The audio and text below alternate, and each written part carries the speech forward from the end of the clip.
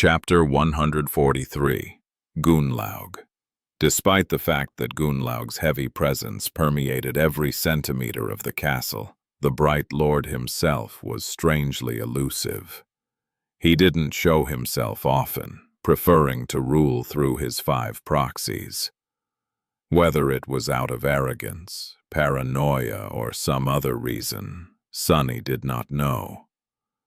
After the incident with Seishan, he was afraid to let his shadow walk too freely and tried to avoid going anywhere near the fearsome master of the ancient stronghold. Because of these precautions, he had not seen Gunlaug until their 5th day in the castle. As it turned out, when Golden Serpent did show up, he liked to leave an impression. Sunny and Cassie were about to receive their usual breakfast when the whole grand hall suddenly grew deathly silent. Feeling that something was wrong, they turned to the entrance, just in time to see a torrent of guards pouring inside. Sunny's heart skipped a beat. "What's this?" Fearing for the worst, he tried to think of the best way to escape. But luckily, the menacing soldiers of the host paid them no attention. Instead, they quickly dispersed around the hall and moved the washing tables to the walls, creating a large open space in the middle. Cassie grasped Sunny's shoulder and whispered, "What is going on?" He hesitated, then answered uncertainly, "I'm not sure." Suddenly, he caught sight of Castor standing among the crowd. The handsome young man had a solemn look on his face. His gaze was turned to the dark alcove at the far end of the hall. One by one, all the sleepers turned to face the same direction. Sunny followed their example. Slowly, 5 figures stepped out of the darkness of the alcove and stood at the steps leading up to the throne. They were Gemma, Tessai, Seishan, Kido, and the last of the 5 lieutenants. When Sunny noticed him, an involuntary shudder ran through his body. The 5th lieutenant had no official duties in the Bright Castle, but everyone here feared him the most. It was a strange, pale man with a bony face and glassy, emotionless eyes. His spine was twisted, making him appear deceptively short. The hunchback was wearing simple black clothes with no adornments and holding himself with a bit of awkwardness, as though uncomfortable with all the attention. His name was Harus, and he was Bright Lord's hidden blade and executioner. When someone needed to be disposed of, he was sent to carry out the punishment. If Gunlaug wanted everyone to know about his displeasure, there would be rivers of blood left in his wake. If not, there wouldn't be even a single drop. People would just disappear, as though they had never existed. Harus was Gunlaug's murderous shadow. Many of the inhabitants of the castle had seen nightmares in which they awoke only to see his glassy, cold eyes staring at them from the darkness. For some, those nightmares became a reality. Harus was willing and eager to follow any command of his master, no matter how vile. What disturbed Sunny the most, however, was that looking at Harus was like looking at a dark mirror. Despite the fact that they were almost nothing alike for some reason, he couldn't help but recognize traces of himself in the sadistic butcher. Or to be precise, of a possible future version of himself. No way. I am much more pleasant on the eye. Forcing himself to look away before the hunchback felt his stare, Sunny turned his head and looked at the tall man who had finally appeared from the darkness. At least he assumed that it was a man, and not some golden demon. Bright Lord Gunlaug was clad in a strange, gilded armor that covered his tall figure from head to toe, not leaving even his eyes exposed. It seemed simultaneously solid and liquid, almost flowing over his mighty muscles and broad, powerful shoulders. In the place where his face should have been, a smooth and empty expanse of polished gold reflected the frightened faces of hundreds of sleepers back at them. Sonny saw his own reflection staring at him and suddenly realized how small and weak he was in front of this brilliant giant. His legs trembled. The pressure Gunlaug exerted on the space around him was almost palpable. All the people near Sonny were going through a similar kind of experience as him. Their faces were pale, their eyes wide, drops of sweat appearing on their temples. Even the lieutenant seemed slightly uncomfortable, affected by this oppressive aura just like the rest of them. God damn. That's not an aura. That's a mind attack. Protected by the doubtless trait of the puppeteer's shroud, Sonny was more resistant to such attacks than most. Gritting his teeth, he shook off the effects of Gunlaug's psychic pressure and drew in a deep breath. Then he glanced at Cassie, concerned about her well-being. To his surprise, the blind girl was doing absolutely fine. Unlike the rest of them, she wasn't showing any signs of distress. Sonny stared at her and blinked a couple of times. The reflection. This all started when I saw my reflection in the visor of that bastard's weird armor. But Cassie is blind, so... It seemed as though Gunlaug wasn't actually attacking them. It was just an enchantment of that strange golden armor of his. Whoever looked at its mirror-like face was immediately assaulted by a crippling feeling of awe, dread, and the crushing desire to submit. What kind of a memory can practically paralyze several hundred people just from its passive effect? Sonny thought, astonished. How was this possible? Meanwhile, Gunlaug approached the empty white throne and gracefully sat down.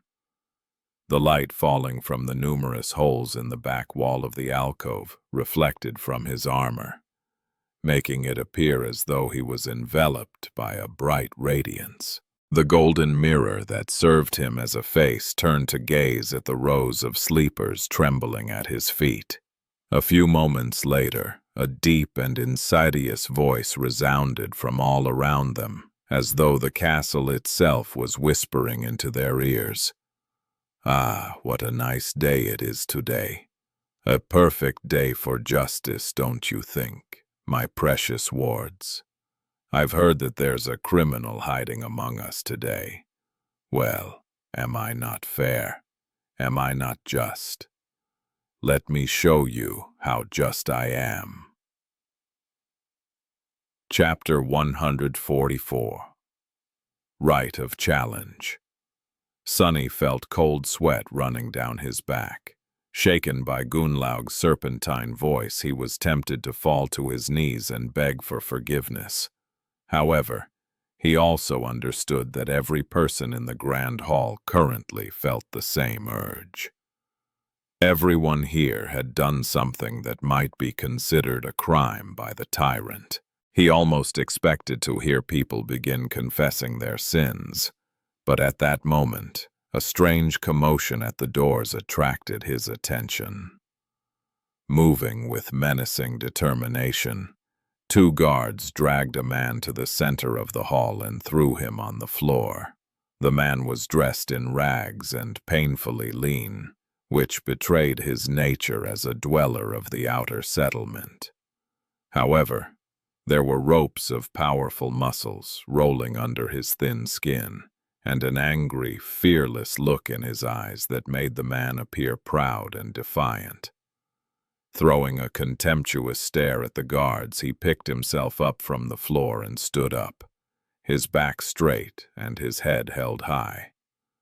There was no ounce of fear on his face. Instead, there was dark, furious resentment. Gunlaug looked down on the brave man from his throne and slightly tilted his head. The outsider grimaced after seeing his reflection in the golden mask, but still didn't lower his head. That's pure willpower, Sunny thought, impressed by the stranger. Meanwhile, Bright Lord's voice resounded in the grand hall once again. My wards, we have a guest today. This man called Jubei is visiting us from the outer settlement. Recently, he had been heard leveraging an accusation against one of my men. As a just and benevolent lord, I have invited Jubei here to plead his case and expose the criminal. We must get to the bottom of this matter. After all, the law is our only guiding star in this dark world. Despite being free from the psychic pressure emanated by Gunlaug's armor, Sunny still felt strangely affected by his deep, soft voice. He even got goosebumps. With or without the golden memory, Bright Lord possessed a powerful and ingratiating charisma. It was hard not to listen to him, but the man called Jubei just smirked. That's right. I'm here to accuse one of your thugs, Gunlaug. Let's see how you'll get out of this one, bastard. With that, he raised one hand and pointed a finger at the group of hunters watching the proceeding from their usual corner of the grand hall. That man right there, one of your so-called pathfinders, is guilty of murder.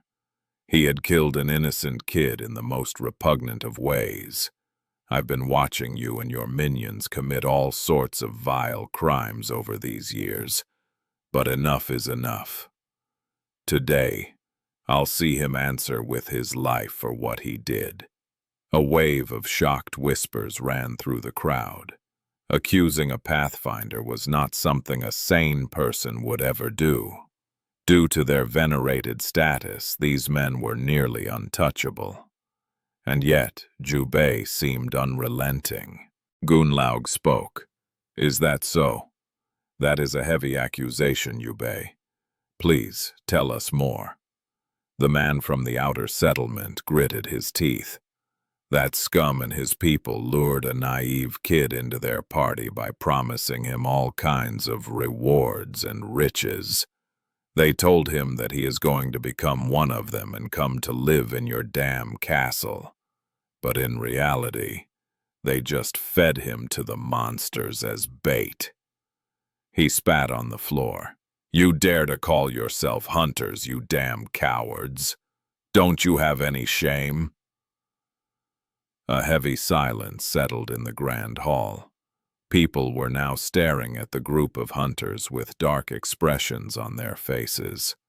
The inhabitants of the castle were used to pretending to be blind to all kinds of wicked deeds. But all those deeds were committed by humans against other humans. What they couldn't forgive was a human being betraying another of their kind to the nightmare creatures. In the dark city, this was tantamount to sacrilege. Gunlaug turned his head to face the hunters, who shivered under his gaze. Is this true? The oldest of the group, the Pathfinder, glanced darkly at Jubei and scowled. There must be some kind of a misunderstanding, my lord. The boy in question was a highly valued member of my party. We all had high hopes for his future. His death saddened all of us a great deal. His voice was steady and calm, perhaps even a little too calm. Jubei snarled. Lies. I happened to be hunting on that day myself and saw everything with my own 2 eyes. I know what you did, bastard. Gunlaug turned to face the crows and sighed. After some time had passed, he solemnly said, What an unfortunate situation. It seems that it is your word against his, Jubei. What to do, what to do. I trust my brave men wholeheartedly, of course. Who would be so ungrateful as to distrust these heroes when they are the ones keeping you all alive? Surely there's no one that vile and wicked among you, my precious wards." Sonny held his breath, feeling singled out by the insidious voice. The chilling threat hidden behind these words was not very subtle. Gunalug was silent for a few moments, battering the crowd with his oppressive psychic aura. Then, he turned away, letting the people breathe, and said, "But it would be unbecoming of me to play favorites in such a grave matter. And this matter, oh, it is grave indeed. What a dilemma. How do we uphold justice, my wards?" In the ensuing silence, Gemma, the leader of both hunters and pathfinders, suddenly spoke. "My lord, if I may speak, isn't there a law that suits this situation perfectly? It has existed for as long as humans lived in this ancient castle. I'm talking, of course, about the right of challenge." He glanced at Jubei and smiled. If this brave hunter has any shadow of doubt about his accusation, he should step down. If not, he can challenge the criminal and prove it with blood. Of course, the real culprit here is me. As the person responsible for these men, any crime they commit in their roles as hunters is my fault. Gemma's charismatic smile was wide and friendly. "So how about Jubei? Will you step down, or do you want to challenge me?" The hunter from the outer settlement glared at him for a while, his eyes burning with fury and contempt. Finally, he spat. "Do you think I'm afraid of you, lapdog? Sure, why not? I challenge you." Chapter 145. Justice. The whole spectacle was so smoothly orchestrated that Sonny was almost tempted to believe in it. Of course, he knew better. The only thing he didn't know was whether the bits performed by the Pathfinder and Gemma were rehearsed in advance, or improvised on the fly to fulfill their lord's desire to maintain appearances while having the man who had dared to speak openly against him publicly executed. And that was what this was, an execution. Sonny didn't believe for a second that Gunlaug was going to give the brave hunter a chance to leave the Grand Hall alive. No, he wanted him dead, and he wanted everyone to see him die, lest they get the idea that it was possible to run their mouths against him and escape unscathed. And yet, a tiny ember of hope still burned in Sonny's heart. From the looks of it, Jubei was an experienced hunter, a capable, seasoned warrior who faced numerous monsters and ended up on top every time. He was very strong, with enough willpower and resolve to crush rocks into dust. Perhaps a miracle would happen. No matter how small, there was a possibility. That's why Sonny couldn't understand why Gunlaug would be willing to risk his right-hand man's life in this farce. As though reading his thoughts, the Bright Lord spoke. "A challenge. Ah, so be it. This is a sacred tradition indeed.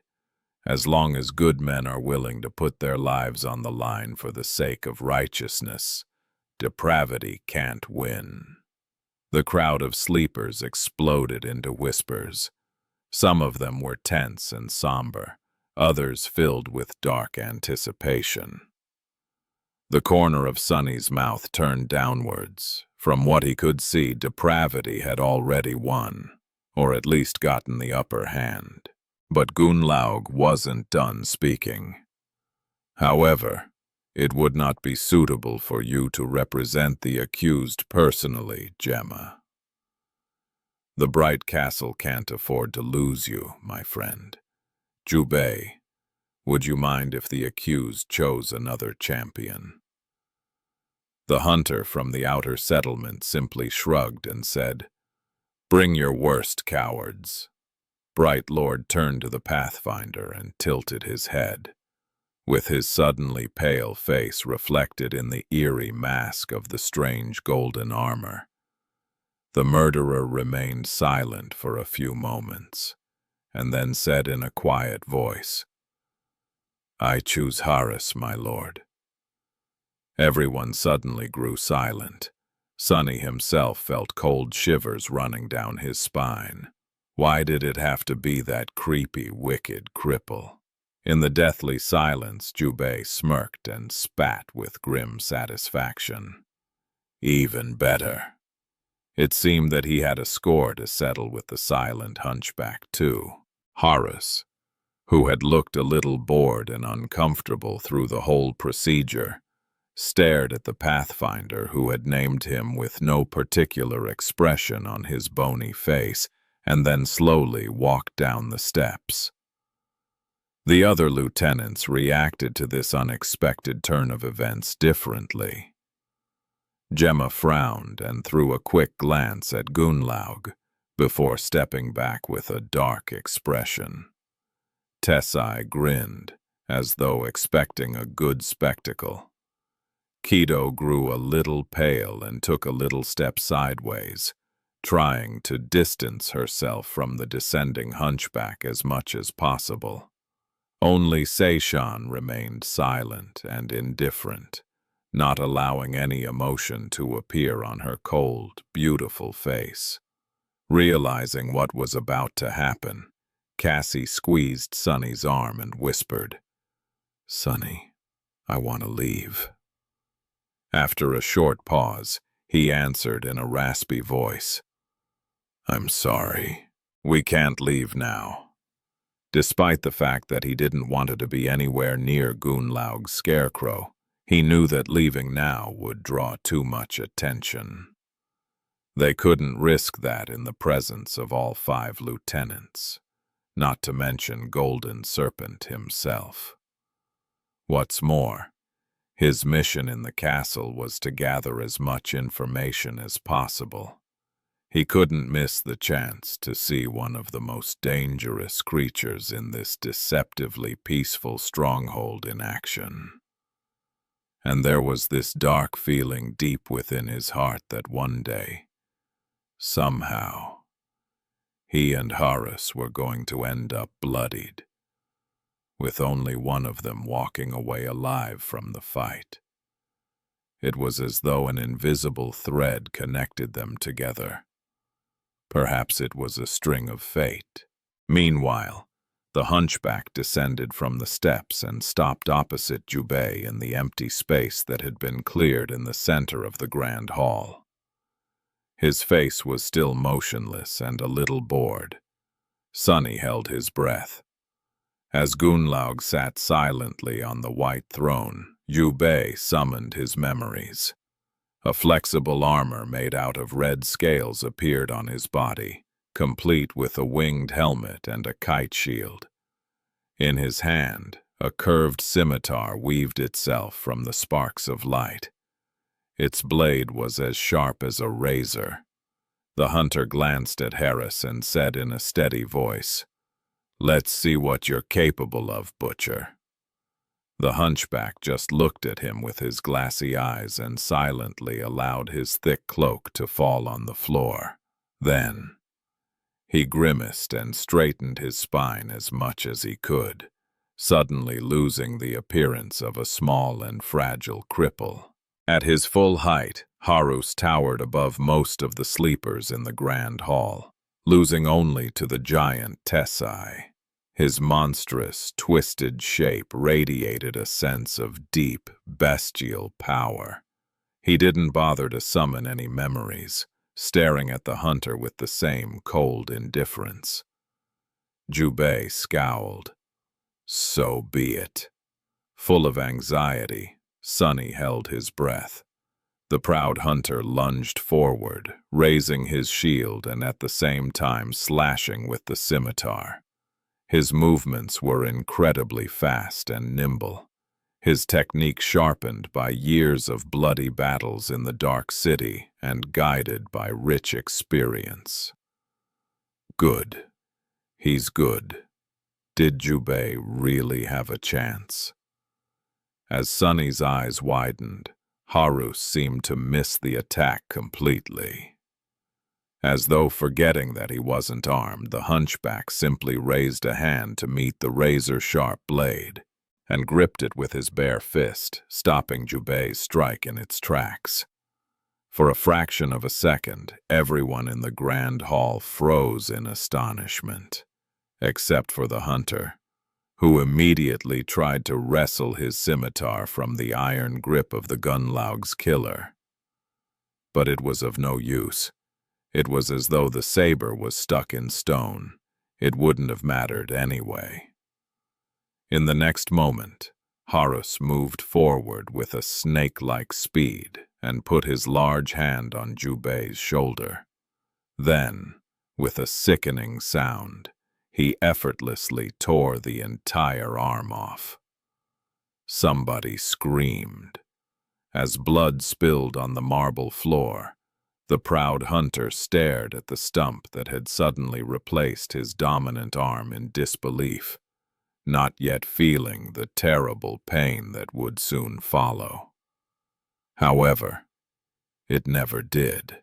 Before Jubei could even react, Harus grasped his head with both hands and snapped his neck in one brutal, violent motion. Then he hit the hunter in the chest, shattering his ribs and sending the body flying back a dozen meters. The broken corpse of the defiant challenger fell on the floor, rivers of blood flowing from its terrible wounds onto the pristine white stones. From start to finish, the whole fight took no more than 5 seconds. Harus looked at his hands, shook a few crimson droplets off, and then silently returned to his place beside the master of the castle, his expression still cold. However, it wasn't bored anymore. Instead, it was full of subtle glee. After all, he had just helped his lord pass down judgment. This was law. This was tradition. This was justice. Chapter 146. Power. Several hundred sleepers stared at the disfigured body, horrified.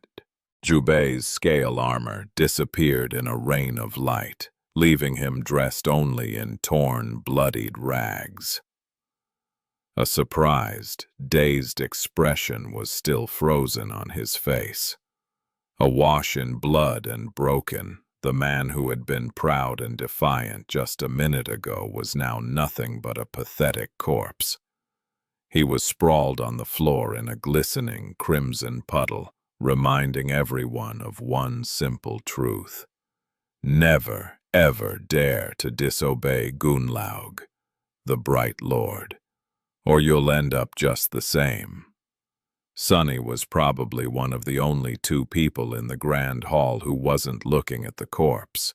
Instead, he was looking at Harus. Harus himself was staring at the wall, absolutely disinterested in the gruesome fruit of his dark labor. What else was I hoping for? Stupid. Hope. Hope is a poison. It will only get you killed. Sunny knew all the facts, but only now had he finally understood how hopeless it was to even think about challenging the Golden Serpent. Everything in the Dark City was designed to make him and his army invincible. That was how the damn hunchback had managed to defeat the experienced hunter from the outer settlement so easily, using nothing but his raw strength. He hadn't even had to show his aspect ability. Why was the divide in their physical prowess so vast? That was because with every human in the Dark City possessing the same dormant core, There were only two things that could make someone more powerful than the rest: soul essence and memories. And both were monopolized by Gunlaug. Only he possessed the manpower and knowledge to freely hunt in the Dark City. This way, he had become the only person with a reliable source of both soul shards and memories in his possession. Whatever crumbs the independent hunters were able to acquire would inevitably end up in his hands too, because Gunlaug also controlled the primitive economy in this cursed place. By providing food and safety in exchange for the so-called tribute, he made sure that all the resources would flow in only one direction: into his hands. With soul shards and a vast arsenal of memories, he could make his army stronger, which in turn would bring him more soul shards and memories, which in turn would make his army stronger, and so forth. It was a simple, perfect, and harrowing cycle that made his power more and more absolute with each revolution. By the time Sunny, Nephis, and Cassie had arrived in the Dark City, the divide between Gunlaug's forces and everyone else here was too wide to ever be bridged. Sunny had no doubt that most of the elite warriors of the host had their cores saturated with soul essence to the brim. There was a limit to how many soul shards a nightmare spell carrier could absorb before reaching the bottleneck of their rank, although few ever did. Advancing to the next rank removed that bottleneck and enhanced their bodies according to the saturation level of the core. But with no way to advance, people in the Dark City could only rely on the raw amount of soul essence to accumulate power.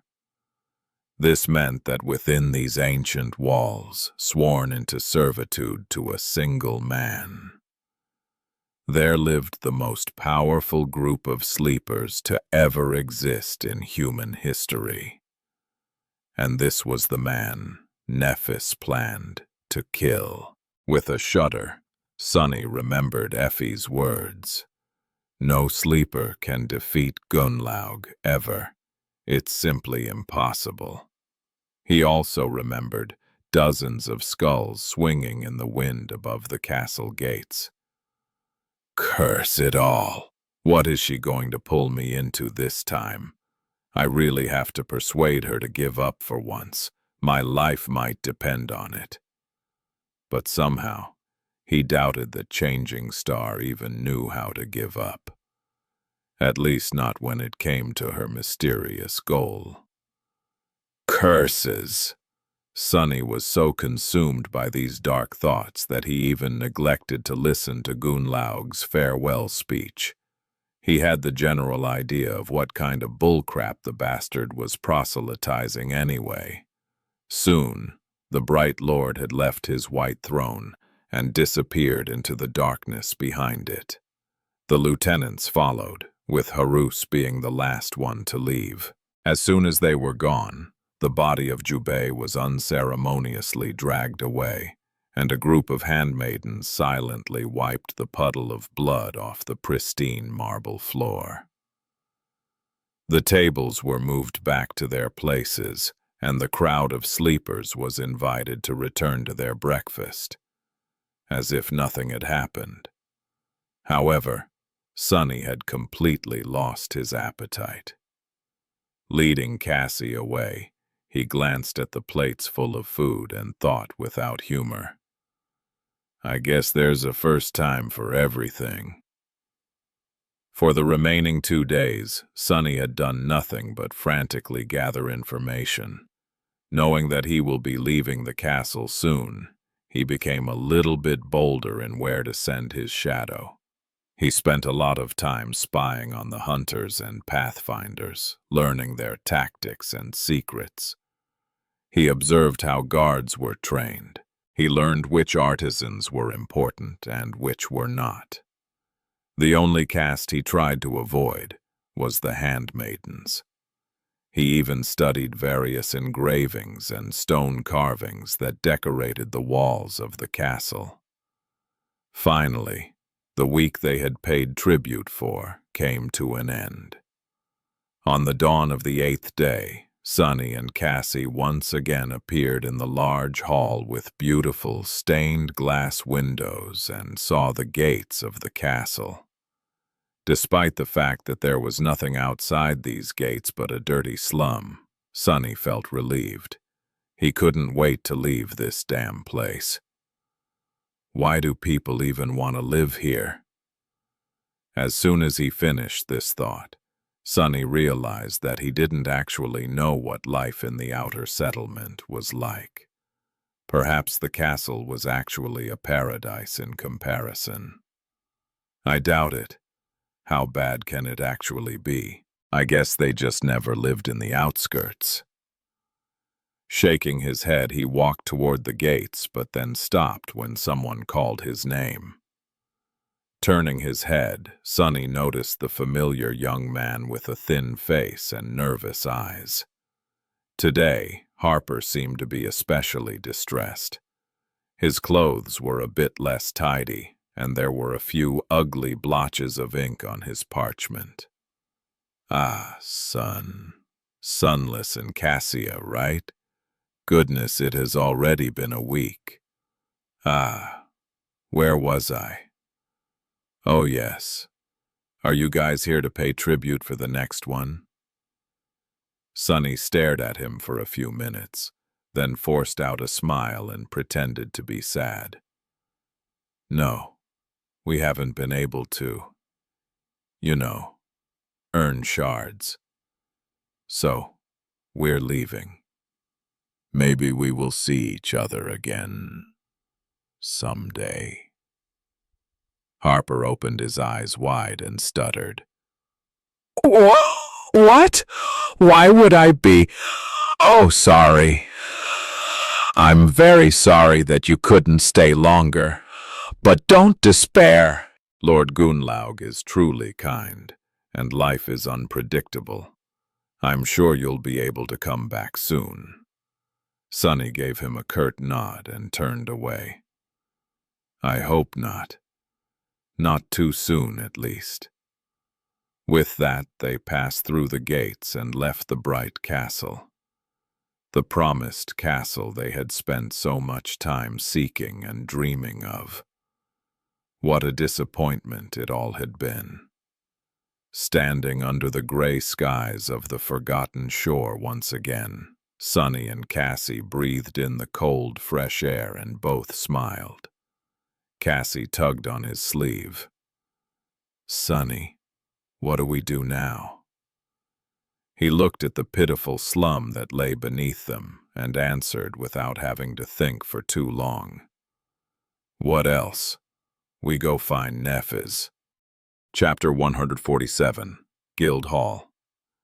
Cassie smiled, but then suddenly frowned and asked, But Sunny, how do we find her?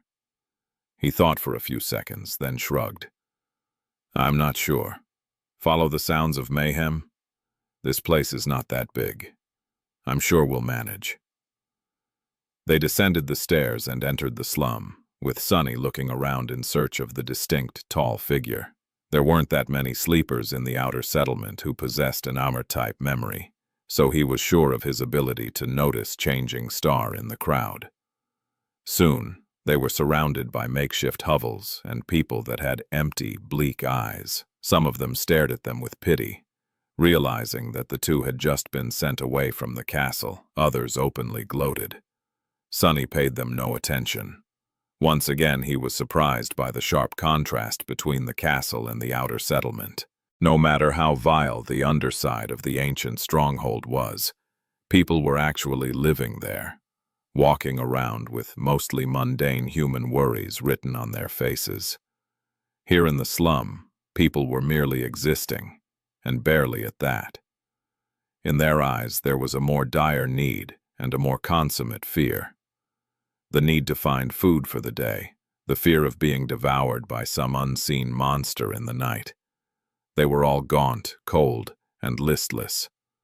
The only time hope appeared on their faces was when their gazes accidentally fell on the bright castle. "Hope will get you killed, fools. You have it better here than those poor souls in the fortress." All in all, it was not so different from the outskirts, with the added terror of nightmare creatures waiting somewhere in the shadows. But then, there were monsters in the real world as well. They just wore human skin.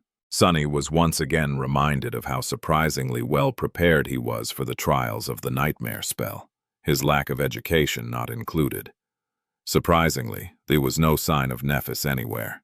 They walked through the entire settlement before finally catching the glimpse of her. At the very edge of the slum, perched precariously above the vertical fall from the stone platform, stood an uncharacteristically spacious dwelling. It was crudely put together out of slabs of stone that had been unceremoniously scavenged from the ruins, with many of them still bearing the intricate carvings left behind by the original inhabitants of the Dark City. This barbarous atrocity was the closest to the road of white stone out of the entire outer settlement. Perhaps that was why it seemed to be a bit sturdier than the rest of the hovels. The lodge even had a small addition built on top of it, somewhat resembling a second story. Changing Star was sitting on its roof with her legs crossed, gazing at the rising sun and the cursed city below. In the pale light of dawn, her ivory skin and silver hair looked beautiful and eerie. She had dismissed her armor and was wearing a crude tunic, with a piece of rope tied around her waist. Sensing their approach, Nephis turned her head and glanced in their direction. Then she stood up and jumped down, landing lightly on the stone surface of the vast platform. Sunny grinned. "Hey, Neph. Long time no see." Nephis led them inside the stone lodge, which had turned out to be her new residence. The interior was Spartan and austere, with pieces of broken furniture lying here and there and cold winds sweeping freely through the spacious hall of the first floor. Despite its larger size and superior craftsmanship, the lodge had been empty when she found it. No one wanted to live this close to both the edge of the platform at the threshold of the road, where the risk of being attacked by nightmare creatures was the highest. But Changing Star didn't mind. Looking around, Sunny scoffed. "Gee, this place surely needs some work." Neph shrugged, seemingly not very concerned with her living conditions. Well, they did spend the past 2 months sleeping on nothing but rocks and dirt, so in a sense, even this ramshackle mess was an enormous improvement. With some improvements, it could even become somewhat of a decent place. Suddenly, Sunny felt a little guilty about all the comfort and warmth he had experienced in the castle. He was even fed delicious fresh food twice a day. Speaking of food, Cassie smiled and handed Neph a small bundle. Concerned about her friend, she had not eaten her supper the previous evening, choosing to save it for this moment. "Here, Neph, I brought you something to eat." Changing Star received the bundle with a faint smile and lingered a little before saying, "Thank you. Do you guys want breakfast?" With that, she walked over to a flimsy wooden table that stood near one of the walls and removed a piece of cloth from it. Beneath, there was a pile of juicy roasted meat. It was sizable enough to feed 10 people in the castle for a day or two. Sunny stared at the meat blankly, then moved his eyes to stare at Nephis. "Where the hell did you get all this meat? We thought you would be starving here in the outer settlement." She touched her hair in embarrassment. "Oh, a few nights ago. A big monster came from the road. I and a few other people managed to kill it. This is my share of the spoils." Cassie opened her eyes wide. "But I thought that Gunlaug's men were supposed to fight off nightmare creatures." Changing Star remained silent for a few seconds. "They do if the castle is attacked, either from the slopes of the hill or from the sky. If the monsters come from the road, they usually don't bother to do anything. So that's why all the nearby hovels were empty. Who would want to live in the direct path of attacking nightmare creatures, especially since people who were supposed to fight them weren't going to move a finger to help?" Sunny smiled darkly. "That's the glorious castle guard for you. Wait." He blinked, then glared at Nephis. "If that is true, then why on earth Dream realm.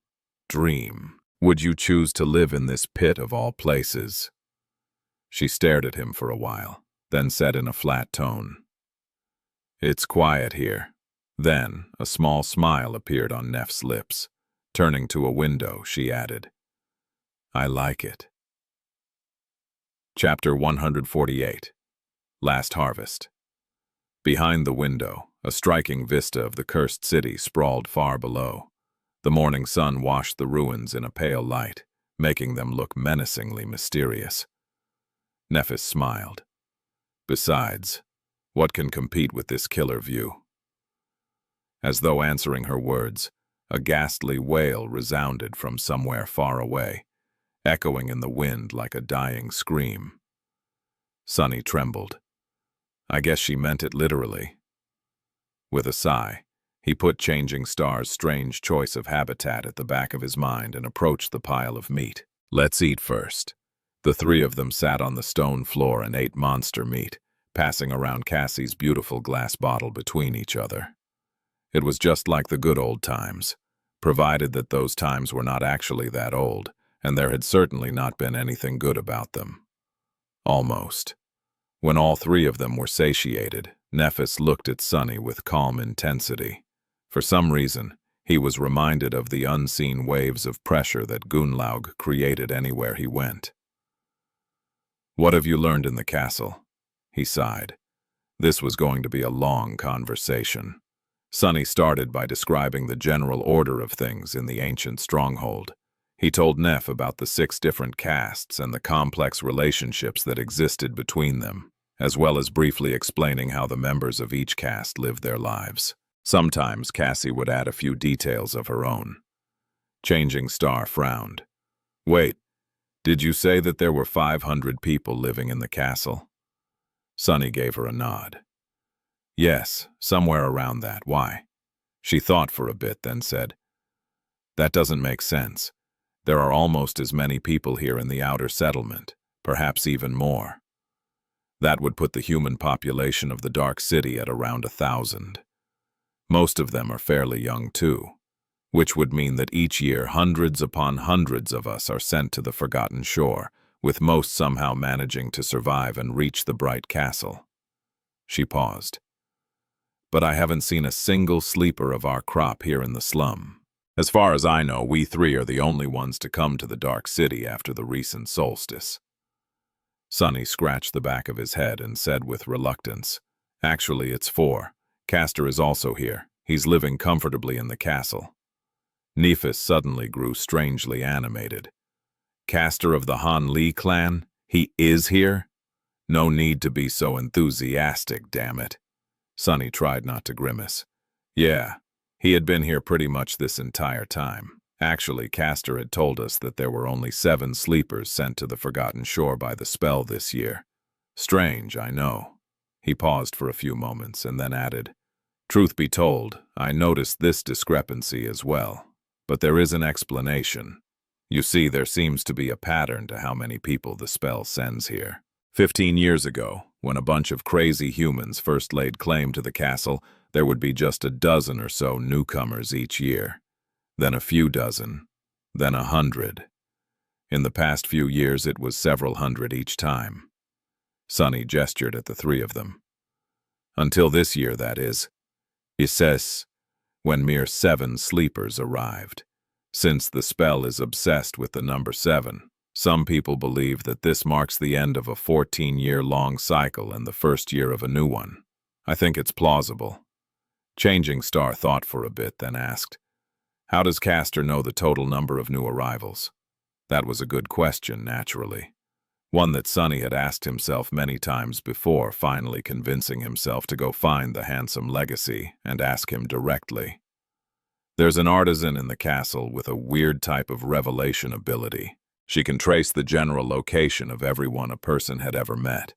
Castor paid her a bunch of soul shards to check if any of his acquaintances made it to the Forgotten Shore. She told us yet there were 6. Nephis was silent for a few moments, then simply said, "Continue." Sunny did. He briefly mentioned the main points of everything he had been able to learn, including all the vile crap he had to witness and his own thoughts on how things worked under the pristine white surface of the magnificent fortress. Inevitably, he had to describe how ingenious and unassailable Bright Lord's hold over the dark city was. Cassie grew pale and quiet during his somber account. Changing Star's face grew darker and darker with each word. When he told her about the travesty of a trial that ended with Jubei's harrowing death, and shared his own thoughts on how powerful the host truly was, the corners of her mouth turned downward. Finally, he came to the conclusion. And that is why Gunlaug can never be defeated. He controls every facet of life here, both material and abstract. Food, shelter, hope, fear. Everything comes under the purview of his authority, and his authority is absolute. Even power itself is his to give and take. Out here, Gunlaug might as well be considered a god. Nephis remained silent for a long time, and then quietly said, "He is not a god. He is just an impostor." Sunny chuckled. "In this hell, is there a difference?" She glanced at him sharply and gritted her teeth.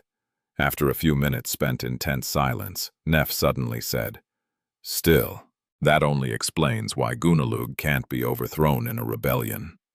Why didn't anyone simply kill him in his sleep?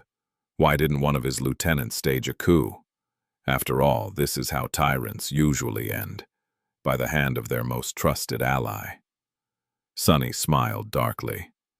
"Ah, well, that is because up until now, I only told you about his power as a ruler, which is, by all accounts, nothing short of terrifying. But his personal power," he shivered, then added in a hoarse voice, "it's way, way worse." Chapter 149. Dark Diver. Sunny was silent for a while, then sighed. "Do you remember how Effie told us that he might as well be considered immortal? Well, she wasn't wrong. Apart from the fact that Gunlaug has probably absorbed more soul essence and has more experience fighting both Nightmare Creature and Awakened than anyone else on the Forgotten Shore, there's more to him than that." Nephis frowned. "Is his aspect ability uniquely powerful?" Sunny shook his head. "His aspect ability is that he is able to breathe and move with incredible speed underwater. But it is connected to what I am about to tell you." He hesitated. "You see, Gunlaug came to the Dark City around 8 years ago.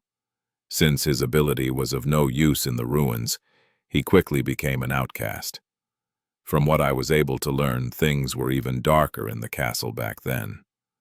Strength decided everything, and anyone without strength wasn't even considered to be human." Sunny shuddered. He could imagine it vividly. This was by far the most cruel and bloody time in the history of the Bright Castle. Right after the last member of the original cohort to conquer the ancient stronghold had perished, and before Gunlaug took control, things balanced at the edge of madness for a while. Say what you want about the bastard, but at least he kept the humans here from turning into animals. Completely, Sunny continued. But Gunlaug, he turned out to be mad even by those standards, because he actually began to hunt in the dark sea. Changing Star blinked. "What?"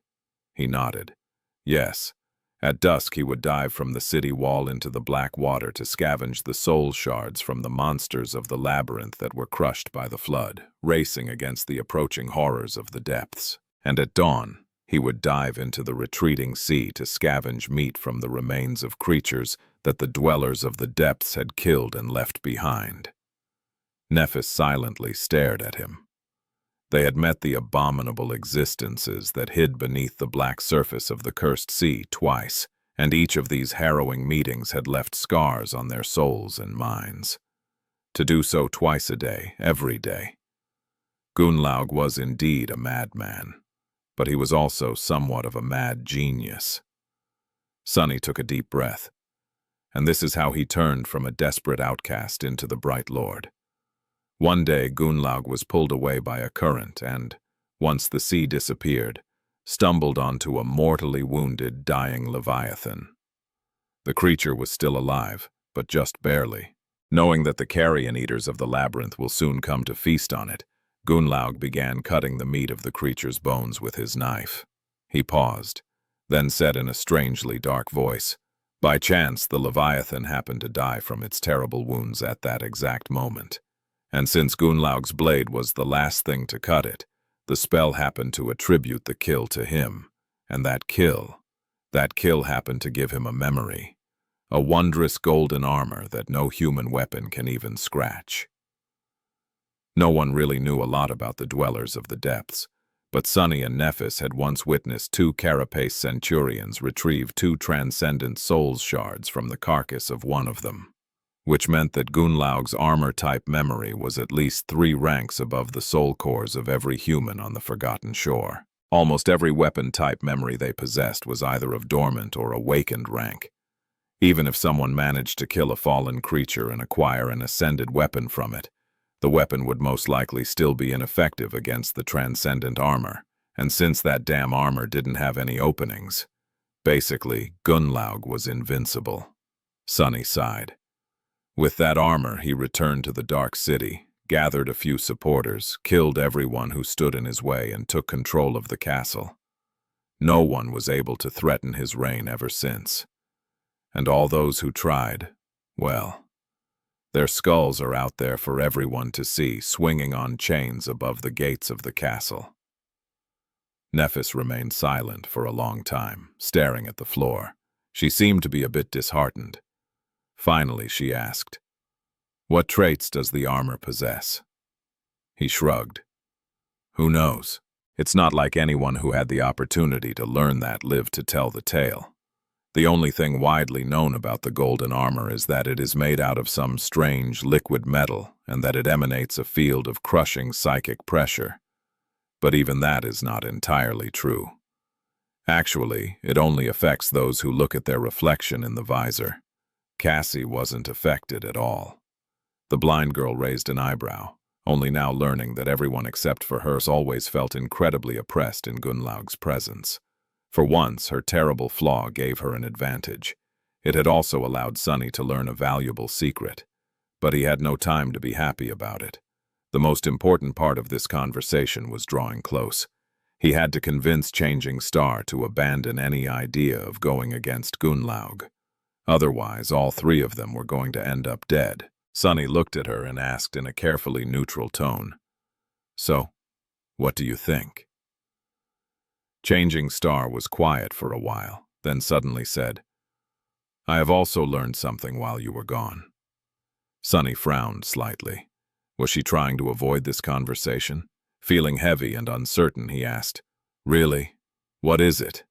However, in the next second, he had forgotten all about his previous worries, because Nephis looked him right in the eyes and said, "There is a gateway here after all." Something exploded in Sunny's mind. "What? There is a gateway?" Stunned, he stared at Neph with wide eyes. How could this be? Why hadn't anyone ever mentioned it? No, it didn't make any sense. If there was a gateway, why would people just stay in the Dark City? Why were both Effie and Castor so adamant that there was no way out? A familiar dark feeling of unease settled in his heart. Trying to compose himself, Sunny slowly said, "Then why? Why hasn't anyone left? Where is it?" Nephis looked at the window, remained silent for a few moments, and then answered in a flat tone, "Where do you think?" "It's in the Crimson Spire, of course." Chapter 150. Hunting Party. The Crimson Spire, that eerie and ever-present shadow that had hunted him all this time. The Cyclopean tower that stood at the center of the labyrinth, or maybe was the source of it, emanating a harrowing sense of foreboding. The background for the last part of Cassie's vision. Of course, the damn gateway just had to be in that damn spire. Sunny sighed. This was unwelcomed, but not unexpected news. After all, Inspector Rock did warn them that, should they ever find themselves in a region of the dream realm without an established human citadel, they should look for the gateway either around or inside the most prominent landmark there. The crimson spire loomed over the entire forgotten shore like an axis connecting heaven to earth. It was hard to imagine anything more prominent. Ever since Cassie had first told them about it, deep down, Sunny always suspected that they were going to end up having to enter that creepy tower at some point. After the revelation that there was no gateway in the human castle, that suspicion only grew stronger. But wait, there was something else that Instructor Rock had told them. Work together to defeat the Gateway Guardians. Wasn't these his words? So who is guarding the Crimson Spire? Glancing at Nephis, he asked darkly. So what is inside the spire? I gather that it's not something pleasant. Otherwise, there wouldn't be 1,000 sleepers choosing to live in a city full of vicious monsters instead of going there. Changing Star nodded. Without changing her expression, she looked away and answered, A fallen terror. Sunny's heart skipped a bit. A fallen terror. The nightmare creature, one whole class above the dreaded tyrants, with 6 mighty soul cores providing it with profane power, would certainly do the trick. So going there is suicide. No amount of sleepers could ever hope to defeat a fallen terror. The possibility of surviving such an encounter, let alone emerging victorious, was zero. It was even less probable than breaking through Gunlaug's indestructible armor. Impossible, he chuckled. What irony, to not only be trapped in this hell, but also be forced to stare at the path to freedom every day, knowing that you'll never be able to reach it. That was such a cruel torture. Sunny would even go as far as to say that it was a type of hell in and of itself. No wonder the Tower of Dusk was so unpopular. Living there would simply drive some people insane. They were really, truly stuck here forever. Nephis sighed. The first ruler of the Bright Castle led a large expedition to find a way out of the labyrinth. They all perished. The second ruler, the last member of the original cohort, tried to reach the gateway instead.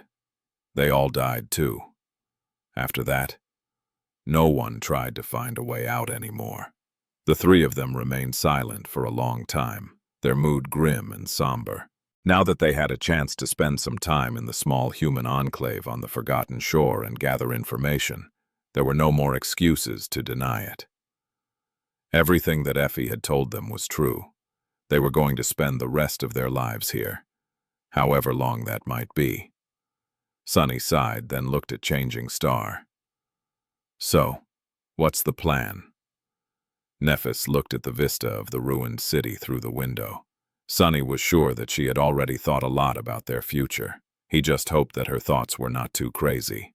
After a while, she said, We will create a hunting party. Not too bad. Despite the fact that becoming independent hunters was going to be a long and perilous journey, it was at least achievable. They just had to be smart and careful about it. He scratched the backs of his head. Going into the dark city blind will be very dangerous.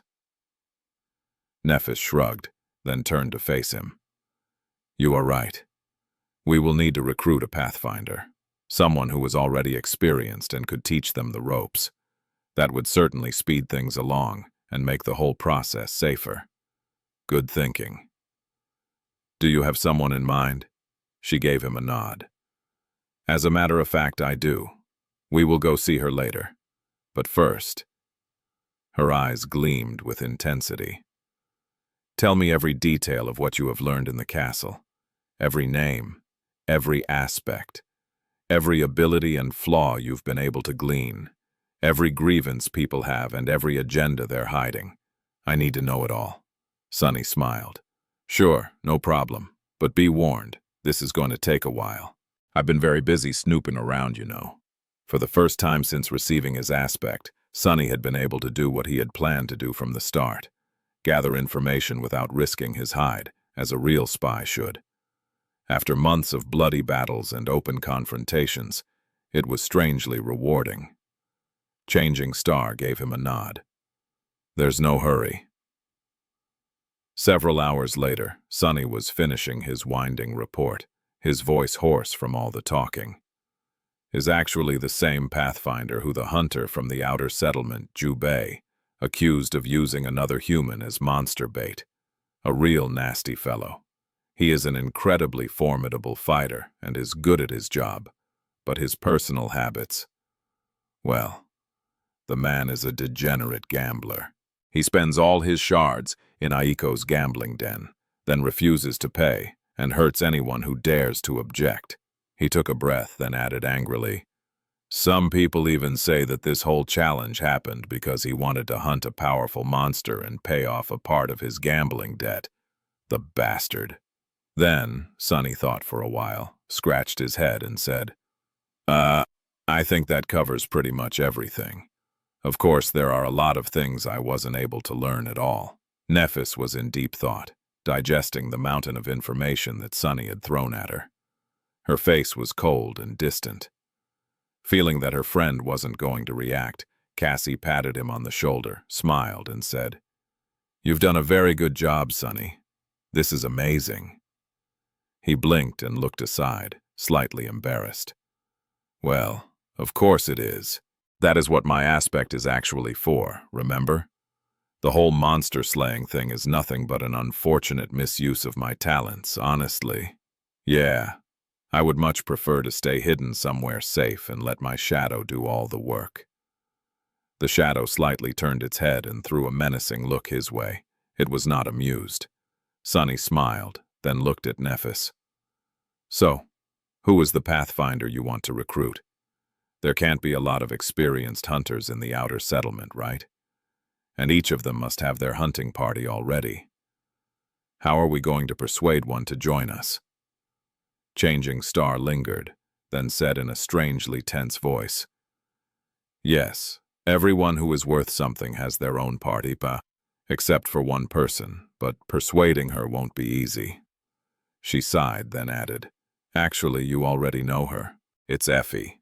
Chapter 151, Head Hunting. Sometime later, they were standing in front of a makeshift cabin.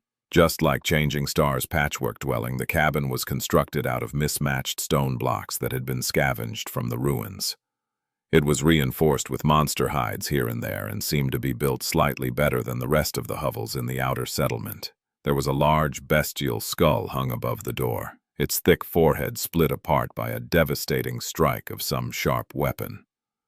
Glancing at the skull, Nephis took a step forward and knocked on the door. However, no response followed.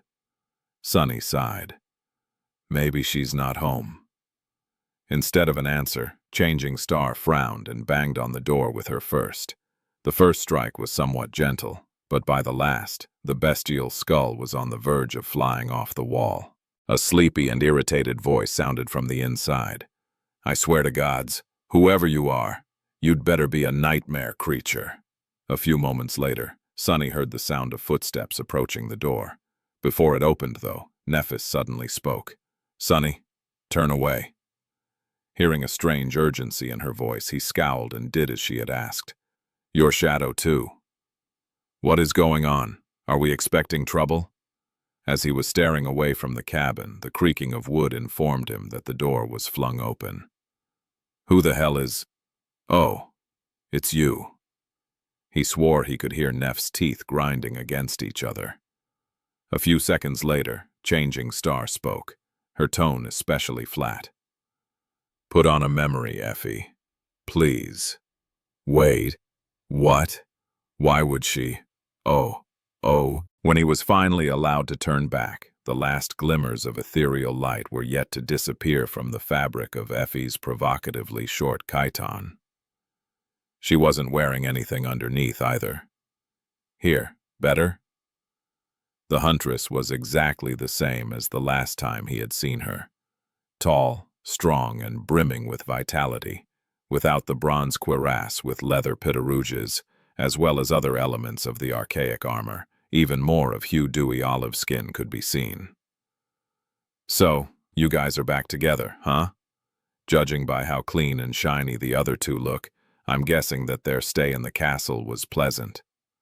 Sonny glanced at Cassie, then said in a reserved tone, "Not particularly. Just like you said, the ambiance there is, well, an acquired taste, I guess." Effie grinned. "Well said. Anyway, how can I help you?" Changing Star motioned at the door. Can we come inside? The unruly huntress glanced back, then shrugged. Sure, why not? Inside, the cabin was small and cozy. One of its corners was occupied by a large pile of furs that served Effie as a bed. At first glance, it didn't seem that lavish, but once it hit Sonny that each of the furs had come from the corpse of a nightmare creature, he quickly changed his mind. That was probably the most extravagant thing he had ever seen. Also, one could only imagine what went on between those furs. Pure thoughts, Sonny. Focus. There was also a fireplace, a table with a single wooden chair, and a pair of sturdy chests. The rest of the space was occupied by various curios that the huntress had scavenged from the ruins over the years. There was no particular logic to this opulent collection, except for the fact that each object had once caught her fancy for this reason or that. After the three of them were seated, Effie returned to her pile of furs, wrapped herself in one of them, and asked, "So, what's so important that you had to come and wake me up this early in the morning?" "Early in the morning? It's already noon." Nephis lingered for a few moments, then said, "You haven't hunted since the day we met, right?" Effie yawned, then said in a languid tone, "Nope. I'll go back into the ruins once my food runs out, which will be in a day or two, I think." What? How? The amount of meat she had butchered off those monsters was enough to feed a person for a couple of months. It was all gone already? Just how much did the vigorous huntress eat? Changing Star nodded. "When you do, come with us. Be our pathfinder."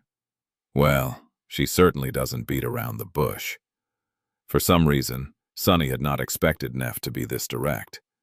He had always imagined this conversation taking much longer before getting to its real purpose. Effie stared at them, then threw her head back and laughed out loud. "Ah, that's a good one. Do you want me to be your nanny too?" When her laughter died down, she shook her head and said, "No offense, kids, but you have just arrived in the Dark City. You are as green as it gets.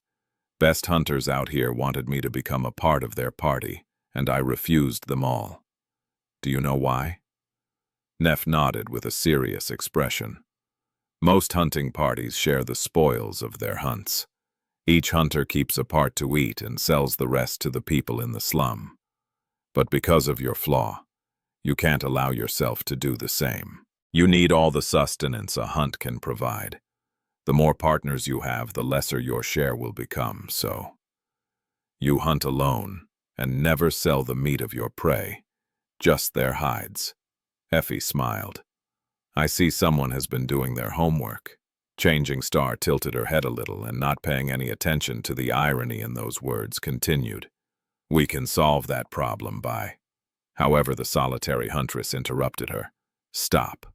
Good guess, but you are wrong. That is not why I refused all those hunters." Nephis blinked, surprised. After a long pause, she asked, a hint of confusion in her voice, "Then, why?" The smile disappeared from Effie's face. "Because they are weak. Every one of them is weak. Even the most successful of them are. And do you know why?" Something dark gleamed in her hazel eyes. "They are weak because Gunlaug will never allow anyone strong to exist outside of his control. So, I am not going to be your pathfinder. Sorry, princess." Changing Star froze, obviously flustered by that answer. She opened her mouth to say something, then closed it again and awkwardly pressed her lips together. No matter how much she had honed her social skills during their journey through the labyrinth, this conversation still seemed to be too much for her. In the ensuing silence, Sonny suddenly spoke, his voice calm and slightly provoking. "He's allowing you to exist." Effie looked at him, raised one eyebrow with a smile, and didn't say anything. Finally, Nephis was able to compose herself. "We might be new here, but we are not weak. Between the two of us, Sonny and I had killed dozens upon dozens of awakened creatures in the labyrinth." The huntress interrupted her once again. "Even if that's true, that was there. Out here in the Dark City, things are very different." The two of them stared at each other, one with a relaxed smile on her lips, the other with stubborn flames burning in her eyes. "Oh, I don't like this." Eventually, Changing Star grimaced and said, "So, if we prove that we have strength, you might reconsider." Effie chuckled. "Damn, you say it like it's easy. You do know how many people can't even step a foot into the ruins, right? If you guys survive in this hell for a few years, maybe then we can talk again." Nephis looked at her for a while and then smiled darkly. "We will talk again in the evening. Then, you will change your mind." Chapter 152. There, and Back Again. Outside, the sun was already moving past its zenith. There wasn't that much time left before the sunset, so Sunny was really unsure about what Nephis could do to change Effie's mind before evening. However, judging by the determined expression on her face, Changing Star wasn't just throwing words to the wind. She had something specific in mind. He hesitated. "So, what exactly are we going to do now?" Neff glanced at him, white flames dancing in the depths of her cold gray eyes. Then she turned away and said, "Follow me." With that, she walked forward in the direction of the castle. "Castle? Why are we going to the castle?" Somewhat uneasy, Sunny gently took Cassie by the arm and hurried to catch up to Nephis. When he did, she suddenly threw over her shoulder. "Tell me about that Pathfinder again, the one who was accused of murder 3 days ago." Sunny frowned, then repeated what he knew about the guy. When he was almost finished, she asked, "What's his aspect ability?"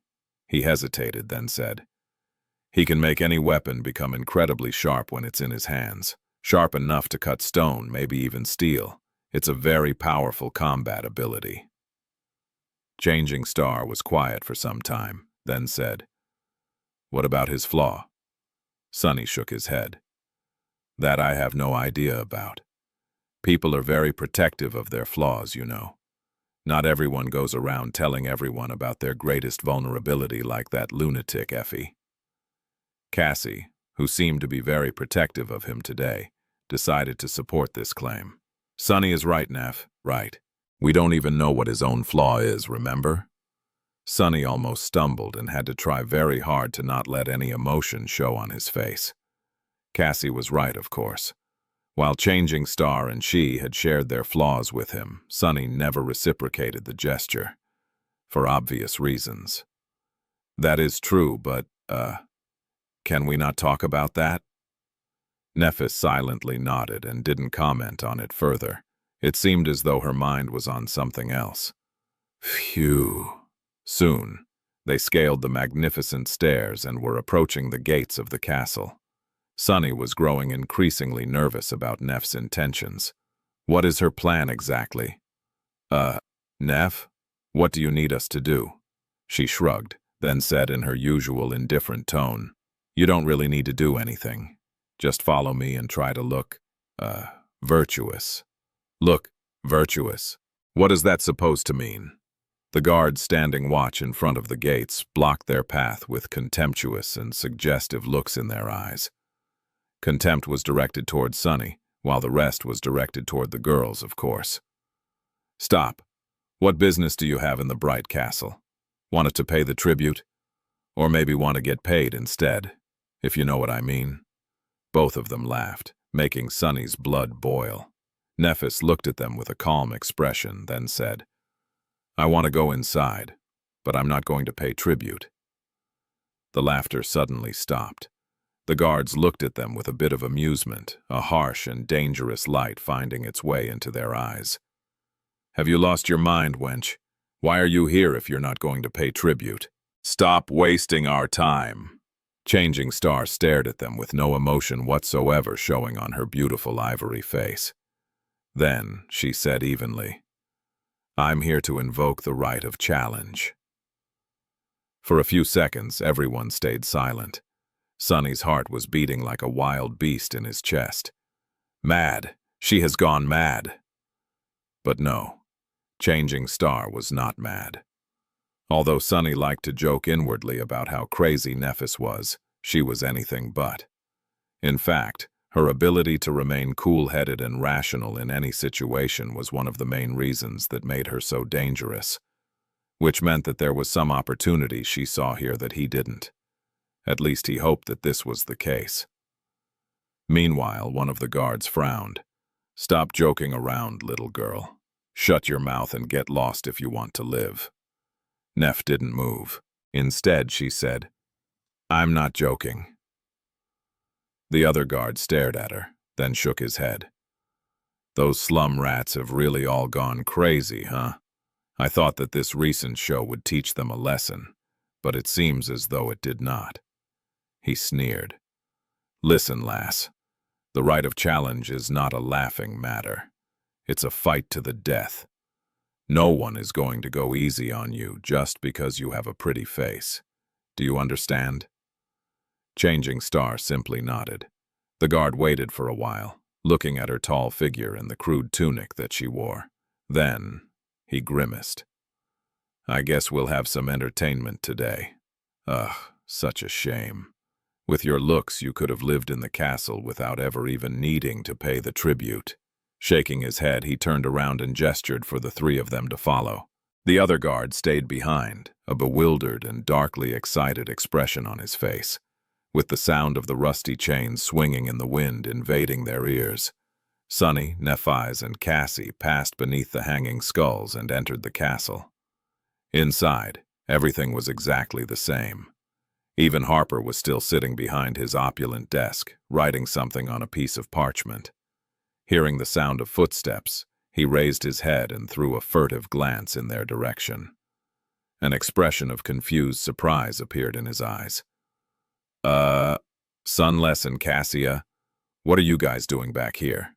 Sunny felt the desire to palm his face. When he had said to the gaunt young man that they might see each other in the future, he certainly did not mean that that future would be on the same damn day. Not knowing about the thoughts raging in his head, Harper smiled. "Oh, did you guys get lucky and come into some shards? Back already to pay the tribute?" Sunny gritted his teeth and forced out a weak smile. No, not exactly." Chapter 153, Guiding Star. By the time the three of them were led to the grand hall of the castle, the news that there was going to be another challenge had yet to spread through the entire fortress. Because of that, there was no crowd there, just a few dozen people who had happened to walk past and heard the commotion.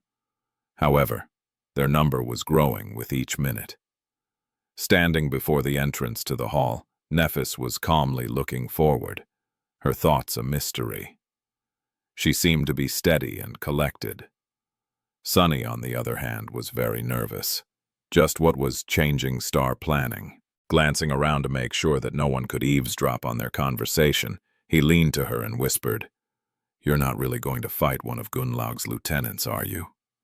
Because that would be suicide. No matter how talented and strong Neff was, she couldn't hope to win against someone like that, at least not before absorbing enough soul shards to even the odds at least a little. Those people had not gotten to where they were by pure accident, too. They had talents of their own." Nephis didn't turn her head and simply said, "The walls have ears." Sunny gritted his teeth and was about to retort. At that moment, the guard that had led them inside appeared from the grand hall, threw a dark look at them and spat. "Come on in, fools." Changing Star simply walked forward, leaving Sunny and Cassie no choice but to follow. Inside the hall, a small crowd of people was staring at the entrance. When they saw Nephis, a wave of confused whispers ran through their ranks. "Who is that? Never seen her before. There's something strange about that girl." The whole situation was much less ostentatious and theatrical than that on the day of Jubei's death. Most of the lieutenants weren't even here, not to mention the Bright Lord himself. Only the leader of hunters, Gemma, was sitting on the steps leading up to the empty white throne. On his face, there was a slightly sullen expression. To Sunny's relief, Horace was nowhere to be seen.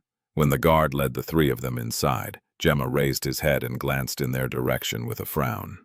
"Did I hear it correctly? One of you three wants to invoke the right of challenge." Nephis took a step forward, looked him right in the eyes, and answered in her usual indifferent voice, "I do." Her calmness was in direct contradiction with the heavy meaning behind those words. It was the polar opposite of the impassioned, scornful, furious speech of condemnation that Jubei had given in this hall 3 days ago. The confused frown on Gemma's face deepened. "You do know what that means, right, little girl?" She continued to stare at him without showing any sign of fear, then repeated, "I do." The tall hunter sighed. "Listen, it is indeed true that anyone has the right to invoke the right of challenge. But throwing your life away is a really stupid thing to do. I'm sure that you had to suffer a lot to make it this far. Everyone here did, pretty much. So how about you think about it some more and reconsider?" His voice wasn't unfriendly. In fact, it seemed sincere, as though Gunlaug's lieutenant really did not want to see her die for no reason. However, his words fell on deaf ears. Neff just tilted her head a little and said, "No need." Gemma sighed again, then shook his head. "Fine, have it your way then. Who are you here to accuse?" Sonny already had the idea. That's why he wasn't surprised to hear her next words. "I am here to accuse the Pathfinder known as Andal." Andal was the person whose crime had led to Jubei's challenge, and then death. As another wave of whispers rose from the crowd, Gemma blinked. With an unhappy scowl on his face, he said, "As I've told the last time, I am the leader of both hunters and pathfinders. Any crime they commit while performing their duties is my crime, so I will be the one to answer for it. Are you sure you want to challenge me, kid?" Sonny held his breath, knowing that Neff's next words would decide their fates. Despite the older man's heavy tone, she did not even flinch. However, she did pierce him with a cold gaze, then slowly shook her head. "I'm not here to accuse him of murdering the young man from the outer settlement. I'm here to accuse him of theft. Andal has lost a considerable amount of soul shards while gambling, but refused to pay. That is stealing. Since it was done on his private time and not while performing any official duties, you have nothing to do with it." Gemma stared at her, a bewildered look written clearly on his face. Sonny was doing the same. Well, that was unexpected. Kind of ingenious, actually. Who knew Neff can be so crafty? By shifting the accusation from a crime committed during a hunt to a misdemeanor that had nothing to do with Andal's role as a pathfinder, she effectively prevented any of the lieutenants from fighting on his behalf. At least if they remained true to their claim of being just. But was a seasoned pathfinder any less of a threat than one of Gunlaug's proxies? And would Gemma even allow a challenge like that to proceed? As though responding to his questions, the tall hunter raised his eyebrows and said in disbelief, "What? A gambling debt? You want to... Did Aiko send you?" Nephis shook her head again. "No, I've never even met her." Everyone in the Grand Hall looked at her as though she was insane.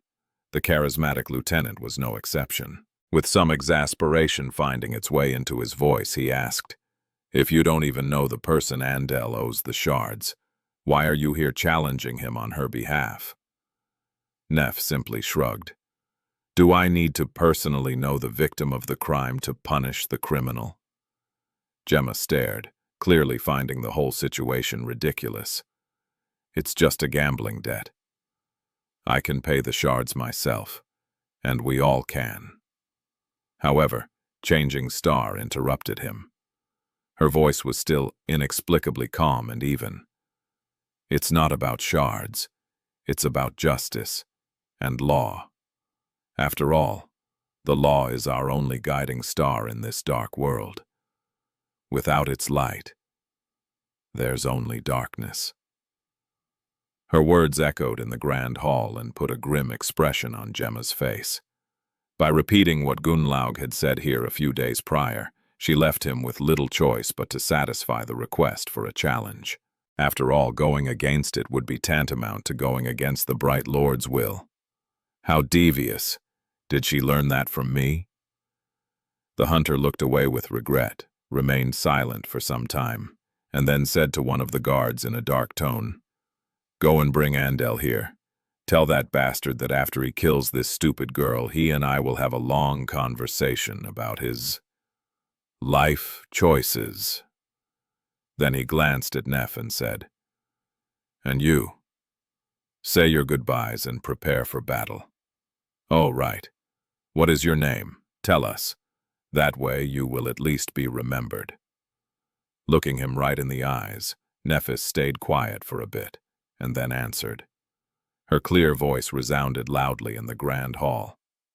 "I am Changing Star of the Immortal Flame Clan." Suddenly, everything became silent. Chapter 154. Light of the Seven. Everyone grew quiet. Even Gemma seemed to be slightly stunned by that proclamation. The only person to not react to it at all was Castor, who had entered the grand hall a bit earlier and was now standing by one of the walls, watching Nephis with a complex expression. Her full name was shocking to hear for two entirely different but equally earth-shattering reasons. Firstly, she had called herself not by a human name, but by a true one. In the entire history of human civilization, only a handful of awakened had managed to earn a true name in their first nightmare. Needless to say, none of them was among the 1,000 sleepers currently trapped on the Forgotten Shore. Even Gunlaug himself did not have one. But Nephis did, and Sunny too, of course, but no one had to know that. Secondly, she had announced herself to be a legacy, and not just any legacy at that, but one from the legendary Immortal Flame Clan. A clan that had been responsible for propelling the entire human species forward not once, but twice. First by helping conquer the second nightmare, then the third. A combination of these facts was enough to set off a metaphorical explosion in the middle of the Dark City. If this was true, then she could be considered to be an almost messianic existence here on the Forgotten Shore. Suddenly, the calmness with which she dared to challenge a fearsome pathfinder to a battle to the death did not seem that strange. The dazed looks in the eyes of all the sleepers gathered in the grand hall had slowly begun to give place to a subtle, tentative, weak glow. It was as though a tiny seed of hope was suddenly planted in the dead soil of their lightless, forlorn souls. Either by accident or on purpose, Nephis chose that exact moment to summon her armor. Numerous sparks of light surrounded her in a whirlpool of soft radiance, and when they were gone, a striking black and white armor had appeared on her graceful bidon. Everyone's eyes were immediately glued to the symbol on its breastplate. On it, 7 shining stars were intricately engraved into the strange white metal. That symbol. Its starlight crest. The crest of the 7. Just like Sunny, many of the inhabitants of the bright castle were familiar with the symbol of the 7 stars. Not only was it carved into the robe of the giant statue standing in front of the impregnable city wall, it was also often depicted in numerous stone carvings decorating the walls of the ancient fortress. It seemed to represent the 7 heroes that had once vowed to vanquish the darkness consuming this cursed land and lead its people back into the light. Sunny felt cold sweat running down his spine. What is she doing? Is it all a coincidence, or did Nephis plan everything? Does she not understand how these fools will react to such theatrics? If they get the wrong idea and start running their mouths about how she is some sort of a heavenly savior, Gunlaug will soon come knocking on our doors. What did Neph say? Just follow her lead and try to look virtuous? Sunny stared at her back, stumped. How would he even do that? There had never been a single drop of virtue in his entire body. Meanwhile, Gemma had finally managed to compose himself and threw an evaluating look at Changing Star. If there had been nothing but neglect and disregard in his eyes before, now there was a hint of dark wariness in them. Slowly, the leader of hunters smiled. "Ah, in that case, nice to meet you. I must say, it's a very impressive name you have there. Makes one wonder where it came from." The implication behind these words was easy to understand. Gemma was insinuating that Nephis was lying. It seemed as though this insinuation had removed a veil from everyone's eyes. Most people quickly lost their wistful expressions, once again looking at her either somberly or with dark anticipation. Only now, There were also hints of mocking disdain on some of their faces, and yet several of them were still staring at her, with expressions full of hesitant, timid faith. Changing Star did not react to any of that in any way. She simply remained calm and indifferent, as though she existed slightly apart from the dirt and despair of this world. Soon, Andel the Pathfinder was led into the grand hall. The Pathfinder was of average height and solid build, with menacing blue eyes and a sharp jaw. His head was shaved on the sides, with the remaining hair weaved into a short braid. He appeared to be slightly older than the rest of the sleepers gathered in the grand hall, with the exception of Gemma himself. Andel was probably around 24 years old. He looked like a skilled, seasoned, and ruthless fighter. Every Pathfinder was nothing less than an elite among elites, and he was no exception. Even those who hated Andel stared at him with fear and respect, even veneration. Entering the hall, Andel threw a dark look at Nephis and walked forward to the base of the steps leading to the white throne. There, he stopped and bowed, showing his respect to the leader of hunters. "I'm here." Gemma stared at him with an irritated, contemptuous expression, and then sighed. "You know why I've summoned you?" The Pathfinder smirked. "Some wench wants to challenge me? Good. I was very sad to let Horace have all the fun last time." Several angry whispers sounded from the crowd, but no one dared to reveal their hatred toward the arrogant murderer openly. The corner of Gemma's mouth turned downward. He remained silent for some time, and then said in a dangerous tone, "Fun? Did you say fun? Well, Andel, if you lacked excitement in your life, you should have just told me. How about this? After you kill that girl, I will show you what real fun is." With that, he gestured to the guards that the fight could begin. Andel frowned a little, but then turned around with a dark smile on his lips. Sunny and Cassie were led to the side, where they joined the crowd of spectating sleepers. By that point, there was a considerable amount of them gathered in the grand hall. Everyone looked at the fearsome Pathfinder and Nephis with a mix of tension and anticipation. Some were here just to see a macabre show, waiting with excitement for blood to flow. To them, it didn't matter who lived and who died, although none believed that the girl from the outer settlement had any chance of surviving in a duel against the experienced Pathfinder. Others wanted to see Andel punished for his crimes. But even these people seemed to believe that Neph was doomed to die.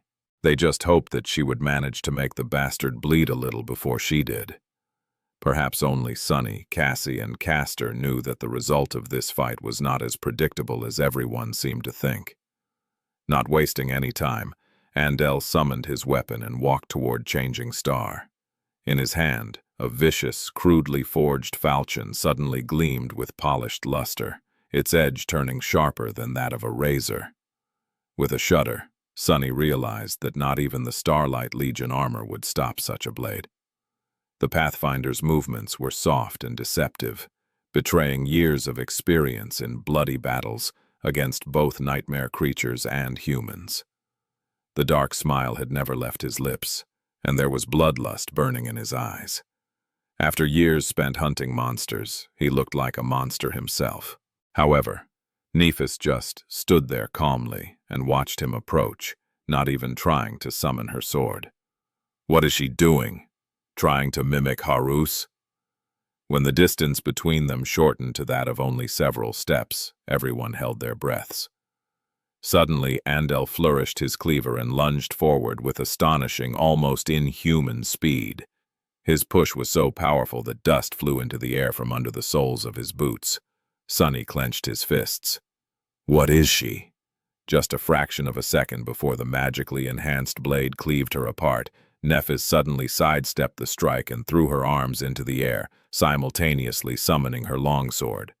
The ethereal sparks of light passed through the blade of Andel's falchion, forming into silvery steel only on the other side of it. The Pathfinder's eyes widened. Forever.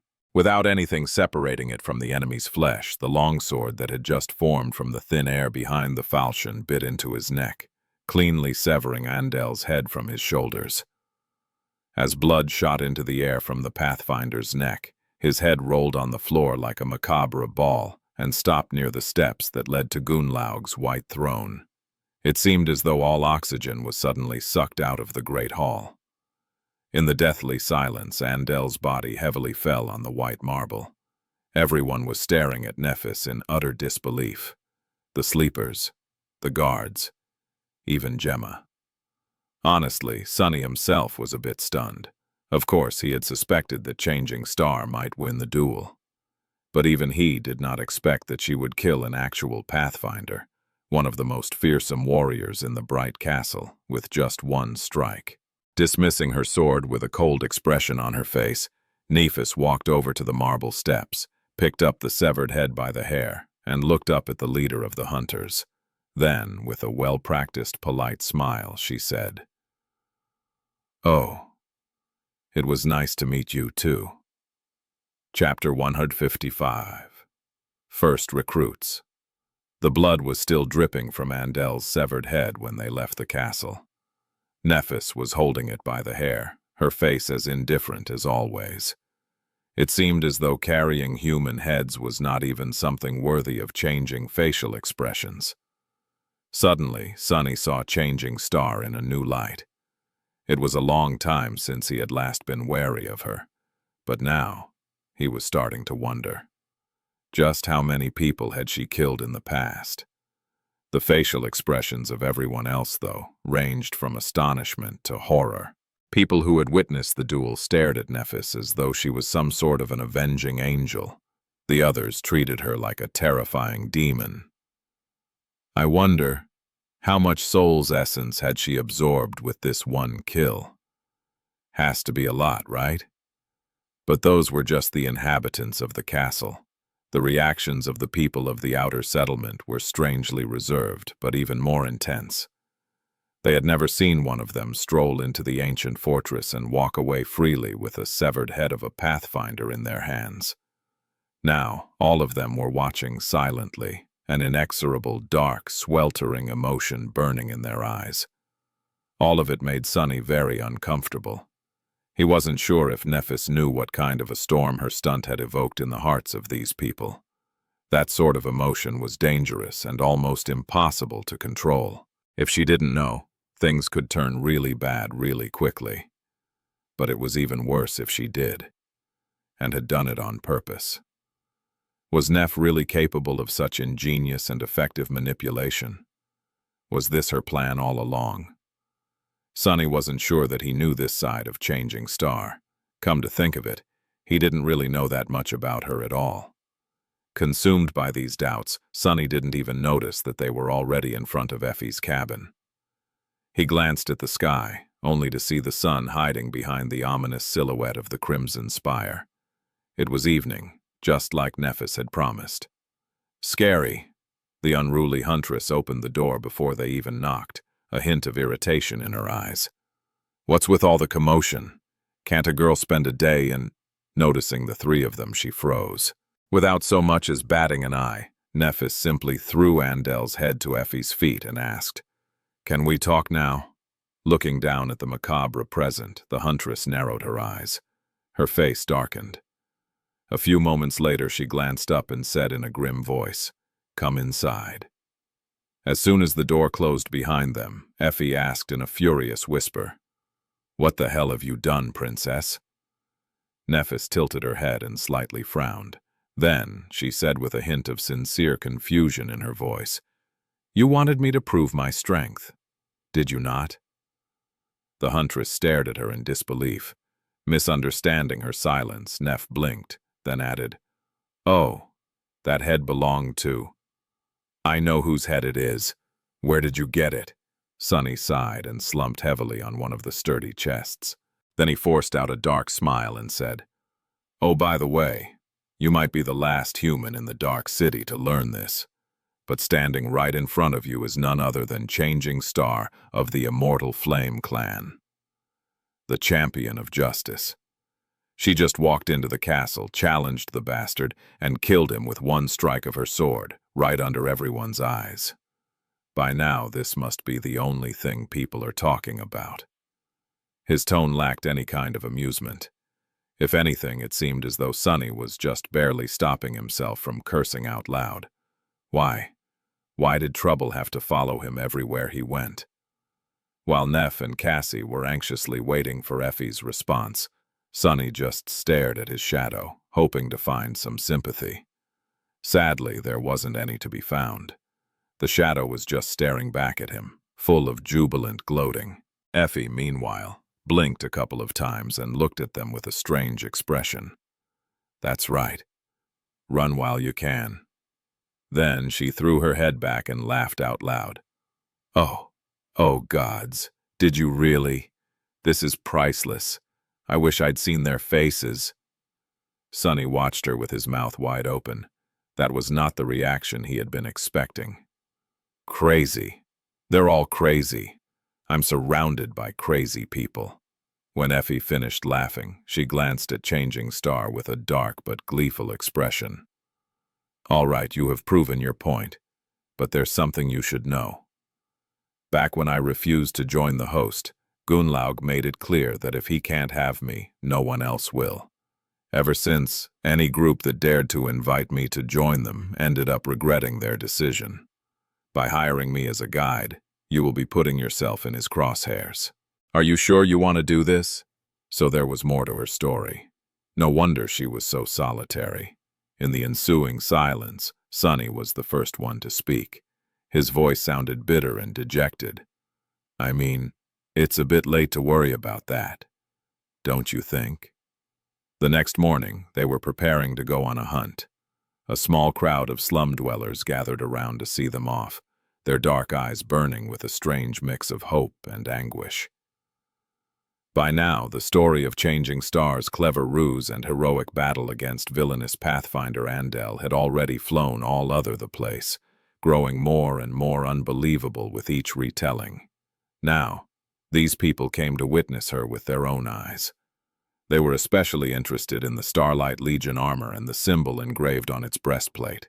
Who knew that the memory of a simple carapace centurion would have such an effect on the inhabitants of the Dark City? Sonny was not happy about it at all. The previous evening he had a chance to ask Nephis a few questions after they had returned to their lodge.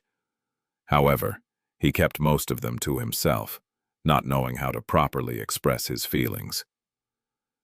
In the end, he only asked about how she had managed to defeat her human opponent, who was much more powerful in terms of physical prowess, so easily. Changing Star's answer was very simple. She just shrugged and said, "An old legacy trick," which pretty much explained everything and nothing at all. And now, they were going into the Dark City to hunt monsters. When the four of them were ready to set off, a sudden hum of voices made them turn around. The slum dwellers stepped aside, letting a tall young man walk through. Sonny frowned. Great. What is he doing here? Walking closer, Castor stopped a few meters away from them and gave a polite bow. Lady Nephis, Huntress Athena, Cassia, Sonny. Good morning to all of you. I, Castor of the Han Li clan, would like to join your hunting party. Will you have me? Everyone grew quiet for a few moments. Despite Sonny's dislike of the handsome legacy, having him on their side would be an incredible boon. Genius fighters like Castor were hard to come by anywhere, let alone on the Forgotten Shore. He felt torn. A buzz of whispers rose from the crowd. People were shocked to see a warrior from the castle volunteering to join an outer settlement cohort, and one of such fearsome reputation, too. After some time had passed, Changing Star simply shrugged. If you want. Just like that, the proud scion of the Han Li clan had become the 5th member of their hunting party. It was strange to see their numbers grow after months spent alone in the labyrinth, but that was probably inevitable. What else did Sonny expect? That it would be just the 3 of them forever? Stupid. Together, the 5 sleepers left the slum of the outer settlement behind and stepped on the road of white stone that led into the cursed ruins. And just like that, the fates of every human in the Dark City were sealed. The end had begun. Chapter 156. Free lunch. Their first hunt was surprisingly uneventful. Guided by an experienced pathfinder and augmented by Sunny's stealthy shadow, they managed to avoid any fallen creatures and arrive at the destination in one piece. There the group hid in the ruins and waited for their prey to show up. The plan of battle was discussed beforehand. After Effie had described the type of monster they were here to kill, complete with a detailed list of its strengths and weaknesses, Nephis quickly assigned different roles to different people. Sunny had expected that things would work just like back in the labyrinth, but to his surprise, they did not. Just like before, Neph was going to take most of the risk and lure the enemy into revealing its vulnerability. However, Castor was going to be the one to make use of it and deal the fatal blow, not Sunny. Which made sense, really. After all, his ability was not a combat one, at least not officially. It was rational to entrust the role to someone with an incredibly powerful combat ability, as the one Castor possessed. Still, for some reason, Sunny felt angry about it. It felt as though he was being replaced. Not wishing to appear childish, he swallowed his bitterness and remained silent. When the monster did show up, everything went perfectly. Nephis and Castor were able to finish the creature off without sustaining any injuries. Their teamwork, while not effortless, was strangely harmonious, probably because both were legacies and had received similar kind of training. Sunny, whose task was to join the fray if things went wrong, ended up not having to lift a finger. Neither did Effie, who simply stayed with Cassie in case the blind girl needed protection. After everything was over, she laughed. "Ha! This is the easiest meal I've ever earned." Effie's status in the party was a bit strange. Unlike the rest of them, she had not shown any desire to join the cohort officially. Instead, she was somewhat of a hired worker. Her responsibilities included guiding the party through the ruins and providing them with information, and nothing else. She wasn't even required to fight side by side with them. After the nightmare creature was dead, they quickly butchered it and left the scene of the battle loaded with a heavy weight of meat. Before the shadow of the Crimson Spire fell on the dark city, the cohort was already approaching the marble arch at the base of the hill. This was when something unexpected finally happened. And it happened because of Nephis. After giving a fair share of the spoils to the vigorous huntress, she glanced at Sunny, Cassie, and Castor. Then, Changing Star said, "I would like for you three to entrust me with your part of the meat." "What? What is that about?" Before Sunny had an opportunity to ask a question, Cassie already smiled and said, "Of course, Neph." Castor did not linger either. With a small bow, he nodded. "As you wish, Lady Nephis." Sunny gritted his teeth. After that, he would have looked like a complete jerk if he were to start interrogating her, especially because, technically, he had not done anything except for lending his shadow to Effie. Nephis and Castor were the ones who had actually risked their lives. "Fine." Nephis gave them a nod and continued walking up the white road. When they returned to the outer settlement, she separated the remaining share of monster meat into two parts. One, much smaller part, she handed to Cassie. The other, incomparably larger part, she simply placed on the white stones in front of their lodge. Effie looked at the whole process with curiosity. So did the slum dwellers who had gathered to welcome them back. Sunny frowned. "What are you doing?" Changing Star glanced at him and then gestured to the small bundle of meat in Cassie's hands. "This is for us to sustain ourselves. We will eat that meat until our next hunt." Somebody from the crowd shouted, "What about the rest? Are you selling it? What is your price?" It was customary for the outer settlement hunters to sell some of their spoils. That was how people here fed themselves. The meat could be exchanged for items, services, or, in very rare cases, actual shards. Neph turned to the people who had gathered around and looked at them with a frown. When everyone grew quiet, she said in a cold tone, "My hunting party will not be selling any meat. Ever." Before anyone had time to react, dismayed by that answer, she took a step to the side, gestured to the large pile of meat, and said, "Instead, we will be giving it away for free." A dead silence hung above the edge of the outer settlement. The slum dwellers who had come to catch a glimpse of Changing Star, or in hope of procuring some food, were all looking at Nephis with a dark mix of mistrust, disbelief, and suspicion. After a while, someone shouted, "What trick are you trying to play? People here are hungry, Changing Star. Shame on you." Nephis crossed her arm, furrowed her brow, and answered, "There is no trick. Everyone is free to take a small share of the meat to fill their stomach." The young man who had accused her before laughed. "Why would you just hand it out for free? Do you think that we're fools?" Sonny was being tormented by the same question. He often joked about Neff's foolish nobility, but he also knew that she wasn't really stupid. She always had a reason for everything she did, even if those reasons sometimes seemed insane to him. Lately, he even started to suspect that Neff was much more cynical and pragmatic than he had ever given her credit for. It's just that her version of cynicism was very different from his own. What was she doing? Meanwhile, Nephis pierced the shouter with a cold look, scowled, and said, a hint of anger in her voice, "Why? Am I not a human? Are you not humans? Does a human need a reason to help others of her kind in this cursed place?" She took a step forward and looked at the gathered people, making them shiver under her heavy gaze. "Shame on me? No. Shame on you all for forgetting who you are. We are people, not beasts. In the real world or in the dream realm, this is who we are." Her words echoed above the white stones, mixing with the howling wind. "Now come forward and take some food if you're hungry."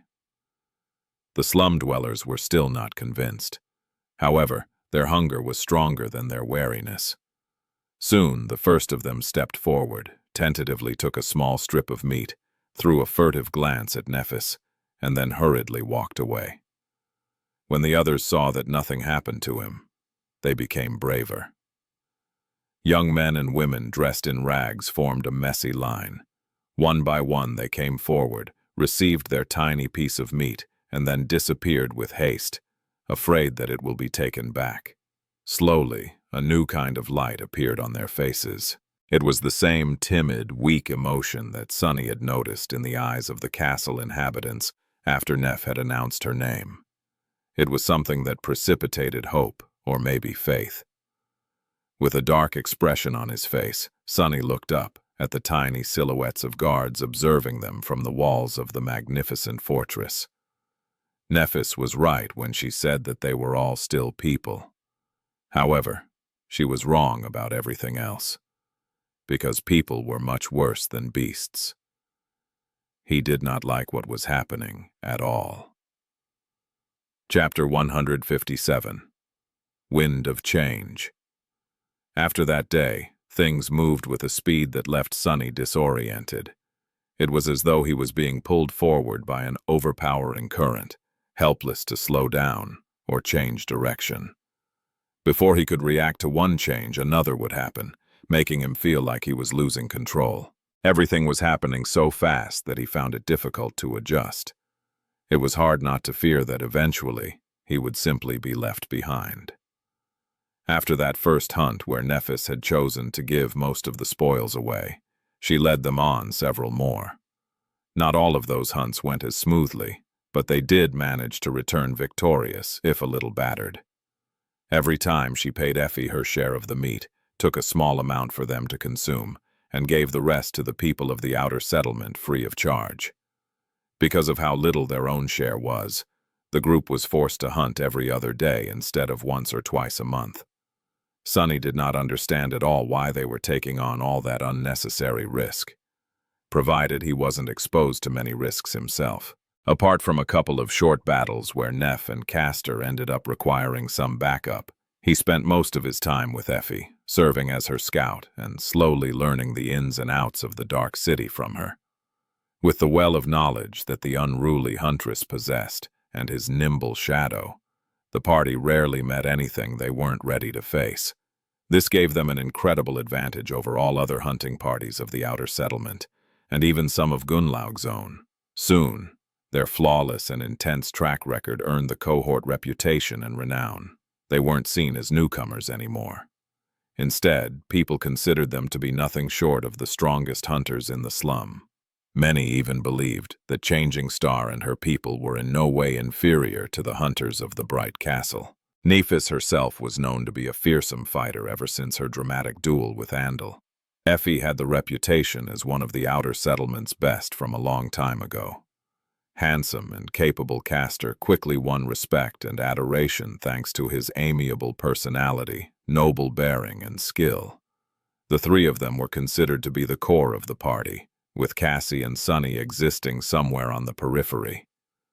People loved Cassie because Neff had entrusted her with the responsibility of handing out the free meat, and also because it was nearly impossible not to love this sweet, exquisitely beautiful, and tragic girl. For most of the slum dwellers, she was the welcoming face of the cohort. Sunny, on the other hand, no one really paid him any attention. With no valiant feats of vanquishing monsters of the Dark City under his belt, most considered him to be a mere support member of the party. Inconsequential at best, a charity case at worst, if they even remembered his existence. Sunny was simultaneously happy to live in obscurity and secretly infuriated by this lack of recognition. It was good that no one suspected how powerful he really was. And yet, watching everyone fall over themselves in Castor's presence while completely ignoring his own made Sunny want to kill something. Or someone. Especially because, due to the tactical composition of the cohort, Nephis spent most of her time with the handsome Legacy. They seemed to work especially well together. When this frustration threatened to overwhelm Sunny, he would go away, find a quiet corner, and train his katas until every muscle in his body hurt. Usually the whistle of the Midnight Shard's blade-cutting air was enough to calm him. He trained his swordsmanship day after day, finding strange comfort in it. At least this was something he could control. Of course, Sunny was never entirely relaxed. In fact, with each day, he grew more and more anxious. Because other things were changing as well. After each hunt, Changing Star would provide the dwellers of the slum with free food. At first, they treated her with distrust, then with gratitude, and finally with something akin to reverence. The strange light that Sunny had noticed in their eyes after that first time was slowly growing brighter and brighter. Some people even started jokingly calling her Saint Nephis, as though she was some sort of an angel. However, he felt that these words strangely contained less and less humor with each day. It was really very creepy, not to mention dangerous. The more people looked at Neff like she was their personal savior, the more he feared how drastic Gunlaug's reaction would be. If history had shown anything, it was that kings never went easy on meddling messiahs. And throughout all of that, the same question continued to torment Sunny. Was all of this an accident, or had Nephis done it on purpose? As time went by, more and more random people joined their group. They weren't hunters, just forlorn young men and women from the outer settlement who wanted to help. They tended to monster hides that the cohort brought back from the hunts, maintained various tools and gear that needed to be used, assisted Cassie with handing out food, and did other kinds of small but useful things. Soon, the ramshackle lodge was full of them. Sunny didn't even know all of their names. It seemed as though every day, someone new would appear, acting as if they had always been a part of the group. What's worse, not all of them seemed to know who he was either. No once and not twice someone would smile at him and ask in a friendly tone, "Are you new?" Of course, bastards never said the same thing to Castor. Sunny felt like he was slowly becoming a stranger in his own home. The feeling was rather unpleasant, not to mention how perfectly it fit all his insecurities. What's worse, these new people really made him uncomfortable. He wasn't really sure of whether they were Changing Star's helpers or if they were her followers. Were they loyal or devout? One night after a couple of weeks of this, he was suddenly woken by Cassie tugging on his sleeve. The blind girl was whispering, "Sunny, wake up!" A moment later, he was already on his feet, ready to summon the Midnight Shard. A light coming from the other room told him that Neff was awake too. "Gunlaug, did someone betray us?" "What's wrong?" Cassie covered the candle she was holding in her hand and answered in a worried voice. Something is coming from the road. I've dreamt of it. A nightmare creature. Knowing what had to be done, Sunny simply nodded, gripped her shoulder for reassurance, and walked over to meet Nephis. Since their lodge was on the edge of the slum, right in front of the entrance of the ancient road, they had no choice but to fight. That night, the three of them, Changing Star, Sunny, and Castor, battled a devil that had wandered up the hill and fought it off before it could reach the outer settlement. When dawn came, terrified people walked out of their hovels on shaking legs and saw the horrible marks left on the white stones by the beast's claws, as well as puddles of blood, both human and that of a monster, steaming in the morning cold. They also saw Changing Star leaning tiredly on her silver sword. Sunny, who was sitting with his back against the wall of the lodge and breathing heavily, was looking at her too. Back when he was describing to Nephis why Gunlaug could never be defeated, he had told her that every facet of life here was under his control. Food, safety, hope, fear, even power itself. Now, Changing Star had given these people food. By protecting the outer settlement, she had given them safety. She had even given them hope. There was also the fear that the inhabitants of the castle felt after Neph had easily beheaded one of their pathfinders. All that remained was power. Finally, the question that pressed heavily on his mind had an answer. No, none of this was a coincidence. Everything that had happened, from choosing the outermost building in the slum as their base to insisting on giving away the food for free, was part of Changing Star's strange but methodical plan. She knew what she was doing all along. But why was she doing all this? What was her ultimate goal? Uneasy, Sunny stared at Nephis and wondered about the future. Chapter 158. Invisible. After about a month of living in the outer settlement, Sunny woke up one morning with the feeling of not belonging anywhere in this world. This familiar feeling had pursued him for most of his life and had returned recently after being gone for some time. With a sigh, he rose from his narrow cot and summoned the puppeteer's shroud. The stone lodge was already full of sounds and voices. The tempting smell of breakfast filled the air. Coming out of his small room, Sunny saw a bunch of Neph's helpers rushing here and there, busy with various tasks. Some of them stopped to greet him, others did not. He paid no attention to them and went outside to wash his face and take a look at the sky. The gray sky of the forgotten shore looked as it always did. Nothing ever really changed in this loathsome hell. On his way back, Sunny noticed a gaunt figure standing hesitantly near the doors of the lodge. The ragged young man looked very familiar. Reaching into his memory, Sunny identified him as the friendly but nervous receptions from the castle. His clothes were much less clean and tidy than they had been before, and his face had become even thinner. The young man had clearly seen better days. "What is he doing there?" Coming closer, Sunny called out to the young man.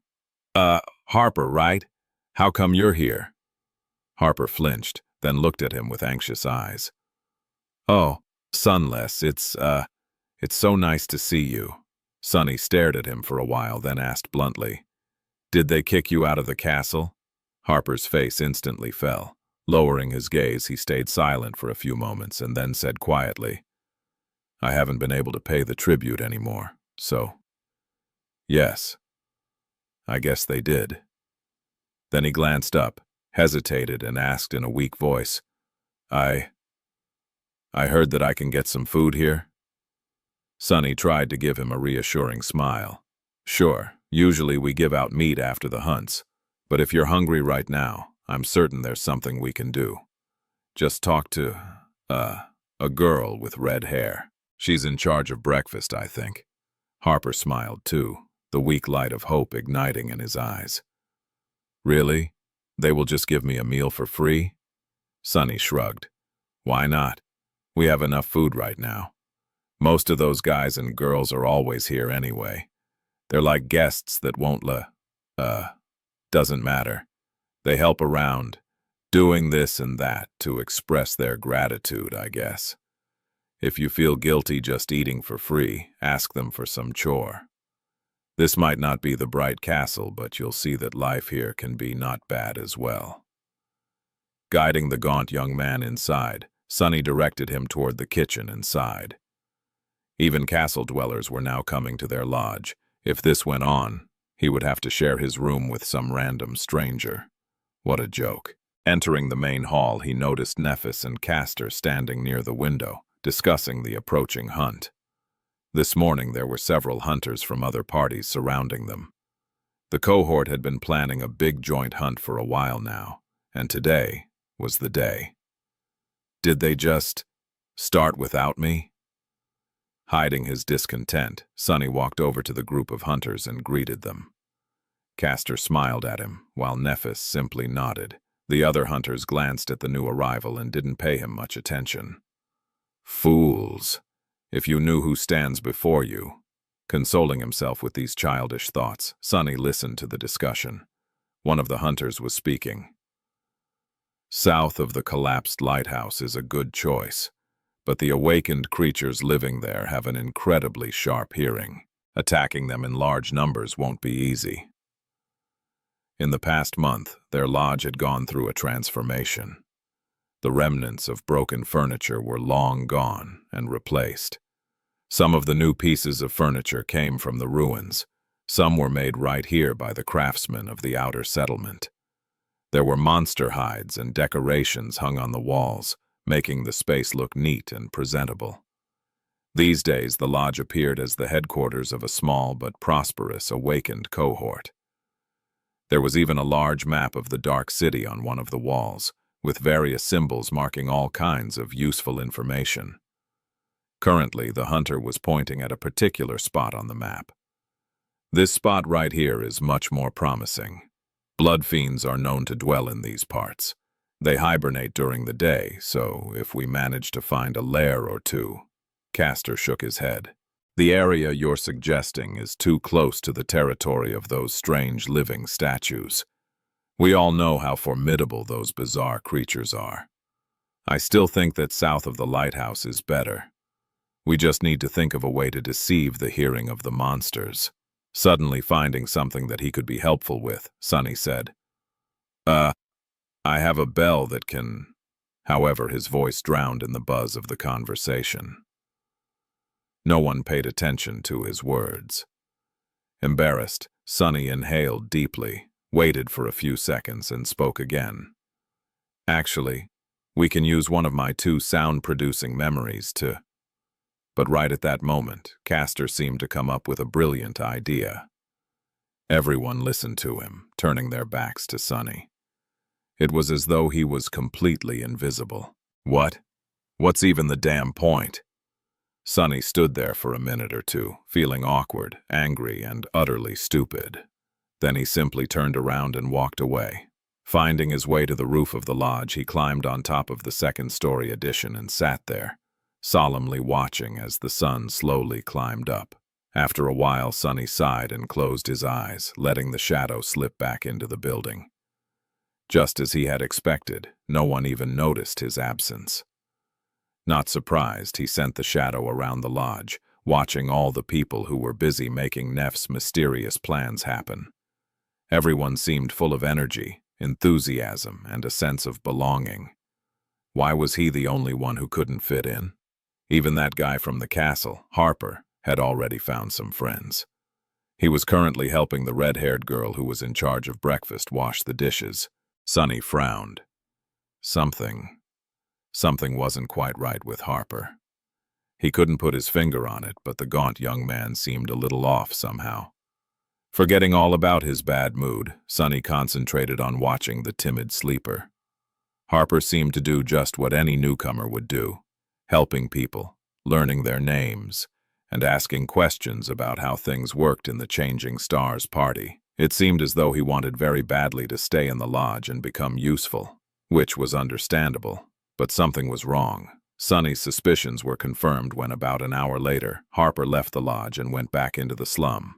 With the shadow stealthily following him from behind, the gaunt young man made sure that no one saw him and hurriedly dove into a secluded alley.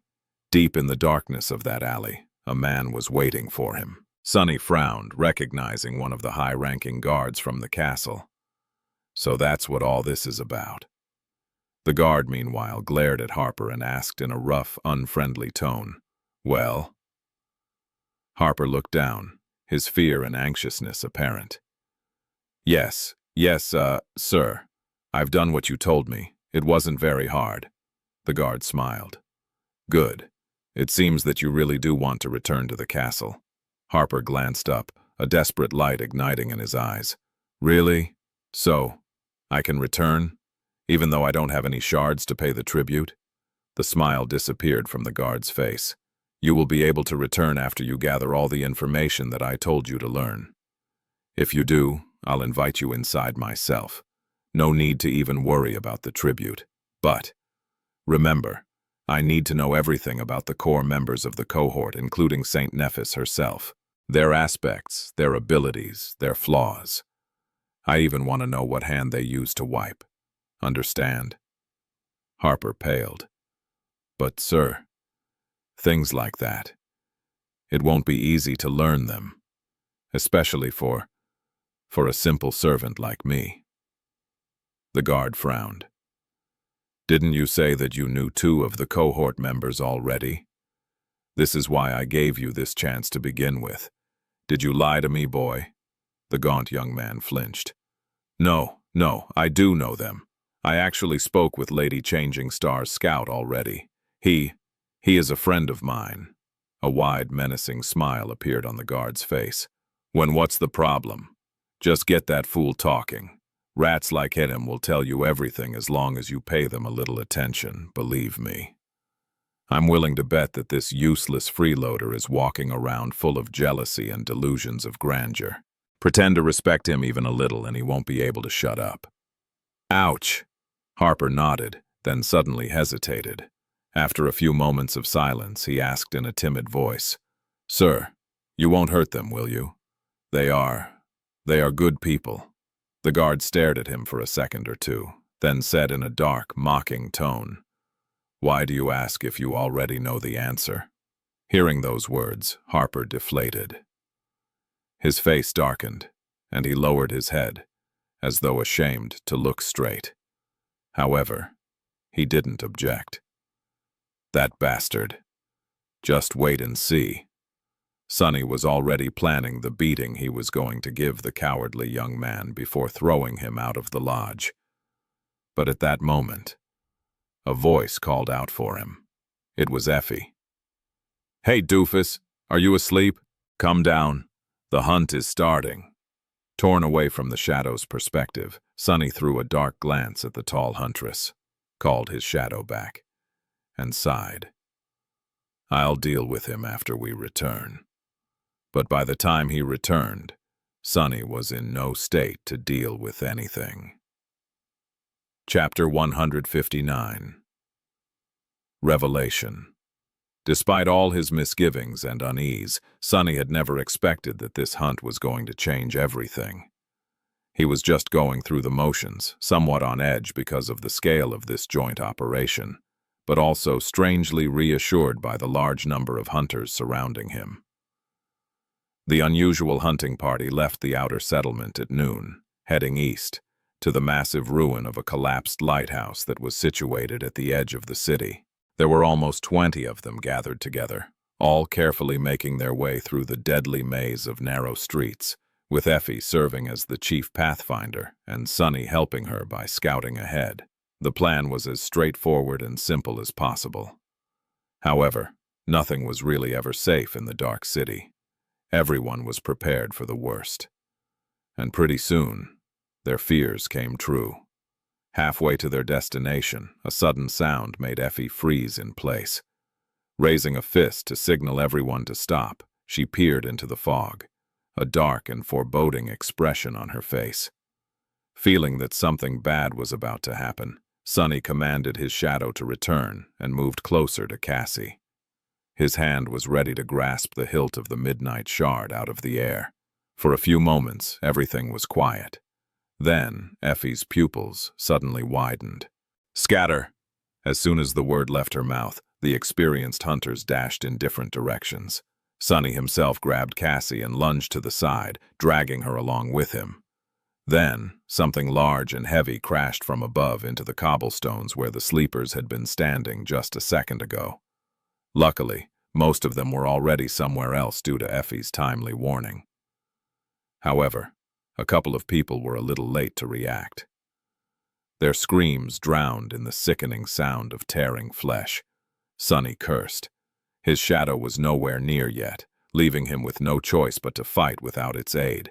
He spun around, summoning the midnight shard, and froze for a fraction of a second, all blood draining from his face. Out there in the middle of the street, a massive winged creature was standing on the cracked cobblestones, its pale body and black feather stained by the blood of the unfortunate hunters. Its terrifying beak was open, revealing rows of sharp, needle-like fangs. A spire messenger. As Sunny watched, momentarily paralyzed by fear, a long red tongue snaked out of the creature's maw to lick the blood off its face. "Move!" Shaking off the paralysis, Sunny gripped his sword and prepared to fight for his life. His and Cassie's. After that, everything happened incredibly fast, but also felt like an eternity. The hunters had a simple choice to make: either separate into smaller groups and retreat into the ruins, risking encountering something equally as or even more terrifying, or stand their ground and try to drive the fallen beast away. Without having to discuss it, everyone chose the second option. No matter how dangerous, a familiar enemy was always better than the unknown. Unknown. The surviving hunters attacked the abomination with all they had. Even though their memories had no chance of breaking through the skin of the terrible creature, each strike still hurt it. Those who had aspect abilities capable of dealing direct damage immediately used them, hoping to at least disorient the beast. Of course, no ability of a sleeper could ever hope to wound a fallen beast. However, if their assault was ferocious enough, the messenger could retreat to search for easier prey. If it only made the abomination angrier, however, most of them were going to die. More than anything, trying to resist creatures of this rank was nothing but a gamble. For several seconds, it wasn't clear which way the situation would turn. The messenger easily shrugged off the rain of attacks and lashed out with its beak, piercing one of the hunters clean through despite the man's mighty build and heavy armor. Another was almost torn apart by terrifying talons, but at the last second, Castor managed to pull the young man away thanks to his incredible speed. Sunny waited at the back, covering Cassie and praying that his shadow would come back in time to give him a chance of dealing damage to the damned creature. But in the end, it was Effie who dealt the decisive blow. Summoning her weapon, she leaped forward. Sunny could see her lean, powerful muscles moving like wire ropes under the olive skin. As though turning into a spring, her whole body tensed, and then exploded with momentum. There was enough force behind her attack to split a mountain apart. Miraculously, the tip of her weapon managed to break the pale hide on the messenger's chest and stab deep, causing a stream of blood to shoot out. The creature screamed and then lashed out with its powerful paws at the huntress. A large round shield appeared on Effie's left hand. Digging the soles of her sandals into the ground, she leaned forward and received the terrifying blow. The cobblestones under her feet cracked, but the huntress remained standing. Spitting a mouthful of blood, she grinned crazily and twisted her weapon, causing more damage and pain to the messenger. It seemed as if the fallen beast did not expect to meet such fierce resistance from a bunch of ants, not to mention actually being hurt by them. Letting out another scream, it waved its wings to send the sleepers flying back, picked up the dead hunters, and jumped into the air. Soon, the abomination turned into a dark spot in the skies. All that remained behind were puddles of blood, broken stones, and the moans of battered humans. Somehow, they had survived. Well, most of them. Effie straightened, dismissed her shield, and glanced down. Damn, I think my arm is broken. With blood running down her chin, the huntress laughed and leaned on her weapon, visibly exhausted. Sunny wanted to congratulate her on that awesome strike, but then something registered in his mind. Suddenly cold, he stared at Effie's weapon. He had never seen her fight before, so this was the first time Sunny saw what memory the huntress used in battle. It was a spear, an ancient, beautiful spear forged from bronze. Something clicked in his mind, disparate pieces of information connecting together, and then everything exploded. Or at least it felt that way, because Sunny finally understood the future. Chapter 160. The Future. "Hey, doofus, you're okay?" Sunny reacted after a second or two, raising his head and staring at Effie with empty eyes. "Yeah, I'm fine. Just, thinking about stuff." Effie gave him a strange look, then shrugged and turned away. Everyone was too busy to pay him any attention, not that anyone ever did. Left alone, Sunny staggered and slowly lowered himself to the ground. In his mind, one phrase was repeating itself over and over, growing louder and louder with each second. A woman with a bronze spear, drowning in a tide of monster. A woman with a bronze spear. This was a part of the vision that Cassie had seen back at the beginning of their journey, on the night they had spent atop the giant statue of a headless knight. The one that was so harrowing that she had almost jumped into the dark waters of the cursed sea just to run away from her terror. It was also the key that connected every little piece of information that Sunny knew into one cohesive picture and let him understand the true meaning of that terrifying vision. He shuddered, remembering what Cassie had told them on that dark night in stark detail. "I saw the human castle again. Only this time, it was at night. There was a lonely star burning in the black skies, and under its light, the castle was suddenly consumed by fire, with rivers of blood flowing down its halls. I saw a corpse in a golden armor sitting on a throne, a woman with a bronze spear, drowning in a tide of monsters, an archer trying to pierce the falling sky with his arrows. All that time, Sunny was sure, for some reason, that Cassie saw the cataclysm that had devoured this land and turned it into a desolate hell, creating the forgotten shore. The first part of the vision was certainly referring to how the curse of the all-consuming darkness had broken free from its 7 seals. So he had just assumed that the other parts of the vision spoke about the past too, but Effie's spear gave him an epiphany, a terrible revelation that he had been wrong all this time, that the apocalyptic images Cassie had described were not of the past, but of the future. Their future. Trembling, Sunny raised his head and glanced at Nephis, who was using her powers to heal the wounded hunters, her ivory face contorted in a painful grimace. His eyes were wide and full of disbelief. It was all so clear. She was the lonely star that burned in the dark skies above the bright castle, bringing with it fire and rivers of blood. After all, her name was Changing Star, or depending on the runes used to write it, Star of Misfortune, the Star of Ruin. Sunny spent so much time fearing what Gunnlaug was going to do with Nephis, but he should have been scared of what she was going to do to him. Instead, a corpse in a golden armor sitting on a throne. Why hadn't he realized the truth after seeing the Bright Lord for the first time? It was him. Gunnlaug was the corpse in Cassie's vision. Effie was the woman drowning in the sea of monsters. The archer, Sunny didn't know yet, but he was sure that they would meet soon. Maybe only to die together. He had always known that Nephis was guided by some mysterious, overwhelming goal. He didn't know what that goal was, but it was certainly not here, on the forgotten shore. To achieve it, Changing Star had to find a way to return to the real world. That's why she had always been so unwavering and relentless in her ambition to move forward, overcome any obstacle, endure any pain. At times, it even seemed as though her conviction was more akin to an obsession.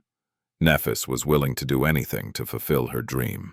The comforting words she had told him on their first day in the dark city suddenly resounded in his mind. Only now, there was another, colder and much darker meaning hiding beneath their surface. We will find a way to return. No matter what has to be done, we will. No matter what has to be done. There was only one way to leave the forgotten shore, and it lay in the Crimson Spire. No sleeper could ever hope to reach that gateway in one piece. They would need an army to even try.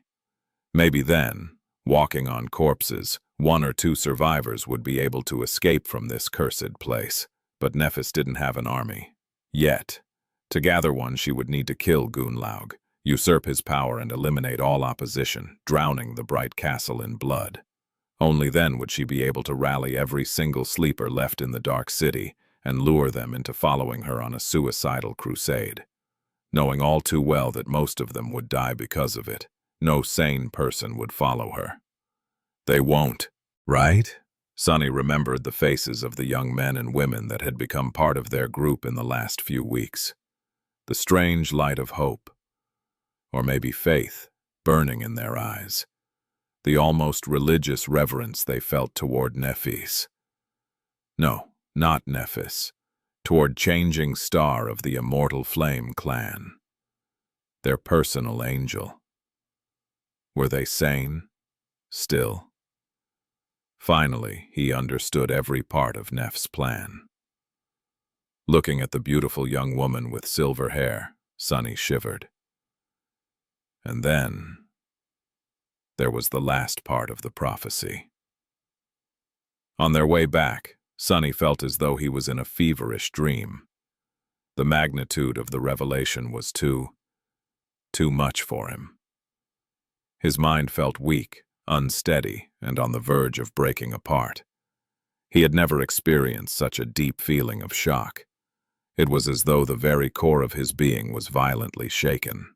He wasn't equipped with the right tools to cope with it. It felt as if he was on the verge of losing it. Sunny was truly horrified. Don't waste time trying to deal with your emotions.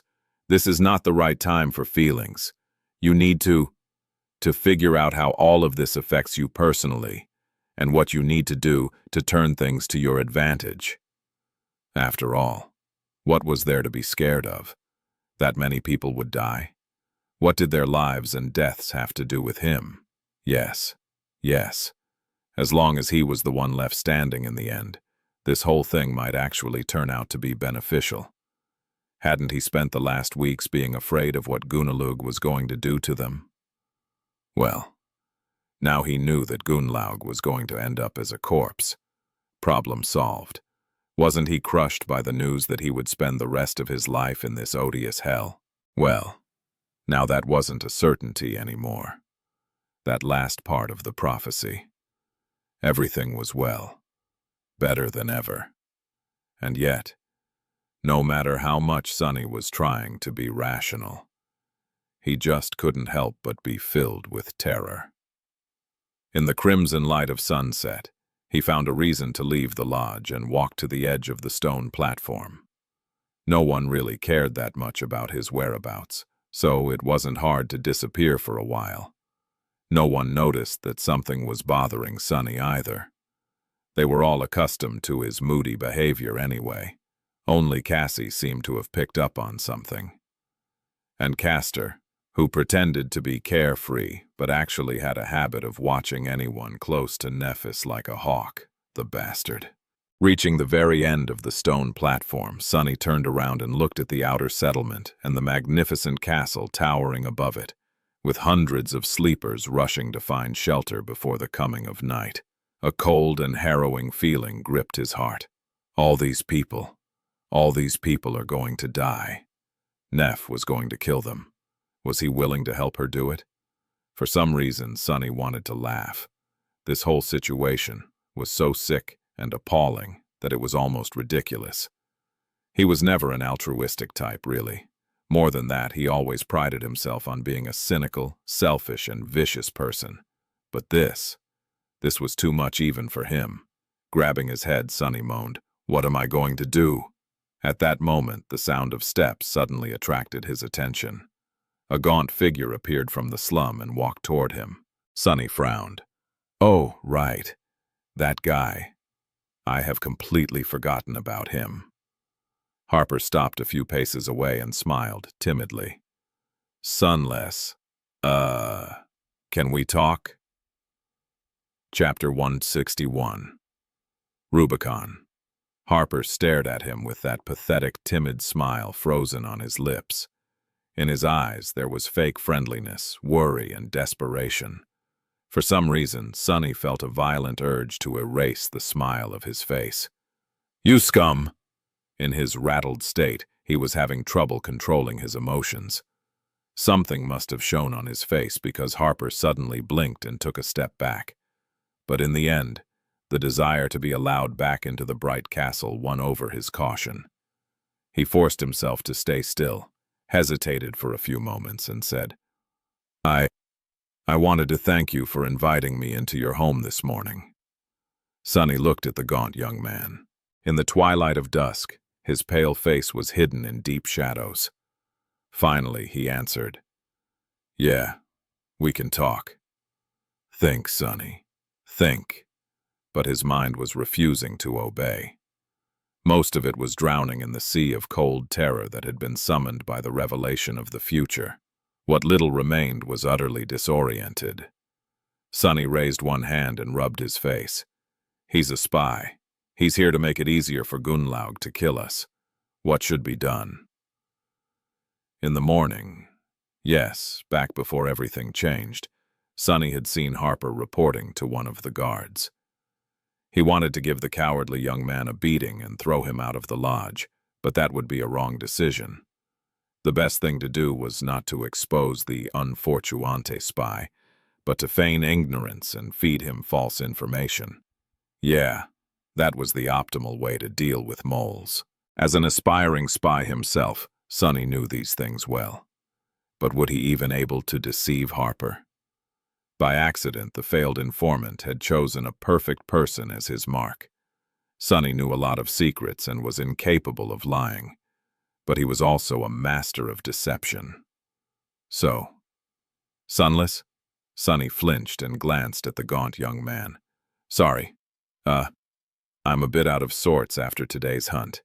You wanted to talk?" Reassured, Harper smiled again. "You see, I wanted to thank you for everything that you had done for me, and for all the people here in the settlement. When I left the castle, I brought a very special item with me. I thought of sharing it with you." Sonny frowned. "A special item?" I should see what his plan is exactly, feed him a couple of little truths along with the lies, and then report to Neff in the morning. All right? Harper, meanwhile, was nodding energetically. "It's a bottle of liquor. Every month a few are sold by the artisans working in the garden. Getting one is very hard, but I was lucky. Would you like to come and try? My hut is nearby." Sonny got distracted for a few moments, but then forced his meld to concentrate. What was Harper talking about? Artisans, liquor, luck. Why not? Giving Harper a nod, he gestured for the young man to lead the way and followed. As they passed other slum dwellers on their way to Harper's hovel, Sonny couldn't help but feel like they were surrounded by walking corpses. Most of these people were already dead. They just didn't know it yet. But he did. The weight of this knowledge was slowly crushing him. Harper's small hut was even more pathetic than the other hovels in the slum. It was crudely constructed out of rotting pieces of wood with plenty of cracks to let the cold wind in. Inside, there was nothing except for a pile of seaweed thatch that served as a flimsy mattress and a low wooden table. Sonny could understand why the gaunt sleeper was so desperate to return to the castle. At least there was a door. Once inside, Harper looked around with embarrassment and invited Sonny to sit on the floor in front of the table. Then, he dug a glass jar from beneath the seaweed and placed it in front of him like a rare treasure. Producing a crude iron knife from somewhere, Harper then opened the wax seal of the jar, placed the knife on the table, and poured a milky white liquid into a chipped clay cup. "Here." He handed the cup to Sonny and smiled.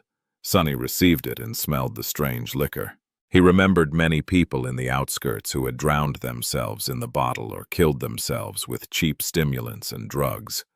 Luckily, he was always too paranoid to allow anything to alter his mental state. Plus, for a long time, he couldn't allow himself to die before accomplishing a certain thing. That's why Sonny was not too familiar with alcohol. Bringing the cup to his lips, he held his breath and downed it in one go. A pleasant warmth immediately spread through his body, bringing with it a bit of sweet solace. I can see the appeal. It wasn't too bad, really. Harper hurriedly refilled the cup and asked, "I heard about the latest hunt.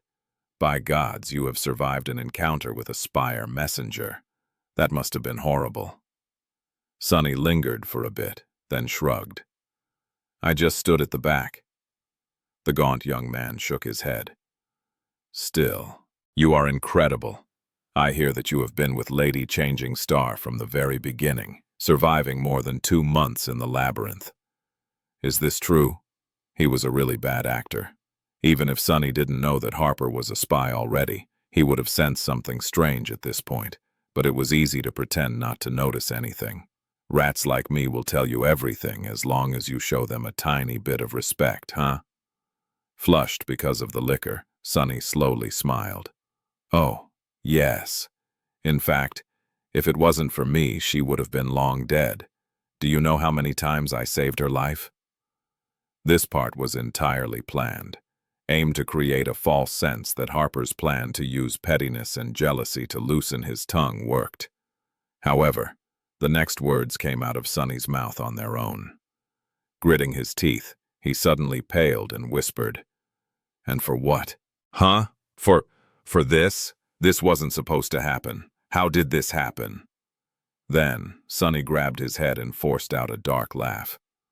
"This is bad. What am I even saying?"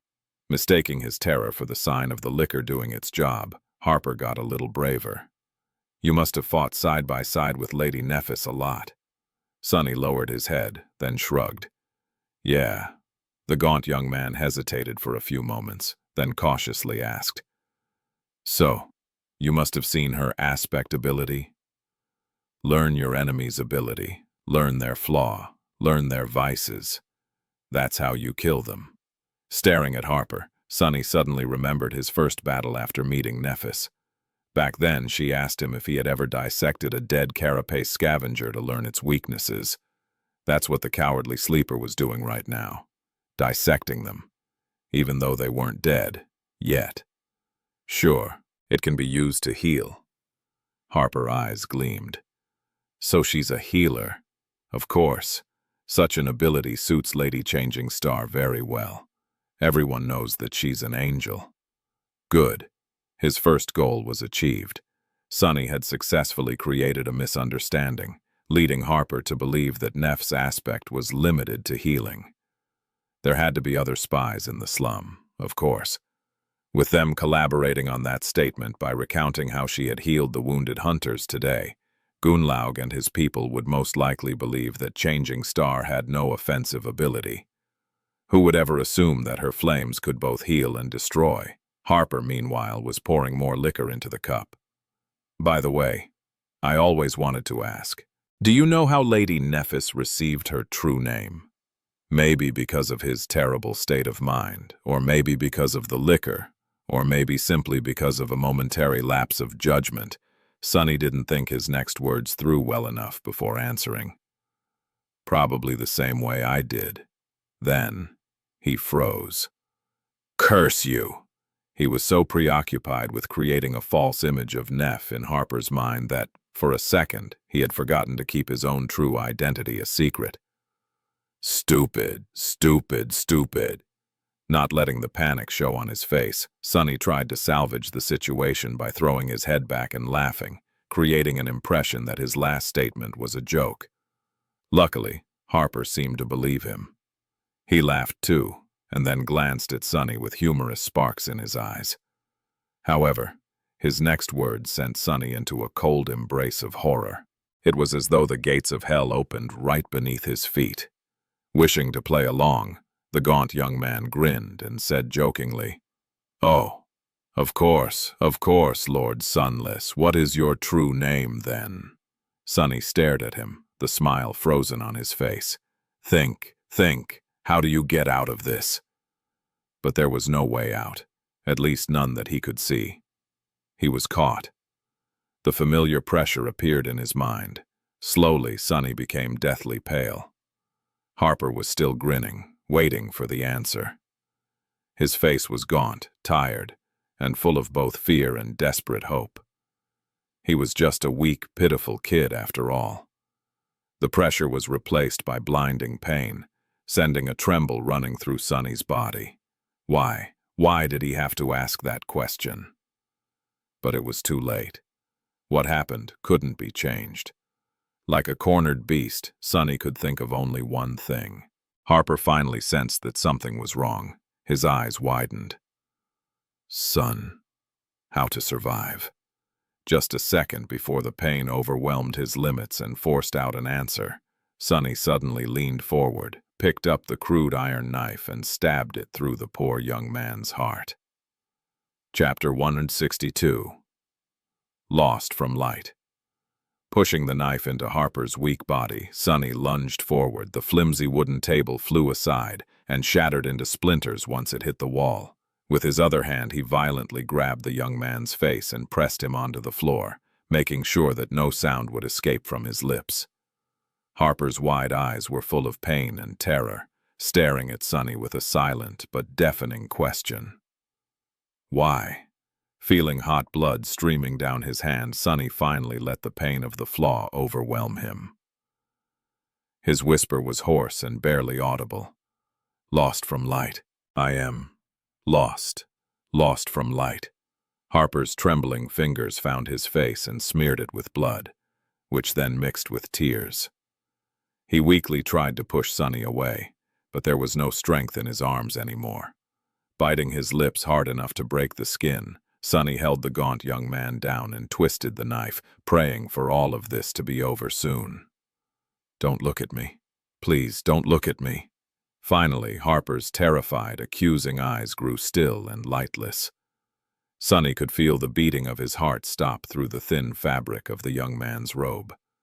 Making sure that Harper was, indeed, dead, he finally let go of the knife and crawled away. Oh gods! As though summoned by these words, the voice of the spell whispered into his ear. You have slain Dreamer Harper. Your shadow grows stronger. Contorted in a painful spasm, Sonny bent over and violently threw up. Then he weakly fell on the floor and tried to wipe his face, only to realize that he was spreading blood all over it.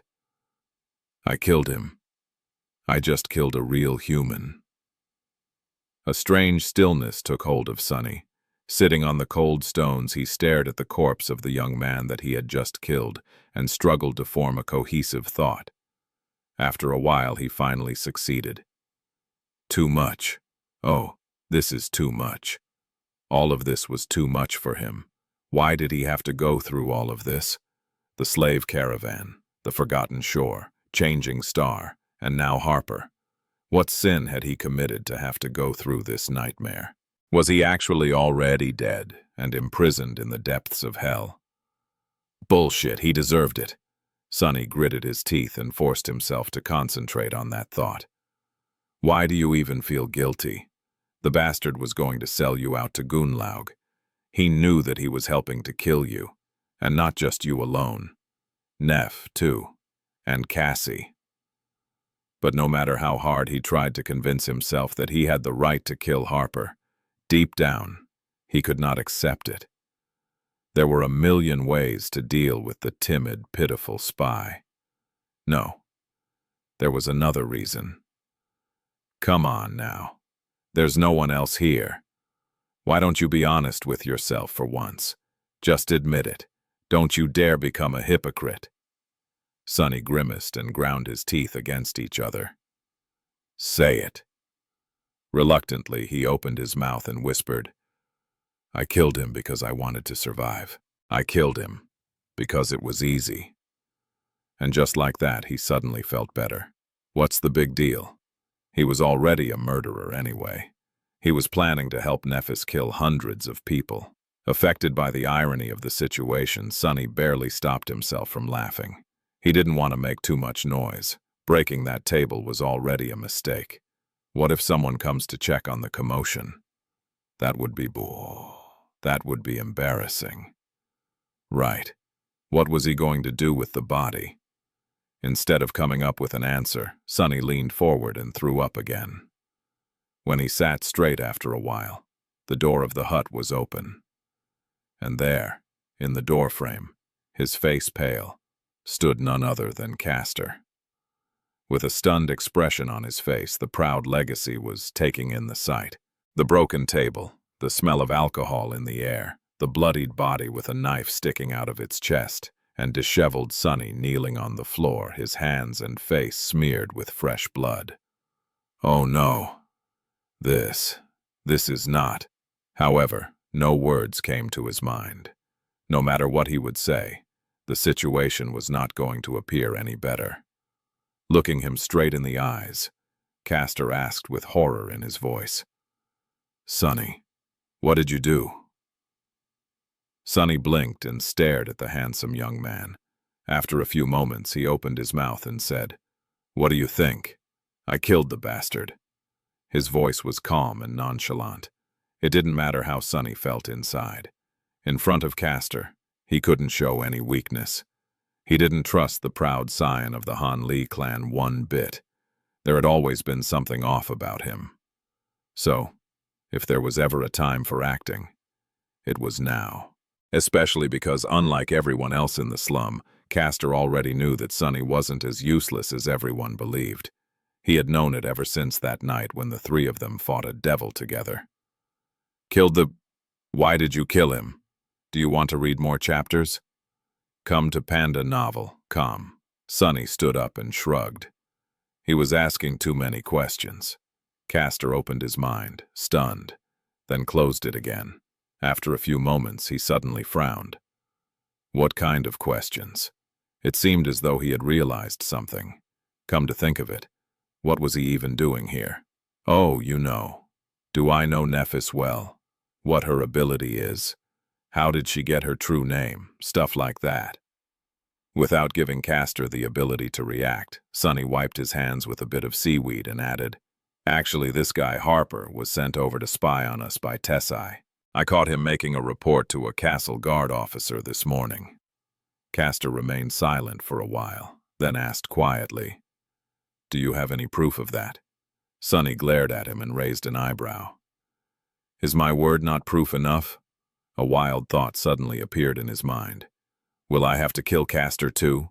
Would he even be able to, if it came to that? Not likely. "Why? You don't believe me?" Bad.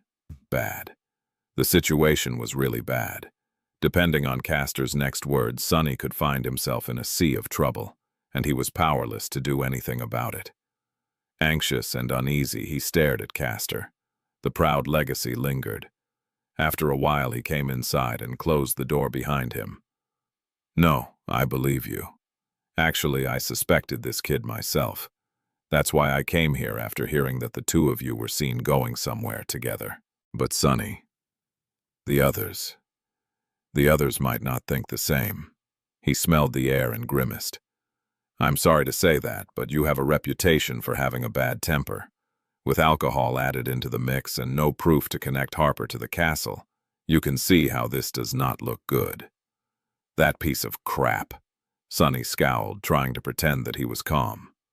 He saw where this was going. "So, what are you going to do?" Castor gripped his shoulder. Then, in a serious and grave voice, he said, "What else? I will help you conceal everything, of course. We are comrades, after all. But Sonny, no one can ever know what you have done here, especially Lady Nephis. This will be our secret. All right?" Saying that, he looked Sonny right in the eyes and smiled. Chapter 163. The Past. Sonny stared at Castor with a grim expression. Despite the amiable smile and reassuring voice, he knew what the handsome legacy was doing. He grew up in the outskirts, after all. Castor had said, "I will help you." But what he actually meant was, "I will own you." Because there was no better leverage than a gruesome secret. This help of his was going to come at a price. But what choice did Sonny have, really? Unless he was ready to fight and kill Castor right there and then, thus silencing the only witness of his crime forever. He couldn't refuse. Plus, what Castor thought was going to happen, and what would really happen, was not as set in stone as it seemed. As long as Sunny was alive, there was hope of turning things around, somehow. He just had to get through this, one step at a time. Sunny forced out a smile. "Thank you, Castor. I won't forget it." Then he glanced at the dead body lying at his feet and took a step back, escaping the quickly growing puddle of blood. His face remained calm, but a small, almost imperceptible shiver ran through his body. "So, what do we do now?" The proud legacy lingered, then said in a solemn tone, "First things first. We can't let anyone see you like this. Wait here for a while. I'll bring something for you to clean yourself." Sunny sighed. He didn't really want to stay anywhere near Harper, but Castor was right. Walking around covered in blood was a bad idea. "And then what?" Castor hesitated. "Then we will need to get rid of the body. But it won't be easy to do without being noticed, if not by slum rats, then by guards. Don't worry, though. I'll think of something. Just wait for me to return." Sunny hesitated, wondering if he could trust the legacy. What was going to stop him from returning with a crowd of people? But no, having Sunny in his pocket would benefit Castor more than getting rid of him completely. Still, he sent the shadow to keep an eye on things after the handsome young man went away. Left alone with the corpse, Sunny sighed and sat on the floor, resting his back against the flimsy wall of the hut. He was so tired. The night was slowly descending on the ruins, drowning everything in comforting darkness. Of course, he could still see the bloodied body lying motionless on the stones beside him. For the first time, Sunny wished that his eyes weren't able to pierce through the shadows. Harper's eyes were still open, staring at him accusingly. I am stuck with you forever, aren't I?" Without even looking into the soul sea, Sunny knew that a new shadow had joined the silent ranks of every creature he had ever killed. All he could do was wait.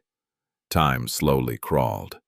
It was taking Castor a long time to gather everything needed without raising any suspicion. He had to avoid prying eyes and waste a lot of time conversing with people who constantly wanted to win his attention. At some point, even Cassie talked to him. "Hey, Castor, have you seen Sunny? Do you want to read more chapters? Come to Panda Novel, calm away from their lodge, sitting on the floor near the corpse of a young man he had killed." Sunny smiled darkly and listened to what kind of excuse the legacy would come up with to account for his absence. After a while, his thoughts began to wander. He listened to the sound of rain falling on the stones outside and scowled. Rain always put him in a bad mood. Because of it, Sunny was always reminded of the past. Unlike Nephis, whose past was clouded in mystery and screamed of tragedy, he came from a simple background. His story was more mundane than tragic, a trivial story of unfortunate people living hard and bitterly in a dying world. Sunny's parents were both menial workers. They were poor, but not destitute. His dad was employed by one of the numerous maintenance crews that took care of the city's outer barriers. His mom worked in an underground factory that produced air filtration systems. Together, their income was barely enough to afford a small cell in one of the human hives in the outskirts. Several months after his sister Rain was born, when Sunny was around 4, his father was killed in a work accident, which was not a rare occurrence among the city maintenance workers. 3 years after that, his mother got sick and eventually passed away. Factory workers like her often got sick and died due to the harsh conditions, so it wasn't a rare outcome either.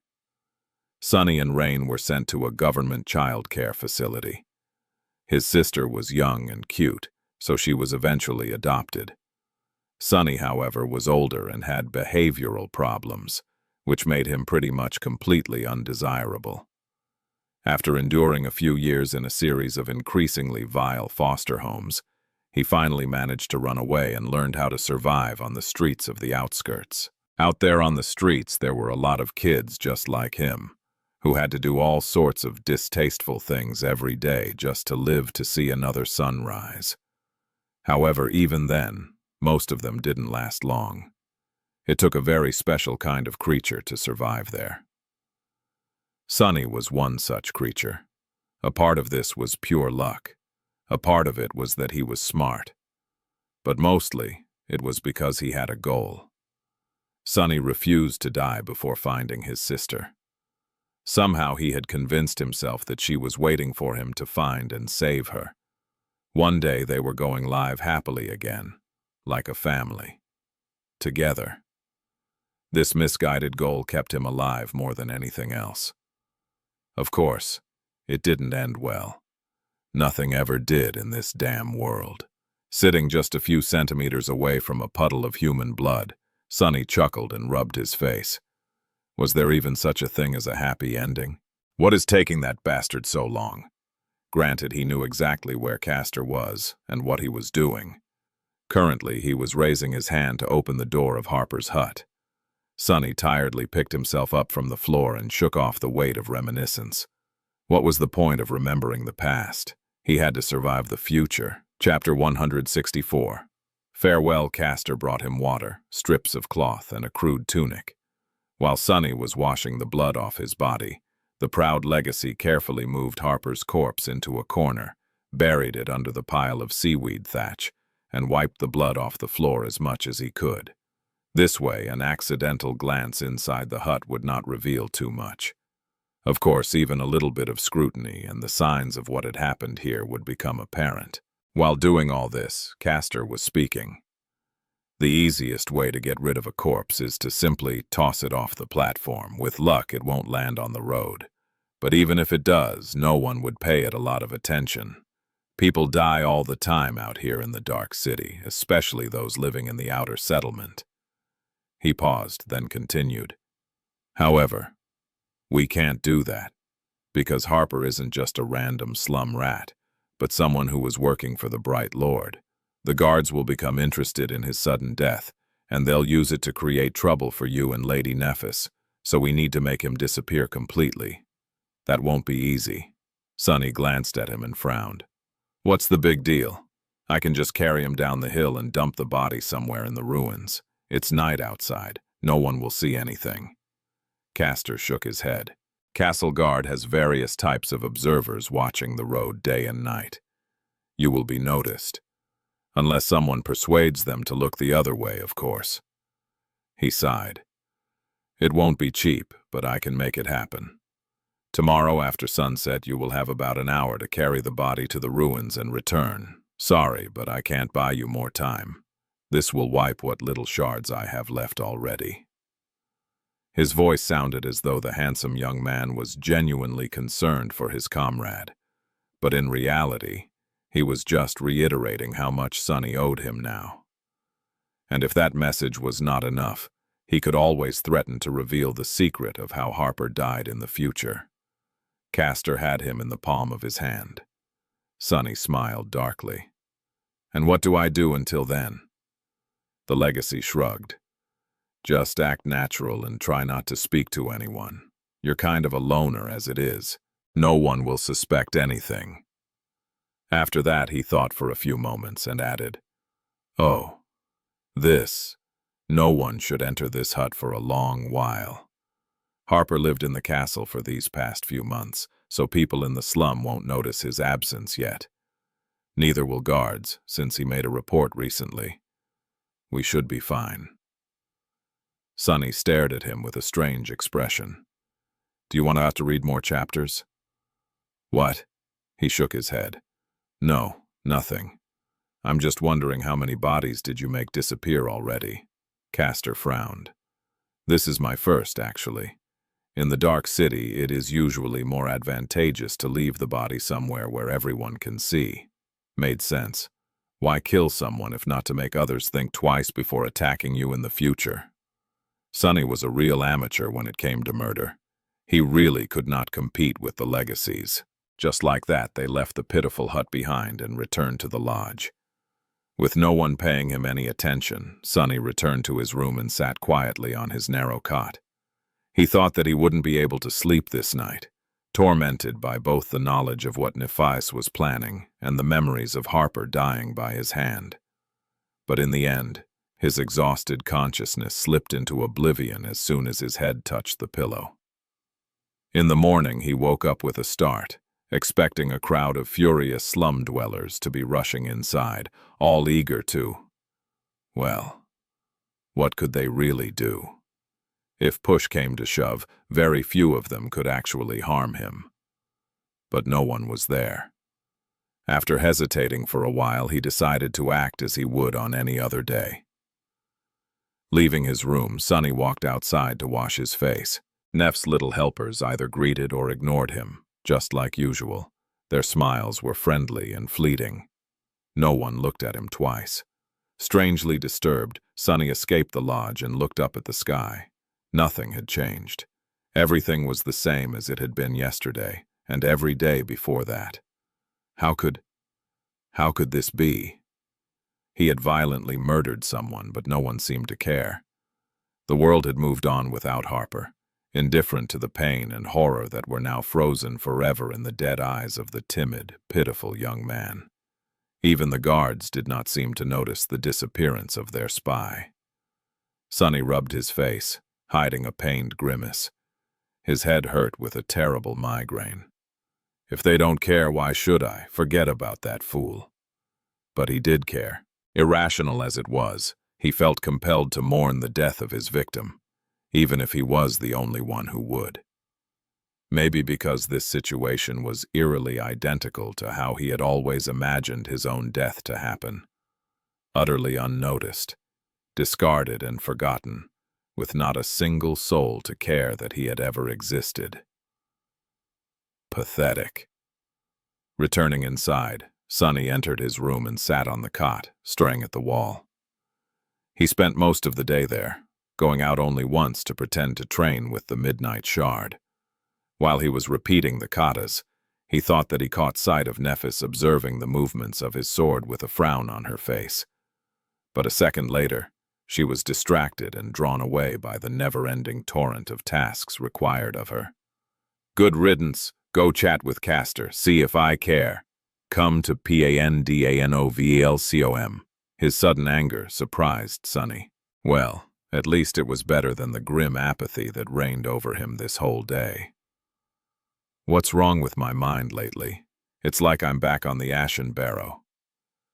Frowning, he dismissed the Midnight Shard and returned to his room. However, someone was waiting for him there. It was Cassie. The blind girl stood silently with her back to the door, holding the wooden staff in her hands. Her face was unusually still.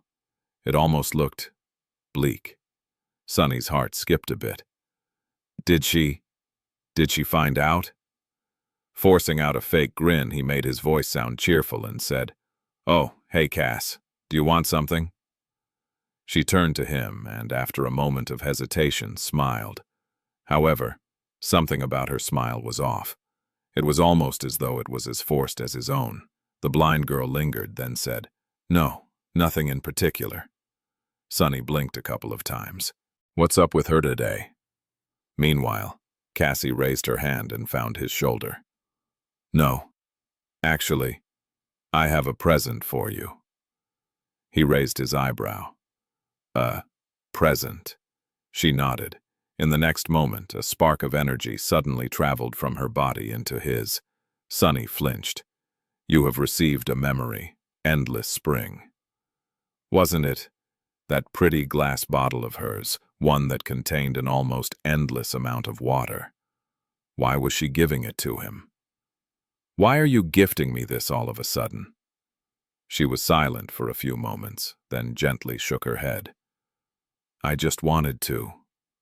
"Why? Can't I give you something? After everything that you have done for us?" Sonny hesitated. "I guess you can. I just didn't expect it."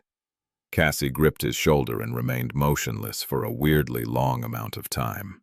Then she looked away and said, her voice light and even, "We'll meet again soon, Sonny." "Weirdo." He patted her hand and said, a little embarrassed, "Of course we will. Where would I go? This lodge is too small for us not to bump into each other all the time anyway." She slowly removed her hand and chuckled. "Yeah, You're right, of course. I'll go now. With that, she turned away and headed for the door. Sunny stared at her back and shrugged. All right. Bye. What has gotten into her? Reaching the doorway, Cassie froze for a second. Without turning her head and letting him see her face, she lingered for a while, then quietly said, Goodbye, Sunny. Chapter 165. Power. For the rest of the day, Sunny had nothing to do but count the hours until sunset. When the night descended, he would have to return to the scene of the crime he had committed, retrieve the body of his victim, and carry it into the ruins under the cover of darkness. How did it come to this? Alone in his tiny room, he stared at the wall and waited. Soon, the fear of going into the dark city at night overpowered the bleak and hollow feeling that reigned over his soul. People rarely risked leaving the hill after the dark. In the starless void of the forgotten shore, any source of light was bound to attract the attention of creatures that no human would even want to meet. Countless horrors stalked the streets of the city at night. Only a madman would risk entering the ruins after the sun was gone. Of course, there were plenty of madmen in the dark city. Sunny, at least, didn't need any light. He also knew the area surrounding the bright castle well enough to avoid most danger. The weeks he had spent learning from Effie didn't go to waste. I should be fine. With the shadows hiding his every movement, Sunny was sure of his ability to at least run away should something happen. Still, with each passing minute, his heart felt colder and colder. When the shadow of the crimson spire drowned the world and colored his thoughts with the eerie feeling of dread, he gritted his teeth. It's almost time. However, before the sun completely disappeared, another unexpected guest appeared at the doorstep of his room. Looking at Sunny with a scowl, Nephis gestured for him to stand up and said in an even tone, Come with me. Sunny's heart skipped a bit. What does she want? Suppressing the sickly fear of being caught, he lingered for a few moments, then slowly stood up and followed Changing Star out of the lodge. Together, the two of them walked to a secluded part of the slum. Neff remained silent, not even looking in his direction. She seemed calm, like always. Sunny, however, struggled to keep himself from panicking. Various thoughts, one darker than the other, found their way into his head. Did that bastard Castor tell her everything? Do you want to read more chapters? Finally, they reached the remote alley where no one would have been able to overhear their conversation. It was filled with nothing but the crimson light of sunset and deep shadows. Turning around, Changing Star looked at him with a frown. Sunny met her gaze, his face grim. He felt as though he was staring at his judge and executioner. I've seen you practicing with the sword today. Your moves were weak and aimless. It was as if you had lost all clarity. What were you thinking about? Sunny slowly exhaled. So that's what this was about. She didn't know anything. She just picked up on the turmoil raging in his mind. He should have felt relieved, but for some reason, Sunny felt anger rising in his chest instead. With a crooked smile, he looked away and answered, Murder. I was thinking about murder. Nephis tilted her head, waiting for an explanation. Sunny remained silent for a few moments, then said, his voice strangely cold. You once told me that the essence of combat is murder, didn't you? She gave him a nod. He stared at her, then said, Well, how come you know so much about murder, Neph? Huh? I wanted to ask you that since the day you cut off Andel's head without so much as batting an eye. You are out here preaching about how we are all fellow humans, not some beasts. Was Andel not human? Come to Pandanovelcom, she scowled. Is this what it's all about? Sunny gritted his teeth. It's a part of it. Nephis was silent for a long time. At some point, she absent-mindedly raised one arm and rubbed her neck. Finally, she said, It's not that I have murdered a lot of people. It's that a lot of people have tried to murder me. Sunny blinked. Why would anyone want to kill you? She smiled. Why? All kinds of reasons, really. My family was really powerful once, don't you remember? But power, it's a dangerous thing, Sunny. You can't reach its peak without creating a lot of enemies. And when your power disappears one day, all those enemies remain. Turning her face away, she said with her usual indifferent voice, I think I was, 5, 6 years old when someone tried to kill me for the first tea? It was my nanny. She led me to an empty room, put her hands around my neck and tried to strangle me. I thought that it was a game, for the first few seconds at least. Neff looked at him with white sparks dancing in her eyes. That was how I learned what weakness is, and when my teacher, who happened to walk by, rushed inside and used his aspect ability to kill her, that was how I learned what strength is. So yes, I'm not a stranger to severed heads, Sonny. Is that what you wanted to know? He stared at her, then slowly shook his head. How frightened she must have felt. How powerless. Powerlessness. He knew how it felt all too well. Somehow, Sonny had never imagined that proud and indomitable Changing Star had tasted it too, was shaped by it, just like he was. Meanwhile, Nephis smiled, but there was no humor in her eyes. So then what did you want to know? Huh, Sonny? What is this all about? Do you think I haven't noticed the way you were staring at me ever since we sought the Spire messenger? Come clean with it. You owe me at least this much. He glared at her for a long time, a storm of emotions written on his pale, grim face. Finally, making a decision, Sonny gritted his teeth and said, I want to know what your real goal is. I want to know if it's all worth it. Chapter 166. Light and Shadows. Changing Star frowned. There was a hint of surprise visible in her cold gray eyes. My goal? Isn't it obvious? She gestured to the slum that surrounded them and the magnificent castle towering above it. I'm trying to help these people. What else? Sonny sighed. Then, turning his face away, he asked, Hey, have I ever told you about my sister? Nephis blinked. No. Why bring this up all of the sudden? He smiled wistfully. I just was reminded of her recently, so I thought I'd share. You see, our parents died when we were little. She got adopted, but I ended up on the streets. Life wasn't really sweet for me. In fact, it was nothing but unsavory and bitter. So, young as I was, I simply imagined that it was the same for her. That's why I got obsessed with the idea of finding her. I had this fantasy in my head, of saving and protecting her, becoming a family again. Sonny grimaced. But how could a penniless, undesirable like me find anyone? You know how the city databases are. Even if they're functional, unsealing anything requires you to be a citizen, and one of a considerable rank, too. However, I was ready to do anything to accomplish my goal. So I saved up money. A street kid can't earn much, but even then, I saved up as much as I could. A dark expression appeared on his face. Even if I had almost nothing to eat, I would keep putting away the pathetic amount of credits I had earned through doing all kinds of horrid crap. And after 4 or 5 years of this, by the time I was nearly 17, I finally had enough to hire a private investigator. He smiled. You see, there was this detective who sometimes hired us nobodies to gather information for him. His services weren't cheap, but I trusted him, or in him at least. So I gave all my money to that guy and told him to find my sister. And you know what? He did. One day, about a month after we made the deal, he gave me a piece of paper with an address written on it. So I went there. Nephis hesitated for a few moments, then asked in a quiet voice, So what happened? Did you meet your sister? Sonny rubbed his face, glanced at the sky and said, Sort of.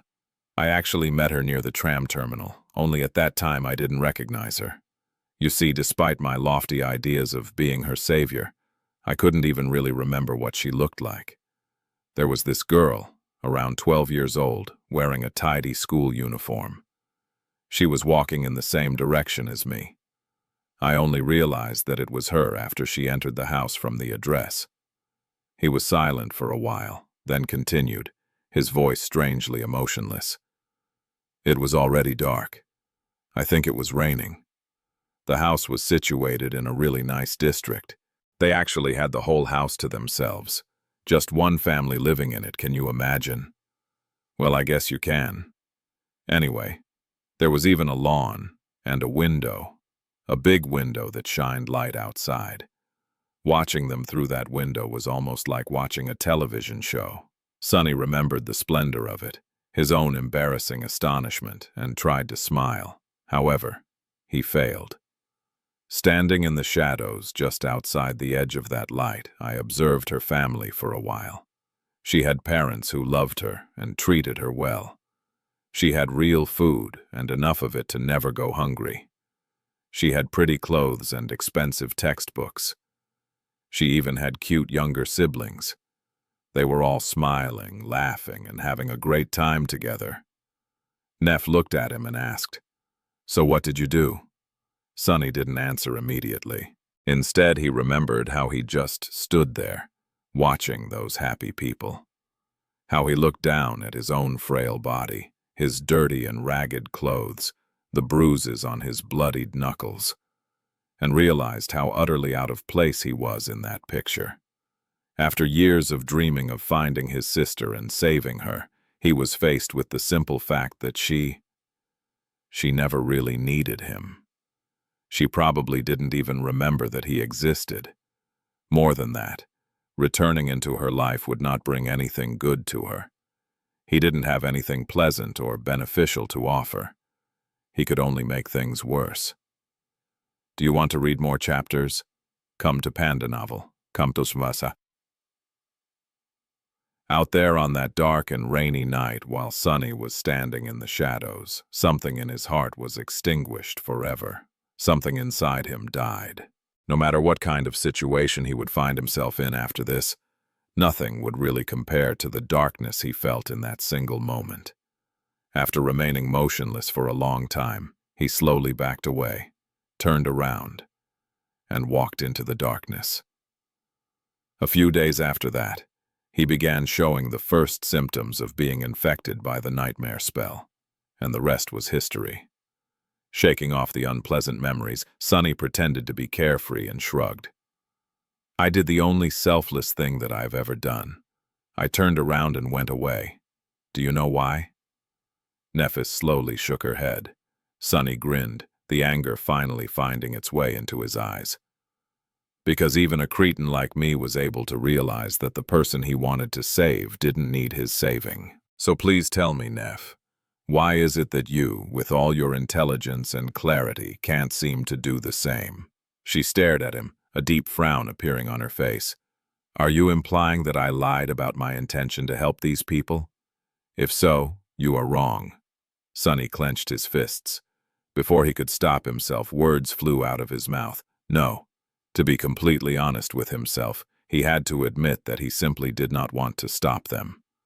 He was too exhausted, hurting and shaken to keep playing this game with Neff. It was time to bring everything to light. Maybe then, he would be able to regain clarity. Glaring at Changing Star, Sonny spat. "Fuck you, Neff." She blinked. "What?" He smiled crookedly. "I said go fuck yourself with that bullshit. Saint Nephis. You might have fooled everyone else, but I know you. I know you better than anyone else. So I don't buy your whole savior act even for a second." Sonny repeated her gesture, pointing at the surrounding hovels. "Help these people, please. What are you going to help them with? Help them turn into corpses? You and I both know how this ends. Cassie already told us. Fire and rivers of blood, right? Is this what you're planning?" Nephis stared at him, a dark expression written on her ivory face. Her cold gray eyes weren't calm anymore. Finally, there was a burning emotion in them. Was it confusion, pain, disappointment? She opened her mouth, then closed it again. Then, Changing Star slowly shook her head. Finally, she seemed to find the right words. Looking Sonny right in the eyes, she slightly raised her chin and said, "Fine. You got me." Chapter 167. Unforgivable. Sonny stared at Nephis. stunned by her answer. He didn't expect her to admit it so easily. Meanwhile, she just shrugged. What? Was I supposed to deny it? Why should I? You are the one who is obsessed with lies, Sonny, not me. The corner of Changing Star's mouth twitched. Actually, I have to thank you. If it wasn't for you, I would have never learned how to deceive people so easily. I had a very sheltered upbringing, for obvious reasons. Communicating with others had always been something I knew very little about. She smiled darkly. How fortunate it was to meet you, of all people on this forsaken shore. Lucky me, right? Sonny blinked. What was she talking about? He remembered how, during their journey to the Dark City, Nephis had tried to mimic Cassie and how she spoke to people. Had she been studying him too? Neph took a step forward and pierced him with an intense, burning gaze. No one survives in the dream realm alone. I knew that I won't be an exception to this rule, so I watched Cassie and you and tried my hardest to learn from you both. That's when I noticed that nothing you ever said, or did, was true, wasn't it? Crap. Sonny felt a cold shiver running down his spine. She scoffed. No matter what happened, you somehow always managed to keep your real thoughts, desires, and reasons hidden. I've never seen anyone so adept at deception. Congratulations, Sonny. The mind games you played with us were almost as devious as the mental hex of the Soul Devourer. It was nothing short of inspiring. Changing Star paused and shook her head. You can even easily turn truths into lies. How brilliant. I never even knew that such a thing was possible. Silly me. I didn't know a lot of things before I met you. She smiled. So you see, while you were learning how to use a sword from me, I was learning how to use people from you. So please, Sonny, accept my sincere gratitude. I could not have wished for a better teacher. Without you, none of this would have been possible. Nephis raised her hand and stabbed a finger at him. Then, with anger in her voice, she spat. So where do you get the audacity to blame me for doing the same thing you do to everyone you ever meet? Sonny trembled. Was she telling the truth? Did Neph actually learn how to be this manipulative and vile from him? Oh no. Someone that inexperienced couldn't have found a worse role model even if they tried. What a cruel twist of fate, to be sent into the dream realm together with a damaged, vicious man like him. Sonny gritted his teeth. That's not the same. Changing Star scowled. How is what I am doing different? I haven't told a single lie to these people. I gave them just enough truth to make them deceive themselves, just like you taught me. But what now that it was turned around on you, it is suddenly not fair? Now you won't settle for anything less than the whole truth. She smirked. Fine, I'll tell you. Yes, you are right. There's going to be fire and rivers of blood. That is my plan. So what? How is it worse than this pathetic, hopeless existence? It isn't. I am going to kill Gunlaug. After he is dead, the Bright Castle will become engulfed in a civil war, with each of the 5 lieutenants vying for the throne. I am going to kill them too, and when I am the last one standing. Her eyes glistened. I will gather those of us who remain alive and make a road of bones for the lucky few to reach the gateway. That is my promise. That is the salvation I offer to the people of Dark City. A chance to return to the real world or die like a human should, standing tall and with a sword in their hand, instead of living in fear like a rat. I thought that you, of all people, would understand.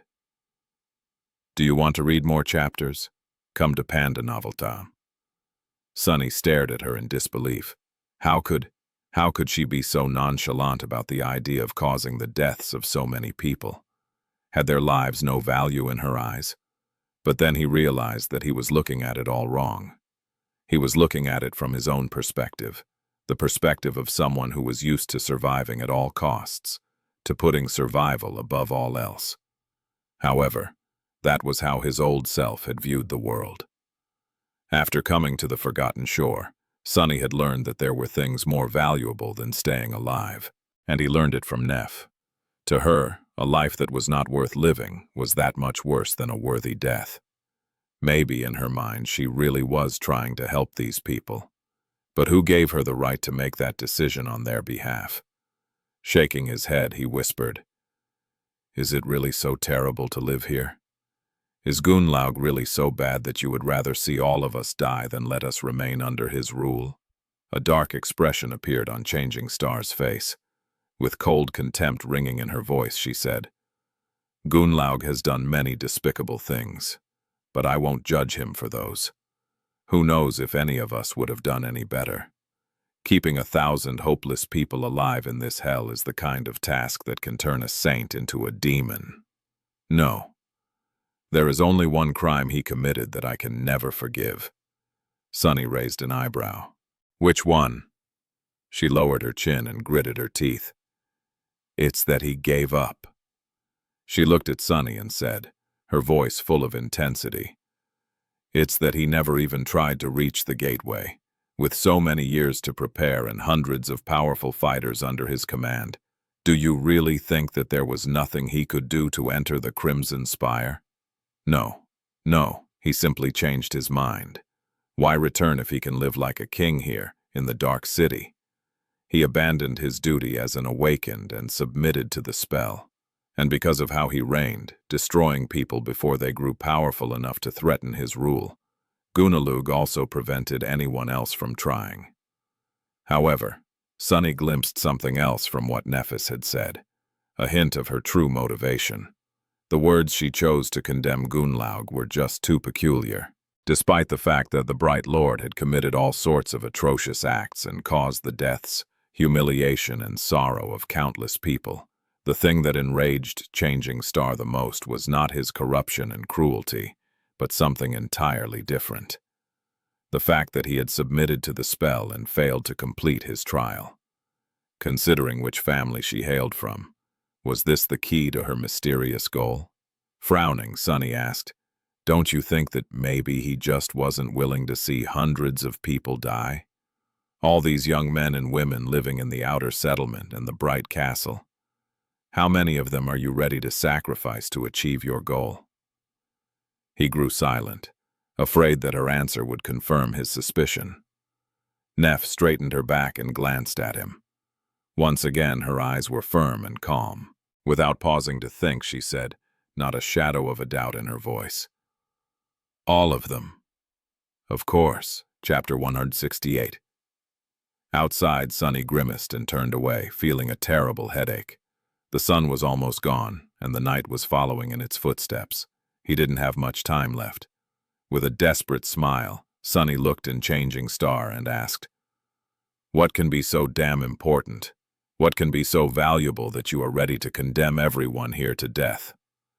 He shook his head, guessing that he already knew. "Don't tell me that it's some stupid crap like bringing the glory of the immortal Flame Clan back. Duty of the Awakened. What? You gave a terrible oath to become the first human to conquer the fourth nightmare, like your father conquered the third and your grandfather the second. Or even worse, is it something even more foolish? Are you planning to save the damn world?" Nephis stared at him for a few moments and then grinned. Something dangerous and unfamiliar awakened in her eyes. No, not completely unfamiliar. It was the same strange, maniacal glimmer he had seen once before, right after saying the three strange words to her. Aster, Song, Veil. Back then, for a few moments, Changing Star had turned from a calm and composed young woman into someone he wasn't sure he recognized anymore. With a soft chuckle, Neph shook her head. "Save the world? No, I'm not going to save the world, Sunny." Then, the smile disappeared from her face, and white flames suddenly ignited in the depths of her cold gray eyes. With dark and frightening conviction, she said, "I'm going to destroy it." Her words echoed in the darkness, making Sunny feel an irrational feeling of dread. He stared at her, both failing to comprehend and afraid to believe in what she had just heard. Destroy the world? What? Deeply inhaling the cool air, Changing Star looked up at the sky. "This world, Sunny, this cursed place, the dream realm. No, I won't be the first one to conquer the fourth nightmare. I will be the first one to conquer every nightmare. I'll go through them one after another, destroying anything and anyone who stands in my way. And when I get to the heart of the nightmare spell, I'm going to obliterate every part of it. I'm going to rip it to shreds. I'm going to decimate and bring it to ruin. She looked him in the eyes and said, "You think Gunlaug can stop me? You think a fallen terror can stop me? Those 3 ghouls can stop me? No, Sonny, nothing will stop me. Anyone who dares will die. I'll kill them all." Taking a step back, Sonny stared at her with wide eyes. He shivered, feeling something cold touch the back of his neck. Then he grimaced and asked, a hint of anguish in his voice, "Why? Why do you want to destroy the spell so much?" A corner of Changing Star's mouth curled up slightly. After a few moments, she simply said, "Because I hate it." Sonny blinked, stunned by the simplicity of that answer. If it was someone else, he would have thought that they were lying. But Nephis lived in a strange, stark world. She did things simply because she wanted to, and apparently wanted to destroy an eternal, omnipotent existence simply because she hated it. Why the hell not? He closed his eyes and whispered, "You are actually insane." Neph smiled. What does it mean to be insane in a world that has gone mad? I would be wary of anyone who remained perfectly sane in this hell. Then she sighed. "So, are we done here? Or do you have more questions? The sun is almost gone, so you'd better hurry up and ask them." Sonny shook his head and said, his voice hoarse, Yeah, Neph. I'm done." With that, he slowly turned around and took a step forward. Left behind, Nephis frowned. "Where are you going? Come back here." He waved a hand and said in a suppressed tone, refusing to turn his head, "Sorry, I have an errand to run. We'll talk some other time." Her frown deepened. Looking at his back, Changing Star gritted her teeth and called, "I said come back, Sonny. This conversation isn't over. Come back here right now." But there was no answer. Sonny had already disappeared into the shadows, leaving her standing alone in the alley that was brightly lit by the last light of the dying sunset. Some time later, Sonny was walking through the ruins, Harper's dead body weighing on his shoulder.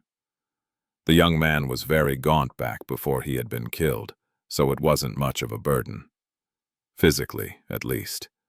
It was the early hour of the night. Surrounded by nothing but darkness, Sonny was left alone with his thoughts and emotions. But strangely, both his heart and mind were empty. He couldn't be bothered to think or feel anything right now. It was all just too much and too sudden. Plus, he would much rather concentrate on not stumbling on some horrific monster. Ending up eaten by a nightmare creature right now would be very ironic, but still unpleasant. He felt guilty about murdering Harper, but not enough to die while trying to dispose of the body.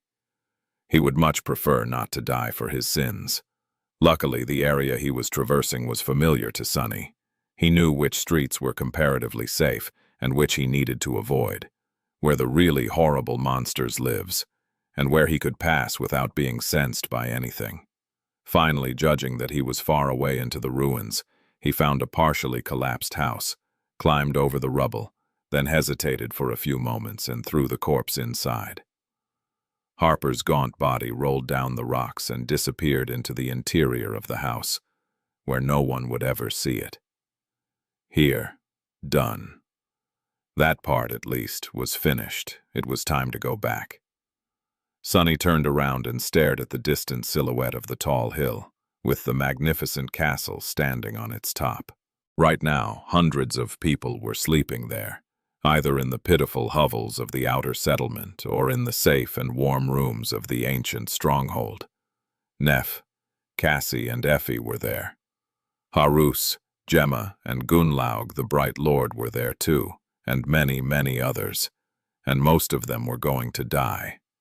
Looking at the white marble walls of the castle, Sonny could see his future vividly, watching helplessly as Changing Star builds here sect. helping her defend herself from Gunlaug, going on hunts, being invisible once he comes back, afraid to get close to anyone, lest the same thing that happened to Harper repeats itself. Up until the moment everything ends in bloodshed and terror. Castor was there too, waiting to use his leverage over Sunny to make him his obedient minion. Sunny wasn't deceived by the amiable personality of the handsome legacy. He knew that nothing good was going to come of accepting his help. In the end, he just stood in the shadows and looked into the distance, at the tiny human enclave that persevered against all odds in the cursed nightmare of the forgotten shore, like a lone glimmer of light.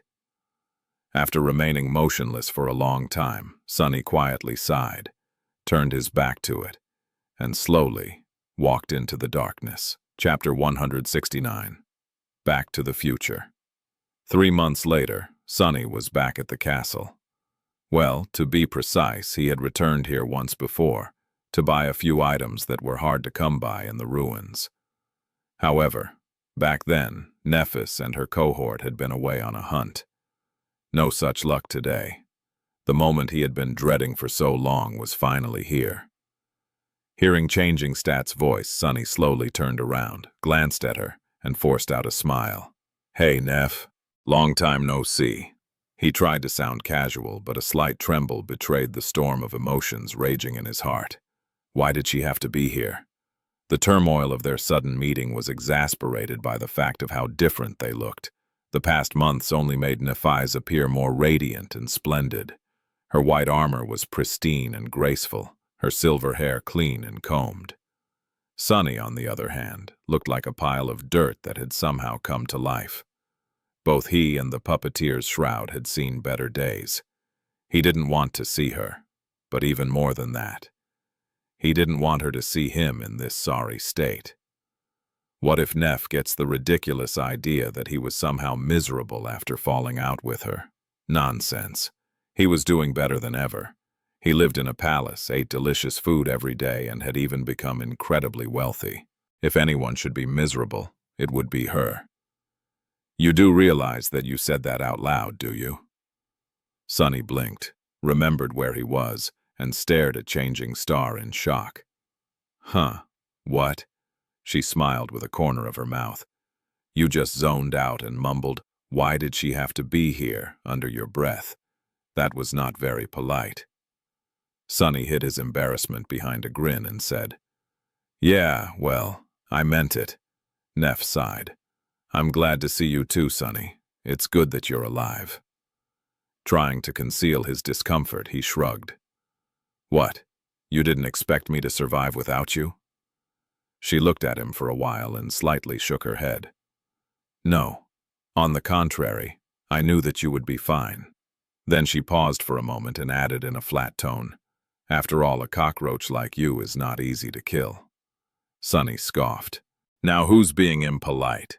Nephis stared at him in confusion for a couple of moments, then chuckled. "Oh, sorry. I meant it as a compliment." He was glad to see Neph too. As much as Sunny wanted to deny it, he had desperately missed her calm presence.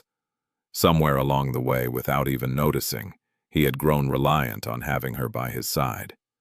But meeting her was also a nightmare. After all, nothing had really changed after their bitter quarrel. Even though the intensity of it all diminished, the future that Cassie had foretold was still inevitable. Now that the initial shock of running into Changing Star disappeared, Sunny took a closer look at her. Nephis looked stronger. He didn't know how much soul essence she had been able to absorb while he was gone, but it seemed like it was a lot. Neph was always confident and arresting, but now her presence grew to a completely new level. But then again, he was not the same weak fool either.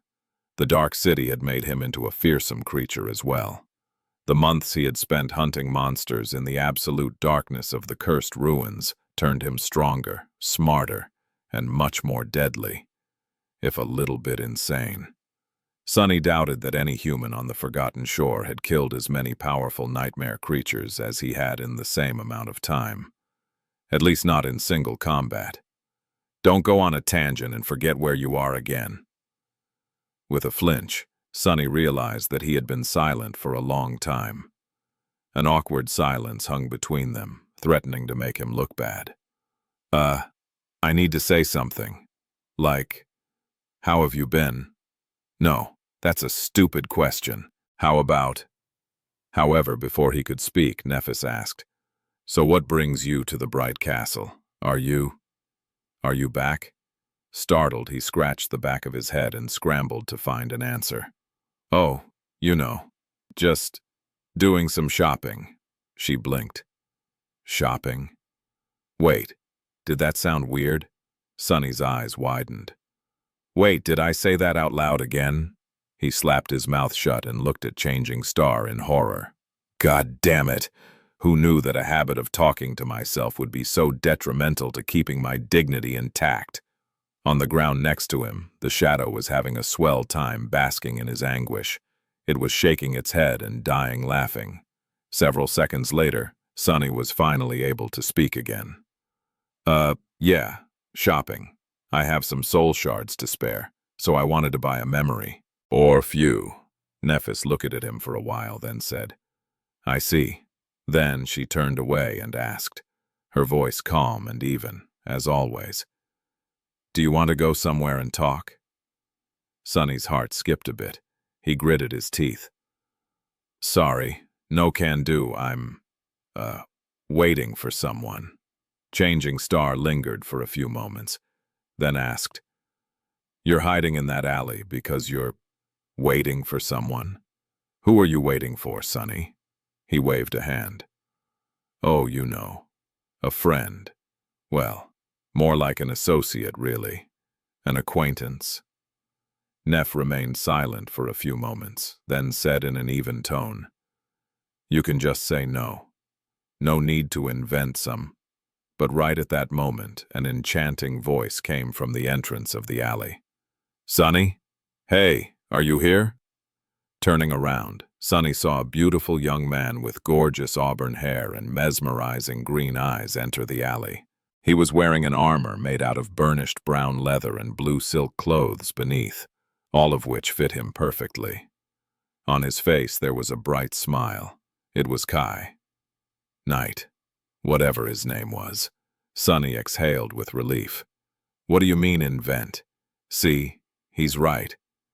However, the words died on his lips. Because, when he turned to Changing Star, he saw something that he had never seen before. Looking at the young man whom he had set free from the bottomless dark well, Nephis took a step back. Her face was pale, and her eyes were wide and glassy. She seemed to be consumed by absolute, utter horror. Chapter 170. Star-Crossed. Sunny had never seen Nephis show fear before, not to mention being truly horrified. Instantly, every muscle in his body tensed, and a cold shiver ran through it. It can't be. It can't be. She was a person who faced demons and fearsome abominations without even flinching. What could scare her so much? Was he mistaken? Was Kai an incarnation of some primordial evil after all? How could this be? Panicking, he turned back to face the charming young man and outstretched one arm, ready to summon the midnight shard. Not that it would help if even Changing Star was scared. But to his surprise, Kai wasn't showing any signs of being an ancient terror. In fact, he was looking at him with a cute expression of confusion. Sunny? Who is your friend? No, it didn't make any sense. Not only was Sunny sure of his judgment, he had also seen multiple people greeting Knight as though they knew and liked him. He couldn't be a nightmare creature. Then what was wrong with Nephis? Keeping his shadow's gaze on the charming archer, Sunny slowly turned back and glanced at Changing Star. She was still standing there, seemingly paralyzed by fear. What was going on? Neph? She flinched and tore her eyes away from Kai. After a few seconds, Changing Star cautiously leaned forward and whispered, Sunny, what is Knight doing here? He frowned. He's the friend I was telling you about. She lingered, then shook her head. No, I mean, what is he doing here? The emphasis was on the word here. Where else would he be? Completely lost, Sunny struggled to understand what was going on. Maybe she knew something about the kidnapping. That didn't make sense. Finally, he said, I saved his life in the ruins, so he's doing me a favor in return.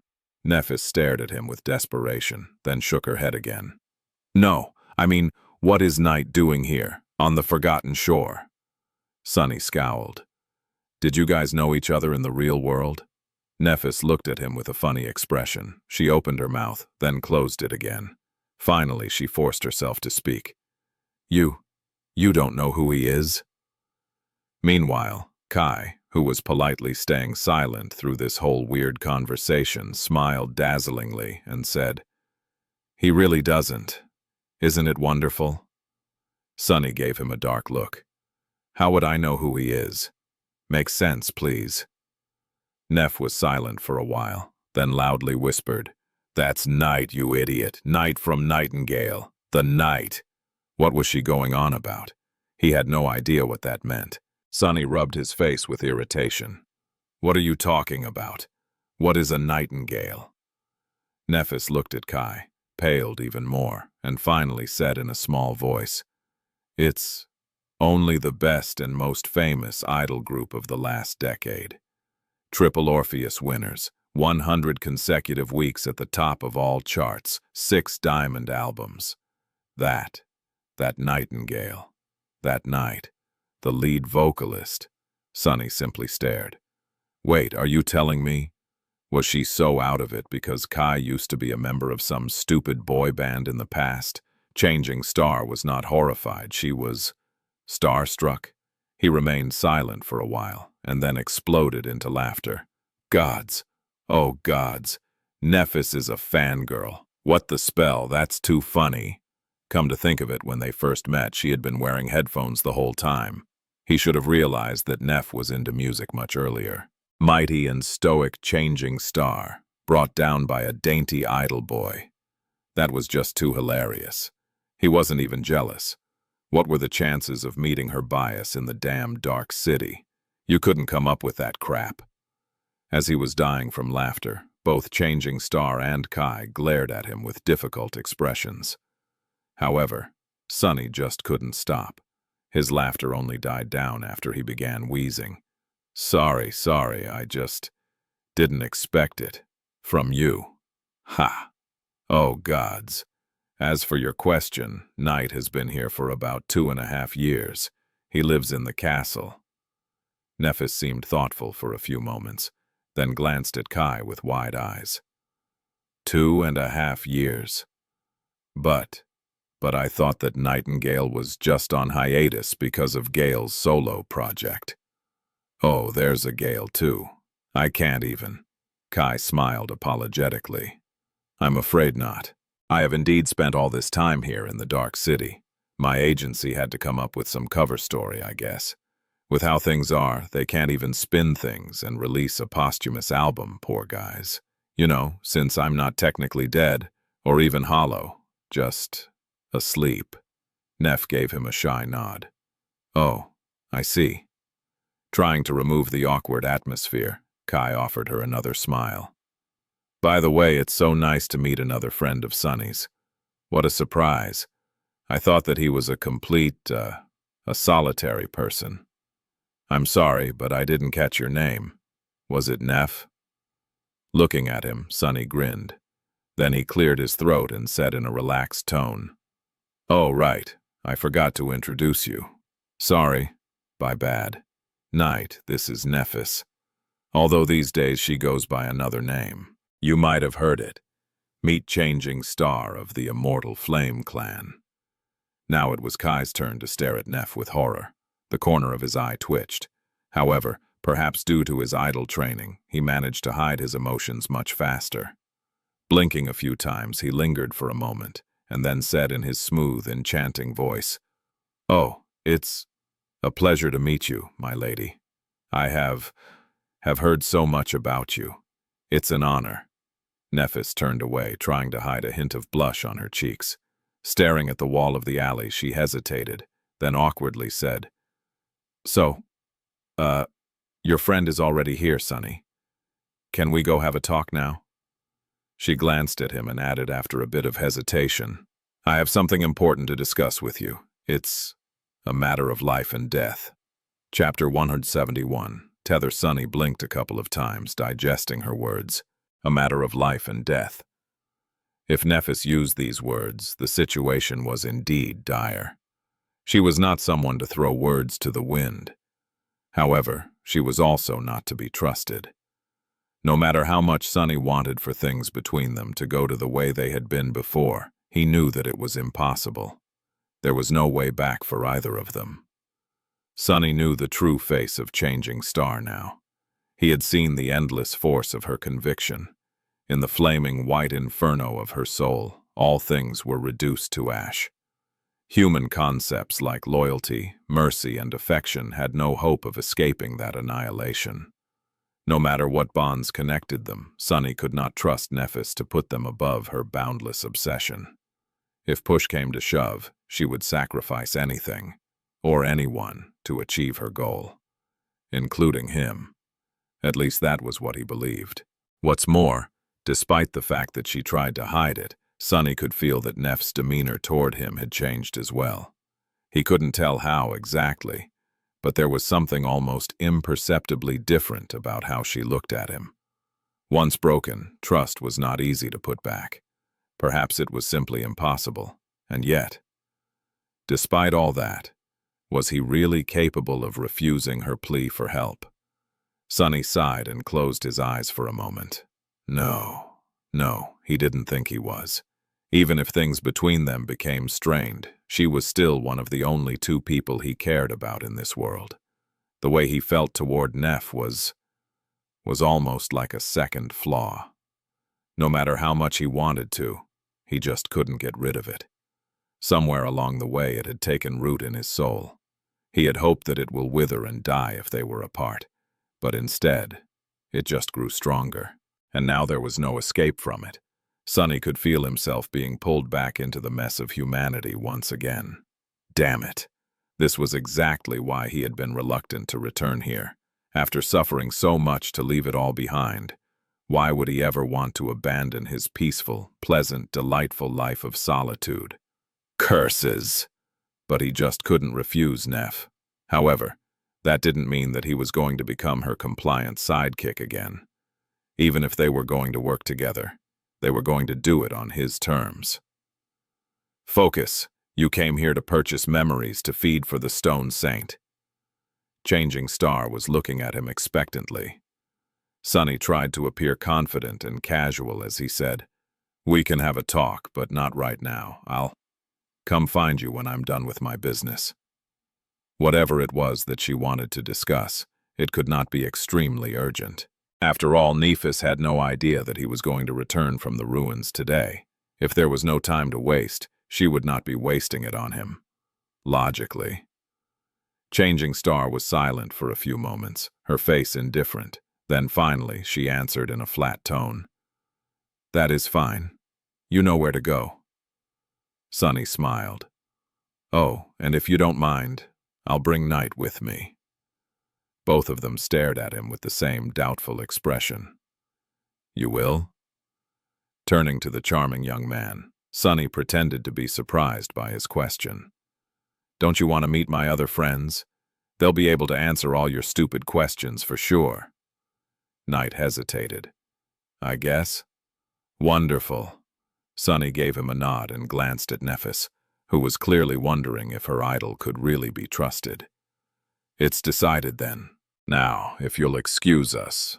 Truth be told, he didn't trust the pretty archer that much either, but his ability to detect lies would come in incredibly handy during the conversation with Changing Star. She was the one and only graduate of Sunny's School of Deception and Lies, after all. Pushing Kai away, he waited until they were at an appropriate distance and asked, So what did you find out about the memories? Soon enough they were entering the bright castle. Sunny felt strange returning to this splendid, suffocating place. This time he came as a guest of a well-regarded resident, not as a slum dweller seeking to exchange a soul shard for a moment of respite from the cold, darkness, and terror. The guards did glance at him with disdain, but remained passive. Walking under the swinging skulls, they entered the familiar hall of beautiful colored glass windows. The opulent desk that Harper used to sit behind was still there, only now, a similarly downtrodden young woman was scribbling on a piece of parchment instead. The world didn't care about the death of one little human. It just moved on, instantly replacing that which was lost. Forgetting it, Sonny grimaced. "So you did find me some memories to buy? What are the prices?"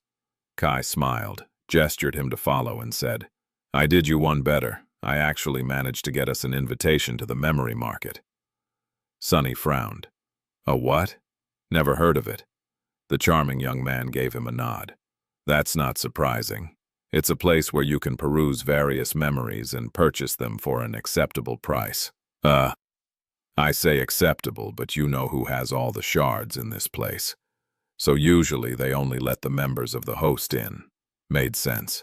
Gunlaug would never allow memories to freely circulate among people who did not belong to him. The guards and hunters, though, needed a place to exchange memories that didn't fit their aspects for either shards or something that did. "Then how did you get the invitation?" Kai shrugged. "It's not that hard if you have the shards. Problem is, very few of us free folk do." To Sonny's surprise, they actually entered one of the forbidden areas of the castle. After walking down a few long corridors and going down several flights of stairs, a sturdy wooden door appeared before them. There was a symbol of a sword and shield drawn on it. Winking at him, Knight opened the door and walked inside. Sonny followed. Once he saw the interior of the room, his eyes glistened with excitement. Chapter 172. Memory Market. Behind the door, there was a medium-sized hall that had no windows. It was illuminated by a strange lantern that levitated in its center, radiating a bright and stable glow.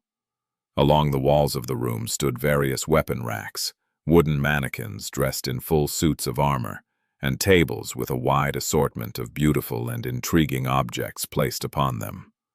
All of it, the weapons, the armors, the objects, even the levitating lantern, were memories. Sonny felt a thundering thought explode in his mind. For a few moments, he was only able to think about one thing. Money. That is so much money. Inside this unassuming hall hid a fortune that could rival that of an entire corporation. He was barely stopping himself from drooling. Sonny?" Brought back from his covetous stupor, Sonny blinked a couple of times and glanced at Kai. "Huh?" The beautiful archer hesitated for a moment, then said, "I was saying, this is Stev. He is in charge of this place." Only now did Sonny notice that there was someone else in the room. It was a man that was old by the standards of the Dark City, nearing 25 or so. He had a round face and cheerful eyes, which were currently full of doubt and hints of disgust. His gaze, of course, was aimed at Sonny. "Have you looked in the mirror, bastard?" Apart from his extremely tall stature, there was one other special thing about Steve's appearance, and it was that he was fat. He was the first obese person that Sonny had met in the Dark City. Having a belly like that in a place like this must have required a lot of work, talent, and dedication. He didn't know whether to be impressed or appalled. In any case, Sonny decided to not get on Steve's bad side. He wouldn't want to get eaten by this ogre, after all. Nice to meet you, Stev. I'm Sonny." The ample giant looked down at him, then glanced at Kai, and said in a strange voice, "Knight, my dear friend, are you sure this dirty vagrant is a customer?" Sonny frowned. Be civil. Be civil. Hey, fat bastard. Are you sure that this dirty vagrant won't break every bone in that fat blob you have for a body?" In the dead silence, both Kai and Steve stared at him with wide eyes. Then Stev leaned back and let out a thunderous laugh. "This little gremlin is a funny one, Knight. Well, good. Very good. If there's one thing I lack in this cave, it's entertainment." Chuckling, he shook his head and said, "Still, my goods aren't cheap, my dear friend. Sonny? A good memory will cost you a dozen shards at least. Much more if you want something really useful. Are you sure you have the means to shop here in my emporium? How many shards can a slum rat like you have? Sunny blinked. I think there was a misunderstanding. Have you seen me? Do I look like someone who would ever be able to buy something from you? Of course not. I've never even absorbed a single soul shard. That should tell you how many of them I have. Kai gave him a strange look. Because of how confident Sunny had been while traversing the ruins, he must have assumed that his companion was sufficiently powerful. However, now he suddenly learned that Sunny had never absorbed any soul essence. With his ability to sense lies, the charming archer would know that it was the truth. Well, of course it was. He absorbed plenty of shadow fragments instead. Sunny gave away that misleading secret on purpose. He didn't want Knight to start questioning the amount of soul shards he was about to spend. Letting the archer think that he was too obsessed with wealth to expend any on increasing his power would, hopefully, lessen the impact a bit. Meanwhile, Sunny shook his head.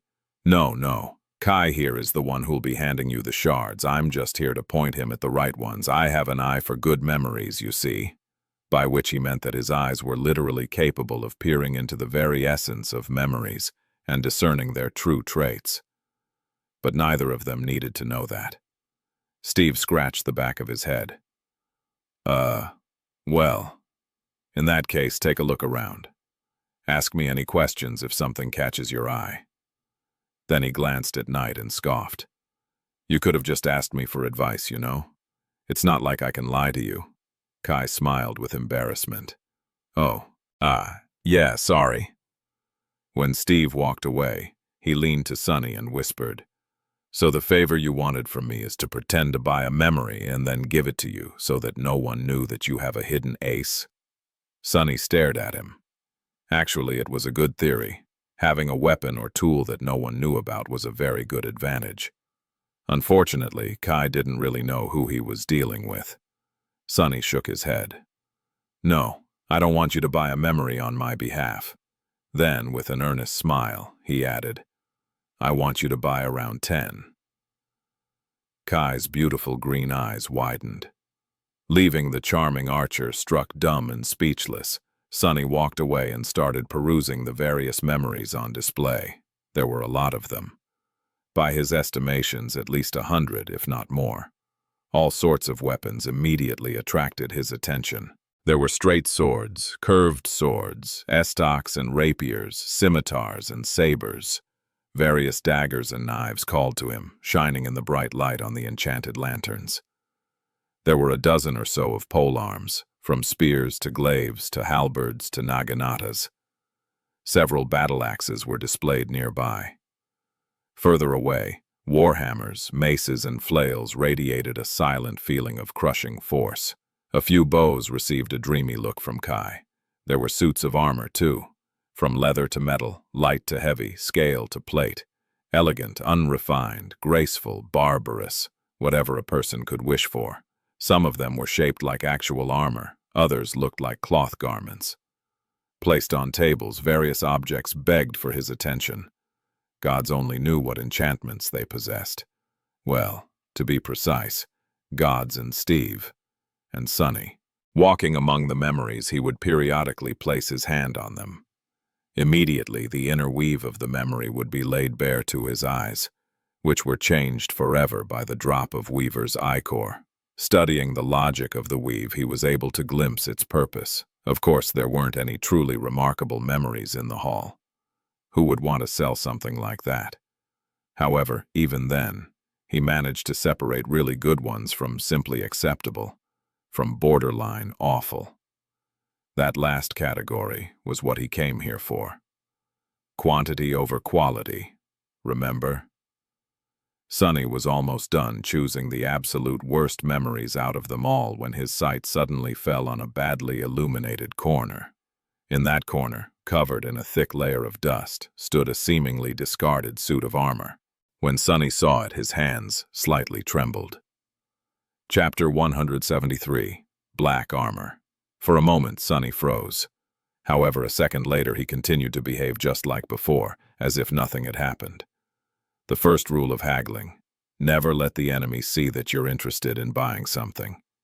And Sonny was dead set on haggling until Steve's ears started to bleed today.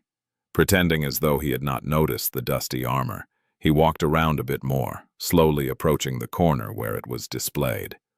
Judging by the neglect with which the armor was kept, the master of the memory market did not know its true value. Sonny really wanted to keep it that way. Because, if he was right, that armor was much more valuable than anything else here. He didn't know for sure, but suspected that it was nothing short of a true treasure. Because he recognized it. The suit of ancient plate armor was jet black in color, its design intricate and solemn. It radiated a feeling of dark resolve and stalwart, adamantine grace. All parts of it were perfectly fitted to one another, creating an almost seamless barrier of impenetrable steel. Or rather, stone. Because the dusty armor was almost exactly the same as the one the stone saint was wearing. Of course, there were some differences. For starters, this one was somehow more impressive. It felt as though it had once belonged to a creature of higher status than the steadfast Shadow. While Shadow's armor was made out of dark granite, this one was cut out of pure black onyx. Its glossy surface seemed to absorb and devour any light that fell on it, and that was just in its dormant state. Once it was animated like that of the stone saint. Who knew how fearsome it would become? Why was this treasure gathering dust in a badly lit corner of the memory market? Sonny frowned. Yes, he was most likely the only person in the dark city who had seen the formidable living statues up close. But still, everything about the onyx armor screamed of how incredible of a memory it was. What was it doing here, neglected and seemingly forgotten? He had a lot of questions. Finally, he managed to reach the armor without showing how interested in it he was. With a false expression of boredom on his face, Sonny raised a hand and absent-mindedly put it on the jet-black breastplate. A moment later, his mask of boredom almost cracked. His pupils widened. What he saw beneath the surface of the armor shocked him to the core. The weave of ethereal diamond strings inside it was on a completely another level from anything he had ever seen. It was much more complex and vast than even that of the puppeteer's shroud, which was not surprising, considering that there were no less than 6 glowing embers connecting it all together. And those embers were much larger and brighter than those inside his current memories. Sonny gulped. In front of him, covered in dust, was an ascended memory of the 6th tier, something that only a fallen terror could leave behind. Jackpot. His glee, however, did not last long. Almost instantly, Sonny noticed that there was something wrong with the weave of the onyx armor. It was damaged. Thousands of strings were torn apart, leaving the whole pattern broken and full of disharmony. Instead of flowing seamlessly, they floated in the darkness, untethered from each other and the nexuses. The whole thing was a mess. That's why he couldn't feel any logic or purpose in the weave. It was simply not there anymore. Sonny frowned. How could a memory stay damaged beyond repair? That didn't make any sense. Memories were supposed to repair themselves inside the soul sea as long as they were not completely destroyed. This rule was pretty much universal. It couldn't be broken. Unless a seed of understanding appeared in his mind. However, before Sonny could elaborate on his idea, Steve chuckled and put a giant hand on his shoulder. "What an awesome armor, right, my dear friend Sonny?" Saying that, he leaned forward and laughed. Throughout Sonny's exploration of the memory market, Steve had approached him several times to describe the most alluring qualities of his wares, or simply to chat. He was obviously bored out of his mind in this windowless hall. Sonny stared at him and blinked a couple of times. "If you only knew what kind of a priceless treasure this is, fool. Of all the pieces of crap in this market of yours, this one is by far the most outrageous. I can hardly believe that you had the audacity to show it to people." By which he meant that it was genuinely the best memory in this whole room, if not in the whole castle, except for Gunlaug's golden armor, of course. However, if it sounded as though he was blaming Steve for being shameless and trying to sell people an utter piece of crap, well, he couldn't do anything about that, right? Steve sighed.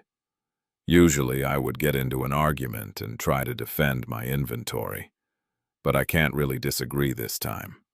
This armor, no matter how awesome it looks, is indeed absolutely useless. It has been here from long before I was put in charge of the market, actually. I even consider it to be a sort of mascot. Sonny scratched the back of his head. How come no one ever bought it? He was pretty sure that he knew, but needed to hear what was Steve's explanation to glean how much the giant man understood. Steve shrugged. Why would anyone buy it? Have you not noticed that it's made of stone, like actual stone? It's so heavy that not even Tessai can move under all the weight.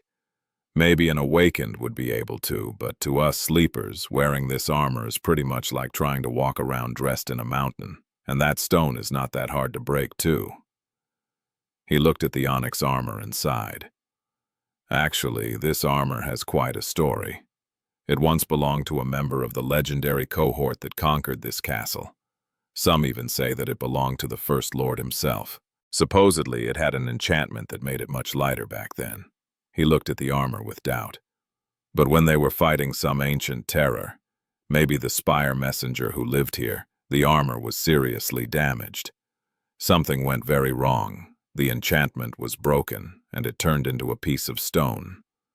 It's so damaged that even the spell can't make sense of it, simply describing it as unknown that.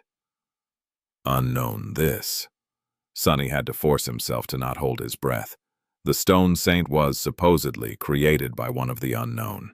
It made sense that the armaments of her kind were, too. Regardless, it didn't matter that much.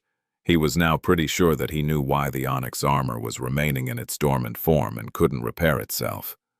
It had to do with the difference between the sleepers and the awakened. Once a sleeper finished his trial by walking through a gateway, they would take the final step to becoming a true awakened. Their way of entering the dream realm would change. Their aspect would unlock a second ability, and their core would evolve to the next rank. There was a quantitative jump in power, but most of the difference came from the qualitative one. Chapter 174. Shopping Spree. Just like dreamers gained the ability to perceive and interact with soul cores, awakened were able to interact with soul essence. By channeling it inside their bodies, they were able to utilize it more efficiently and achieve greater results. The ability to channel soul essence was also vital to unlocking the full potential of higher-rank memories.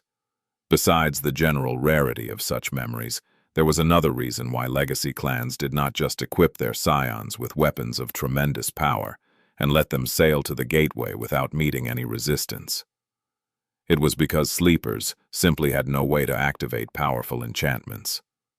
Even Gunlaug was mostly using his transcendent armor just for its durability, with a single passive enchantment serving as a nice but unimportant bonus. In the hand of an awakened with the ability to channel soul essence into it, the golden armor would have been far more formidable.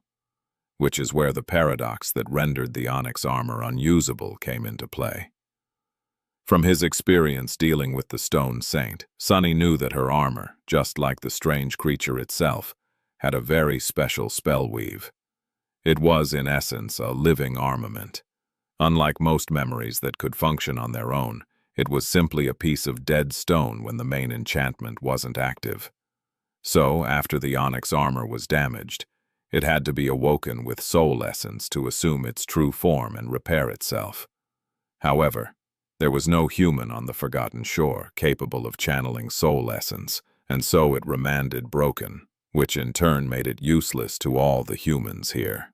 What a shame that I'll be able to buy it for a measly sum of soul shards from these fools and feed it to my shadow, ha! Sonny didn't really care whether the armor was intact or not.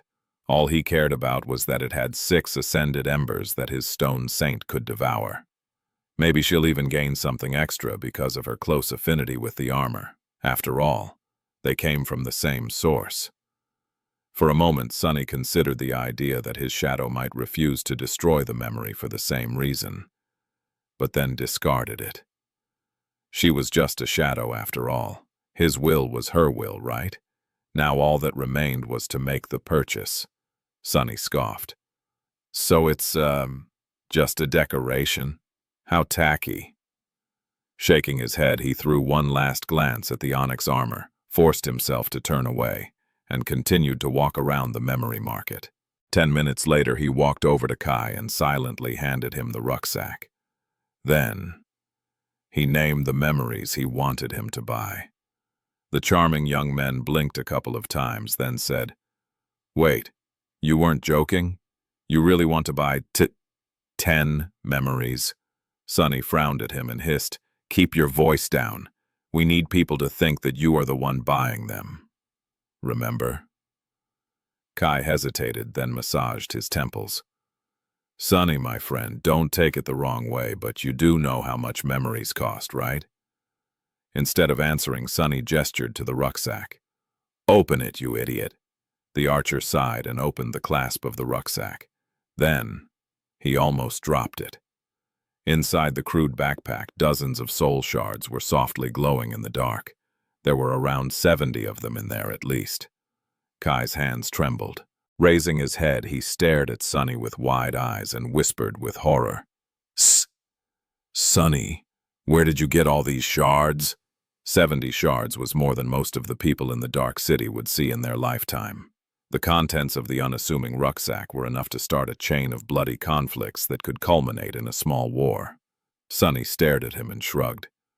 "What do you mean? They were just gathering dust in my bedroom.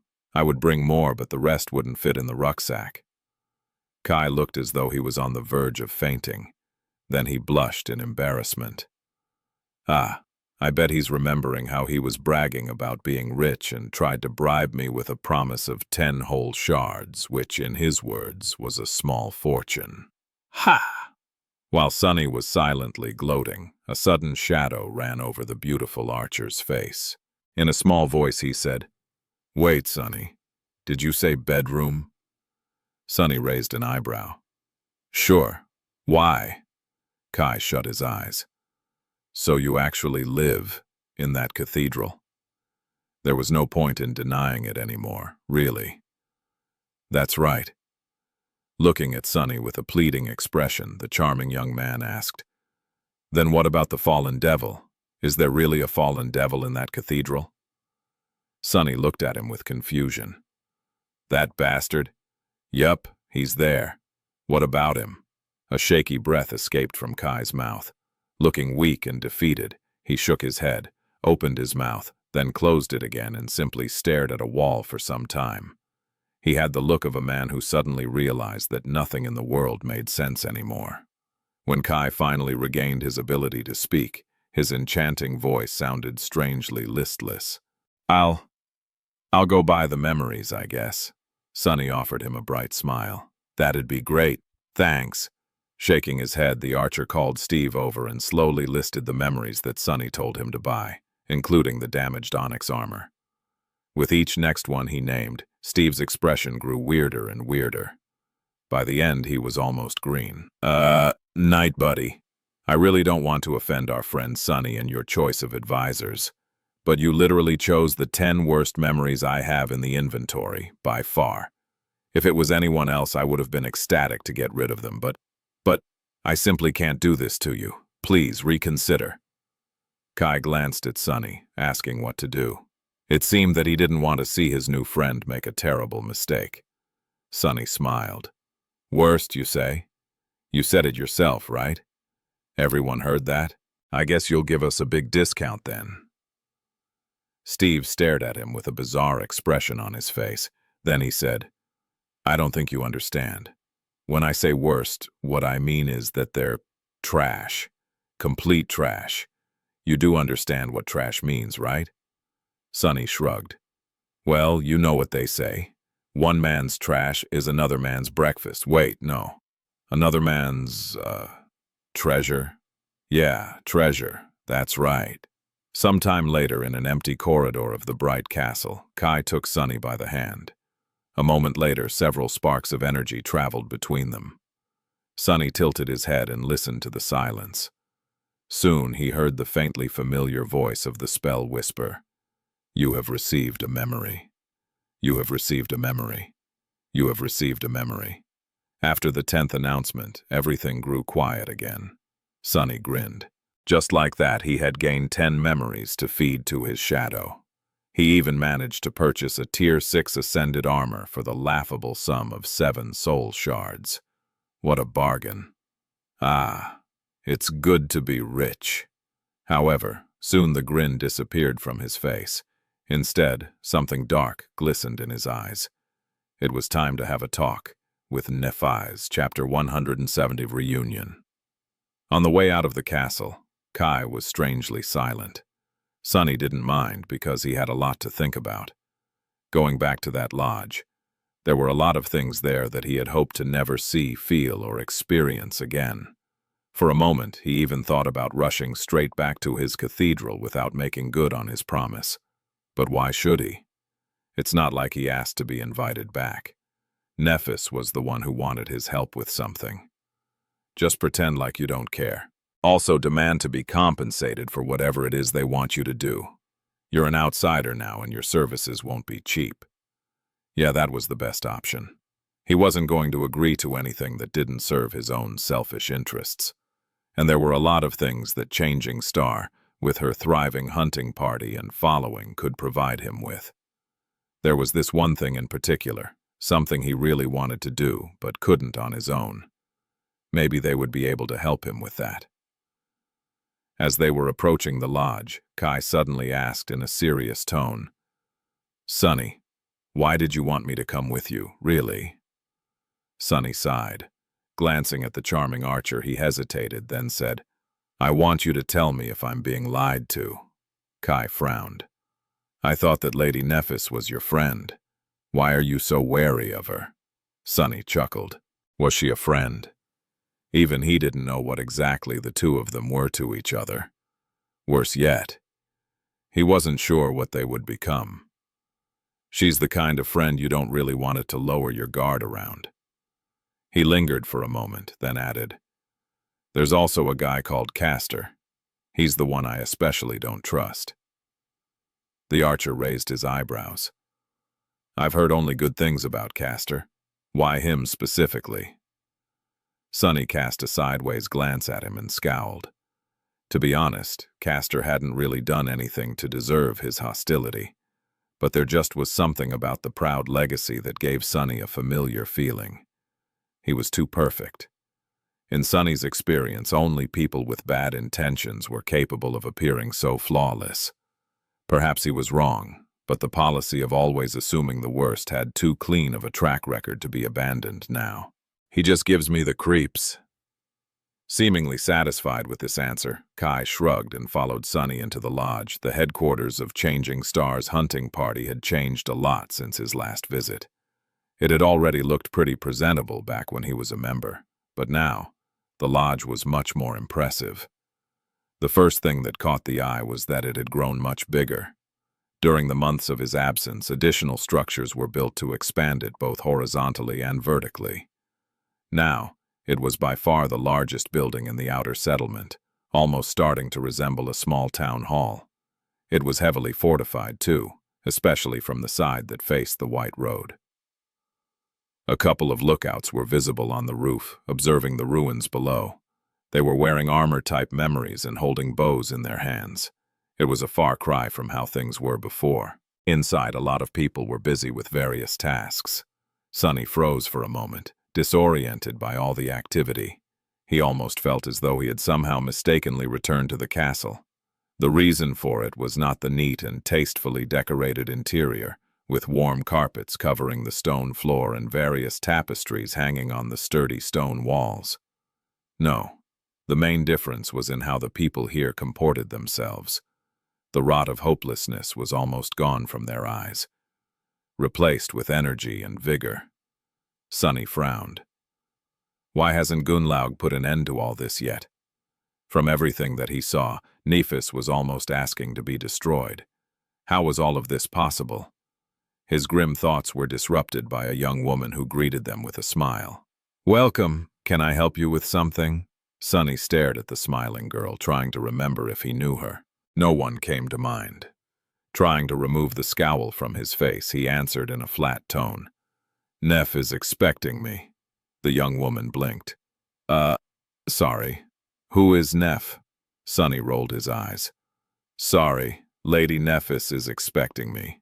You know, changing star of the Immortal Flame clan." The young woman's eyes widened. "Oh, I see. Let me show you the way." Sonny wanted to retorn that he knew the way, but truth be told, he wasn't sure that he did. With all the changes that happened to the lodge, he had no idea where things were. On their way, they passed the tiny room that used to belong to him. Just as they were walking by, Sonny glanced inside and saw that it was now home to someone else. In fact, he recognized a couple of things that the new owner left on the narrow cot. They were Castor's. A corner of his mouth curled upward. Figures. It seemed as though he was thoroughly replaced by the scion of the Han Li clan. Well, whatever. The cot was not very comfortable anyway, unlike his luxurious, wide bed in the hidden chamber of the cathedral. Finally, the young woman led them to the area that used to be the central hall of the old lodge. Now, it was separated from the rest of it by a thick wall with a sturdy wooden door barring the way inside. Sonny took a deep breath, then walked in. He had imagined that moment a lot of times in the past. Granted, he never thought that his reunion with the cohort would happen in the presence of an unreasonably attractive, washed-out pop star, but still. Inside the room, a wide window opened onto an eerily breathtaking view of the dark city. On the wall beside it, a map of the ruins was littered with various markings that contained valuable information. They seemed to be much denser than before. There was a large wooden table beside the window, around which stood 7 makeshift chairs. Currently, only 2 were occupied. Effie was sitting on one, her feet unceremoniously resting on the table. As always, she looked extremely comfortable and relaxed. On the chair next to her, a beautiful blind girl was cradling a cup in her delicate hands. It was Cassie.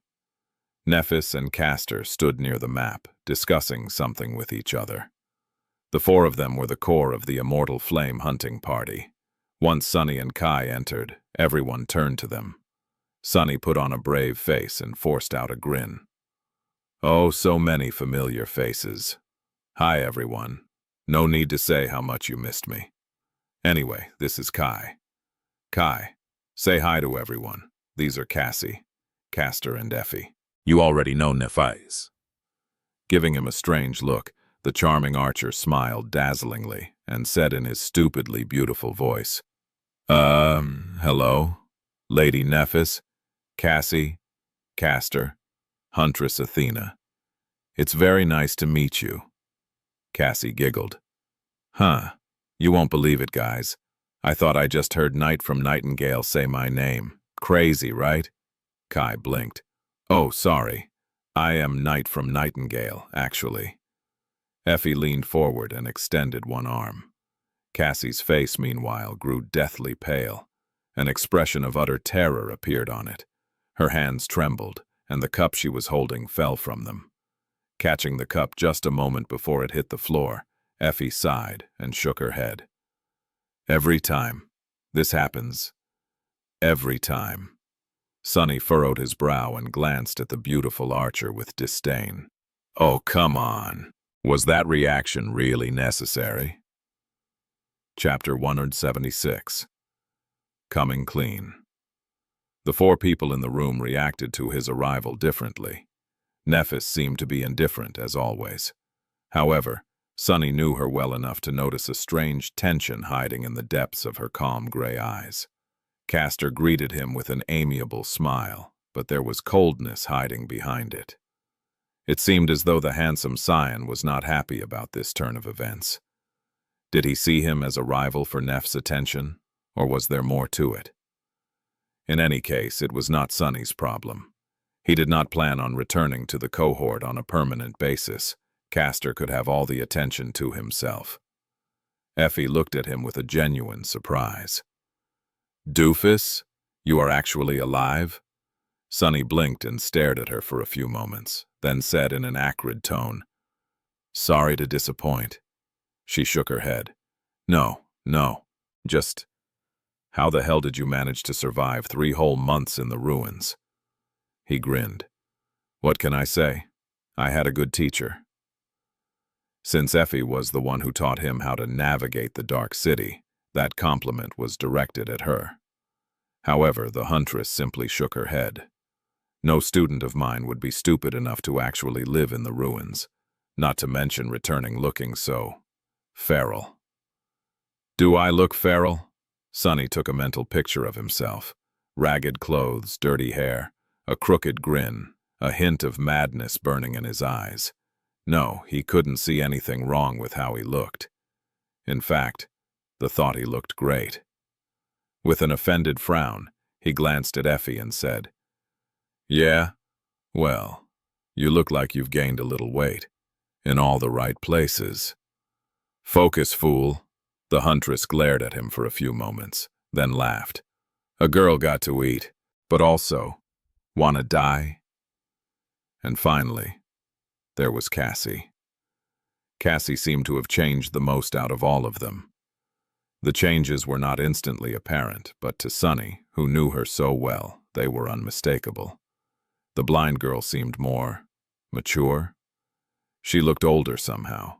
It was as if there was an invisible weight pressing down on her, the kind that people usually accumulated with the flow of years. Her demeanor was calmer, more restrained, almost cold. Welcome back, Sonny. I'm so happy that you're all right. Giving him a polite smile, she grew silent and turned away. This wasn't exactly the kind of welcome he had expected from her. He had been sure that the blind girl would give him a hug at least. That was how it always happened in his head. Maybe she is shy because of Kai. However, Sonny had a feeling that he already knew the true reason for her subdued attitude. He just didn't want to admit it. It was the vision. That damn vision. Chasing away the feeling of dread, he sat down on one of the chairs and offered another one to Kai. So, what did you guys want to discuss? Nephis and Castor exchanged glances. Before saying anything, Castor walked over to the door and closed it. After that, he summoned a memory that looked like a bone flute and placed it on the table. Immediately, something in the room imperceptibly changed. Sonny raised an eyebrow. What is that thing? The handsome young man sat on a chair next to Changing Star and said, This memory has an enchantment that creates a cone of silence. No one outside this room will be able to hear what we're talking about now. This fact alone was already enough to tell Sonny that they were going to discuss something that had to do with the Bright Lord, Gunlaug himself. Suddenly he felt an irrational desire to be anywhere else but in this brightly lit room. The wide window began to look very alluring.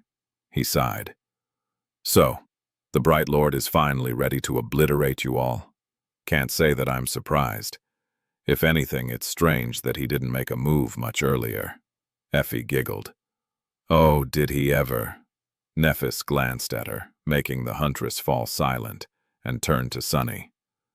You are right. The Bright Lord is indeed about to make a move. We have withstood his previous attacks, but they were just a rehearsal. A few provocations to test out strength. Now he is ready to act in earnest, and that's why I need your help. Sonny raised his eyebrow. How can a cockroach like me help the great and mighty Changing Star of the immortal Flame Clan? Effie gave him and Nephis a strange look, then cleared her throat. Don't take it to heart, Princess, but I sort of agree with Sonny. What can this little imp— no offense, Sonny. Do that we can't? I mean, he is a decent scout, but— Hey, offense taken. Changing Star smiled, then looked at Sonny. Don't be misled by his act, Effie. Sonny might behave like a cowardly weakling, but in fact, he's the last person in the Dark City I would want to face in combat. He is far more dangerous than anyone thinks he is. Isn't it right, Sonny? The smile froze on his face. A few moments passed in silence, with everyone staring at him. Finally, Sonny sighed. Oh well. I guess the secret is out of the box. Surprise, everybody. I am actually not a weakling. Who could have thought? Then he glared at Effie and added in a mocking tone, "Oh, my mistake. Actually, everyone except for you already knew. It seems that you are—" However, Neff interrupted him. That's why he was able to survive 3 months in the ruins, just like he had survived 2 in the labyrinth. Sunny is an extremely formidable fighter. Wow. Is she trying to flatter me? He's just a bit of a devious asshole, but that's exactly what makes him so dangerous. I guess not. Looking at Effie, Sunny shrugged and smirked. If you don't believe her, just ask Knight. Suddenly dragged into the conversation, Kai coughed, hesitated for a moment, and then said, Yes, I can confirm. He is indeed a bit of an asshole." Sunny's face twitched. "Not that. Tell them how I saved you." The charming archer fluttered his eyelashes with an innocent look, then added, "Oh, right. Indeed, Sunny saved me in the ruins last night. He is a very exceptional and resourceful individual." Sunny glanced at Effie with triumph. He didn't really want to provoke the tall huntress any further, but she did call him a little imp. "See, Knight has known me for just 1 night, but even he was able to see how fearsome I am. You and I, on the other hand, had hunted together for an entire month. How come you're so dense?" Whatever, it's not like he would be spending a lot of time with Effie. Let her boil with anger. With a teasing smile on his lips, Sunny turned to Nephis and asked, "Anyway, what exactly do you want me to do?" Changing Star hesitated, then said, "I want you to take Effie to your hideout in the ruins and keep her safe there for about a week." Sunny blinked. "Oh no. I'm dead." Chapter 177. Cloak and Dagger. Sunny grew silent and tried very hard not to look at the huntress, who was glaring at him with murder in her eyes. Did he hear it right? Excuse me? Keep her safe?" Nephis gave him a nod, then hesitated for a few moments and sighed. "I guess I owe you an explanation." With a frown, she glanced at the map of the Dark City. Her gaze was fixed on the symbol of a tower drawn in its center with white paint, the bright castle. After a few moments, she said, "You asked why Gunlaug hasn't killed us all yet. This is a good question. However, the answer is complicated." Changing Star turned her head and looked at Sunny. "Partially, it is because I have not challenged him openly yet. I also haven't done anything to justify an intervention. Everything we have accomplished for the benefit of the outer settlement not only fell outside the purview of his reign over the castle, but also strengthened the human position on the Forgotten Shore overall. Officially, he has no grounds to accuse me," Sunny scoffed. "It's not like Gunlaug really needs justification. He only needs the pretense of one, and even then just barely." Nephis slightly frowned. "You are right. If he really wanted to escalate the situation and bring about an open conflict, he could have easily created a reason. Alternatively, he could have sent Horus under the cover of night to make me disappear without a trace. But he didn't. And we are not entirely sure why." Sunny blinked. "You don't know?" Glancing at Castor, Neff shook her head. "There are several possible reasons. Perhaps he is uncertain if Horus will be able to dispose of me. Perhaps he is using the growing status of the outer settlement as a deterrent against his lieutenant's ambitions. Perhaps he is just confident and patient. Whatever the case, Gunlaug more or less tolerated our existence for these past 4 months." Castor sighed and added, "Of course, there were still challenges we had to overcome. If we weren't cautious in how we dealt with these provocations, things would have been very different." Changing Star nodded. "Indeed, there were several attempts to taunt us into confrontation already. Nothing too bloody, though. However, things seem to have changed. We received word from the castle that Gunlaug is going to act against us soon. This time, he is aiming at one of my companions. The attack will be a serious one, and the target is Effie." Sunny glanced at the unruly huntress and raised his eyebrows. He had a lot of questions. "Why her?" Castor clenched his fists. It could have been any of us, really. But Effie, despite all my warnings, got into a rather vulgar argument with a bunch of guards who came into the outer settlement for some entertainment. Coincidentally, some of these guards went missing last night. No one knows what happened to them. Oops. Sonny was pretty sure that he knew exactly what had happened to them, though. After all, he was the one who killed them. But Castor didn't need to know any of this. Actually, I might know something about that, Kai suddenly said, smiling like an idiot. Who asked that fool to open his mouth? He tried to make the archer shut up with a murderous stare, but it was already too late. Kai enthusiastically went on to describe how he was kidnapped, put in the well, and then rescued by a mysterious stranger, who turned out to be Sonny. Luckily, he was under the impression that the kidnappers were all slaughtered by the Black Knight, not realizing that Sonny was the one who had lured them into the cathedral in the first place, after personally killing their leader. If Kai knew the full truth, things might have turned rather awkward. After he was done talking, Castor sighed. Thank you. This is a very valuable piece of information. Sadly, it doesn't change anything. Effie is still in danger. The Bright Lord is going to use her as a hostage and force Lady Nephis to challenge him. If she does, he will kill her. If she doesn't, Effie will die, and our reputation will be ruined. Either way, he wins. Sonny cast a sideways glance at Effie, who was still relaxed and seemingly undisturbed by the prospect of dying horribly in the dungeons of the Bright Castle. In fact, she was currently more interested in fishing out a piece of meat that was stuck between her pearly teeth and not paying Castor any attention. What a lunatic, Sonny thought with scorn, making his shadow shake its head at the irony of that statement. Turning to Nephis and Castor, he asked, "How do you know all this?" In fact, this question was moot. He already had the idea. To receive information about Gunnlaug's plans, they had to have a spy in the castle. More than that, given the nature of that information, it had to be someone of considerable rank. Perhaps even someone in the inner circle of the Bright Lord. Was Neph working with one of the lieutenants? Sonny counted the number of chairs in the room. There were 7 chairs, but only 6 people. Interesting. Castor hesitated, then reluctantly said, "We have an ally." Sonny decided not to press the issue any further. Frankly, he didn't really want to know.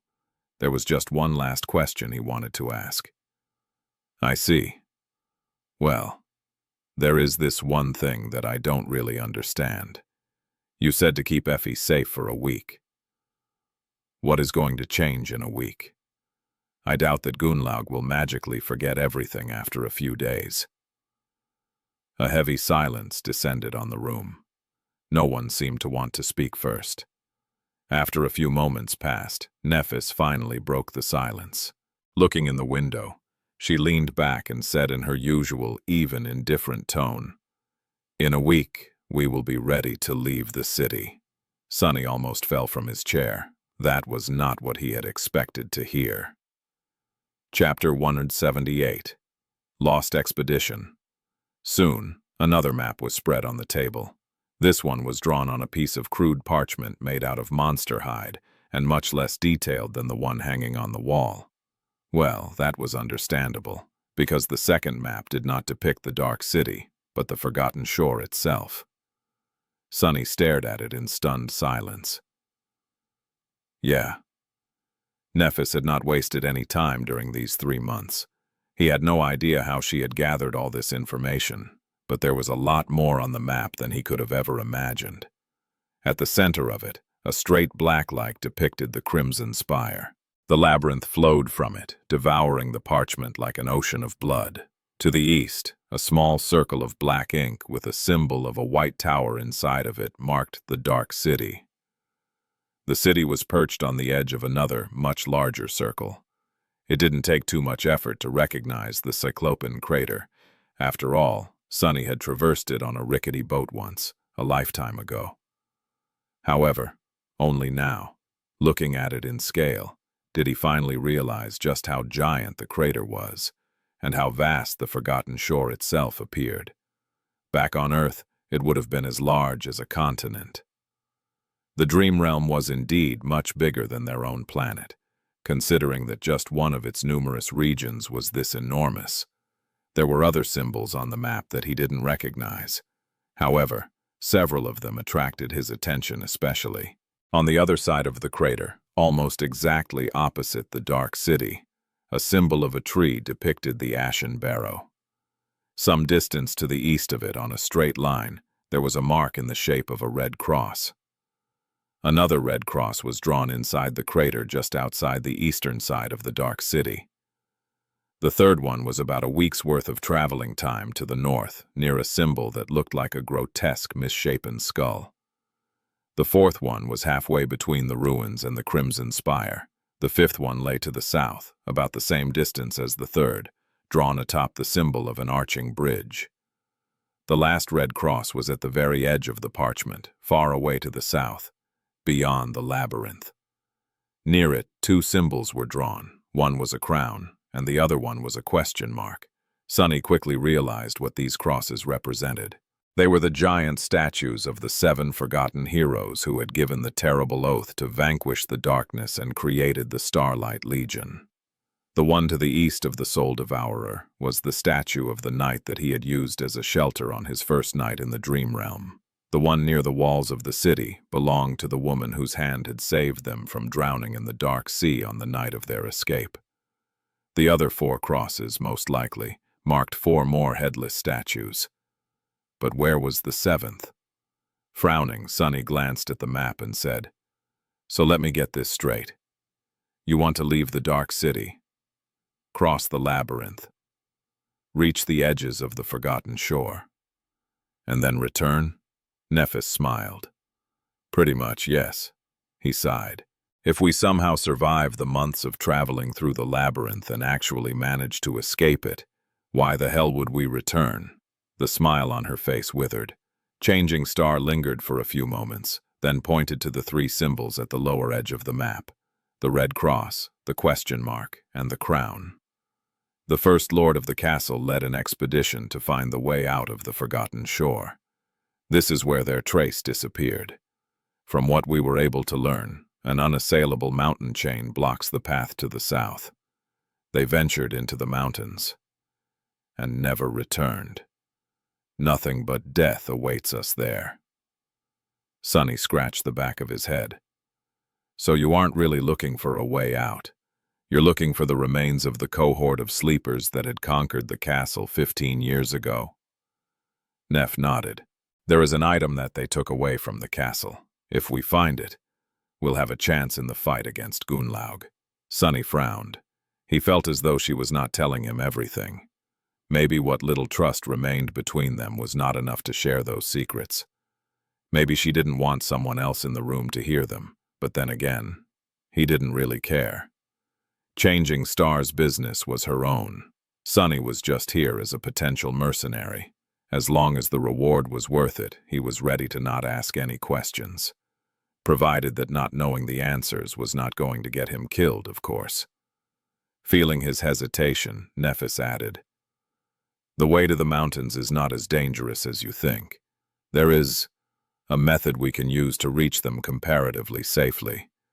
But once we're there, that's where we'll need your talents. Having you with us will make a lot of things easier." Sunny looked at her with doubt. "How do you know all this? It's not like there's anyone in the Dark City who was alive back then."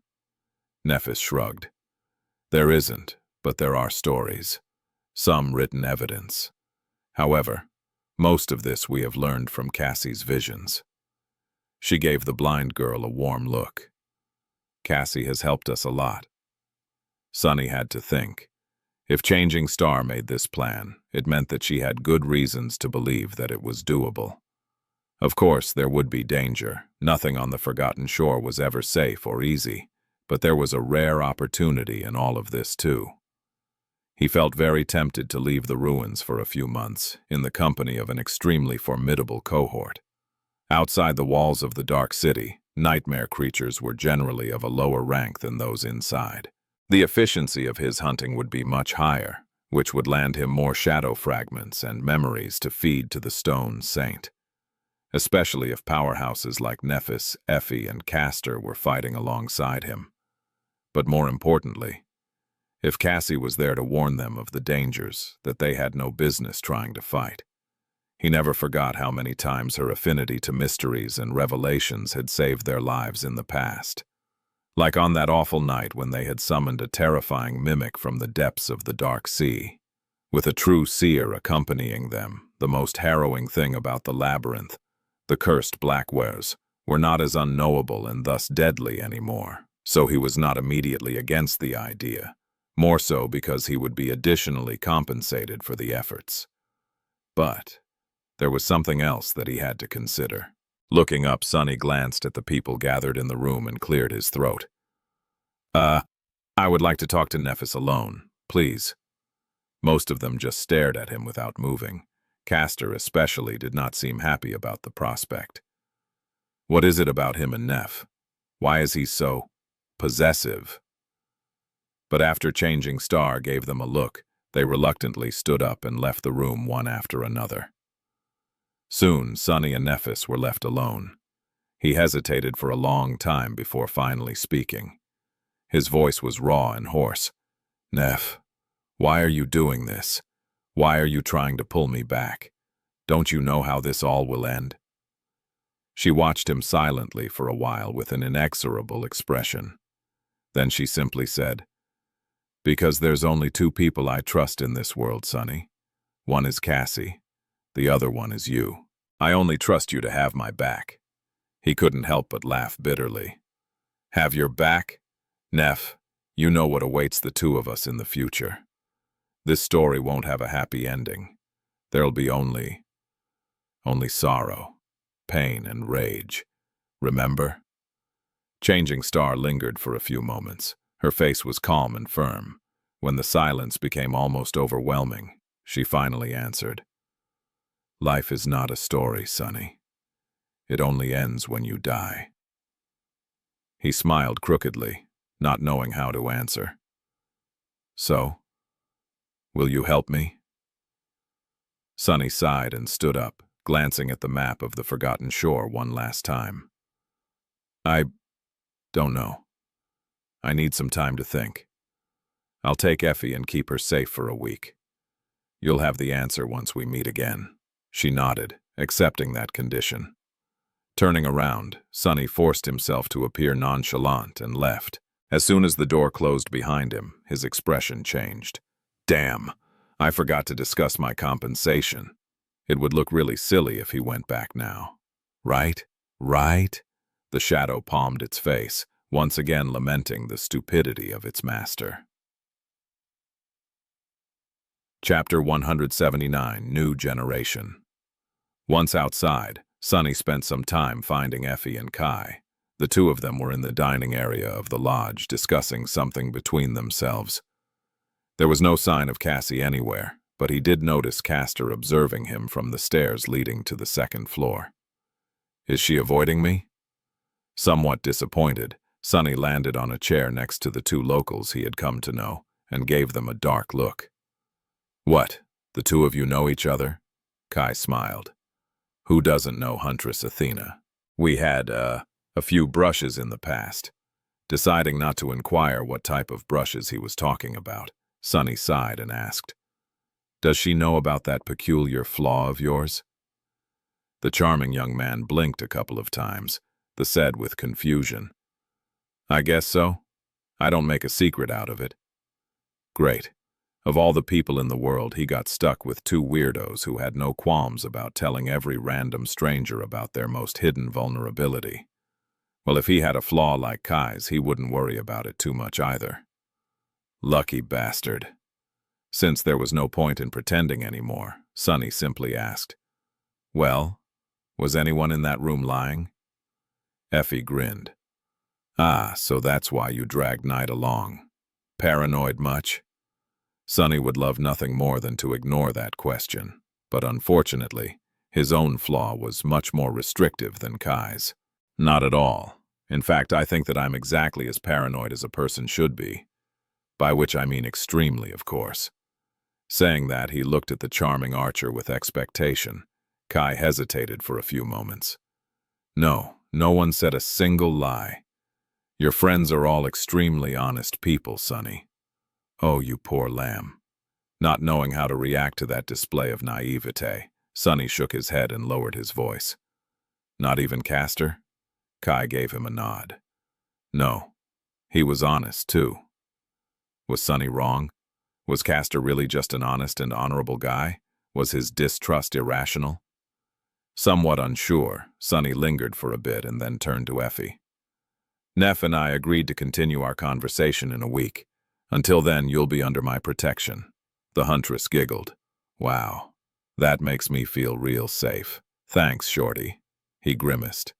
Don't you worry. I might not look like much, but wait till you see my roommate. Kai suddenly choked on his drink and paled a little. Reminded of something, Sonny patted him on the back and said, Anyway, thanks for your help. Our deal is done. See you around, I guess. He was not going to miss this guy one bit. Sonny wasn't winning any prizes with his looks already. But next to Kai, he seemed downright barely above average. The charming archer looked at him for a few moments, then forced out a smile. Yeah, it was nice to make your acquaintance, Sonny. I can honestly say that spending time with you is, an unforgettable experience. With that, he glanced at Effie with something that resembled pity, rose, and left. The two of them were left alone. The huntress looked around with a weary expression and then asked in a neutral tone, So, when do we leave? Sonny didn't hesitate. Right now. Honestly, I can wait to get back to the ruins. This place, it gives me the creeps. Effie gave him a strange look, then shrugged. Sure, no problem. Let's ditch this scary place and go hide in the ancient cursed ruins. At least we can feel safe there, right? Sometime later, they were carefully walking through the streets of the dark city. Being here in daylight was not something Sonny was accustomed to, so he was justifiably tense. Luckily, both of them were experienced hunters and worked well together. Sonny fell into the familiar rhythm of cooperating with Effie without skipping a bit, as though 3 whole months had not passed since they last saw each other. It was honestly nothing short of jolly. At some point, the unruly huntress glanced at him and asked, But seriously, how did you survive, Sonny? He gave her a dark look, then shrugged. How do you think?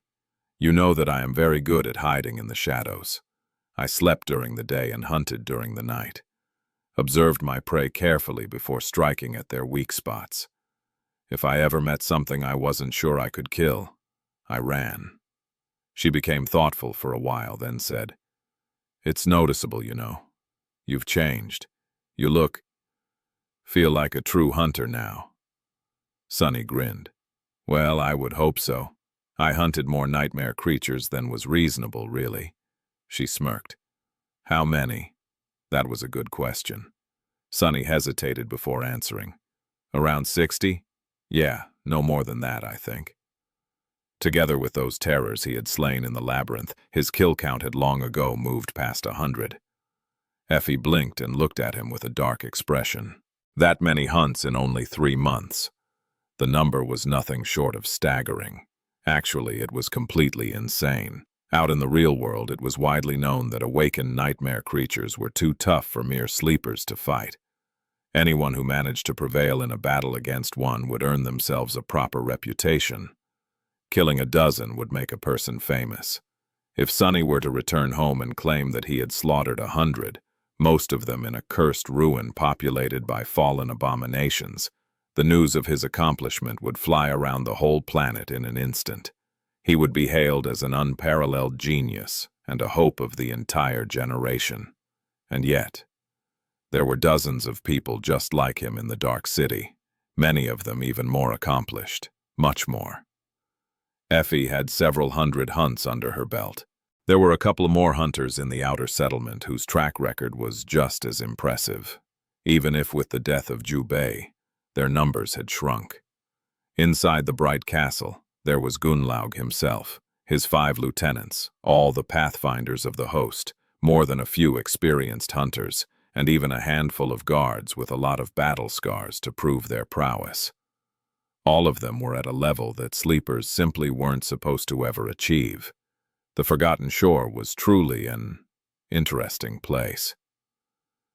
If Nephis were to somehow succeed and bring even just several of them back to the real world, how would the world change? Would other things that had been considered impossible before suddenly have their status put under scrutiny? Was it the reason why the spell gave her the name Changing Star? Was Neph destined to not only create change, but also be the catalyst of it? Consumed with these thoughts, Sunny walked through the cursed ruins.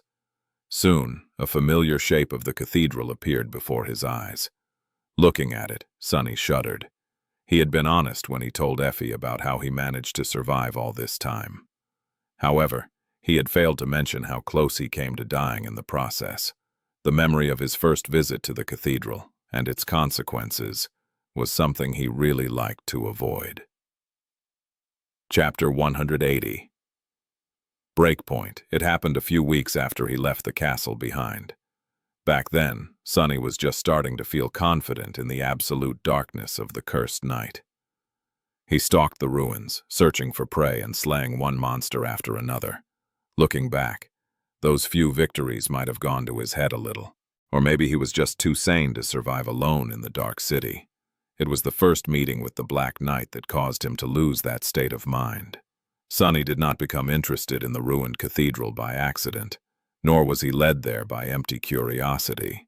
In fact, he had noticed something strange about the ancient temple and decided to explore it after careful consideration, because the thing he saw was too alluring to ignore. At dawn, for a few short minutes, he could see a weak, ethereal golden glow emanating from the dark cathedral, the same golden glow he had seen twice before. Once deep within the ruby droplets of his own blood after consuming the drop of ichor, and another time exuding from Changing Star's unconscious body after her battle with the horror of the depths. Without having to guess, Sunny knew what this golden shine was. It was the light of divinity. With his own eyes altered by the drop of divine blood, which was left on the talons of the vile thieving bird after it had stolen Weaver's eye, Sunny was somehow able to perceive it. Considering that both Nephis and he possessed some measure of divine affinity, it wasn't hard to come to this conclusion. More than that, the circumstances surrounding the awakening of his ability to see the golden glow supported it. Thus, hoping to find another treasure equal to the drop of ichor, Sunny entered the ruined cathedral. Then he froze for a second, awed by its grandeur. That second was all it took for the Black Knight to skewer him on his sword. Sunny didn't know how the massive devil managed to avoid being seen by his shadow, nor how he got so close without making any noise. All he knew was that a menacing black giant suddenly stepped forward from the darkness that enveloped the temple and pierced him with a wrathful gaze. There were 2 scarlet flames burning in the impenetrable emptiness behind the visor of the knight's helmet. Looking at them, Sunny felt as though he was staring into the eyes of death itself. However, even though Sunny was caught by surprise, his body moved on its own. Countless hours of practice did not go to waste. In the end, it were the reflexes that Sunny had engraved into his muscles and bones that saved his life, even if only by a hair's breadth. Because of his quick reaction, the massive greatsword of the evil creature did not cut him in two. Instead, it simply disemboweled him. Feeling a blinding pain pierce his abdomen, Sunny staggered and looked down, only to see a river of blood flowing from his stomach, which was cut wide open. The red ropes of his intestines were clearly visible in the terrible wound, already on their way to falling out. The horror of seeing something that should have been inside of him moving to the outside was much more powerful than the excruciating pain of his flesh being torn apart. Pressing one hand against the wound, Sunny fell on his back and weakly tried to crawl away. However, the Black Knight was already moving, rising his greatsword to deliver a finishing blow. For a fraction of a second, everything froze. Sunny didn't have time to come up with an elaborate plan, nor even think things through. All he knew was that he had to buy himself a chance to crawl away. Somehow. Of all the memories at his disposal, nothing seemed to be of use. Not the austere and razor-sharp midnight shard, not the ominous and powerful puppeteer's shroud. His mighty Tier 5 armor did not even slow the black blade for a moment. Even augmented by the shadow, they were not a match for the terrifying devil of the ruined cathedral. In the end, Sunny simply thrust his hand forward and let a small and ordinary-looking rock fly from it into the depths of the ancient temple. His shadow wrapped itself around the little stone, enhancing its enchantments. In the next moment, the rock suddenly howled, replicating the scream of the last nightmare creature that Sunny had killed. Augmented by the shadow, the howl shook the walls of the cathedral, causing dust to fly into the air. The Black Knight stopped, then looked over his shoulder in the direction where the howl was coming from. He seemed to hesitate for a moment. Not wasting any time, Sunny pressed tight onto his terrible wound, rose to his feet and staggered away, almost slipping in the puddle of his own blood.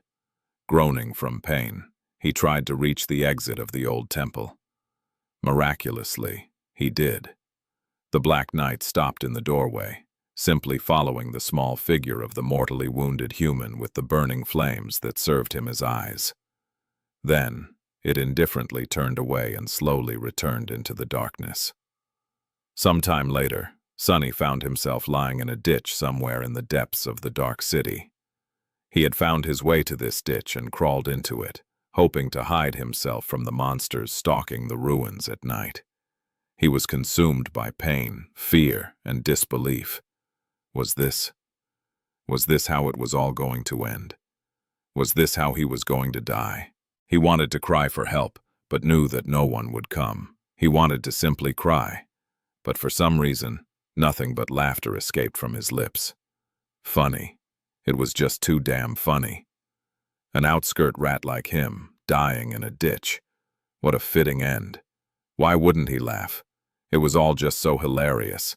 A laughing fit sent him into an ocean of suffering. Every time he moved, it felt as though invisible blades were cutting into his abdomen, slicing his flesh apart. And yet, he couldn't stop laughing.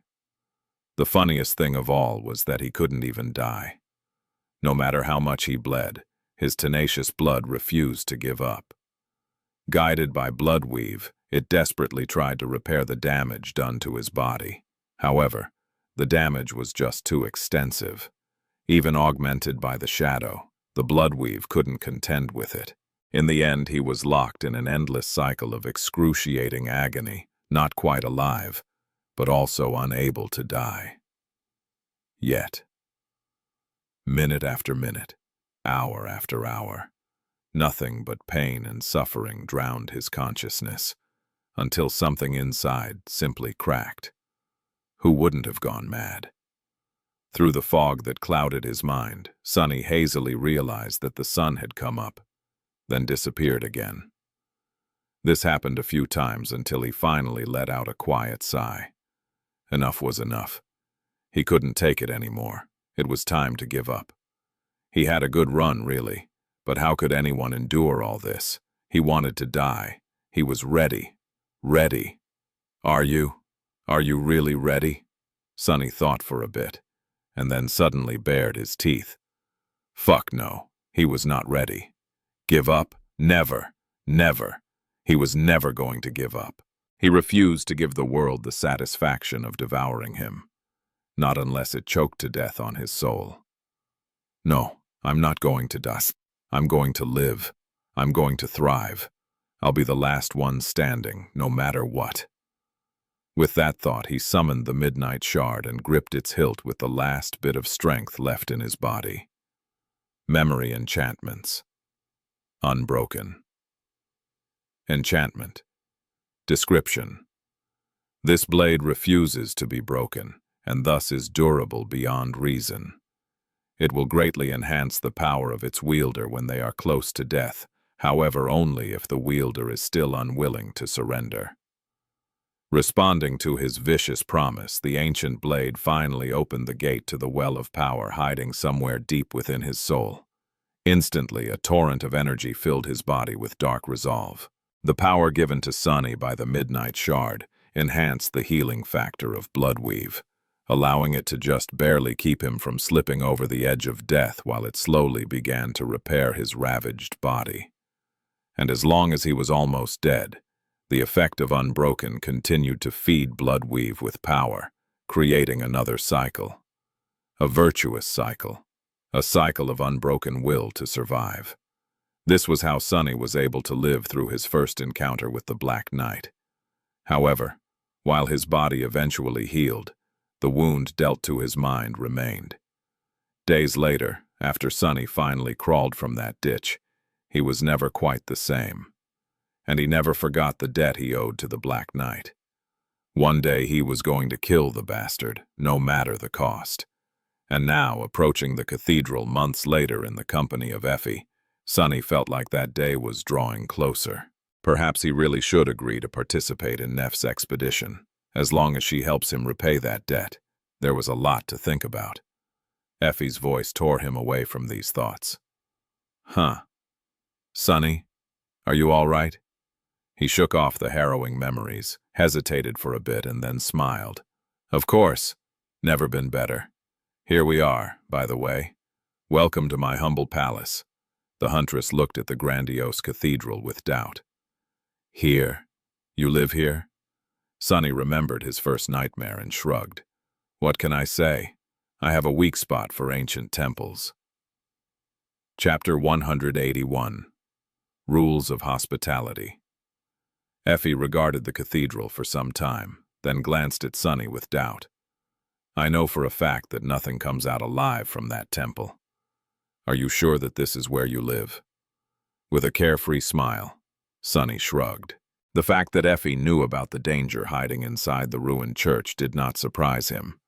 Even if it was situated outside of her usual hunting grounds, she had extensive knowledge of the Dark City, some from her own exploration, some from sharing information with other hunters. Dead tired and longing to return to the peaceful silence of his home, he didn't waste any time and told her about the Black Knight who guarded the cathedral. The unruly huntress scratched the back of her head. So, there's a fallen devil inside? He's the roommate you were talking about? Sunny gave her a nod. The bastard endlessly patrols the ground floor and kills anything that comes through the doors. However, if we enter through the roof and stay hidden, we can reach my living quarters without any problem. More than that, nothing will bother us once we're there, because the bastard never comes that way and obliterates anything that tries. Effie was silent for a while, then grinned. So you basically have a devil for a butler. Pretty smart, Sunny chuckled. Was that a compliment? For a doofus like you. Ah, there it is. Once they climbed up to the roof, there was a slight problem. Sunny failed to consider that the hole in the tiles that he used to enter the cathedral, while wide enough for his small frame, would be too tight for the tall and robust huntress to crawl through. Looking at the narrow gap between the massive plates of dark marble, Effie gave him a gloomy look. However, before Sunny could come up with an alternative plan, she simply bent down, grabbed one of the incredibly heavy plates, and moved it aside. The words died on his lips. Strong. So strong. I wonder who is stronger, she or the stone saint. Honestly, he wasn't sure. Before proceeding further, Sunny instructed Effie on how they were going to get her inside the hidden chamber, and watched as the huntress reluctantly dismissed her bronze armor.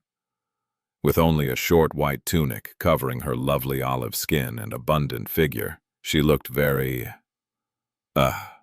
comely. For a moment, his displeasure of having someone intrude upon the secluded peacefulness of his lair evaporated. But only for a moment. Don't you get any strange ideas. Your armor is just too much of a risk. We can't allow ourselves to make any noise, that's all. Effie grinned. Strange ideas? Why are you talking about having strange ideas all of a sudden, huh, Sunny? He gritted his teeth, turned away to hide his blushing face, and crawled into the hole between tiles. Damn woman! Once they landed on the support beam of the cathedral, Sunny guided Effie's hands to rest on his shoulders. Although the sun was still high in the sky, there wasn't any sunlight around them. Only the floor of the ancient temple beneath them was bathed in it. But even then, large areas of the grand hall were drowned in deep shadow. Only it wasn't really shadow. It was darkness. Not one born from the absence of light, but true darkness, one which even his sight could not pierce. Sunny didn't know if it was summoned here by the Black Knight or simply obeyed him, but this was how the bastard had managed to sneak up on him unnoticed back when they first met. In any case, he had to guide Effie across the beams of the cathedral. One wrong step, and they would plunge to their deaths. What a bother! Feeling rather awkward because of how close their bodies were to each other, Sunny quietly sighed and took a step forward. It was hard to concentrate. Strange ideas. Who's having strange ideas? Not me. A few minutes later, they reached the hidden balcony behind the statue of the unknown goddess. Despite the fact that nothing out of the ordinary had happened, Sunny was rather on edge. Something told him that this was going to be a really long week. Once they entered his hidden chamber, Sunny informed Effie that she was free to create light and speak. Not wasting any time, the unruly huntress summoned a radiant memory and looked around with curiosity. The beautiful and spacious room that had once belonged to the priestess of this ancient temple was suddenly flooded with soft light. The intricate engravings on the walls created an atmosphere of sanctity and elegance. Here and there stood various pieces of furniture, most made out of opulent pale wood, with a few mismatched pieces that Sunny had scavenged from the ruins. Effie whistled. "Have to give it to you, Sunny. You sure know how to live in style. Who would have thought?" He smiled. "Jealous?" She sighed. "The important thing is that even if Gunlaug tracks us here, none of his people would be able to enter. So we're indeed safe." Slightly disappointed, Sunny shrugged. "Well, make yourself at home. I'll show you the back exit and other stuff later." With that, he furtively glanced around and tried to quickly hide a few things from sight to make his home more presentable. If he had known that there was going to be a guest here, he would have cleaned up the mess a little in advance. Not that Effie paid it much attention. She walked around with curiosity, studying the engravings on the walls and ancient furniture. But then, suddenly, Sunny heard a loud giggle coming from behind. Turning around, he saw Effie standing in front of the wardrobe hidden behind a stone panel. The wardrobe was currently open, showcasing the garments left behind by the priestess. The huntress looked at him with a strange smile. Why is she staring at me?" "What?" Effie shook her head. "No, nothing. It's just, you know, Sunny, when I first saw you, I thought, look at this tiny boy. He's just like a toy. You just want to dress him up like a doll and play with him." Sunny blinked a couple of times, then scowled angrily. "Who are you calling tiny? I'm not tiny. In any way, you beanpole." Not paying him any attention, the huntress glanced at the wardrobe and giggled again. Then, suppressing laughter, she said, "Who knew that you are into playing another kind of dress-up, huh?" It took Sunny a couple of seconds to realize what she was implying. When he did, he turned bright red from outrage. The nerve. The gall. How dare she? "What are you talking about? Those aren't mine. The priestess who lived here before left them behind." Effie nodded a couple of times. Sure. You just happen to have a wardrobe full of pretty dresses, by accident. That's the truth. I never lie." She looked at him with a wide smile. "But of course, it must be the truth. I totally believe you, definitely." Sunny stared at her with his mouth wide open, not knowing what to say. Effie, meanwhile, looked around and innocently fluttered her eyelashes. "But Sunny, we have another problem." Gritting his teeth in irritation, he snapped, "What is it?" She lingered for a few moments, then said teasingly, "There's only one bed." "Ah, what a predicament. Whatever should we do?" Sunny glared at her for a long time, then spat, "You take the damn bed. I'll sleep on the floor." With that, he turned away and tried to take a deep breath. Why did I ever agree to this? Women. Damn women. They're the true terror. Indeed, this was going to be a very long week. Chapter 182. Dinner time. After Sonny calmed down a little and had time to think about it, he realized that things weren't as bad as he had thought.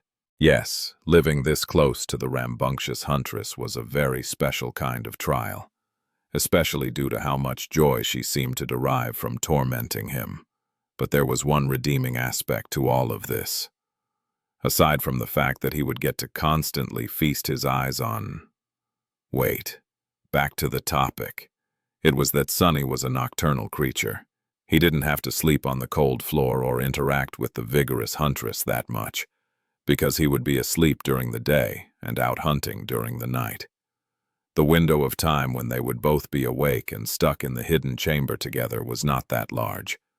More than that, Effie had brought enough food to satiate her unnatural hunger in that bottomless bag of hers, so he didn't even have to feed her. So hosting her was not going to be as bothersome as he had initially assumed. After showing the huntress around and enduring several more good-natured jabs, he finally had some time to himself. Finally. Sitting down in a remote corner of the chamber, he closed his eyes and dove into the soul sea. As always, the tranquil sea met him with calming darkness and peaceful silence, not paying any attention to motionless shadows that stood at the edge of the visible part of it, not even to gaunt and pitiful Harper. He walked over and stood beneath the black sun of his shadow core. Then, Sonny summoned the stone saint. "Hey there, darling. Guess what? I brought dinner." Before commanding the memories he had purchased with the help of Kai down, he quickly glanced at the runes surrounding the taciturn monster. Shadow. Stone Saint. Shadow rank. Awakened. Shadow class. Monster. Shadow. Attributes. Battle Master. Stalwart. Spark of Divinity. Shadow fragments. 6.200. Only 6 fragments, and she was already so strong. He couldn't wait to see his monster grow even more ferocious. Not wasting any more time, Sonny summoned the first memory. A strange sword with a stupid amount of useless gems embedded into its blade, for some idiotic reason, and handed it to the shadow. She took the sword without showing any emotion and ruthlessly shattered it with her gauntlets. "Your memory has been destroyed." Sonny made a face. "Why, thank you, spell. I wouldn't have guessed if it weren't for you. So helpful." 2 torrents of ethereal sparks entered Stone Saint's body and were absorbed by the dark embers burning in the depths of the living shadow that hid in her body. Stone Saint has grown stronger. Was it just him, or did the spell sound a bit hurt? Well, tough. I didn't hear you complaining when Neff was promising to rip you to shreds. He grinned and glanced at the runes again. Shadow fragments. 7,200. Satisfied, Sonny summoned the next memory. The process repeated itself. Stone Saint has grown stronger. Stone Saint has grown stronger. Stone Saint has grown stronger. As the number of shadow fragments saturating the core remnants inside his pet monster grew, his mood continued improving. This was the best feeling ever. Shadow fragments. 8,200. Shadow fragments. 10,200. Shadow fragments. 11,200. Finally, after the 9th memory was consumed, the runes describing the number changed to 20 out of 200.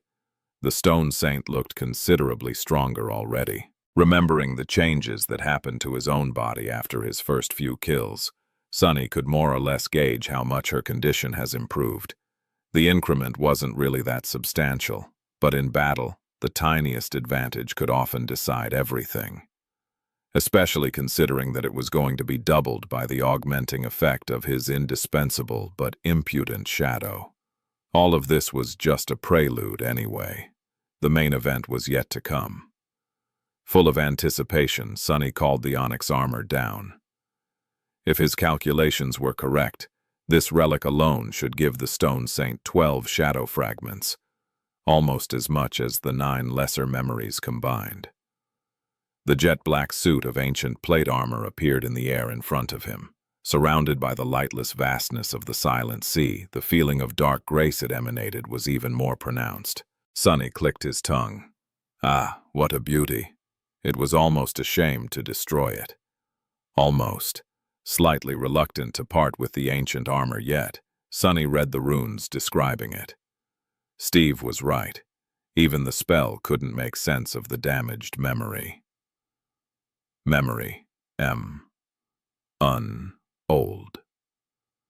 Memory rank. Memory tier. Memory type. Unknown. Memory description. First. Army. Shed. Own. Memory enchantments.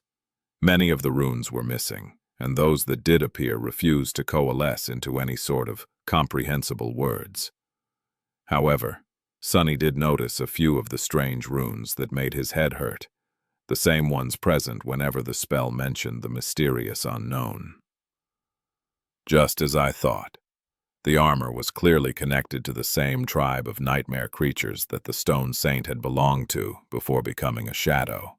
The origin of the strange living statues was tied to the unknown, so it was logical to assume that the onyx armor had something to do with them too. Well, no matter. He knew that this memory was severely damaged when he bought it. Sunny was never planning on using it anyway, only feeding it to the saint. Time for dessert. With a wide smile, he pushed the beautiful black armor to the stone monster. However, the smile soon froze on his face, because the stone saint did not move to take and shatter the armor like she did with all the other memories. Instead, she simply turned her head and looked at it. The hue of the crimson flames burning in her ruby eyes ever so slightly changed. It was almost as though they were filled with the tiniest shadow of sorrow. Come on, eat it. But no matter how much he tried to get the stone saint to destroy the armor, she refused. The living statue just stood there and did nothing. After a while, disappointed, Sunny stared at the onyx armor and sighed. Well, serves him right. To be honest, he had a slight inkling that this would happen. Nevertheless, Sunny had decided to buy the armor anyway. It's not every day that you stumble upon a Tier 6 fallen memory, even if it's damaged beyond your ability to repair. Perhaps he would don it one day. If Nephis would actually manage to open the path to the gateway, and he would somehow find himself among those lucky few to reach it alive and become awakened. Until then, the awesome black armor was pretty much useless. With a deep frown, he left the Soul Sea and summoned it into existence. Soon, the armor appeared on the floor of the hidden chamber. Effie looked at it with interest. Wow, what is this? Sunny lingered for a long time, and then finally answered, a decoration, I guess. The huntress raised her eyebrows. Really? Well, what are you staring at me for? He gritted his teeth. A few awkward moments later, Sunny said, can you help me move it? It's too heavy for me to lift. Chapter 183. Learning New Tricks. Your shadow grows stronger. With a rather unpleasant noise, the monster's head fell down. Sunny indifferently bent his arm and wiped the midnight shard on the sleeve of his armor, watching as the massive body slowly toppled over. Standing on the other side of it, the stone saint simply flourished her sword in and stopped it abruptly mid-swing, sending every drop of blood flying to the ground. Then she just stood there absolutely still, pretending to be a statue. Sunny sighed. That's a cool trick. I should learn it. Honestly, cleaning his blade on the puppeteer's shroud was not very fair to the Tier 5 armor. He felt guilty. Watch my back. With the taciturn shadow observing the surroundings, he summoned the prowling thorn and used it to recover the soul shards from the carcass. This was the 4th nightmare creature Sunny had killed this night. With the help of the stone saint, his hunts became much easier than before.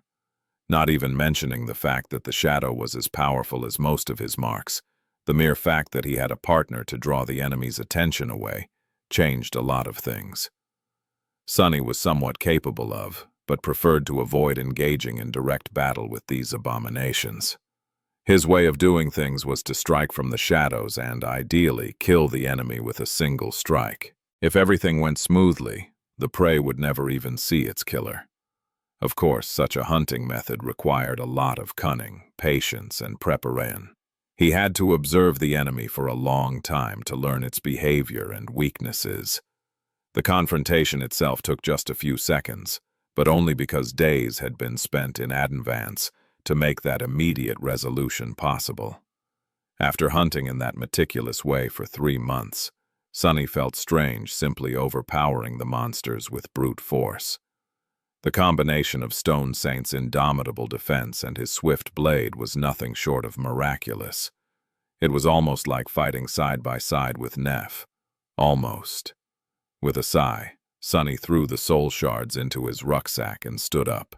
He was facing a problem that he had never expected to face. It was honestly rather bizarre. He was running out of monsters to kill. Awakened nightmare. Creatures weren't that abundant in the Dark City to begin with, let alone those whom he had already tracked, studied, and felt confident attacking.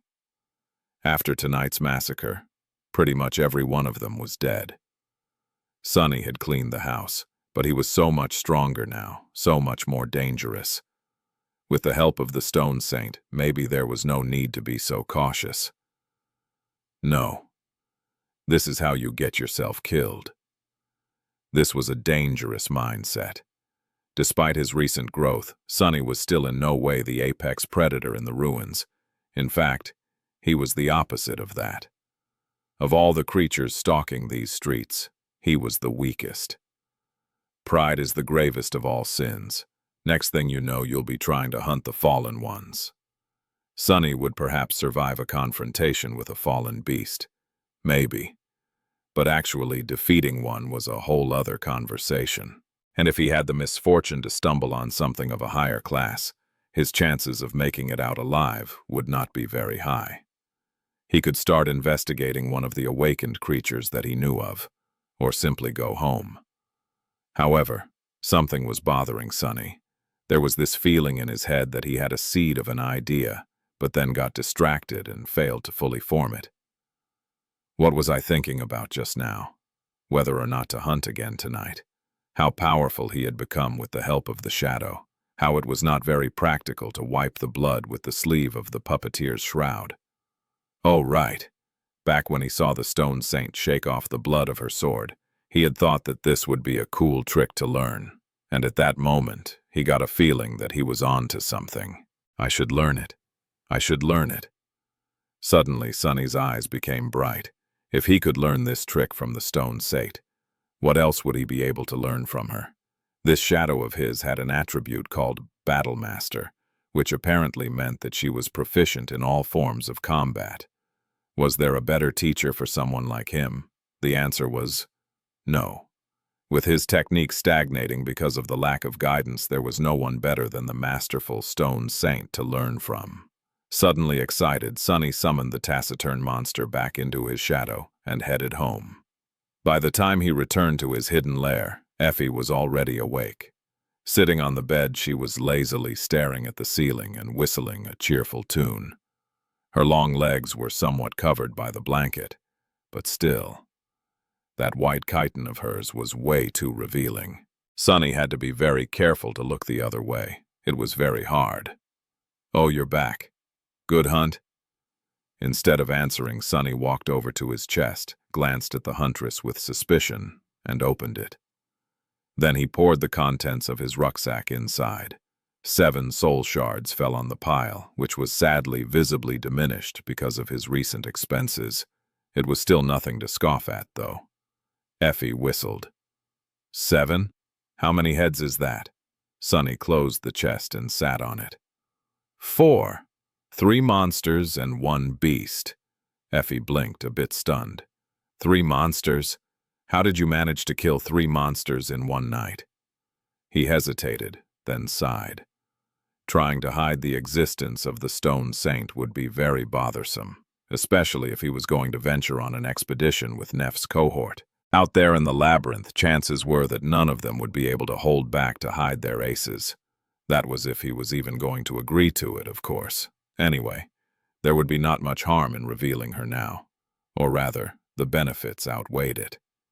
"I'll show you. Just don't freak out." Effie giggled. "I'm pretty sure that nothing you're capable of showing can freak me out." Ignoring her teasing tone, Sunny glared at the huntress and summoned the saint out of his soul sea. Immediately, 2 crimson flames ignited in the depths of his shadow.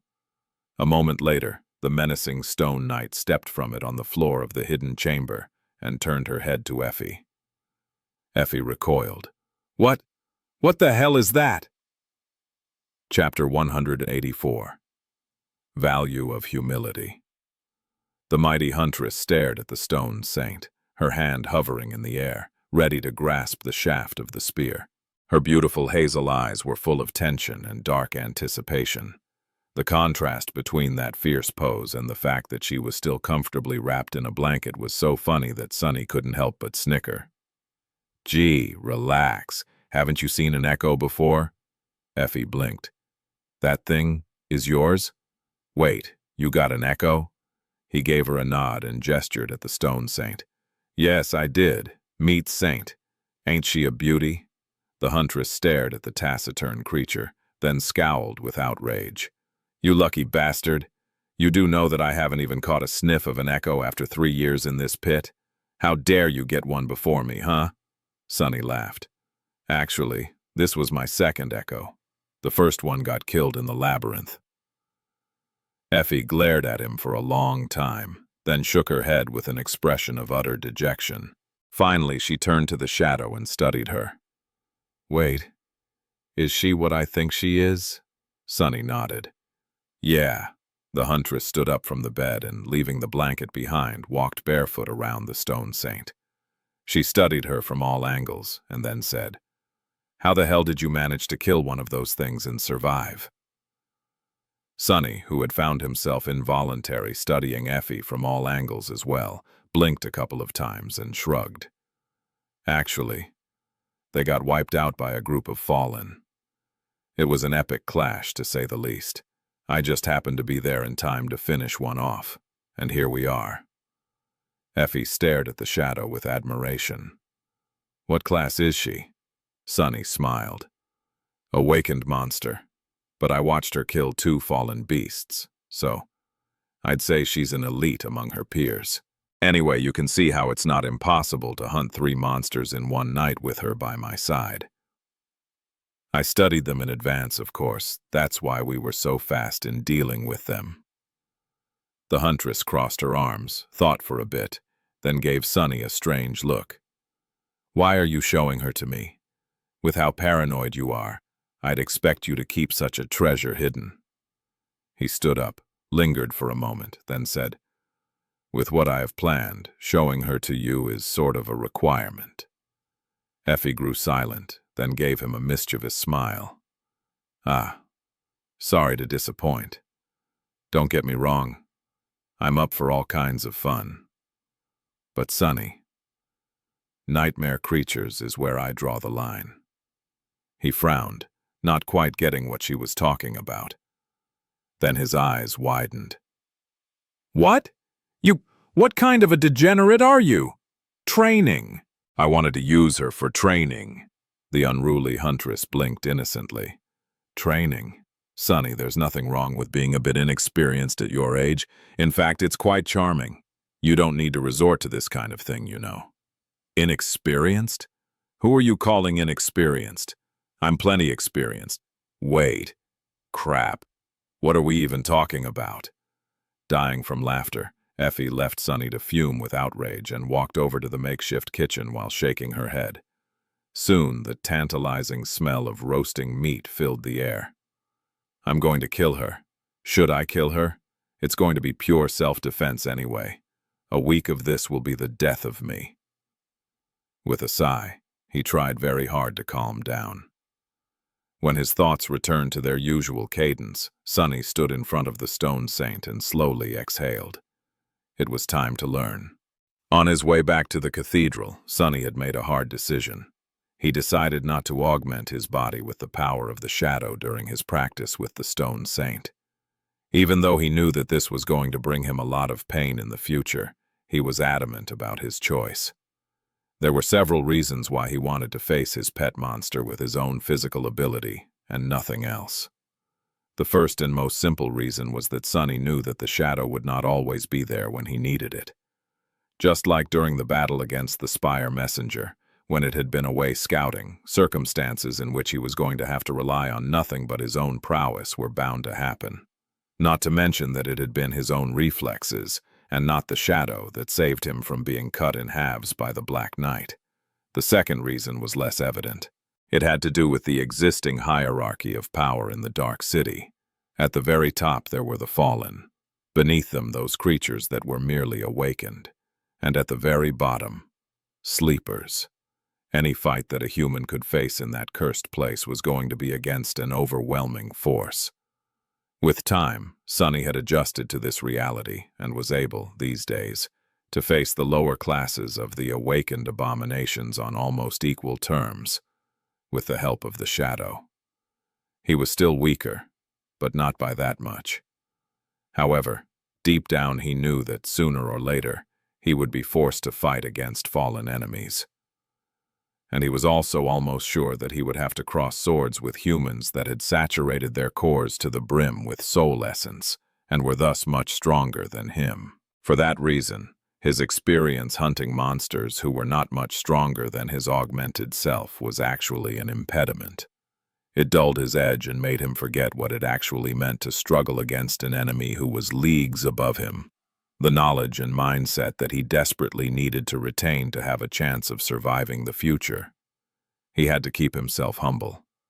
And lastly, there was one truth that he had learned during these 6 months on the Forgotten Shore, and it was that nothing was more beneficial to one's growth than fighting against a superior opponent, especially if that fight ended in your loss. One defeat taught a person more than a dozen victories against weaker enemies would. The problem was that, in this cursed place, any defeat meant death. So Sunny actually had little experience losing to someone. From start to finish, he tasted loss only 3 times. Once in a battle against the Carapace Centurion, once when he had faced Nephis under the branches of the Soul Tree, and once in this very cathedral, when the Black Knight's sword had sliced his stomach open.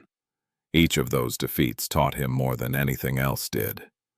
So having the opportunity to fight with a monster who was much more powerful than him, and yet had no desire to kill him, was an extremely rare and precious opportunity. That's why Sunny steeled himself and let the shadow rest on the floor while he faced the stone saint.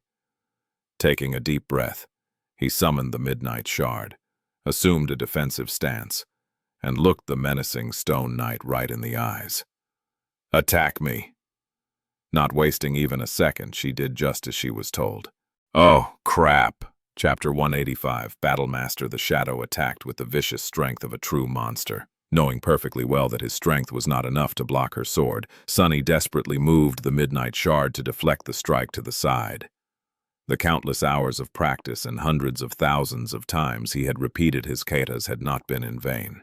His body moved with lightning speed, placing the blade in the path of the stone saint's weapon at just the right angle. Feeling the impact reverberate in his bones, Sunny gasped from the pain and stood his ground. Guided by the Midnight Shard, the Shadow's sword glided to the side and missed his body by a wide margin. However, before Sunny had time to congratulate himself, the saint simply continued moving forward and slammed into him. Being hit by her shield felt like crashing into a stone wall at high speed. Flying back, Sunny impacted against an actual wall and rolled to the floor. A small yelp escaped from his lips. Getting distracted from her food for a moment, Effie glanced at him and called, "Sunny, you're alive?" He weakly raised a hand and brought his thumb and index finger together in the shape of a circle. "Yeah," the huntress smiled. "Good. Don't die yet, all right? It's going to be really inconvenient for me to get out of here without your help." Sunny gritted his teeth. "Is that all you care about? I'll try." Slowly rising to his feet, he staggered and had to lean on the wall for balance. The stone saint returned to her spot and stood there indifferently, not paying any attention to his furious glare. With a heavy sigh, Sunny walked back to stand in front of her, raised the midnight shard, and spat. Again. Over the course of the next few days, Sunny often wondered if he had really gone mad. Otherwise, why would he willingly subject himself to this torture, de nouvelle? His life now consisted of only 3 things: spending time with Effie, practicing with the stone saint, and exploring the cursed ruins. Out of the 3, the time he was spending in the deadly maze of the dark city was by far the least dreadful. He even found himself enjoying it a great deal. Once you begin thinking about a cursed ancient ruin teeming with abominable creatures as a comforting place, you should really start thinking about your life choices. And yet, Sunny knew that he was on the right track. Painful as they were, his training sessions with the menacing shadow had turned out to be even more advantageous than he imagined. Every bruise, every cut, every drop of blood that he spilled was making him stronger. After a long period of stagnation, his technique was finally improving again.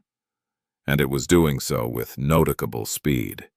The best thing about it was that he had not even scratched the surface of the immense didactic potential of the Battlemaster attribute. For someone like him, who had never received a formal education in combat, it was simply a boon. It was a hidden treasure. Back when he had observed the shadow in the fight against a carapace centurion, he had noted her distinct battle style. The taciturn creature fought with the firmness of stone, combining flawless defense with devastating offense.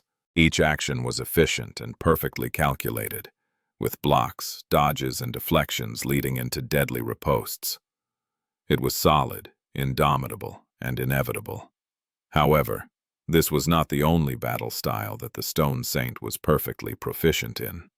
Rather, it was something that she used based on her current weapons and opponents.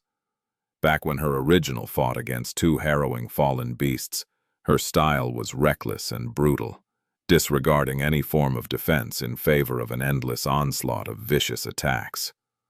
Although there were some foundational similarities between them, these 2 techniques were vastly different.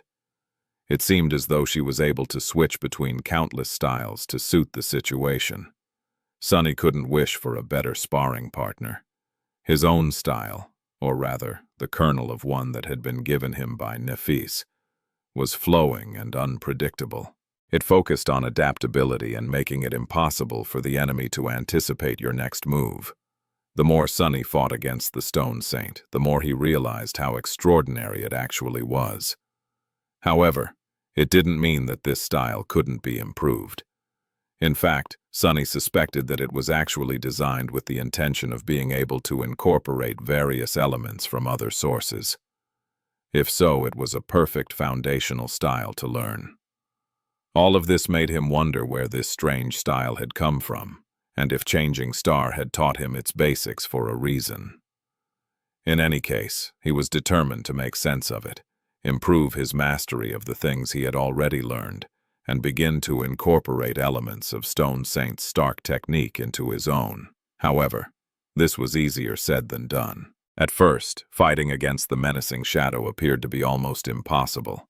Every time he gave her the command to attack, he would inevitably end up on the floor in mere moments, groaning and consumed with pain.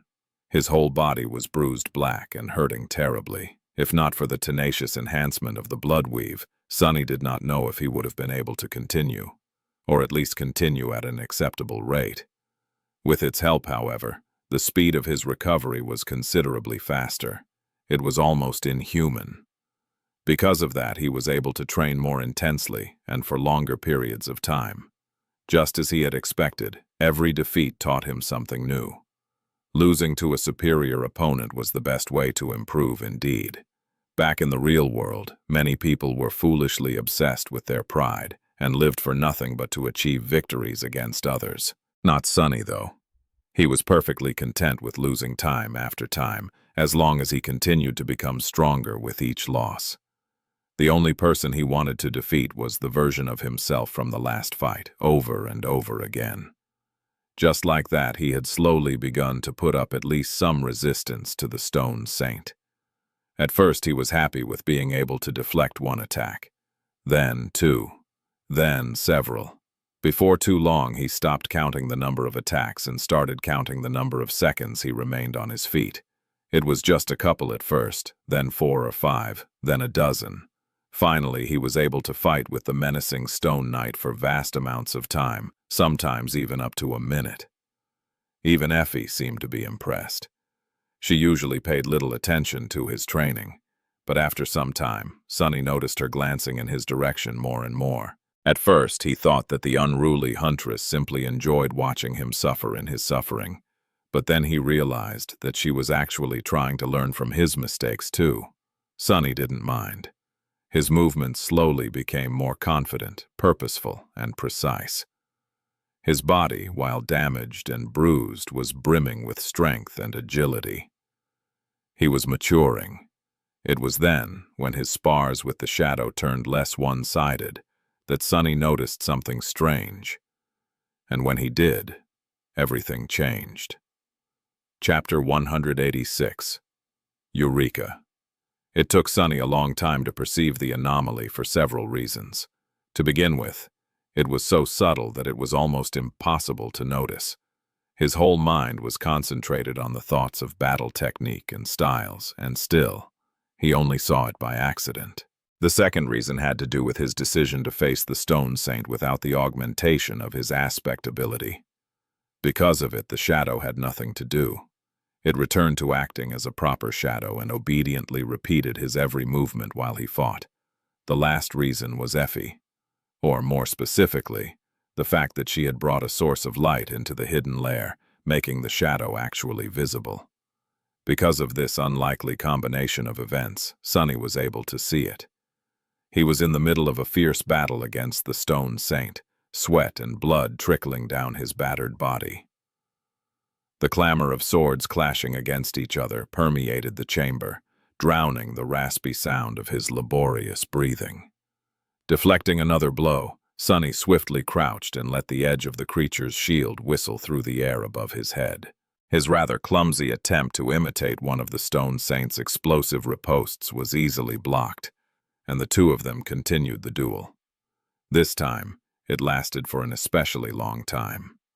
Sunny was pretty sure that he had already withstood the oppressive assault of the monster for 1.5 minutes. If true, this was his personal best. After countless spars like this, he would sometimes enter a special state of flow. In it, his mind was calm and clear, operating at a tremendous speed. When Sunny entered this state, his attention became simultaneously sharp like a blade and strangely unfocused.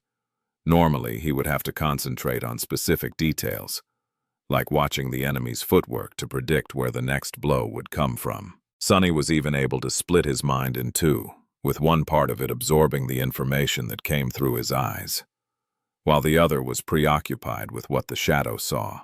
In this way, he could either concentrate on two enemies at the same time or have a full view of his surroundings, so that no one could sneak up on him from behind. However, with his attention not focused on anything, he was somehow capable of perceiving everything. Every detail, be it the enemy's footwork, the direction of their gaze, or the slight change in the environment, simply became a part of the all-encompassing tapestry that he perceived as a whole.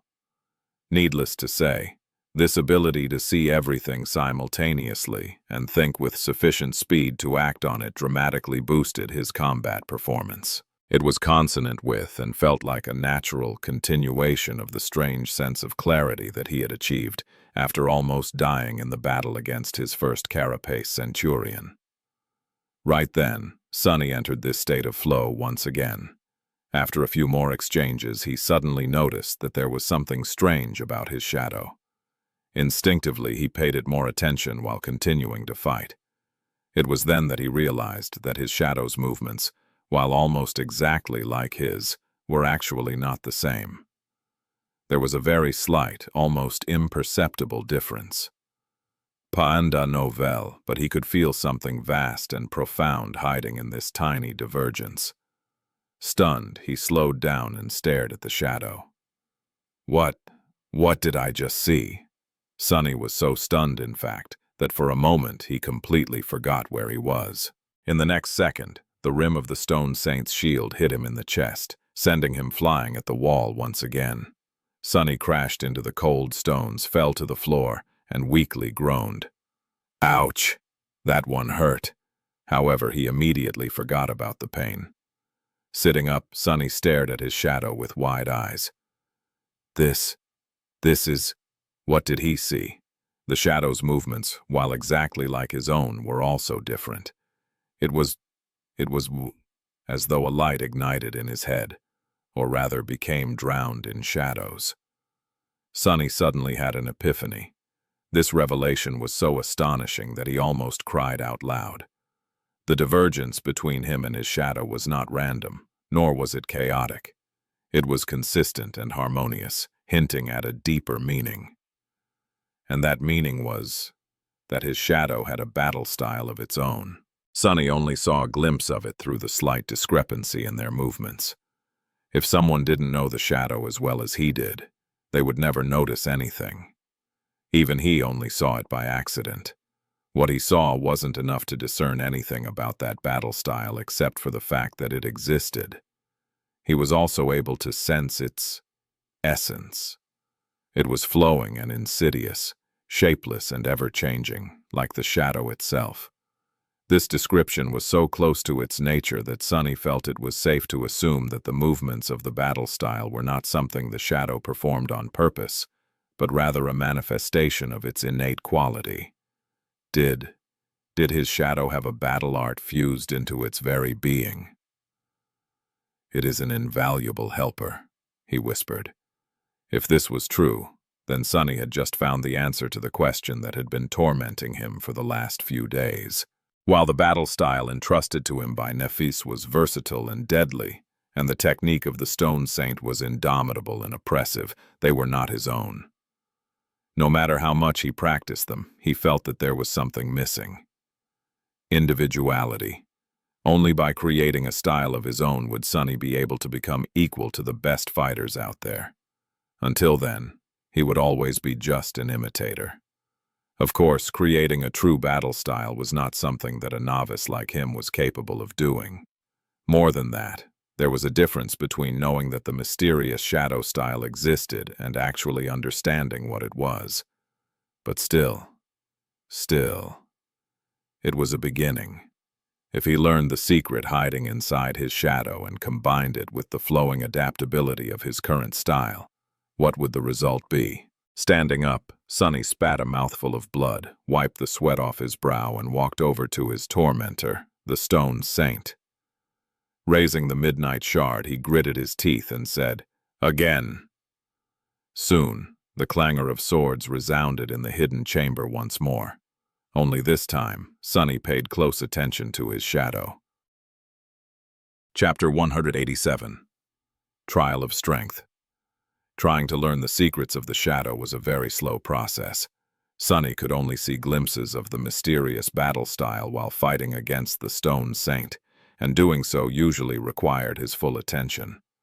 As long as he wasn't fully concentrated on his opponent, their clashes ended in mere seconds, making so that there was nothing to observe. But when he concentrated on the battle at hand, he couldn't really pay any attention to the shadow, which in turn eliminated the possibility of observing it. Finding the right balance between the two tasks was not easy, not to mention painful. Every time he failed, a new bruise appeared on his body. And yet, there was progress. Although Sonny was still unable to peer into the depths of the battle art, he was slowly beginning to get a feel for it. His shadow was more treacherous, fluid, and malleable than he was. There was a hint of a graceful cadence to its movements that lacked in his. It was as though it was performing a dance, a shadow dance. Frustrated by the lack of a breakthrough, Sonny wanted to push himself harder, but had to stop himself. Even considering the tenacious effects of the blood weave, his training regimen had already brought his body to its limits. He needed to preserve its condition if he was going to join Nephi's on her long expedition, unless he wanted to enter the labyrinth while crippled with exhaustion and injuries, of course. What Sunny failed to realize due to the lack of experience, and the fact that he had been mostly self-taught, was that this accomplishment had already made him an outlier as far as humans went. Most novices weren't even able to master the superficial aspects of different battle styles, let alone recognize their fundamental traits for what they were. They simply followed the rules without understanding them, regarding styles as something indubitable and rigid. Only the most experienced fighters had enough understanding of the essence of a battle art to attempt to manipulate it, so he was already far ahead of the curve. But since Sunny never had a proper mentor, he had no idea that he was trying to accomplish something that an average human would never be able to do. His only point of reference was Nephis, who was an absolute outlier herself. If renowned masters of combat arts were to learn that a self-taught youth from the outskirts had managed to dismantle two incredibly complex battle styles into basic elements and assemble them together to better suit his tastes, while also trying to learn a third one from his shadow, they would be stunned. However, Sunny just thought that he was unsuccessful and incredibly slow. Maybe I'm just stupid. Picking himself up from the floor, Sunny sighed and wiped the sweat off his forehead. Then he glanced at the stone saint and leaned on the wall. "You're done for today?" Effie was nearby, dying from boredom. Watching Sunny torture himself was her only way to entertain herself in this dark room. Well, that and torturing him herself, among other things. Whatever. He gave her a tired nod. "Yeah, I think so. It's already dusk, so I'll probably rest for a bit and go out." The huntress narrowed her eyes. "By the way, I wanted to ask, how do you even know what time of day it is? There's no windows here, and we can't hear the sea yet." He glanced at her with a gloomy expression and reluctantly answered, "The shadow of the crimson spire. I can feel it." Effie blinked a couple of times, then shrugged. "Pas de nouvelle. Ah, I see. Anyway, since you're done, can I have a turn with your girlfriend?" Sunny gritted his teeth and answered without even thinking, "She's not my girlfriend." Only then did he realize what Effie was asking. She had never shown interest in sparring with the stone saint before. Why now? Not that it mattered. "And no, you can't." The huntress titled her head. "What? Why?" Sunny scoffed. "Do I need to explain it? It's too dangerous. What if something happens to you?" Effie giggled. "So let me get this straight. You can train with her all day, every day, but you think that for me, she's too tough?" He shook his head. "Don't misunderstand. It's just that if something happens to me, the worst outcome is that I die. If something happens to you, however, I'm going to get killed by Nephis. The end result is the same, but one way is vastly better than the other. Get it?" She crossed her arms. "Oh, come on. I just want to see which one of us is stronger." Sunny scowled. "No way. Don't even think about it." Effie silently glared at him. "I said no, okay? There's no way I'm letting you fight her." The huntress grinned. "Ah, all right. That's not going to be a problem." A few minutes later, Sunny was staring at the scene in front of him in disbelief. How did it come to this? Leaning over the opulent wooden table stood Effie and the stone saint. The elbows of their right hands rested on the table while their palms were pressed against each other. The shadow was taciturn and indifferent, while the huntress was full of enthusiasm. They were preparing to arm wrestle.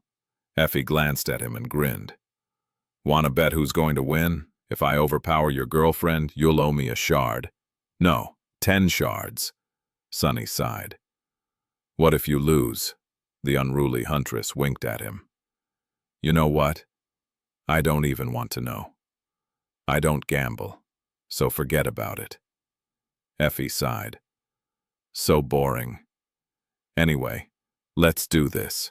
She gripped the stone saint's hand and prepared to wrestle. "Let's go." Instantly, Both the shadow and huntress tried to bring the opponent's arm down. The table groaned, subjected to a crushing amount of pressure. For a moment, it seemed that the stone saint was on the losing side, but in the end, her hand only moved by a millimeter. The monster stared at the young woman with her ruby eyes, her face hidden behind the visor of the helmet. There was no emotion in her gaze. Effie's hazel eyes, on the contrary, were full of mirth. There was a relaxed smile frozen on her face. However, Sunny could see that she was putting her all into this struggle. The lean muscles tautened under the olive skin of her back. Her whole body was like a loaded spring, brimming with strength and overwhelming power. And yet, the shadow's hand did not move. It seemed as though neither of them could overpower the other. I wonder who will give up first. A second after second passed in silence, but nothing changed. Both Effie and the stone saint were persisting, not giving up even a tiny bit of ground. The amount of strength they were exerting to keep this volatile balance made Sunny sweat a little. They're both monsters. In the end, the first one to give up was the table. Not able to withstand the pressure anymore, it simply exploded. Covering his face to protect it from the flying splinters, Sunny froze for a moment, then stared at the pile of tiny debris. A feeling of deep sorrow and indignation pierced his heart. Oh no, my table. Chapter 188 of Heaven and Hell. Just like that, a week had passed. Miraculously, Sunny had survived. Even more miraculously, he had somehow managed not to kill Effie, which was a big accomplishment in and of itself. In fact, by the end of it, their forced cohabitation had turned rather pleasant. They were both solitary hunters, after all. There was an instinctive understanding between the two of them. His overall combat skill and particularly comprehension of both his own battle style and that of the Stone Saint had improved by leaps and bounds. He felt faster, stronger, and better prepared to face the horrors of the dream realm. Although he had yet to reach the same level of physical power that he had possessed before sacrificing 100 shadow fragments to create the Shadow Saint, Sunny felt that the current him was far deadlier of an opponent. Which was good, considering how fast the grim future was approaching. Currently, Sunny and Effie were sitting on the support beam of the main hall of the cathedral, looking down from the head-spinning height. Far below and away from them, the Black Knight walked through the patches of light and darkness, continuing his never-ending patrol. Effie scowled, then whispered, "So this is the bastard?" Sunny gave her a gloomy nod. "Yeah, in the flesh, or whatever he has instead of it." The unruly huntress gave him a long look. "How the hell did you manage to live through a fight with that fiend?" He grimaced. "Barely. Also, calling it a fight is giving me too much credit. I just got myself gutted and crawled outside. He never leaves the cathedral, so I got away." She shivered. "Are you sure that he won't hear us?" Sunny pointed down. "As long as he doesn't walk past that column, and as long as we're not too loud and keep our voice down, we're safe. Trust me. I've been studying that bastard for 2 whole months." Effie suddenly grinned. "So, how loud are we talking about? Because I can promise to." Sunny rolled his eyes. "Can you stop? We're in a temple, for God's sake." He didn't need to hear the end of the phrase to know that it was going to be highly suggestive and very inappropriate. She quietly giggled. "Fine, fine." After a couple of minutes passed in silence, Sunny looked down and saw that the pale light of dawn was slowly turning brighter. It was almost time for the two of them to leave the cathedral. He had yet to come to the final decision regarding Neff's request. Depending on his choice, he and Effie would, perhaps, never see each other again. Sunny quietly sighed. Then, turning to the huntress, he said, "Hey, Effie, can I ask you something?" She looked at him with a silent question in her eyes and shrugged. "Sure. Go ahead, doofus." Sunny hesitated, feeling the somber mood of the situation. Then looking away, he said, "Tell me honestly, Were you dropped on your head a lot when you were a kid? Effie blinked a couple of times, then suddenly pressed both hands against her mouth to suppress a laugh. In the process, she almost fell down from the support beam. Heavens, Sonny. Do you want me to laugh out loud and get us both killed? What's up with that question? No, I was not. He looked at her with a dubious expression. Then why are you so damn cheerful all the time? It's not normal. You're like a crazy person. And I know a thing or two about that, mind you. The huntress smiled. Ah, that. Then she shrugged. It's simple, really. Sonny waited for the explanation, noticing an unfamiliar air of melancholy around the vigorous young woman. Her usual infectious vitality somehow felt lessened. Panda Nove, it's because I don't think that this place is as bad as all of you seem to believe. Everyone in this dark city is convinced that this is hell. She hesitated. But to me, it's a paradise. Sonny glanced at her and frowned. How so? Effie sighed. You wouldn't understand. But for some of us, the real world was more of a hell than the dream realm. Sonny turned away, thinking about his one life in the outskirts. The reason he was able to adapt so well to the ruthless terror of the nightmare spell was because, at its core, it wasn't that different from his own reality.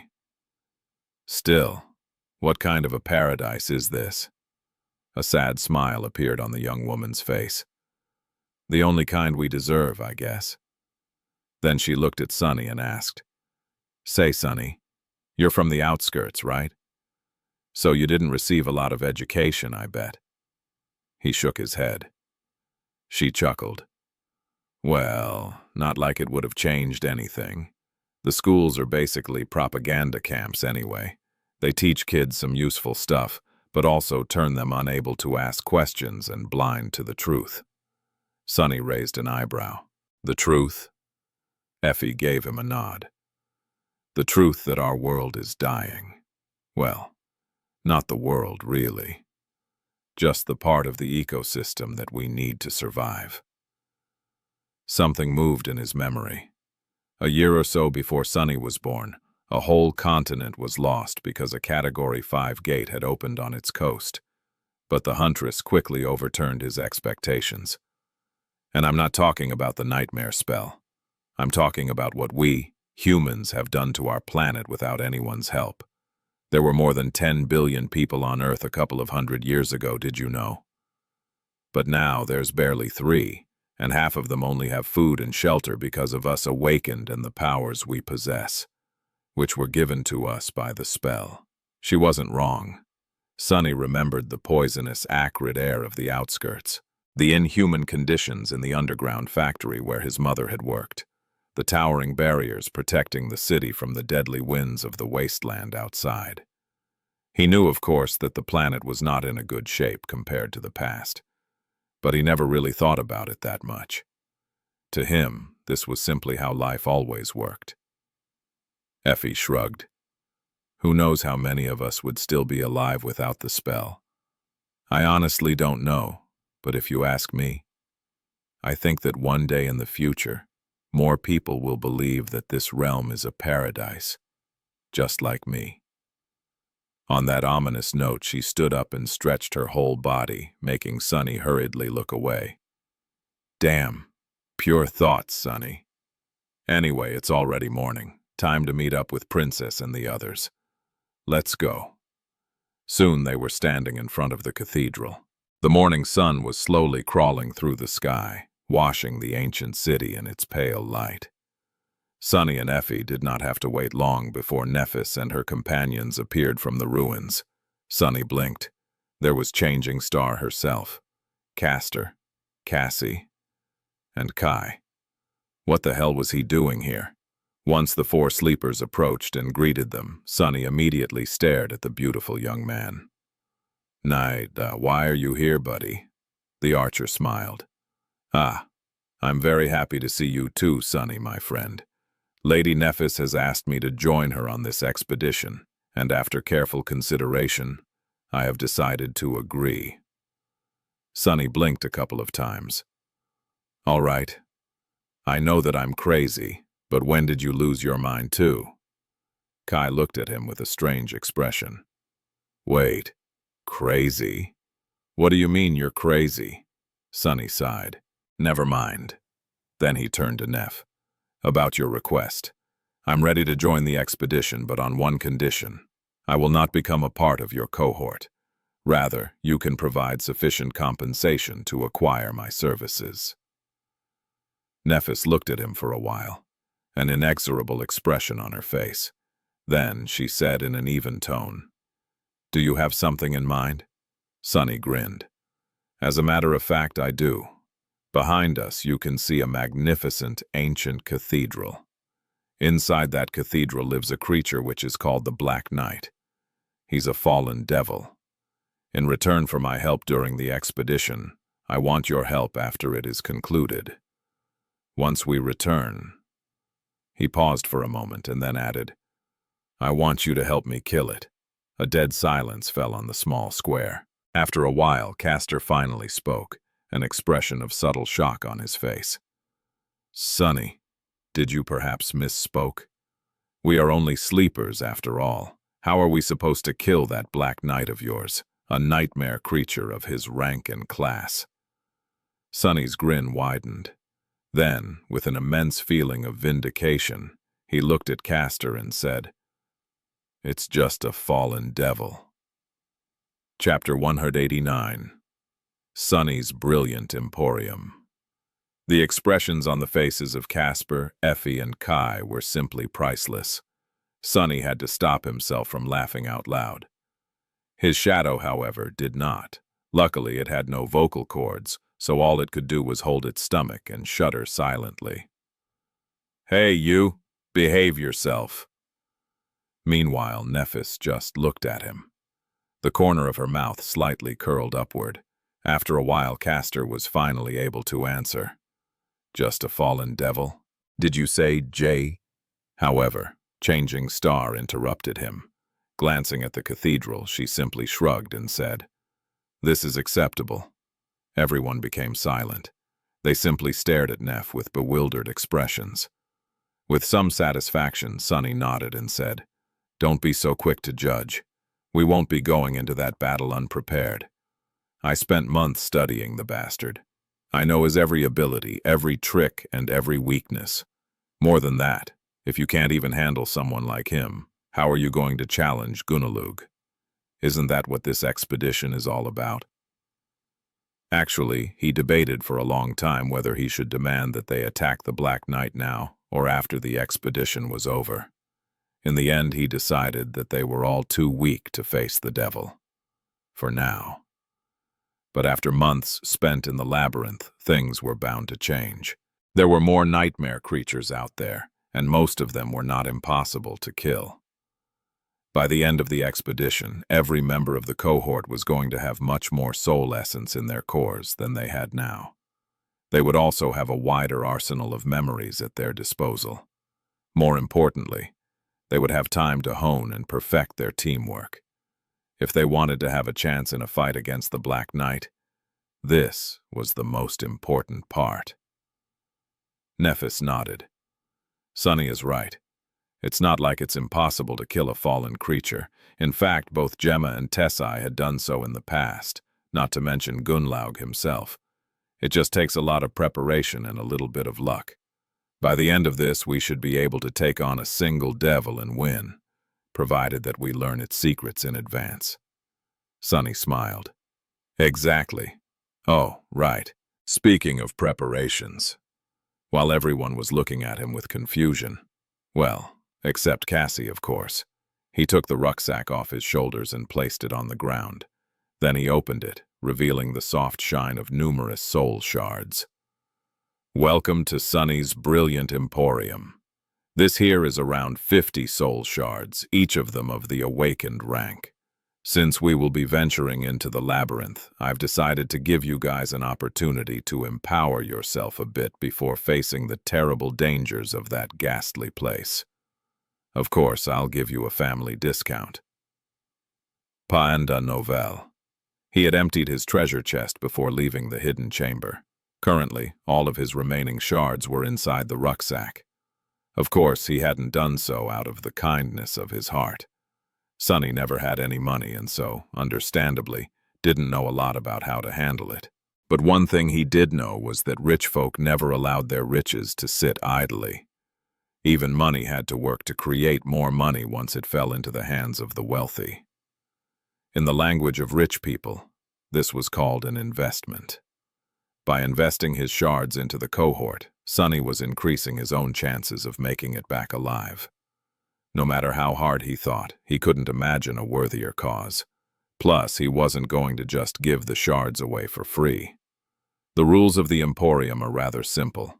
You give me memories, I give you shards. I don't care about how powerful or useful the memories are. In fact, the worse the better. Any useless junk you have gathering dust in your soul sea will do. If you don't have any, no problem. You can just promise to give me a memory in the future, once you receive one in the labyrinth. He smiled at the members of Nef's cohort. Not bad, right? No need to thank me, really. Kai stared at the shards, then raised his eyes and looked at Sonny. Sonny, buddy, please forgive my bluntness, but why do you need all these memories? What a good question. Sonny grinned. You see, how should I put this?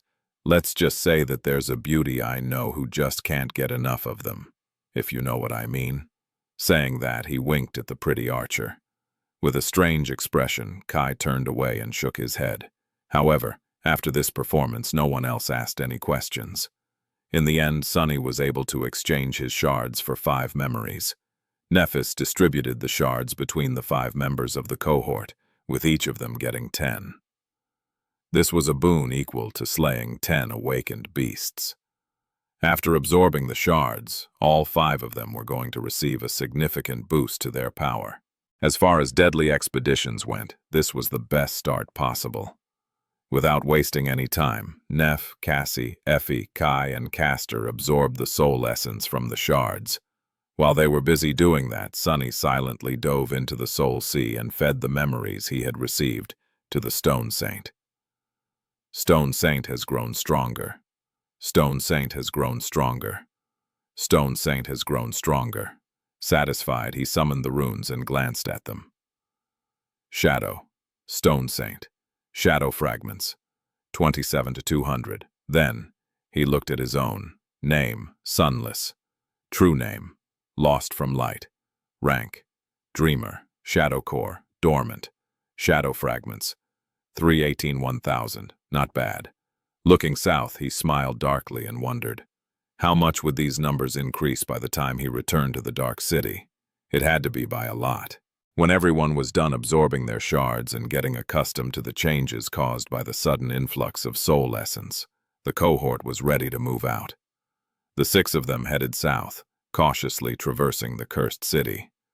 Nephis was walking in the front of the party. Her stark black and white plate armor contrasted sharply against the gray stones of the ancient ruins. A step behind her and to the right was Castor, clad in a polished scale mail that glistened in the morning light like the skin of a silver dragon. To her left was tall and powerful Effie, clad in the archaic bronze armor with a white chiton beneath. A few steps away, wearing his elegant lamellar armor made out of burnished brown leather, walked Kai. On his back there was a quiver full of heavy arrows. Cassie was walking beside him, her light tunic and bright cloak just the same as before. However, now there was a sheath with a graceful rapier attached to her belt. At the very back, with an unhappy expression on his face, was a pale young man with messy black hair and a ragged light armor made out of dark gray fabric and black lusterless leather. He was periodically lowering his gaze and grimacing, as though unaccustomed to being in the sun. Of course it was sunny. Their journey to the edges of the forgotten shore had begun. Chapter 190. Point of No Return. Sonny was walking at the back of the cohort, but his shadow was scouting ahead. Without it by his side, he was rather uncomfortable. I wonder if I can summon the Stone Saint while it is away. How have I never thought to check it? Without both his shadow and his shadow, Sonny felt almost knacked. At least he had other people with him, including 3 powerhouses, Nephis, Castor and Effie. Come to think of it, he had never seen Kai in action. The beautiful archer didn't look like someone extremely dangerous. But Sunny wasn't deceived. Weak people did not survive on the Forgotten Shore for years, especially not if their aspect ability made them the perfect person to venture outside the Dark City. With his unique aspect ability, Kai had to fight against the type of terrifying creatures that Sunny knew very little about, too. The flying abominations that lived in the clouds, like the Spire Messengers. Scary.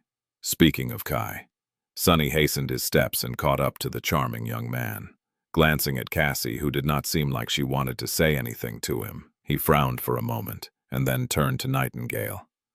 "Hey there, Knight. How's life?" The archer looked at him with a friendly smile. "Oh, hey, good, I guess. I mean, the weather is nice." Sunny blinked a couple of times. The weather was never nice on the Forgotten Shore. It was either too cold, too damp, or too hot. Honestly, he even missed the Black Mountain sometimes. At least it was consistent. Not one to make polite talk, Sunny went straight to the question he really wanted to ask. "So really, what are you doing here?" Kai glanced at him with a bit of confusion. "What do you mean?" Sunny sighed.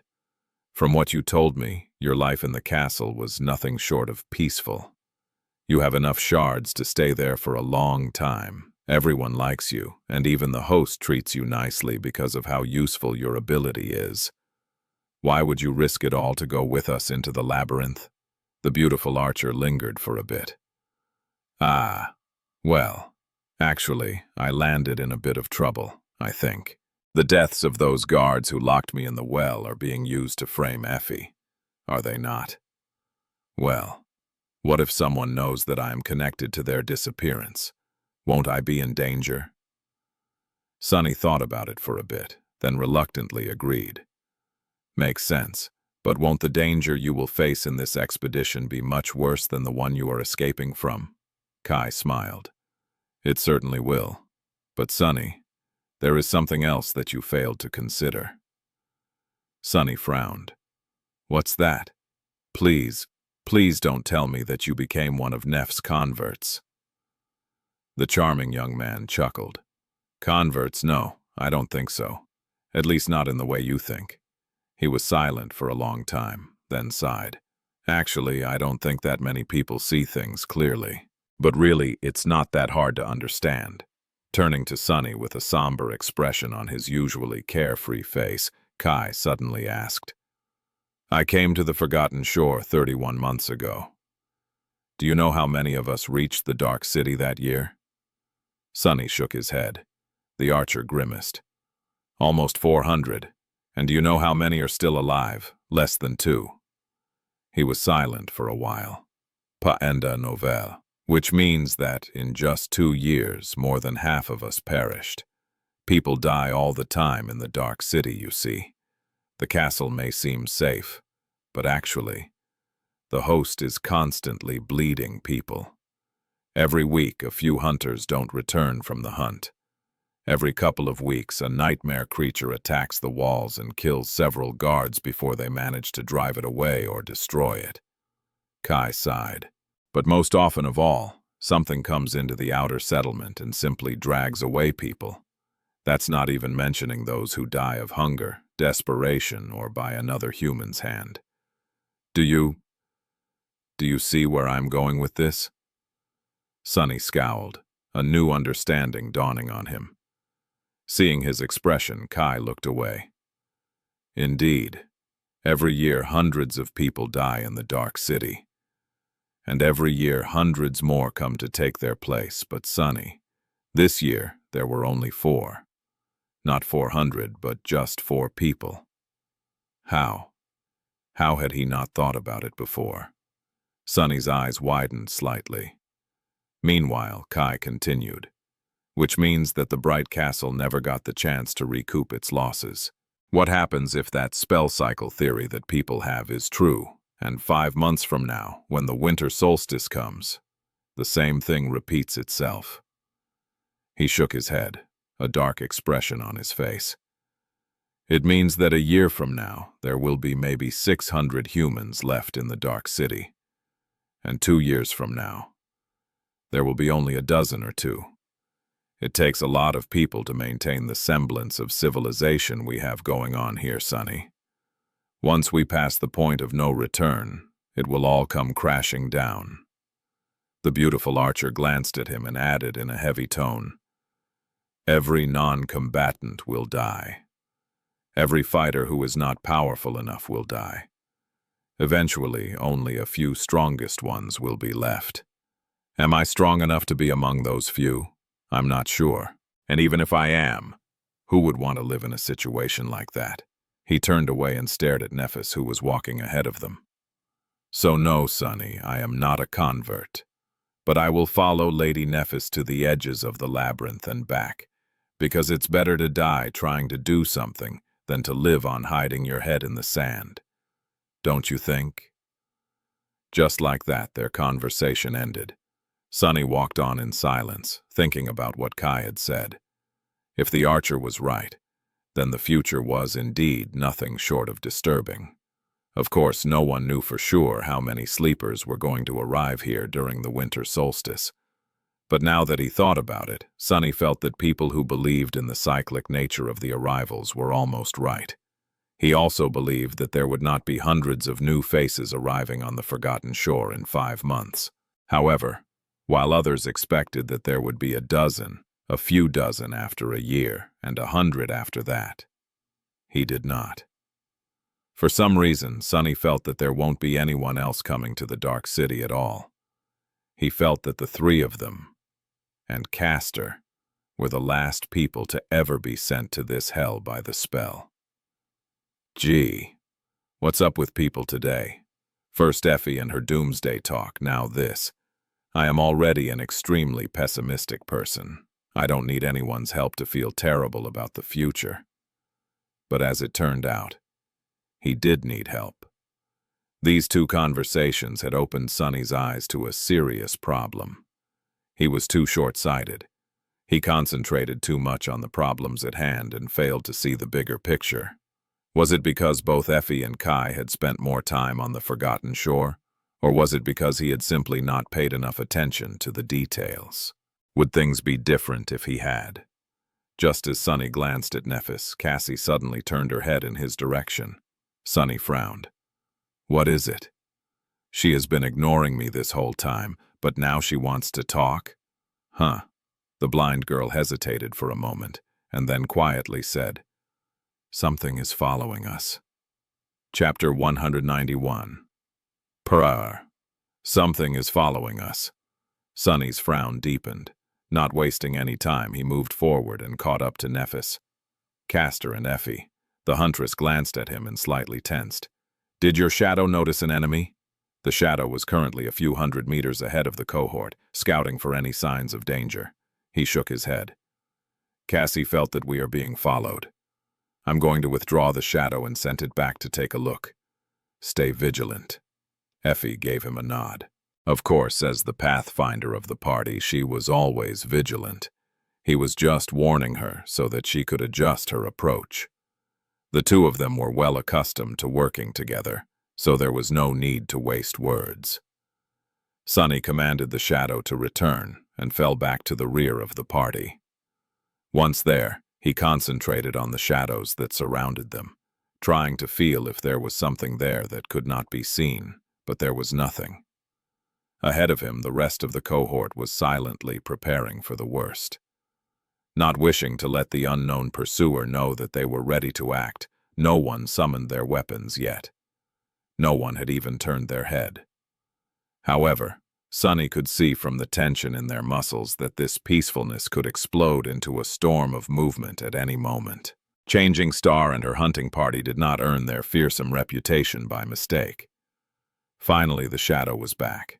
Not letting it rest even for a second, Sonny immediately sent it to observe the streets that they had just left. His perception was split between its vision and his own.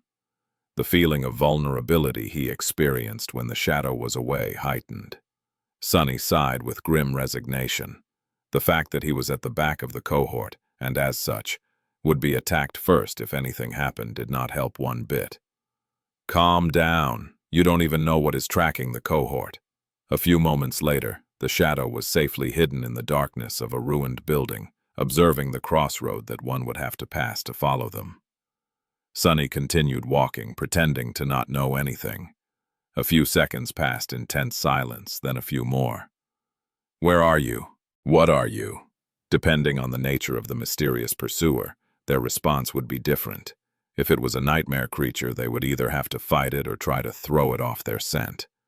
However, if the creature turned out to be one of the truly horrifying existences that stalk the ancient ruins, then things would get really tricky. There was also another possibility, and that was that they were not being pursued by a monster, but by humans instead. A team of hunters might have been sent by Gunlaug to ambush Changing Star and her people, if that was the case. Honestly, Sunny didn't know what would happen. However, he was sure of their ability to withstand an attack from the host, even if the enemy held a numerical advantage. The others seemed to share the same thought. After a few minutes passed, the shadow finally noticed movement. Someone was slowly walking in the middle of the street, not even trying to hide their presence. At first, Sunny thought that it was one of the revenants that populated the dark city. The figure, while human in appearance, was strangely crooked, with a dark, unadorned cloak hiding its limbs and features.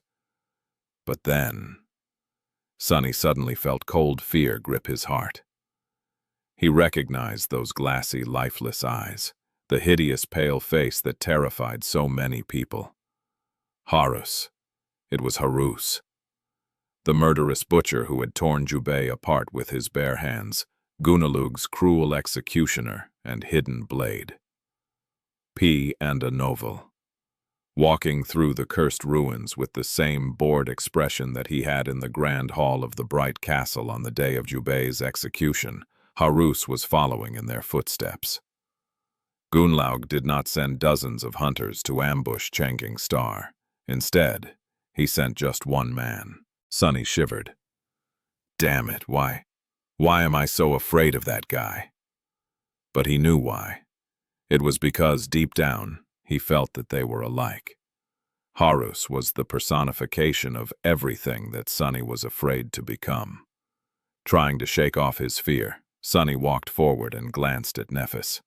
Then, he said in a raspy voice, "It's that damn hunchback.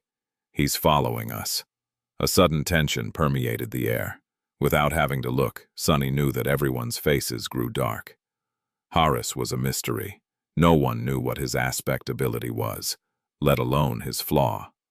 All that was known about this terrifying man was that he was very powerful, and that not a single victim of his had survived. Neff frowned. "Is he alone?" Sunny nodded. "Yeah." To his right, Castor quietly scoffed. "What is Gunlaug thinking, sending one man against us 6? However, Neff did not share his disdain. Turning to her left, she glanced at Effie. There was a grim expression on her face. "What do you think?" The huntress hesitated for a few moments. Then, looking down from her considerable height, she simply said, "I think we need to run." Castor scowled. "Run? Why? Surely, no matter how strong Harus is, we can take him down. None of us are weak either, even if we can't defeat him one-on-one." Effie shook her head. "You don't get it, do you? We can't fight Harus. No one can. Many people have tried, and they're all dead now." She gritted her teeth. "He is a monster in human flesh, Castor. He is insanely powerful. But that's not even the problem. The problem is that no one knows his aspect. All we know is that once Harus comes for you, you die." She sighed. "I've seen many people try to resist once they caught wind that Gunlaug is going to send Harus to get rid of them. Strong people, weak people. Some tried to fight him alone, others recruited fearsome allies. Come the next morning, all of them were dead. No matter how powerful they were, or how many of them gathered to give him a fight, no one ever survived. All that was left was blood and corpses." Chapter 192. Lighthouse. As somber silence settled among the cohort, Effie grimaced. The weirdest part is, no one has even seen him come and go. Every time Horace was sent into the outer settlement, we only learned that people were dead in the morning. Doors, locks, and barricades can't seem to stop him either. Once Horace is ordered to kill you, you just die. It is as though fate itself abandons you. Castor frowned. So are you telling us that we stand no chance? The huntress shook her head. I'm saying that fighting him right now would be stupid. Not unless we learn how he is able to seemingly turn his victims, no matter how many of them there are, completely powerless. With that, she glanced at Nephis, who lingered for a moment and then shook her head. Our friend in the castle doesn't know either. Effie grinned. Ah, so that mysterious friend of yours is not omniscient after all. Well, in that case, my advice stands. We should run. At that moment, Sunny finally spoke up. But Effie, can we even run away from him? The smile disappeared from her face. Suddenly grim, she hesitated for a while and then said, I know of a way, but it's going to be dangerous. Very dangerous. However, I don't know how else to shake him off our trail. So you decide, princess. Neph was silent for a bit, and then simply nodded. We will face Harus some other day. Right now, reaching the resting place of the first cohort is the priority. The unruly huntress exhales, almost as if relieved. Then she said, Then follow me, and prepare yourself.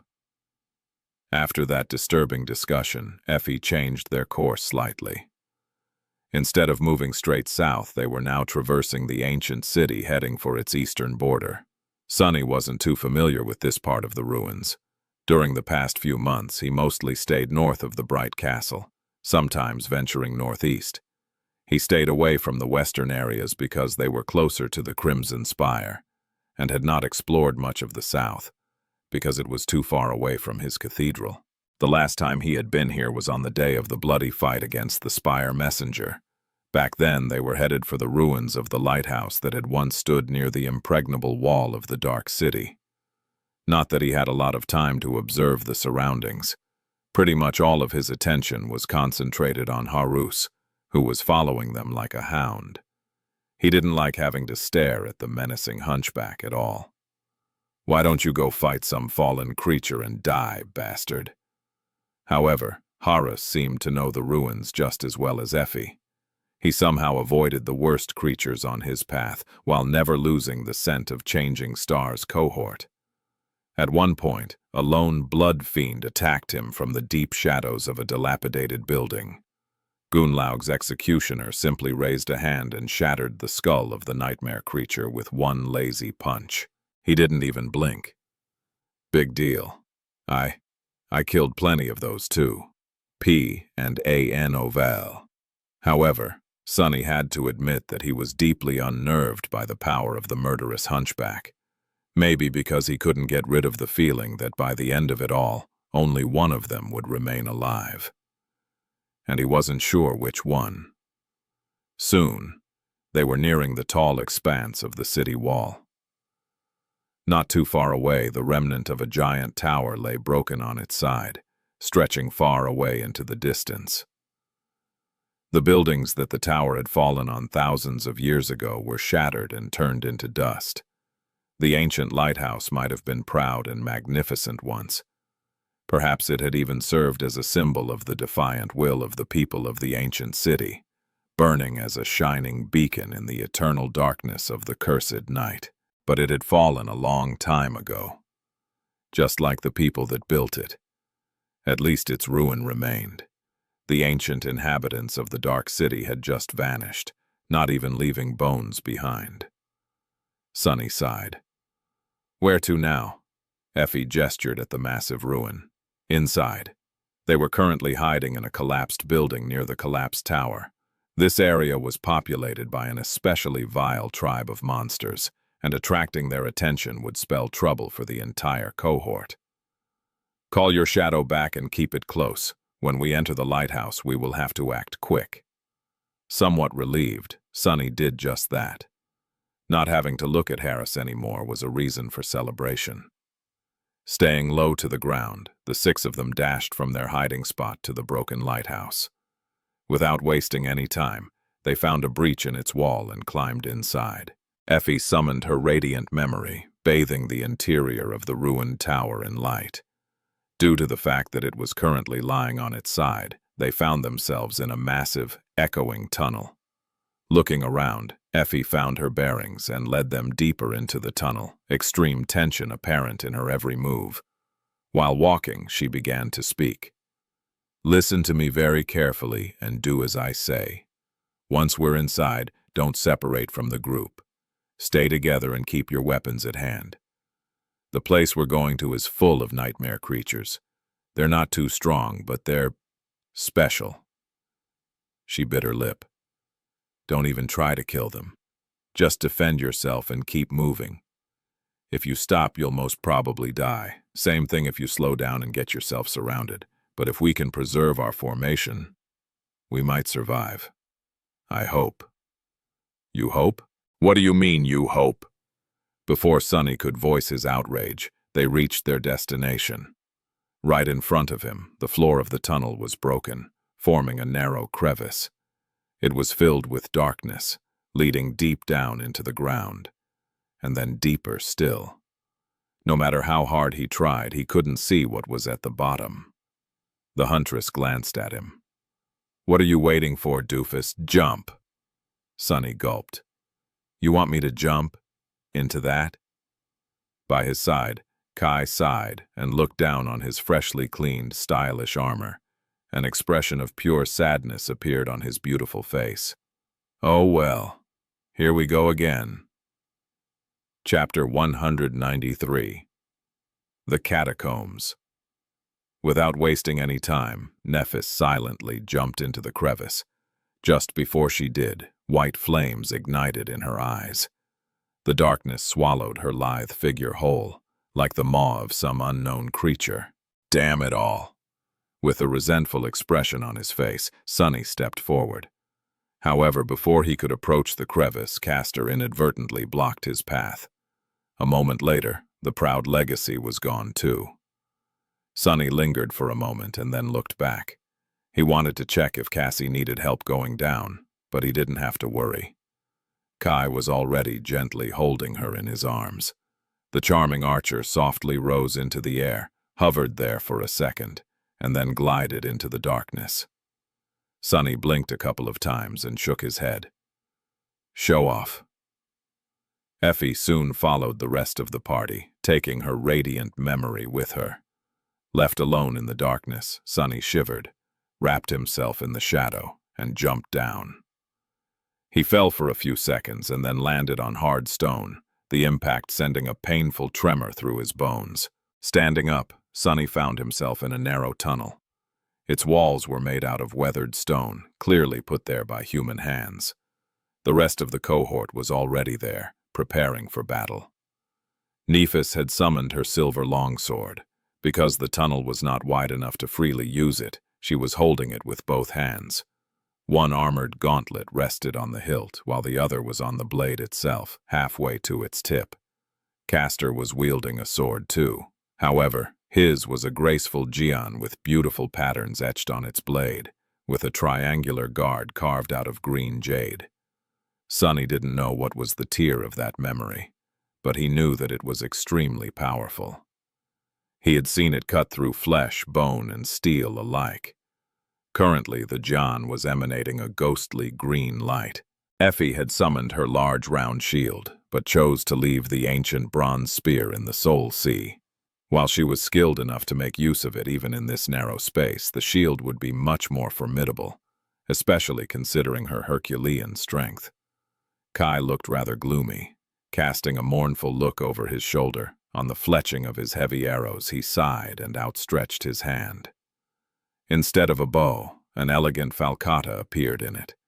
The beautiful curve of its blade glinted, reflecting the light. The last one to draw her weapon was Cassie. Unexpectedly, she unsheathed a slender rapier from the scabbard that was attached to her belt, and let go of it. To Sunny's surprise, the rapier did not fall to the ground, but rather stayed floating in the air, as if attached to the blind girl by an invisible string. Then it rotated slightly and hovered in front of her, with its tip pointing straight at Sunny. Pandanoval. What? Cassie smiled and turned her head to him. Please forgive Quiet Dancer. She is shy around strangers. Sunny scratched the back of his head. Sensing his confusion, Cassie explained. Dancer is an echo and a partner of mine. We work well together. As if answering her words, the rapier suddenly circled around the blind girl and returned to her previous position. It was still pointing at Sunny in a rather unfriendly way, though. All right. Interrupting their conversation, Effie called out to him. Hey, Sunny, now would be the perfect time to invite your girlfriend to join us. The rest of the cohort stared at them with confused expressions. Sunny gritted his teeth. How many times do I have to tell you, she's not my girlfriend? Noticing the weird stares that people were giving him, he sighed. Effie, tell them. The huntress did not even continue to tease him. Just this fact alone told Sunny how dire their situation really was. Sunny also has an echo, and a powerful one at that. Go on, summon her. He did, and a moment later, the stone saint stepped into the tunnel out of his shadow. Her ruby eyes were burning with crimson flames from behind the visor of the helmet. The taciturn monster briefly glanced at the people gathered around it, and then indifferently turned away to peer into the darkness. Just like that, their group of 6 had turned into a group of 8. Well, if a moody flying rapier could be counted to be a member. Suddenly, a distant noise made everyone freeze for a moment. With a dark expression, Effie looked in the direction it came from and sighed. Right. We've wasted enough time already. Follow me. And be ready. With that, she took a step forward and headed deeper into the tunnel. Sunny followed, commanding the stone saint to stay close to Kai and Cassie. After a while, something crunched under his foot. Looking down, he saw a bone, a human bone. What is this place? The huntress glanced back and then answered in a somber tone. The catacombs. He frowned. Since when are there catacombs beneath the dark city? Why have I never heard you mention them?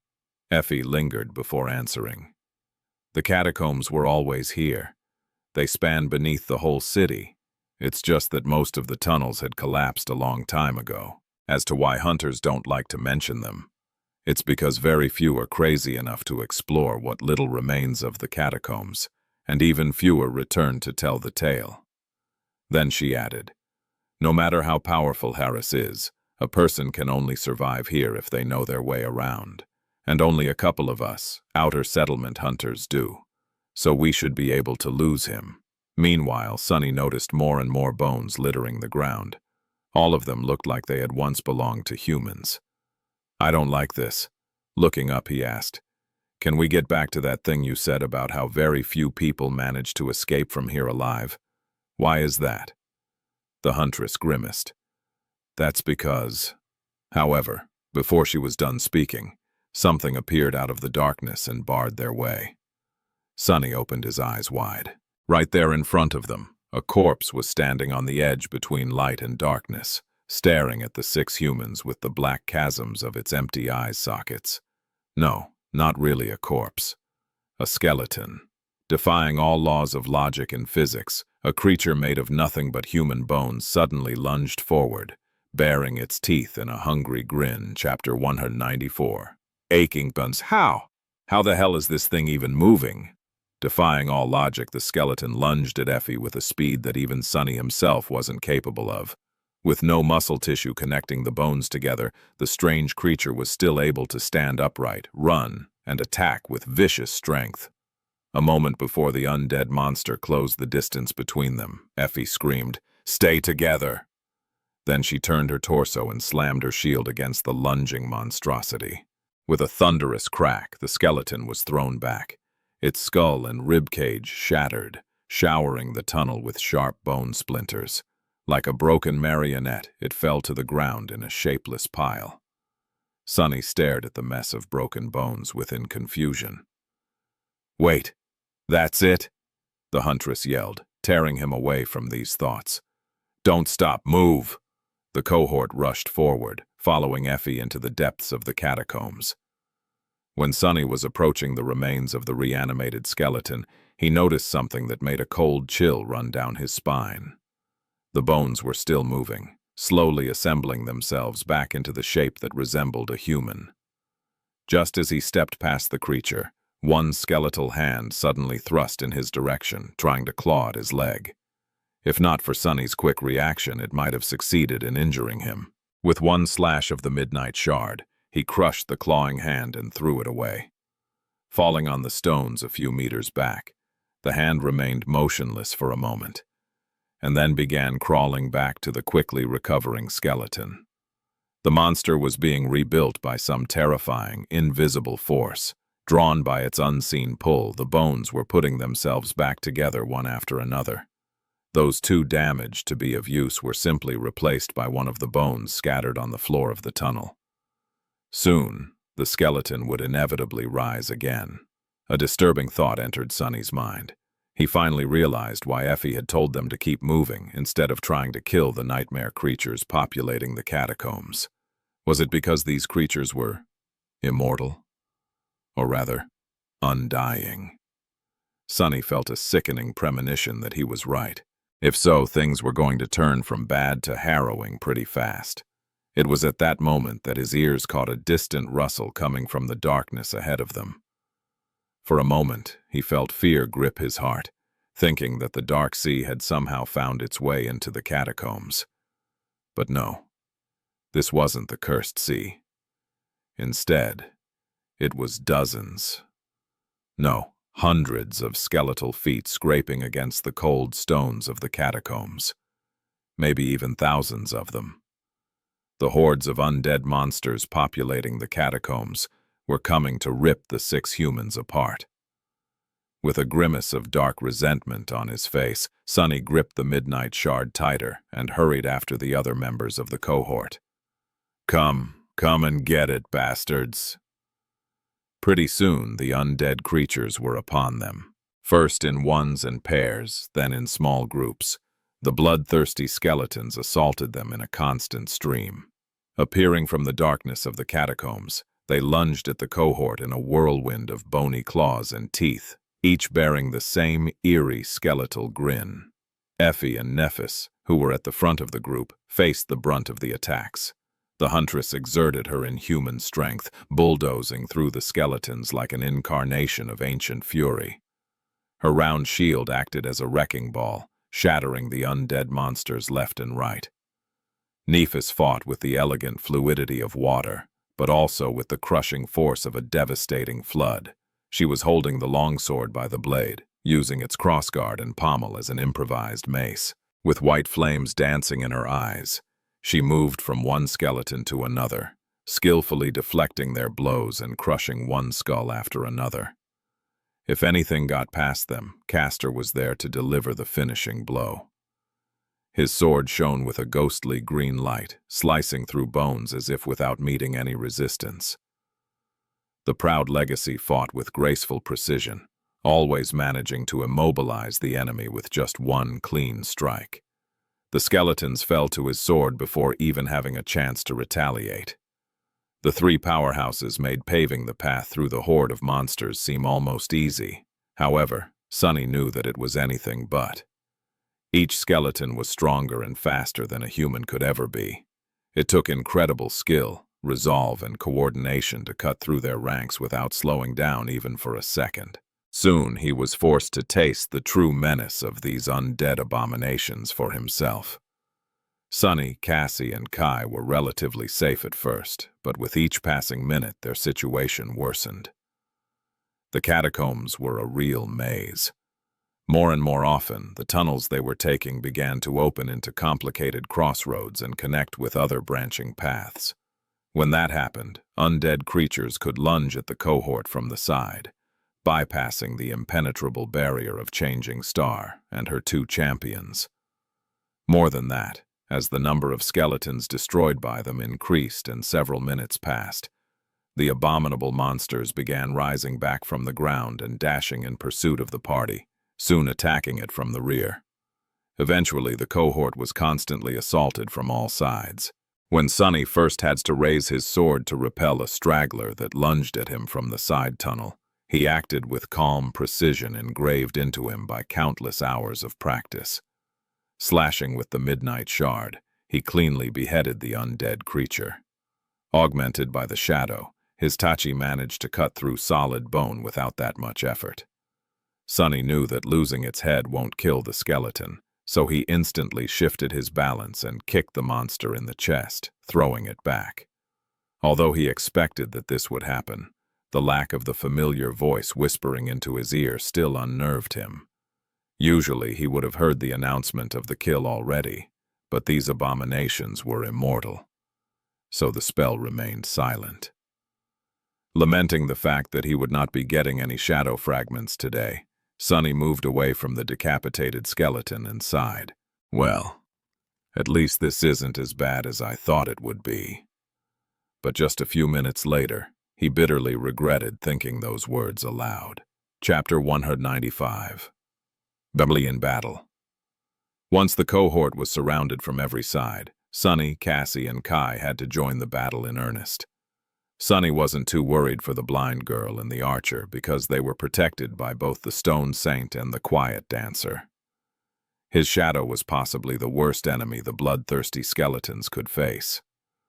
Moving with the cold precision of an emotionless battle machine, she used both her sword and shield to deflect and destroy any enemy that dared to approach them from the sides. The graceful and devastating dance she was performing was a true sight to behold. The quiet dancer zipped through the air, supporting the shadow and covering any lapse left in the barrier of steel created by her.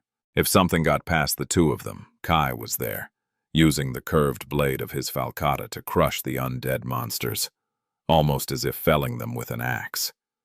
He was holding hands with Cassie, guiding the blind girl through the dark maze of the catacombs. However, it seemed as though her ability to orient herself in space had seen a considerable improvement in the past 3 months, perhaps due to the connection she shared with the flying rapier. She was now able to move quickly without using her wooden staff for support at least. Looking at the two of them, Sunny grew somewhat sullen. Both Kai and Cassie were incredibly beautiful people, holding hands and surrounded by nothing but darkness and monsters. With the charming young man gripping an elegant sword, they looked like an image from a book cover. They looked perfect together. Sunny, on the other hand, well, at least he had his shadow to keep him company. And the ordinary rock. However, he didn't have a lot of time to wallow in self-pity, because his was the second most important role in this furious moving battle, holding the rear of the cohort all by himself. Let me show you what I'm capable of. As more and more skeletons rose from the ground and attacked the party from behind, Sunny had to really exert himself. At first, he only had to fight one undead monster at a time. Despite their tremendous speed and strength, the skeletal creatures were not that hard to defeat.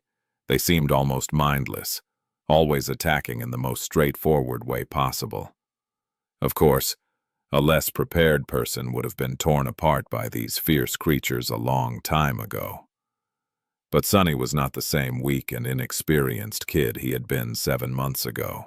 The harrowing trials of the Forgotten Shore, as well as his tenacious will and grim resolve, had turned him into a fearsome creature too. In fact, in terms of pure viciousness, the skeletons had nothing on him at all. Wrapping the midnight shard into the shadow to slice through the tough bones of the undead monsters easier, Sunny employed every bit of battle prowess he had learned from his practice with the stone saint to destroy his enemies. Seamlessly weaving the firm and unassailable movements that he had learned from the taciturn stone creature into the flowing style taught to him by Nephis, he made short work of one skeleton after another. His blades sliced, slashed and pierced through monster after monster, sending broken bones flying and cluttering to the ground. Of course, maintaining this state without falling behind the cohort was not easy. Sonny had never practiced fighting while on the run, especially not while moving backward.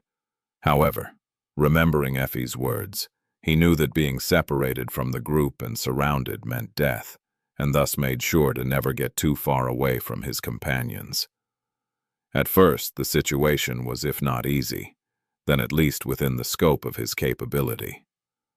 Sonny even thought that this was an excellent opportunity to put everything that he had learned in the past week to practice.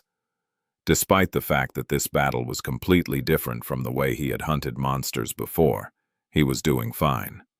Back on the streets of the Dark City, he hunted at night, always attacking the enemy from the shadows and aiming to finish the fight with one strike. The initiative was on his side, and so he was the one dictating the flow of the combat. However, right now, things were completely reversed. Sonny was the one being attacked, with enemies suddenly appearing from the darkness and instantly lunging at him. Put on the defensive, he had to react to the enemy attacks as opposed to being the one attacking. And yet, he was managing. He had anticipated that a situation like that would inevitably happen, and put enough flexibility into his technique to withstand any type of peril. He was indeed putting his lessons to practice, cementing them in his muscles and bones. After all, just like Nephis had said, 1,000 hours of training was not as impactful as one real fight. But then, slowly, things began to change. After he had ruthlessly cut down a handful of the undead abominations, suddenly 2 attacked him at the same time. Sonny cursed and ducked to the side, narrowly avoiding having his head crushed by one of the skeletons. His sword blocked the vicious strike from the other one, and being pushed back a couple of steps by the force of the impact, he struggled to keep his balance. Not letting the monsters continue their assault unobstructed, Sonny dashed forward and twisted his body. Kicking one creature in the chest, he used it to propel himself toward the other one and put all that weight into a devastating downward slash. The skeleton crumbled into a pile of broken bones, and the edge of the midnight shard scraped against the stones, causing sparks to fly into the air. Knowing that his momentum was too strong to stop now, Sonny instead went with it, rolled over his shoulder, and got back to his feet just in time to meet the attack of the remaining monster face to face. His sword cut a sharp arc, severing both arms of the skeleton. Sonny instantly sidestepped the undead creature and delivered a low, horizontal slash, breaking its legs. Making sure that the monster wouldn't be standing up anytime soon by piercing its skull with the tip of the midnight shard, he hurried to catch up with the cohort. Briefly glancing at the rest of his companions, he made sure that they were not dead yet and swiftly turned around, ready to face the next monster. Then, his heart skipped a beat. Curses! 3 skeletons were rushing at him, menacing grins frozen on their skinless faces. Chapter 196. Divine Intervention. After that, things became hectic. Sonny had to push himself to the limit to fight against multiple opponents while maintaining the pace with the rest of the group. Knowing that slowing down meant death, he slashed, dodged, blocked, and moved back without allowing himself even a moment of respite. Slowly but surely, countless wounds began accumulating on his body. But even then, it wasn't enough. So he pushed himself past his limit. After all, this was the exact situation he had been preparing himself for by enduring the ruthless onslaught of the Stone Saint day after day. The inevitability of having to fight against an overwhelming force. Dark, vehement fury ignited in his chest, washing away pain and fear. Come and get me. I'm right here.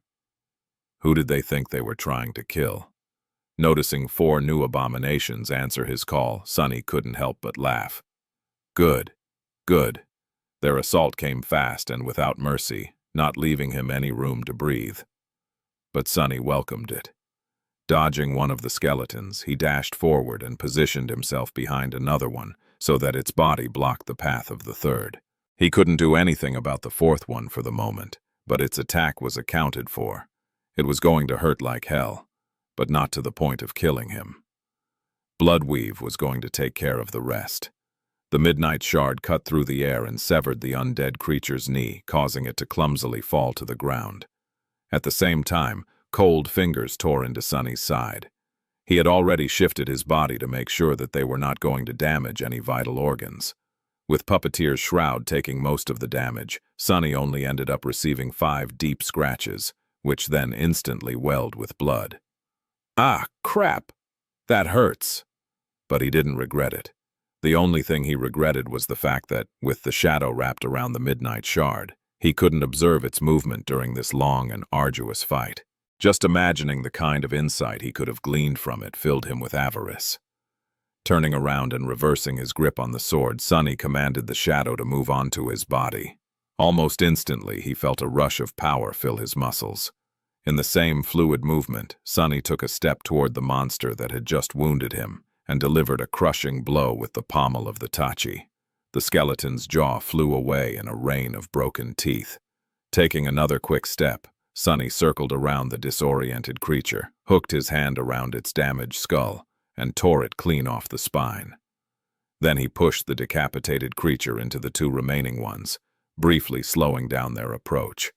By the time the undead abominations regained their balance, Sunny was already upon them. The midnight shard flashed 3 times, turning the 3 skeletons into 3 piles of bones.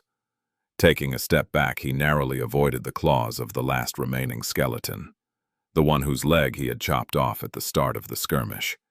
Sunny glanced at the creature that was madly crawling toward him and finished it off with one powerful thrust. Then he groaned. Ah, crap. I think I overdid it. Sunny was bruised, hurting all over, and covered in blood. What's worse, he was exhausted. This moving battle was too intense and had lasted for too long. Even with his endurance enhanced by the bloodweave, he was nearing the point where his performance would start dropping rapidly. Once that happened, he would die. Because the damn undead creatures were not only immortal, but also tireless. Just as this thought appeared in Sunny's mind, a new wave of skeletons lunged at him from the depths of the tunnel. Tiredly raising his sword, he gritted his teeth. Time for Plan B. At some point, the tunnel they were currently in was briefly drowned in a brilliant wave of pure white light. Glancing over his shoulder, Sunny noticed that Nephis had finally summoned her flames, channeling them into the blade of her sword, just like on the day they had fought against the carapace demon. Faced with the blinding radiance of the incandescent blade, the skeletons almost seemed to melt. Perfect timing. Using the momentary disorientation of his own opponents, Sunny dashed back and commanded the stone saint to switch places with him. As they passed each other, he sent the shadow from his own body onto that of the taciturn stone knight. Almost immediately, the shadow saint's eyes blazed with menacing carmine fire. Her skin shone with dark radiance, and wisps of ghostly gray fog appeared from beneath her stone-like armor like dancing flames. The impenetrable darkness of the catacombs suddenly seemed to become even deeper, embracing her like a vast black mantle. Yeah, I have some tricks up my sleeve, too. A second later, the shadow crashed into the undead creatures, sending splinters of bones and severed limbs flying through the air. She proceeded to massacre them, moving from one to another in a graceful storm of darkness and destruction. Taking her place near Kai and Cassie, Sunny was finally able to rest for a few seconds. His battered body was screaming with pain, and the gray fabric of the puppeteer's shroud had turned heavy with blood. With 2 wielders of divine aspects activating their hidden cards almost simultaneously, the cohort got a chance to catch their breaths for a few short moments. However, it was clear that this calm wouldn't last long. Sunny didn't really want to show all his cards yet, but the situation left him little choice. He doubted he could continue the mad dash for much longer. Plus, chances were that the rest of the party, preoccupied as they were with their own share of the undead monsters, would either fail to notice the sudden alteration happening to the stone saint, or assume that it was just an ability of hers. Using the opportunity, Sunny took a look at the condition of his companions. It was not good. Changing Star's armor was battered and torn, with blood seeping down her right side. Effie's shield looked like it was on the verge of coming apart, while her white chiton was painted red. Castor managed to preserve some semblance of a collected look, however. There was a deep gash under one of his eyes, his face bloodied and grim. Kai was doing not much better. He was pale and visibly exhausted, his auburn hair disheveled and soaked with sweat. Sunny didn't even want to think about his own sorry appearance. Only Cassie, whose Tier 6 armor made her less likely to be attacked by an enemy, looked more or less fine. However, her flying rapier had several visible nicks on its slender blade, and looked tired and dispirited overall, as much as a flying weapon could look like anything. In short, one thing was painfully apparent from their state. If things didn't change soon, all of them were going to die. Skillfully using his sword to cut down a skeleton that had suddenly lunged at him from a side passage, Sunny strained his lungs and shouted, "Hey, Effie, how far are we from the exit from this damn place? When is this going to end?" Swatting away an undead monster of her own, the huntress briefly glanced back and grinned. "What do you mean, end?" What does she mean? What do I mean? Isn't it obvious? Turning back to concentrate on the horde of enemies in front of them, Effie yelled, "What end?"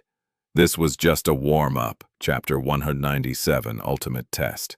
Sunny cursed and prepared himself for the worst. A few moments later, the short respite they had gotten was over. With a sound that reminded him of rushing water, a terrifying wave of undead monsters crashed into their formation, threatening to break it apart. Effie braced for the impact and withstood the furious onslaught, somehow managing to split the wave in two.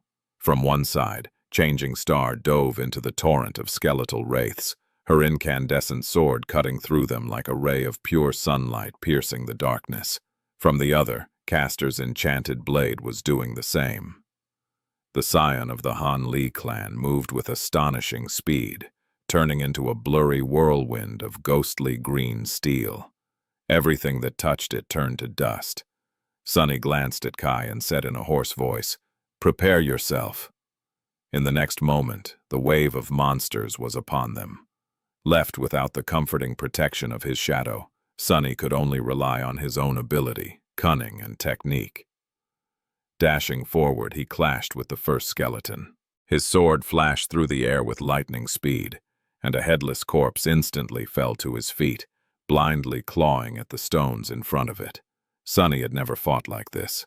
From the first day on the Forgotten Shore, he always had something helping him resist the horrors of the dream realm, be it his shadow, cover of darkness, Changing Star, or the Stone Saint. Now, he had to face the torrent of nightmare creature with nothing but his own frail human body, and resolve. This was the ultimate test of pure skill. Gritting his teeth, Sunny tried to remember the feeling of clarity he had experienced after the carapace centurion had crushed his ribcage with one strike of its terrifying bone scythe. All unnecessary thoughts were obliterated by his will, leaving only two. Kill your enemy. Prevent the enemy from killing you. Using this clarity, he entered the state of flow. His perception expanded, absorbing every detail and aspect of what was happening in the dark tunnel. His thinking accelerated, turning the mayhem that surrounded them into a stark and streamlined pattern of cause and effect. Connected to the underlying law of it all, Sunny was able to react to the actions of his enemies faster and predict them better.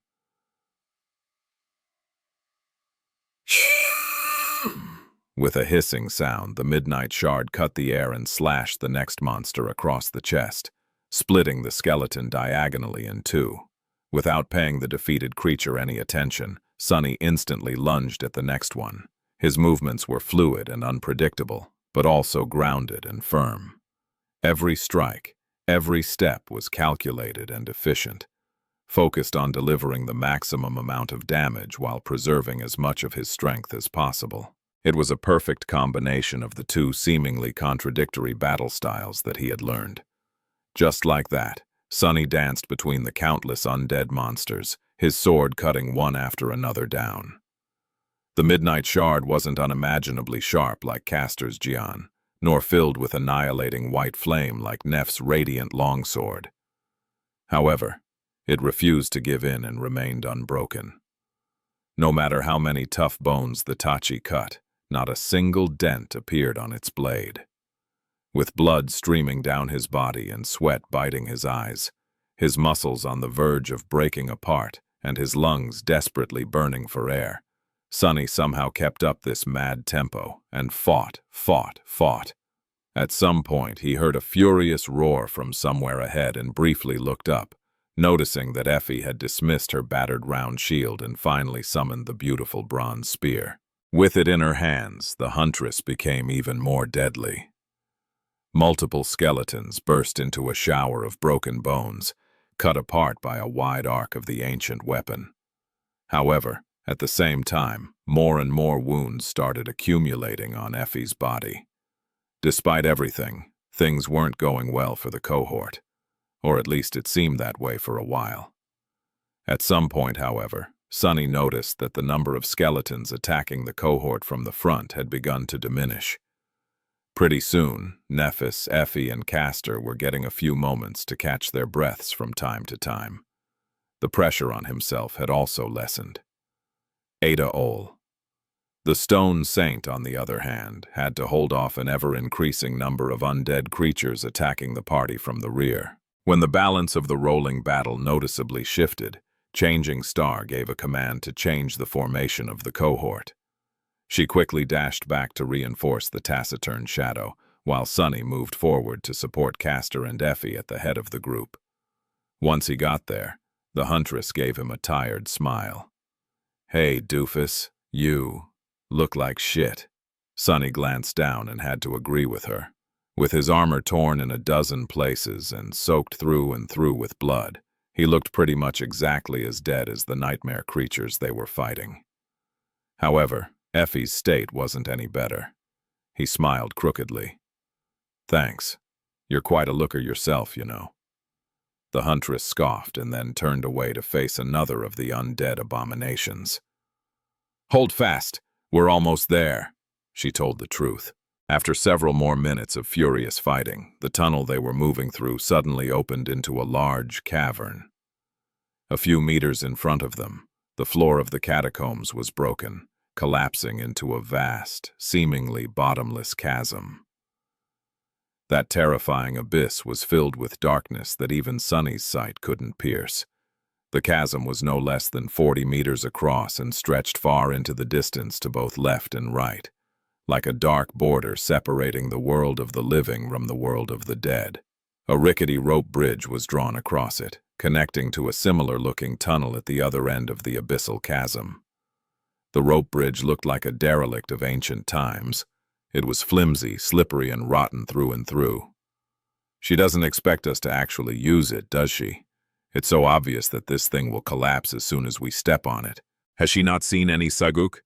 Even if others somehow survive, there's no chance that I, with that damn fated attribute, will make it to the other end." Sunny turned to Effie and scowled, really hoping to be surprised by her answer. "So what now?" The huntress looked at him in confusion. "What else? We crossed the bridge." Chapter 198. Last Stand. Sunny sighed. Of course they had to cross the bridge. Why had he even bothered to ask? Great! At least the damn thing was empty of the skeletons. The path to the other side of the chasm was clear. What is clear is that I'm going to die. While Sunny was consumed by these unhappy ruminations, Effie and Castor quickly threw the few undead creatures remaining in front of them over the edge of the chasm. Finally safe from their constant attacks, most of the cohort took a chance to quickly catch their breaths. Only Nephis and the Stone Saint were still fighting. In fact, the overwhelming pressure of the pursuing horde had grown so heavy that they were barely holding on. Two figures, one shrouded in shadows, the other bathed in pure white light, were slowly buckling under the furious onslaught of the army of the dead. Sunny gritted his teeth. If nothing changed, they were going to be the ones being thrown into the dark abyss very soon. With a grim expression on his face, he glanced at Effie and said, "Go." Leaning on her spear, the huntress weakly shook her head. "Someone will have to hold them off long enough for everyone to get to the other side. You should—" Sunny interrupted her. "I'll be the last one to cross. Don't worry. I have a plan. A crazy plan." But what else was new? Giving him a long look, Effie hesitated for a few seconds, then nodded. "All right. Stay alive, Sonny." He quietly chuckled. "Ah, I didn't know you cared." She stared at him for a bit and then calmly said, "No, it's just that if you die, pretty soon I'll have to fight your scrawny corpse. So, don't do that, okay?" With that, Effie beckoned others to follow her and stepped on the rickety bridge. Sonny blinked a couple of times, watched her go, then turned his back to the chasm and sighed. Right. What else did I expect? In any case, there was no way back now. Brandishing the midnight shard, he dashed forward and joined Changing Star and the Shadow Saint in their desperate fight. Dispatching a couple of skeletons, Sonny briefly turned to Nephis and said, "Retreat to the bridge. Saint and I will hold them off." Ada Ol, her eyes shone with white flames through the visor of the Starlight Legion armor's helmet. A moment later, he heard a hoarse voice. "Are you sure?" He dodged the claws of an especially menacing monster, bashed it away with the pommel of the Tachi, and yelled, "Yes, but—" Another undead creature fell to the midnight shard. "When you get to the other side, you need to destroy the supports of the bridge. Do you understand?" Changing Star hesitated, almost missing the timing of her attack. Then she asked, "What about you?" Sonny laughed. "Don't worry about it. I have a way to get across." Neff didn't answer for a while. Finally, she simply said, "All right," not one to waste words.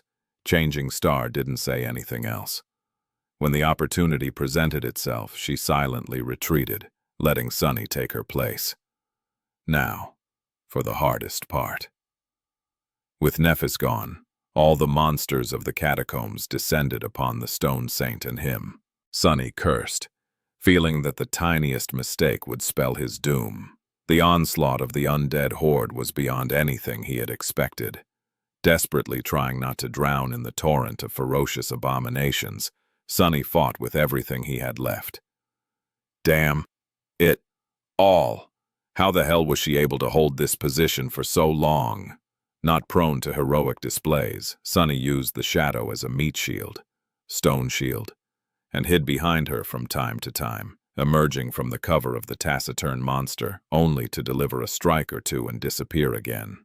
The two of them worked beautifully together, almost as if sharing one mind. Well, what else did he expect? She was his shadow after all, and his shadow was currently wrapped around her stone body. The armor of the menacing knight was still mostly intact. However, even it was battered and broken in several places. With a dark expression on his face, Sonny noticed a stream of ruby dust pouring from one of the breaches. The Stone Saint was wounded. This needs to end fast. Feeling his own endurance running out, Sonny wanted nothing more than to fall to the ground and rest, even if it meant dying. But instead, he doubled the intensity of his attacks. There was no need to hold anything back and preserve his strength anymore. He just had to last for a bit more. A dozen seconds at most. But even a dozen seconds seemed like an impossible dream. Impossible. He knew someone who was in the habit of making impossible things happen. With a furious growl, Sonny cut another skeleton apart, received a glancing blow to his already wounded side, and stumbled back. The shadow appeared in front of him, enduring a rain of attacks with the help of her already battered shield. Her feet slid on the stones, but the taciturn knight stubbornly held. God damn it, when? This chapter is updated by, as if answering his silent cry, and loud rattle followed by a thunderous boom informed him that the bridge had been brought down. Now, there was nothing connecting the two sides of the terrifying chasm. Sonny was left alone against the horde of immortal monsters with no way to retreat. Finally, turning his back to the undead creatures, Sonny peered into the darkness. Seeing the cohort waiting for him on the other side of the dark abyss, he lingered for a moment, sighed, and ran to its edge. The shadow slipped from the body of the stone saint and wrapped itself around his own.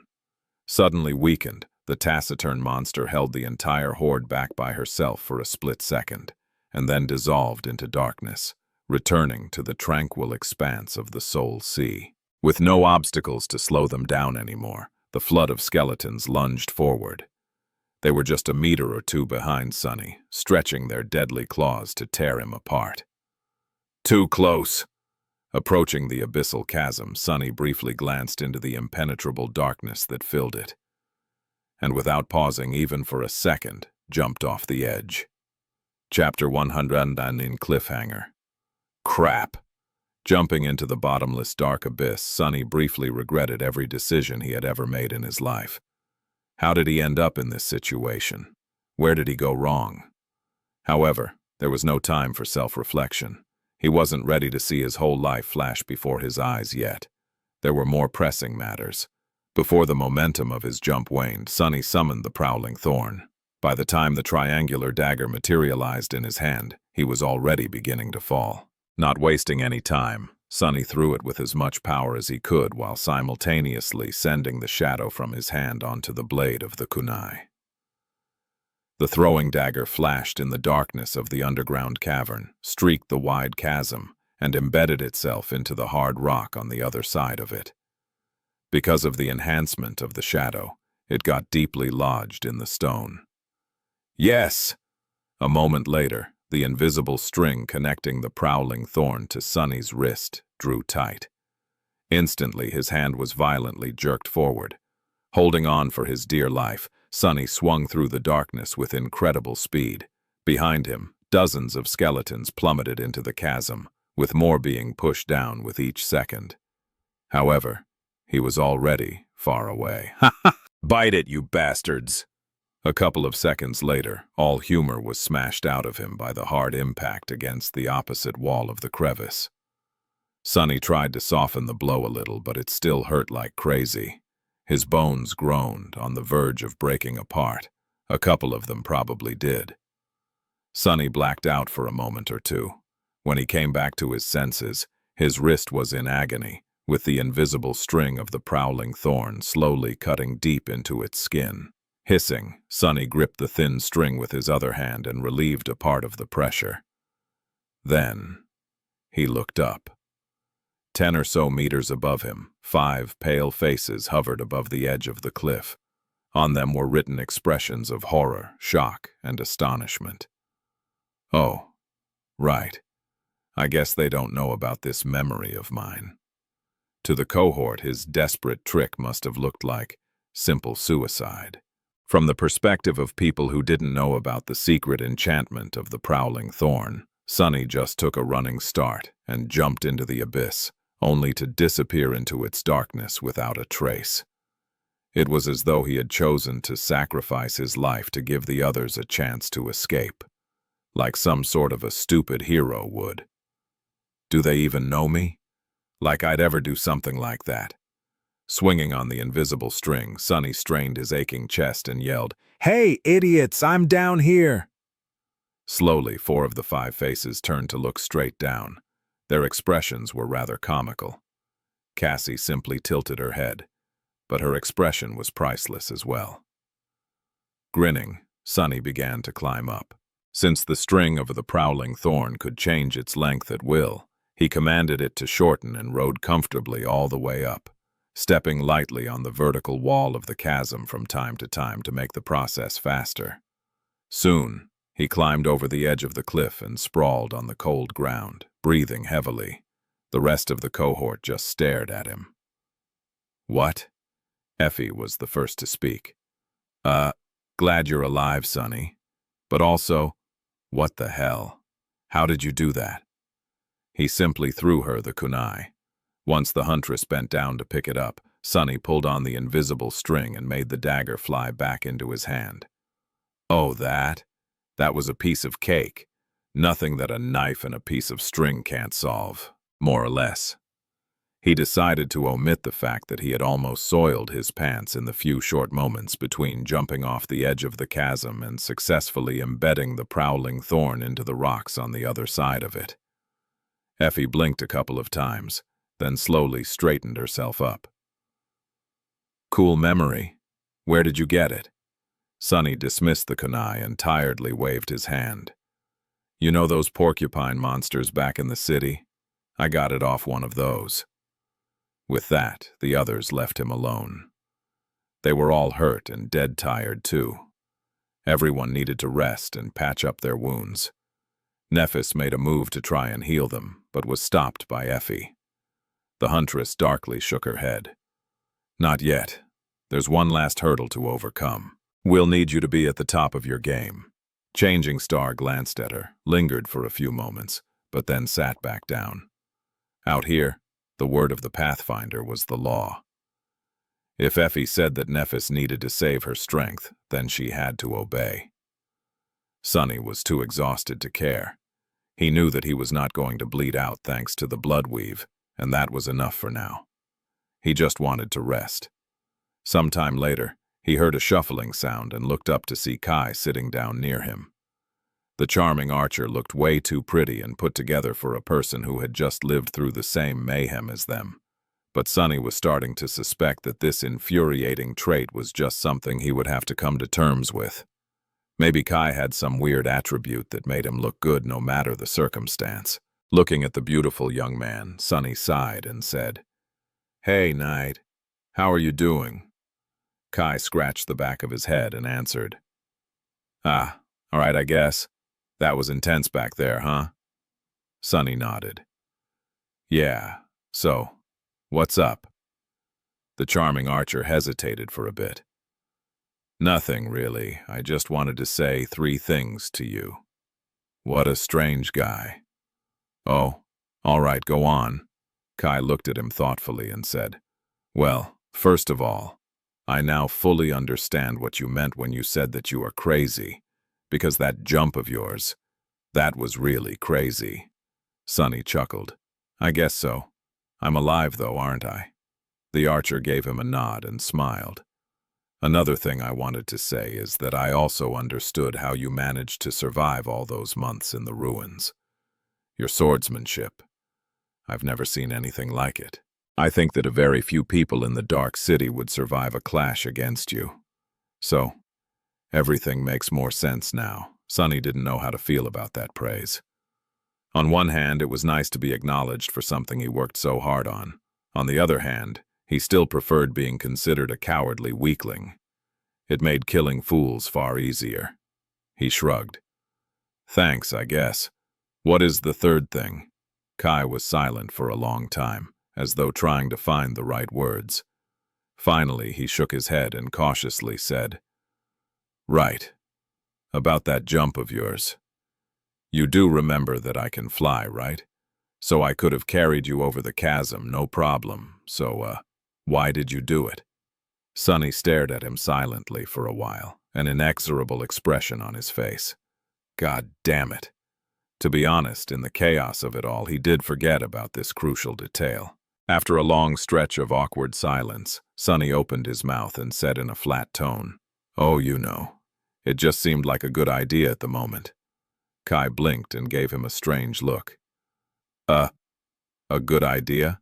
Sonny cleared his throat, then glared at the charming young man. "It worked, didn't it? So, let's not talk about it again. Ever. Okay?" Chapter 200, Descent. After a while, Sonny regained enough of his senses to warily look around. The tunnel they were currently in was somewhat different from those they had traversed while fighting the horde of undead monsters. It looked more weathered and decrepit, with its walls and floor smoothed and uneven, as though eroded by something over the course of countless years. What's worse, it was wet.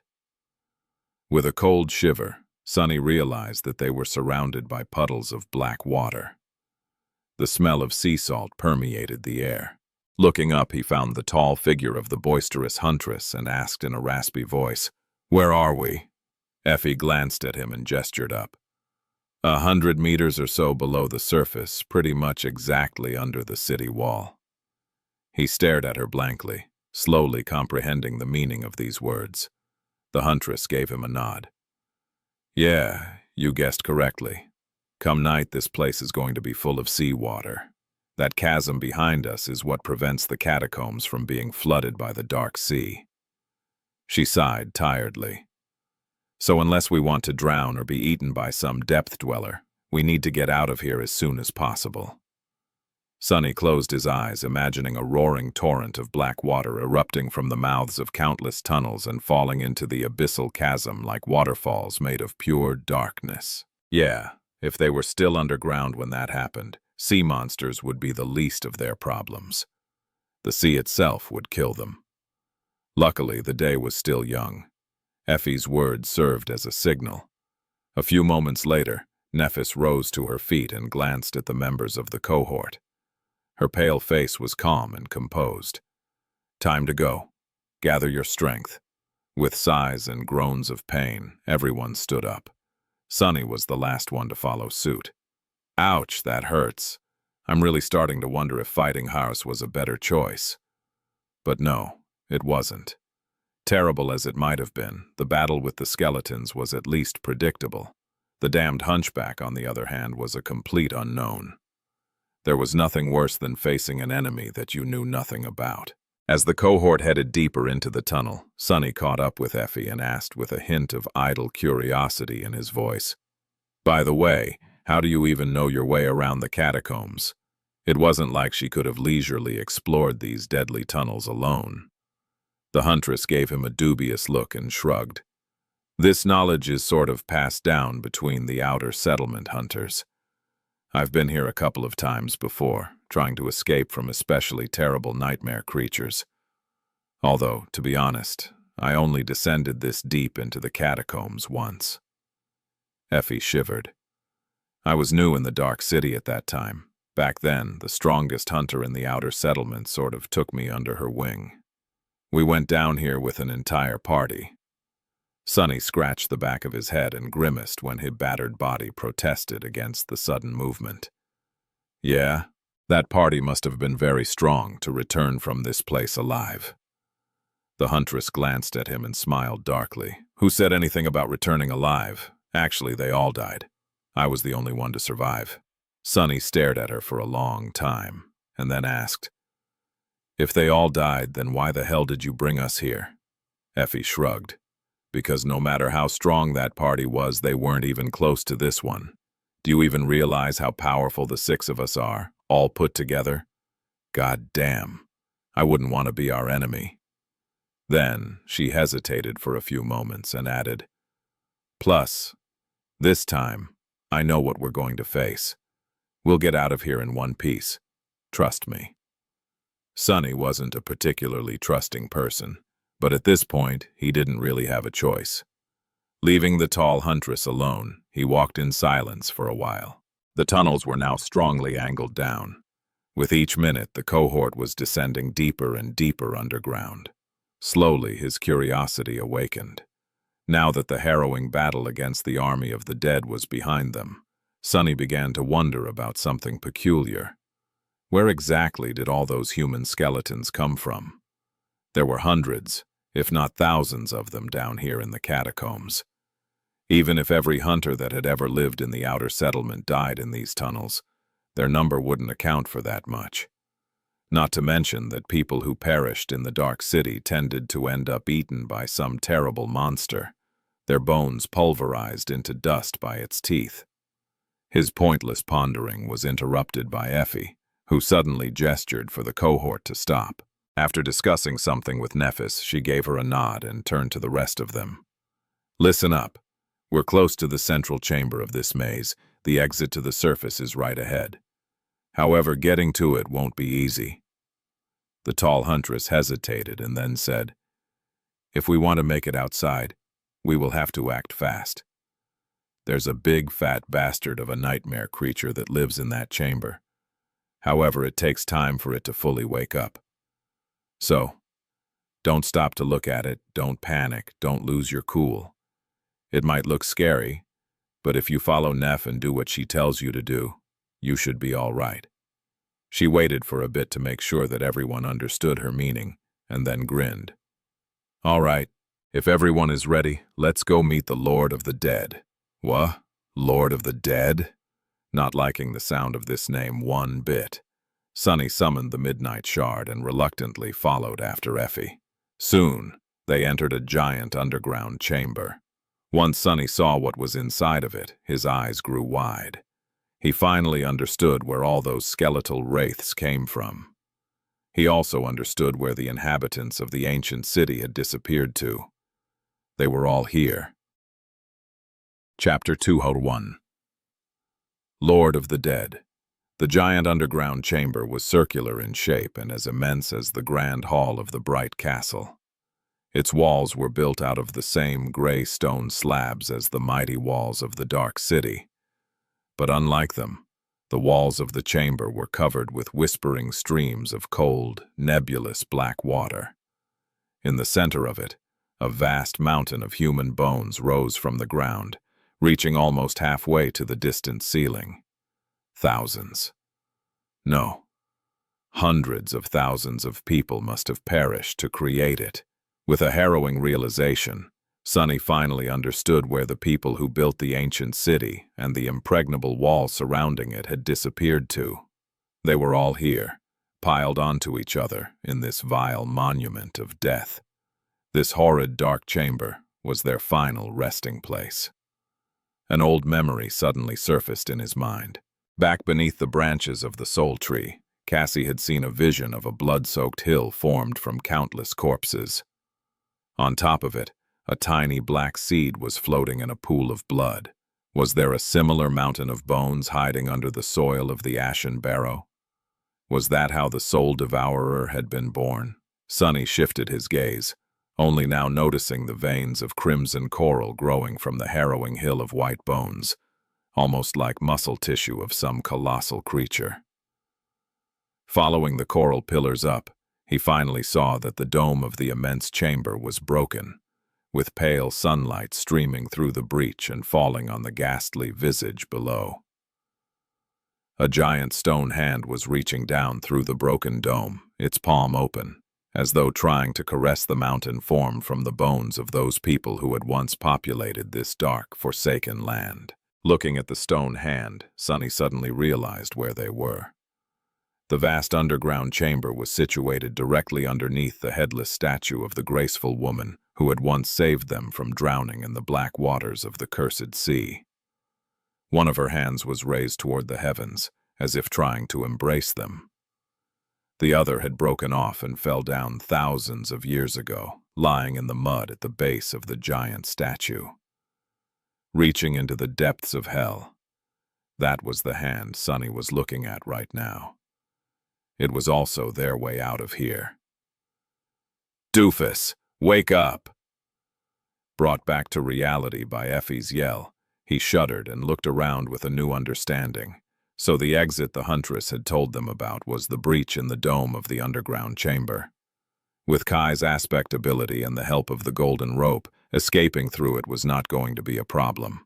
But where was this Lord of the Dead that she had mentioned? From Effie's colorful description, Sunny had expected to see a giant monster slumbering in the heart of the catacombs. If memory served, her exact words were, "a big fat bastard of a nightmare creature."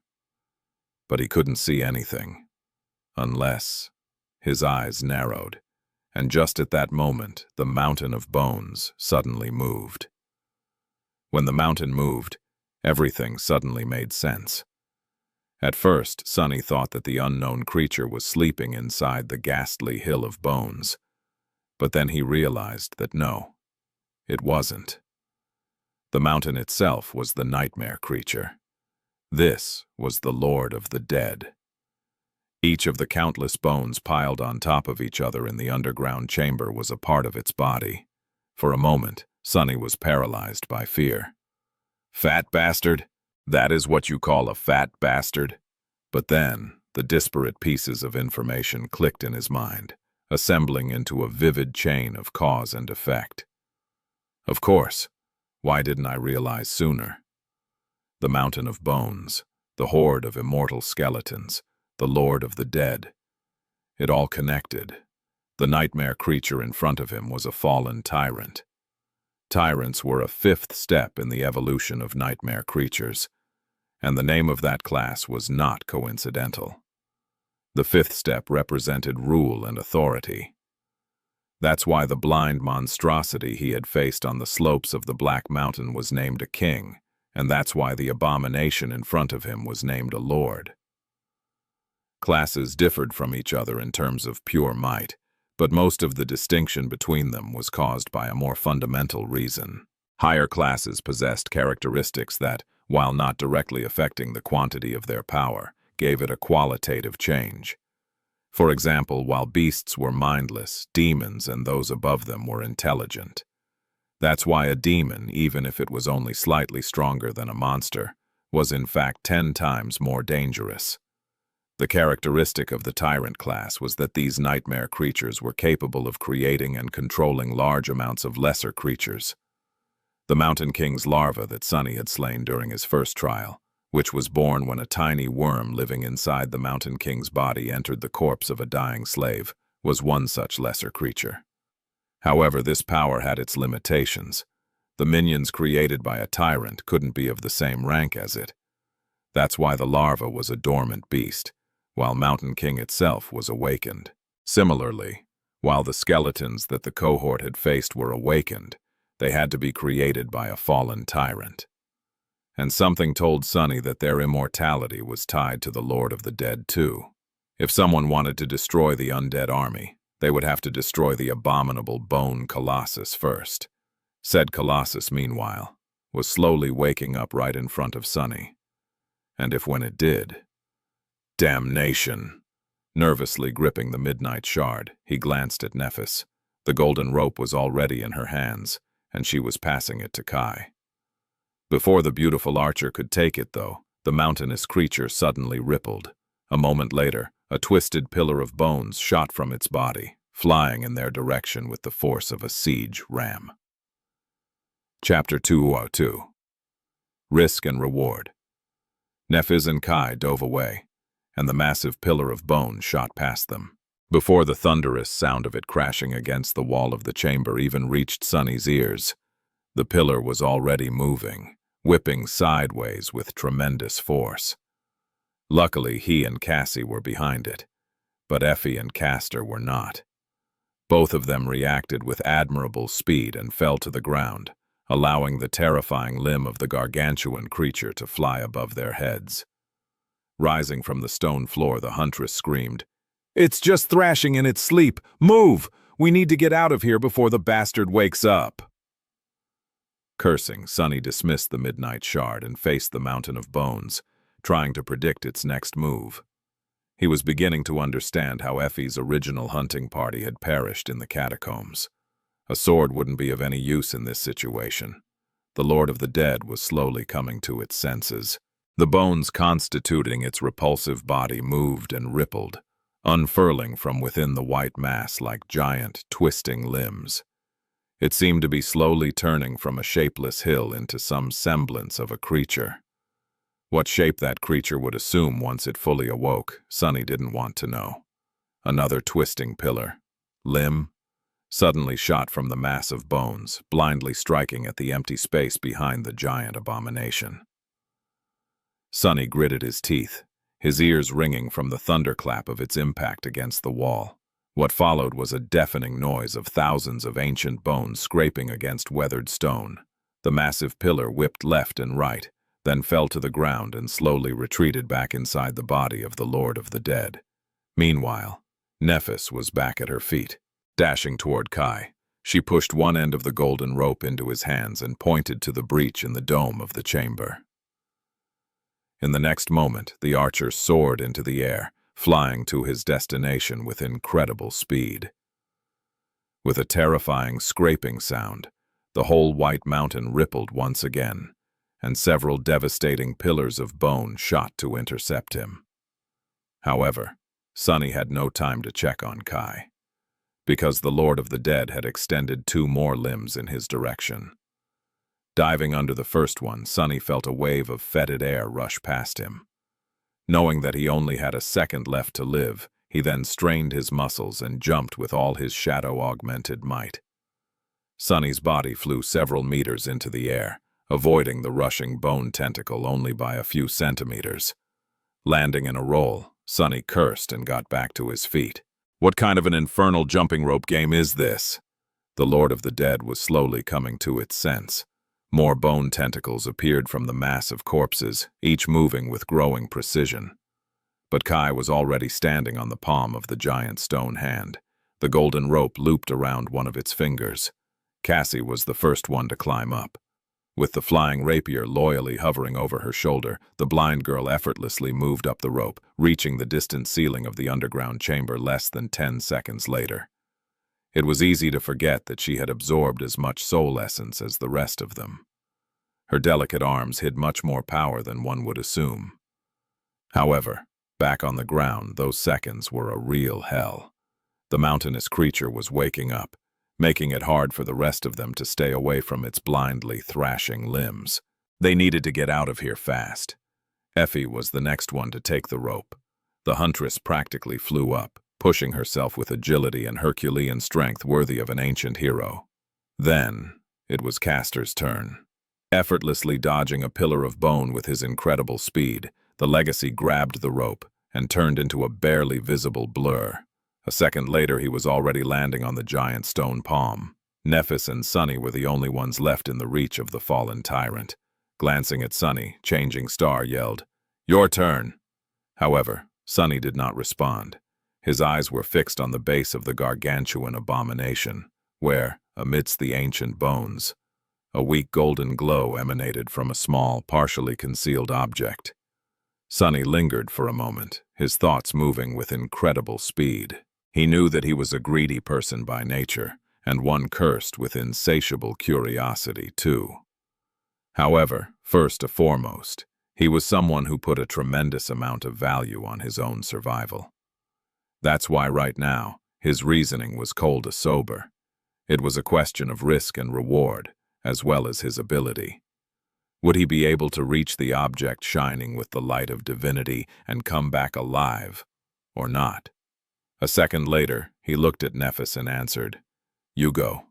I'll be just behind you." It would be a shame to go through all of this and not receive anything in return. He had to try. With that, Sunny turned around and dashed toward the Lord of the Dead. The decision was made, and now all that was left was to execute it. Summoning the prowling thorn, he threw it at the mountain of bones. Of course, Sunny didn't hope to wound the tyrant. He just wanted to lodge the kunai in its body. Just as the throwing dagger pierced the mass of bones, a white limb suddenly shot in his direction, obstructing everything with its repulsive expanse. Commanding the invisible string to contract, Sunny jumped high into the air and flew forward as though launched from a cannon. Landing on the other side of the pillar, just a few steps away from the unencompassable mass of bones, he gritted his teeth, and then thrust his hand inside the fallen tyrant's body.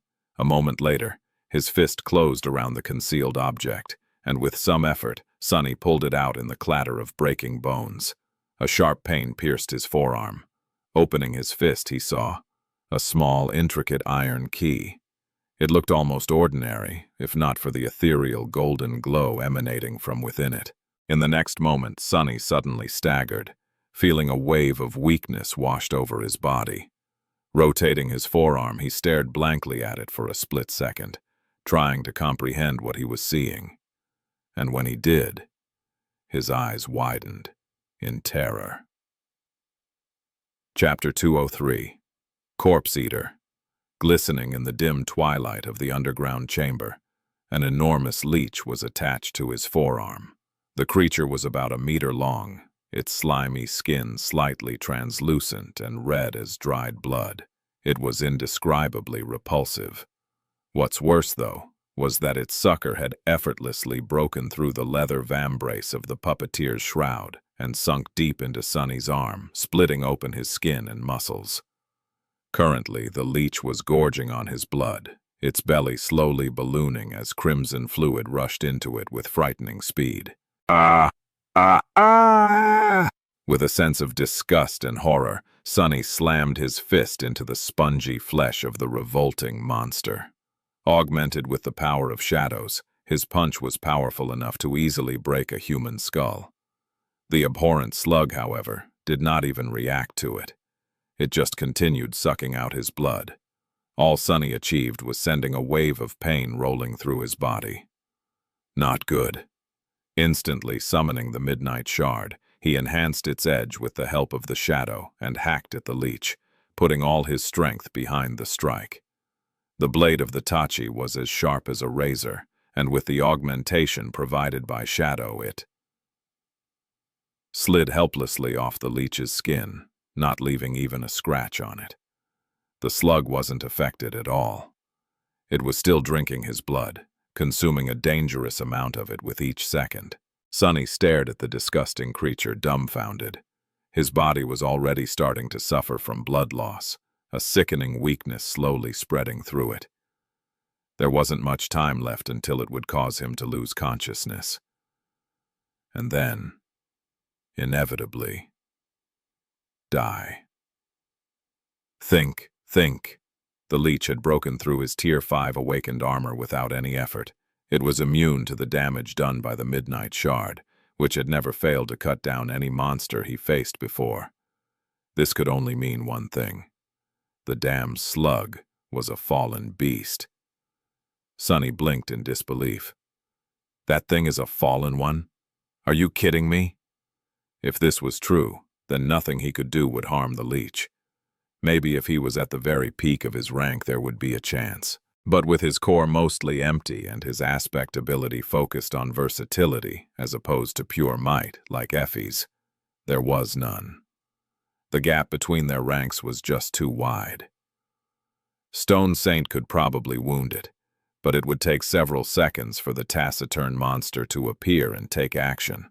Seconds that Sunny didn't have. By the time she was able to do anything, he would already be dead, either sucked dry by the abominable slug or crushed to death by the Lord of the Dead. That left Sunny with only one option. If he couldn't get rid of the leech, he was going to have to cut off his arm. Maybe Nephis would be able to grow him a new one, or not. In any case, he had to do it in order to survive. Raising the Tachi over his head, Sunny gritted his teeth and hesitated for a moment. Despite understanding that this was the only way, he was still struggling with the idea of crippling himself so terribly. Don't think. If you want to live, just do it. With a desperate resolve, he forcefully brought the Midnight Shard down, but then stopped it at the last second. The sharp blade hovered, mere centimeters away from his skin. This was not due to the lack of determination, but because Sunny noticed a subtle change happening to the leech. Its belly, which had been expanding rapidly as his blood filled it, stopped ballooning at some point. Now, strange spasms were running through it. What the? In the next moment, the vile creature suddenly convulsed.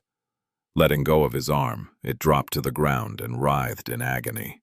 Through the translucent film of its skin, Sunny could see the innards of the giant slug bursting open. It was as though it was being torn from within by some invisible force. No, not a force. It was being killed by his blood. The damn leech got poisoned by it. It seemed that bloodweave was far more odd and tenacious of an attribute than he had thought. A second later, the whole body of the fallen beast simply ruptured, spilling blood everywhere. Sunny stared at it with a blank expression. Bringing him out of the daze, the voice of the spell whispered, "You have slain a fallen beast, corpse eater. Your shadow grows stronger. Huh. You have received a memory." As his eyes grew wide, Sunny shook off his astonishment and lunged forward. He still had to escape from this damn place. Grabbing the bloodied soul shard from the eviscerated remains of the abominable leech, he turned around and sprinted to the golden rope, dodging a bone tentacle that burst from the body of the gargantuan tyrant to pursue him. Sunny rolled on the ground, jumped over a pile of broken bones, and finally reached his destination. As soon as he grabbed the rope, it began contracting, bringing him out of the underground chamber.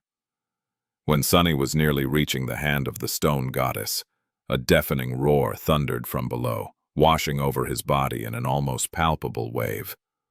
The Lord of the Dead was finally awake. But it was already too late. His prey had escaped. Climbing out of the mud, Sunny fell to his knees, and then tiredly lowered himself to the ground.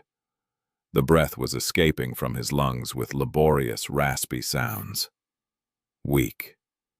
He felt so weak and tired, but it was so good to see the sun again. The wounds he had received in the catacombs had finally caught up with Sonny. With adrenaline gone, he was now in a sea of pain. A quiet groan escaped from his lips. That was not fun. While Sonny was contemplating this, a shadow fell over him. Looking up, he saw Nephis glaring at him with a dark expression. She was bloodied and battered, with a deep frown contorting the graceful lines of her usually calm face. "What?" Kneeling beside Sonny, Changing Star grimaced and said, "Are you insane? Why did you do that?" He tried to chuckle but ended up twisting in an excruciating, coughing fit. When Sonny was finally able to breathe again, he said weakly, "Yes, no, maybe. I don't know. I just saw something shiny." With that, he opened his fist and showed Changing Star the glowing crystal of the ascended soul shard he had scavenged from the corpse of the vile, blood-sucking leech. She stared at it for a few moments, and then sighed. Without saying anything else, Nephis placed her cool hands on his chest and closed her eyes. A moment later, the purifying white flame spread through his body like a warm embrace, repairing any damage done to it. Even knowing how much pain this cost her, Sonny couldn't help but be happy to feel its touch again. Soon, his pain disappeared.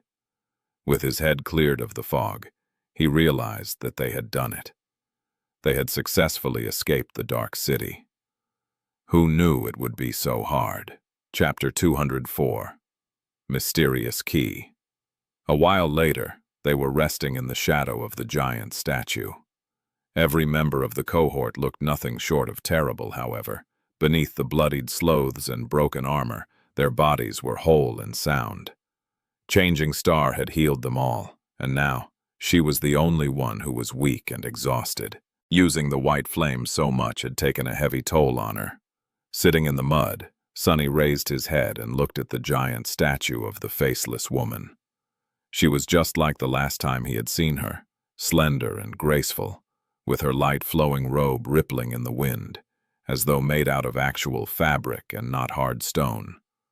The statue was tilted slightly to the side, with its one remaining hand reaching high into the sky.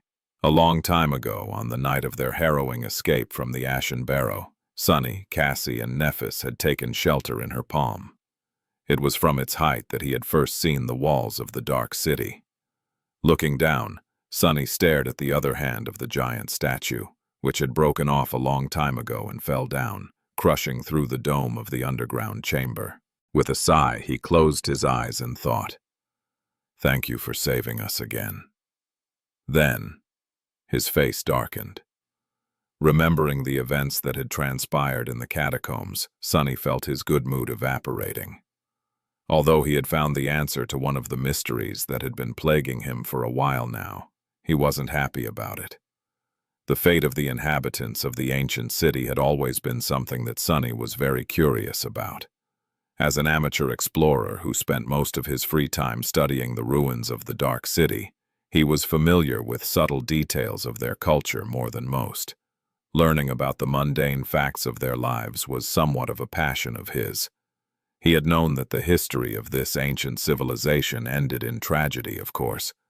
A cataclysmic disaster had destroyed it, turning the once prosperous land into the desolate hell it was today. But against all logic, Sonny still hoped that these people had somehow managed to survive. Perhaps they had migrated somewhere, leaving the ruins of their city behind. But now he knew that it wasn't so.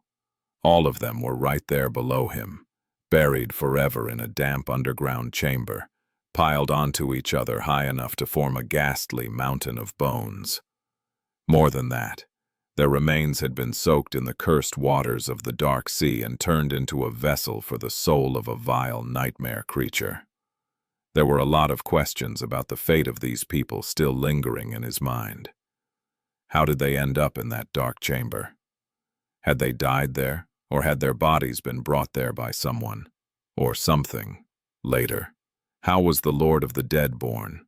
Was its inception the same as that of the Soul Devourer? But he didn't really want to know the answers anymore.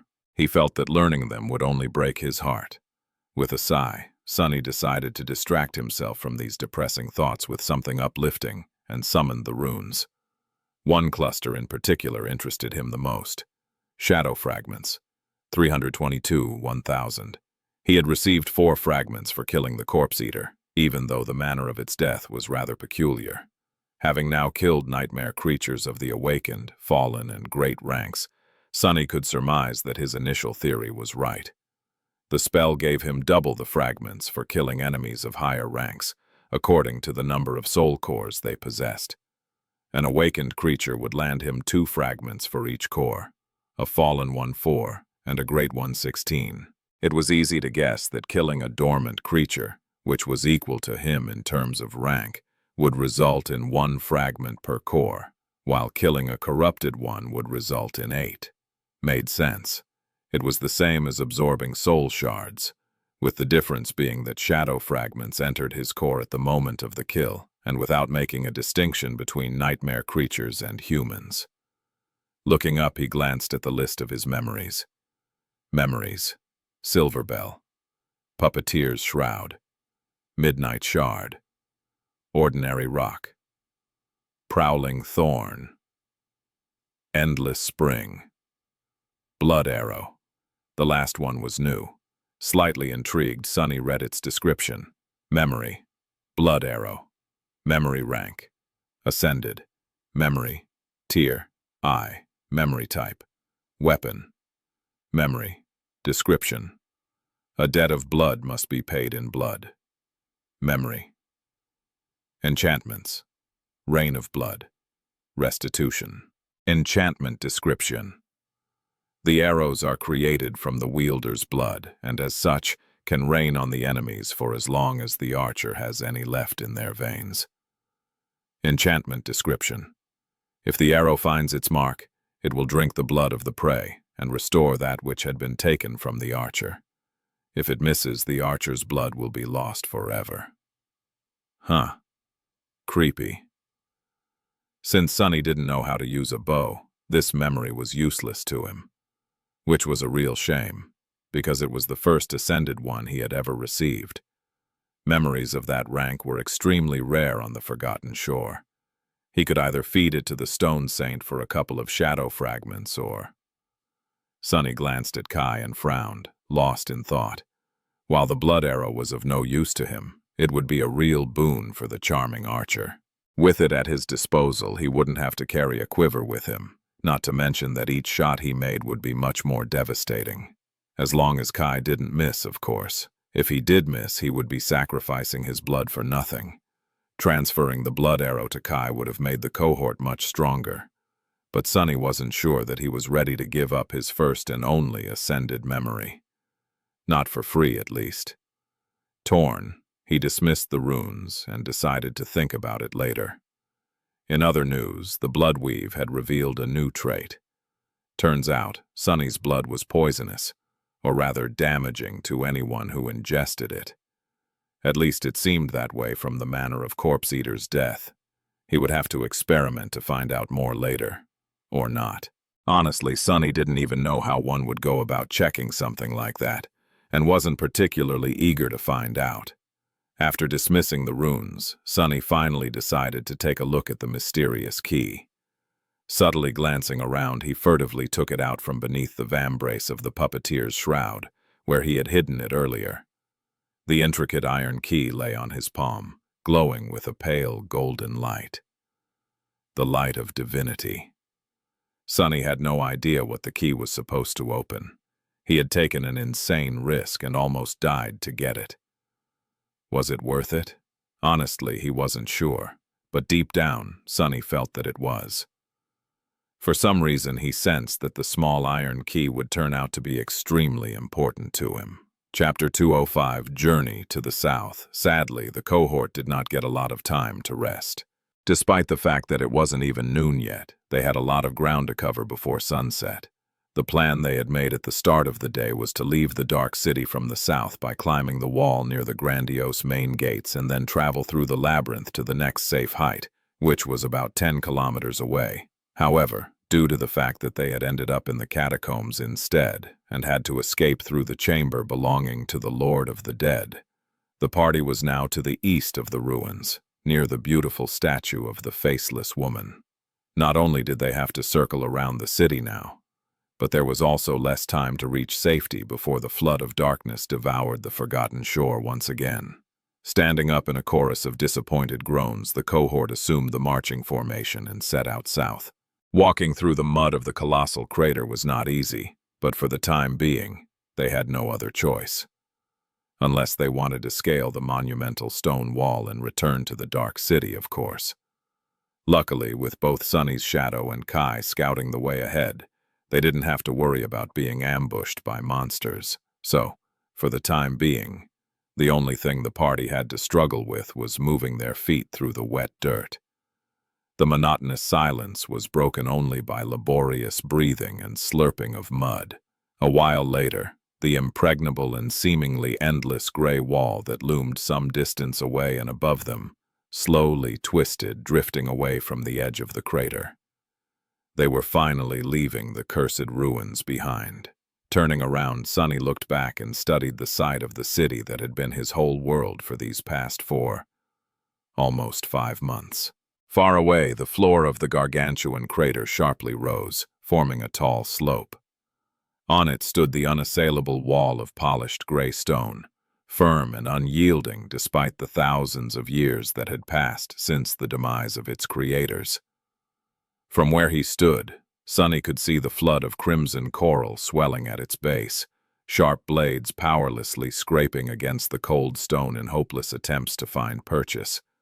It looked as though the city was being besieged by the land itself.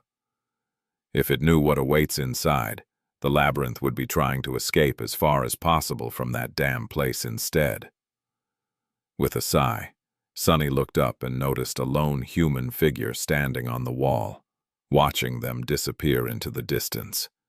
That figure was crooked and dark, emanating a cold feeling of foreboding.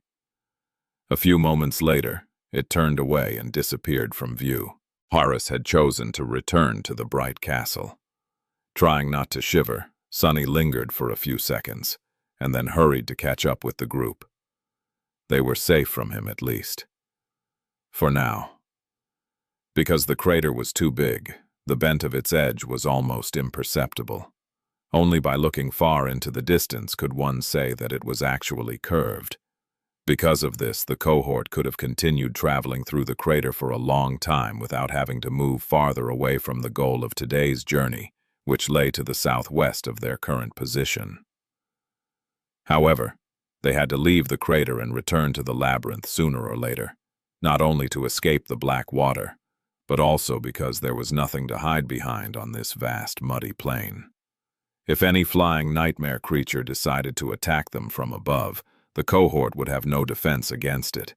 The labyrinth, while hiding its own fair share of terrifying threats, at least offered some measure of protection.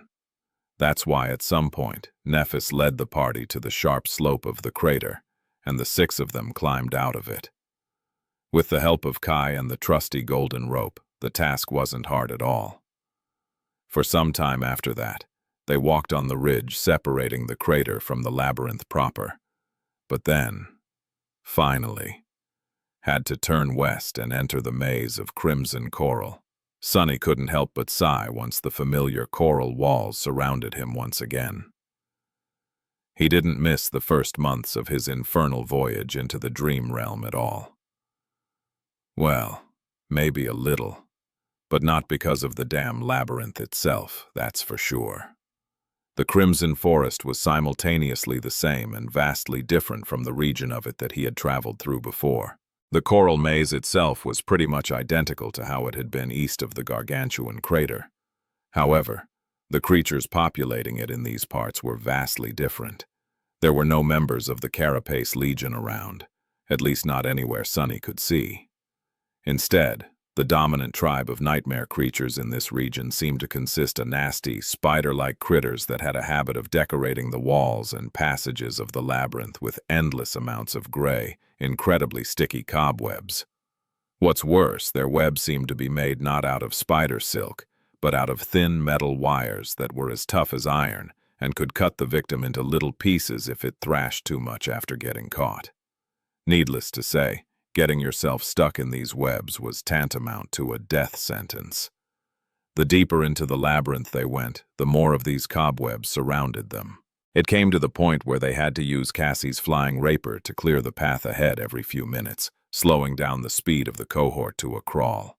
During one of these stops, Sonny rubbed his face and thought, "I just hope that nothing attacks us while we wait." Turning to him, the shadow glared for a few moments and then tiredly shook its head. It then placed one palm across its face and looked down, as if defeated. "What? What did I say?" A moment later, several massive spider-like creatures jumped out of the cracks in the coral and attacked them. Chapter 206. Triumph. The spiders were about the size of a human, incredibly fast, and had plates of something that resembled iron covering parts of their repulsive bodies. They looked like armored battle machines created for the sole purpose of slaughtering living things. They also looked strangely familiar. With a little effort, Sonny realized that these abominations looked a lot like lesser, much smaller versions of the giant fallen beasts that had destroyed the original Stone Saint and her kin. It's just that their size and armor weren't nearly as formidable. If so, I have bad news for you, fools. As soon as the spiders attacked, the members of the cohort reacted with the deadly calmness of experienced Dark City hunters. Weapons flashed in the air, severing limbs and piercing through iron as though it was paper. Effie straight up flattened one of the creatures with a devastating strike of her battered shield. The poor beast didn't even have time to understand what a huge mistake it had made. The others were no less efficient. Sonny himself threw the prowling thorn and pulled on the invisible string as soon as it sunk into the flesh of one of the spiders, bringing its jump to an abrupt end and sending it crashing to the ground. Before the beast could stand up, Quiet Dancer streaked through the air and pierced its head clean through. Just a few short seconds after the spiders had tried to ambush the group of humans, the battle was over. 3 dead nightmare creatures were sprawled in the mud, while the 4th one ended up pinned to a coral wall with several arrows. They could have even shaved a second or two if it weren't for the need to look out for the spider webs. Sonny shook his head. Disappointing. Wait, why was he disappointed? Great. This was great. Not every victory had to almost cost him his life. If there was one thing to feel disappointed about, it was that this one was so swift that he had not even gotten the chance to finish any of the enemies himself, thus not receiving any rewards from the spell. But even then, he would be glad to only fight easy battles like this in the future. Nephis cleaned the blade of her sword with a piece of cloth, listened to the silence for a few moments to make sure that nothing else was going to attack them, and then gave the cohort a go-ahead to start dressing the monsters down. Soon, soul shards, strips of meat, and other useful parts were cut, cleaned, and put into Effie's enchanted bag. Everything was done with efficient speed and professionalism that could only come from a lot of experience. Sonny could only shake his head again. They were able to dispose of the iron spiders with such ease because of 2 reasons. First, as far as nightmare creatures went, these ones were not on the same level as, for example, carapace scavengers. They had a slight advantage in speed, but were not nearly as strong, agile, and ridiculously tough. If Sonny could guess, he would say that the iron spiders relied heavily on their webs and battlefield advantage to defeat the prey. Because the cohort had destroyed the webs in advance, their main advantage was gone. The second reason was the cohort itself. They were some of the deadliest humans on the Forgotten Shore. Sonny was sure that at least 4 of them could kill a pathfinder of the host in single combat, if not one of the lieutenants themselves. They were the best and the brightest the outer settlement could offer, after all. Effie had been right when she said that there had never been such a powerful cohort outside the walls of the Bright Castle before. All in all, the 6 of them were more than equipped to handle just 3 awakened beasts. The labyrinth was going to really try harder if it wished to see them dead. Sonny chuckled. Just 3 awakened beasts. Yeah. How crazy did this sound? And yet, it was true. Finishing up with the dead spiders, the cohort indifferently left their eviscerated bodies behind and continued on their way. After several more minor skirmishes with the iron spiders, they had finally reached their destination. Not too far away from them, colored pink by the evening sun, a magnificent arch of white marble rose high above the sea of crimson coral. The giant structure was clearly created by the same people who had built the bright castle, and made from the same stone. It looked like a much larger sibling of the pristine arch that guarded the entrance to the white road which climbed all the way to the outer settlement. Only this one was much more weathered, bleak, and damaged. Signs of corrosion and deep cracks covered its surface, with one of its sides being partially collapsed. Sunny studied the arch and looked at Nephis. "This is our stop for the night?" She gave him a simple nod and said after a short pause, "We need to pick up our pace. The night is close and we might have to fight to clear the top of it." Sunny sighed. Fighting again. When would they finally be able to rest? It had been such a long day. However, he kept his mouth shut. Changing Star was the most tired out of all of them, due to healing all their wounds no less, and he didn't see her complaining. So it wasn't his place. To his left, Effie suddenly cursed and groaned. "More fighting? Come on. When are we finally going to eat?" Sunny blinked. "Well, that works too, I guess." Staring at the huntress, Nephis shook her head and silently walked forward. Soon, they reached the giant arch. Kai summoned his bow and flew up, only to return a few minutes later and report that no terrible monster was nesting on top of the ancient structure. With sighs of relief, the members of the cohort climbed the golden rope one after another and were soon standing far above the labyrinth, silently watching as the flood of black water drowned it in the lightless depths. As the sun disappeared beyond the horizon, they were left on a rectangular island made out of white marble. All around it, there was nothing but the undulating waves of the dark sea. Sunny was once again surrounded from all sides by nothing but darkness and black water. He did not like the feeling. Chapter 207. Beach Episode. The night passed with no incidents. In the morning, Sunny was woken up by the sound of the surging waves and opened his eyes to see the sun slowly rising from beyond the horizon. Rubbing his face, he sat up and looked around, noticing that most of the cohort was still asleep. Only Kai, who had been the last one to stand watch, was awake, sitting on the edge of the arch and admiring the dawn with a dreamy look on his face. Sunny wanted to call out to him and warn the charming archer not to sit this close to the edge, but then remembered that Kai could fly. "Yeah, like I would forget it again." Using the opportunity, he dove into the Soul Sea and summoned Stone Saint from the depths of the Shadow Core, where she was sleeping in the embrace of nurturing black flames. Just like before, the shadow did not appear from a sphere of light like an echo would, but stepped out from a whirlpool of dark fire.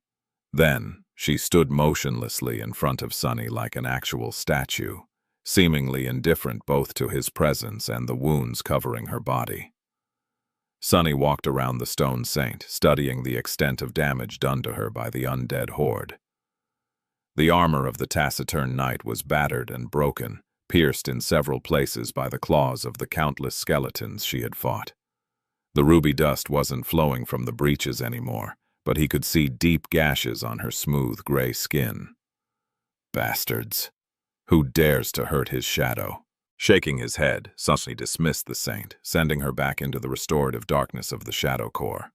The damage, while extensive, was not really threatening to her existence. In a couple of days, his pet monster should fully recover. In fact, she already looked better than she had yesterday. Leaving the Soul Sea, Sunny inhaled the fresh air, lingered for a few moments, and then turned to Kai. "Hey, Knight. Are you stupid?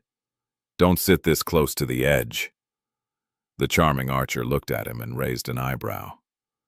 "I can fly, remember? If I fall," Sunny scoffed. "I'm not worried about you falling into the cursed sea. I am worried about something dragging you off into it. That'd be terrible, right? Quite happy with himself, he grinned and turned away. What a nice way to start the day. Because everyone needed some time to rest and recuperate, they decided to spend a day on the Marble Arch and continue their journey tomorrow. As the result, Sunny was currently staring at the sight that wasn't really funny, but filled him with mirth nevertheless. Back in the real world, when he had time to consume some entertainment, Sunny had noticed a certain popular trope. In most dramas, webtoons, and cartoons aimed at young boys and teenagers, the heroes would inevitably end up spending a day at the beach during their adventures. He didn't quite know why such a trope existed, but suspected that it was just an excuse to show the female characters in nothing but revealing swimsuits. Not that he had anything against it. In any case, Sunny had never imagined that he was going to end up in such an episode himself one day. This is simply hilarious.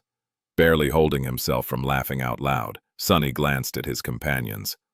Because everyone's armor and weapons were damaged during the battle in the catacombs, they had to keep these memories inside the Soul Sea for a bit of time to allow them to restore themselves, just like Stone Saint was currently doing in the depths of his shadow core. As the result, all of them, including Sunny himself, were currently wearing nothing except for some loincloths, and in the case of the girls, makeshift brassieres. Provided these crude undergarments weren't really swimsuits, and the Marble Arch could barely be considered a beach even at night. But still, the situation was funnily similar. They were all half-naked and relaxing in the middle of something that someone could call an adventure, so it was close enough. Ha! He was in a rather good mood. Everyone was busy doing their thing. There was a fire in the middle of the arch, with roasting meat filling the air with an appetizing aroma. Effie was tending to it. The tan and lean body of the muscular huntress looked like it was cut from stone, as if she was a sculpture of an ancient goddess come to life.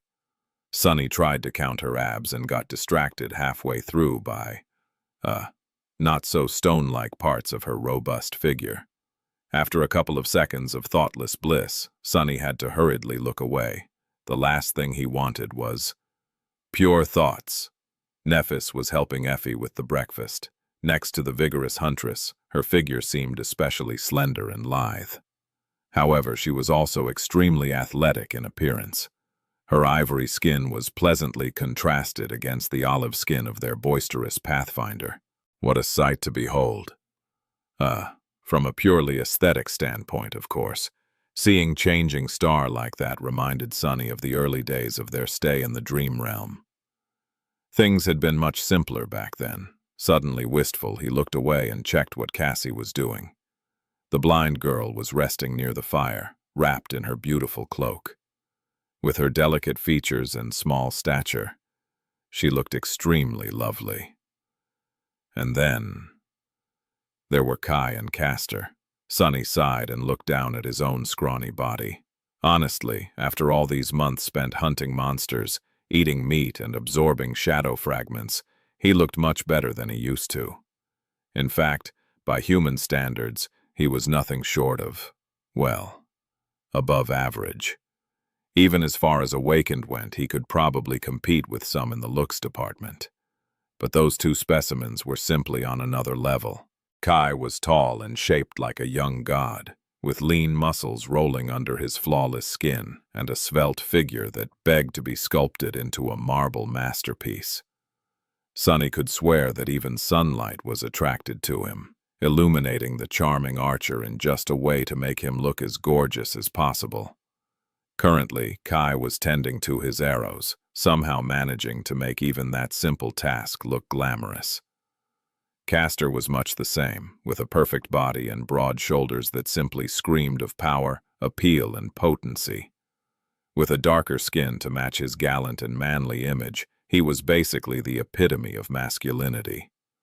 This was contrasted by a handsome but gentle face and humorous green eyes, creating a rather tempting visage. Sunny grimaced and turned away. You know what? To hell with this beach day nonsense. Let's do something productive. Chapter 208. Something productive. Walking over to Kai, Sonny cleared his throat and forced himself to not cover his eyes. The damn archer was just too dazzling. Him being shirtless in crowded places should have honestly been categorized as a public hazard back in the real world. If not, there was a gross oversight. I wonder how he was made. Probably in a secret government laboratory or a magic cauldron of some sort. I mean, there's no way that this dude is the same species as me, right? After a few seconds of Sonny blankly staring at him, Kai smiled politely. Sonny, did you want something? Sonny flinched and covered his eyes. Ah, don't smile at me. Kai blinked. All right. Breathing heavily, Sonny glared at him and slowly lowered his hand. That's better. And yes, I did want something. Kai suddenly livened up and pointed at his chest. What is that? An accessory? What is he? Lowering his gaze, Sonny noticed the mysterious key hanging on a thread tied around his neck. He didn't really want to show it to anyone, but with the puppeteer's shroud restoring itself in the soul sea, there were not a lot of places where he could hide it. None that he was willing to use, at least. Plus, no one else was supposed to be able to see the light of divinity, so to them it just looked like a small iron key. Sonny frowned. It's not an accessory. It's a key. Kai hesitated. Oh, what does it open? Sonny shrugged. How should I know? The charming archer seemed a little confused. But if it's not an accessory and it doesn't open anything, why are you carrying it around? His questions were starting to get tiresome. Sonny sighed. To open something, of course. Kai scratched his nose. But you just said that you don't know what it opens. Sonny gritted his teeth. It's a damn key, right? So it has to open something. I just carry it around in case I find something that can be opened by that damned key. What's so hard to understand? The beautiful archer gave him a strange look. Oh, I see. That definitely makes sense. Curses. That's not how I plan to approach him. Sonny instantly changed his expression and looked at Kai with a wide smile. The sudden shift looked sort of creepy. What I wanted to say, Knight, my dear friend. We are friends, right? Anyway, what I wanted to say was that I hope that this answer satisfies your curiosity. That's something a friend would say. Right? The charming young man gave him a dubious look. I guess? Sonny made his smile wider, feeling his face hurt a little. Great. So we are friends. Well, some might say that it's your lucky day, buddy. Because today, and only today probably, Sonny's gorgeous emporium offers customers an exclusive friendship deal. Just for friends of the establishment. Aren't you lucky? Kai suddenly coughed. Wasn't it Sonny's brilliant emporium last time? Sonny blinked. Was it? Well, doesn't matter. The deal still stands. Are you interested or not? The archer lingered for a few moments, and then cautiously said, But Sonny, you still haven't told me what exactly that deal entails. Is it a deal for customers you consider friends, or are you trying to sell me your friendship? Or wait, do you want to buy mine, or both? Ah, I'm confused. As if waiting for that response, Sonny nodded energetically. Yes, I'm glad that you asked. In fact, I have an incredible item that I want to sell. It's so incredible that I am even reluctant to part with it. But since you are my friend, I am willing to give it away, practically for free. Full friendship discount, just for you. No need to thank me, really. Attracted by the noise, the others left what they were doing and were now staring at the two of them. Effie got distracted from preparing meat and was now observing the circus with an expectant grin. Realizing that he is now the center of attention, Kai sighed. All right, I'll bite. What is that incredible item you want to sell me? Sonny remained silent for a few moments, and then suddenly stopped smiling. Oh, just something I had gathering dust in my soul sea. It's a memory that can serve as an endless supply of arrows, as long as you don't miss. The beautiful archer's eyes suddenly lit up. He glanced at his quiver and said, Wait, really? You really have such a memory? After thinking about it for a long time, Sunny had decided to give the blood arrow to Kai. Having the archer of their cohort armed with it would make a lot of things easier during this journey.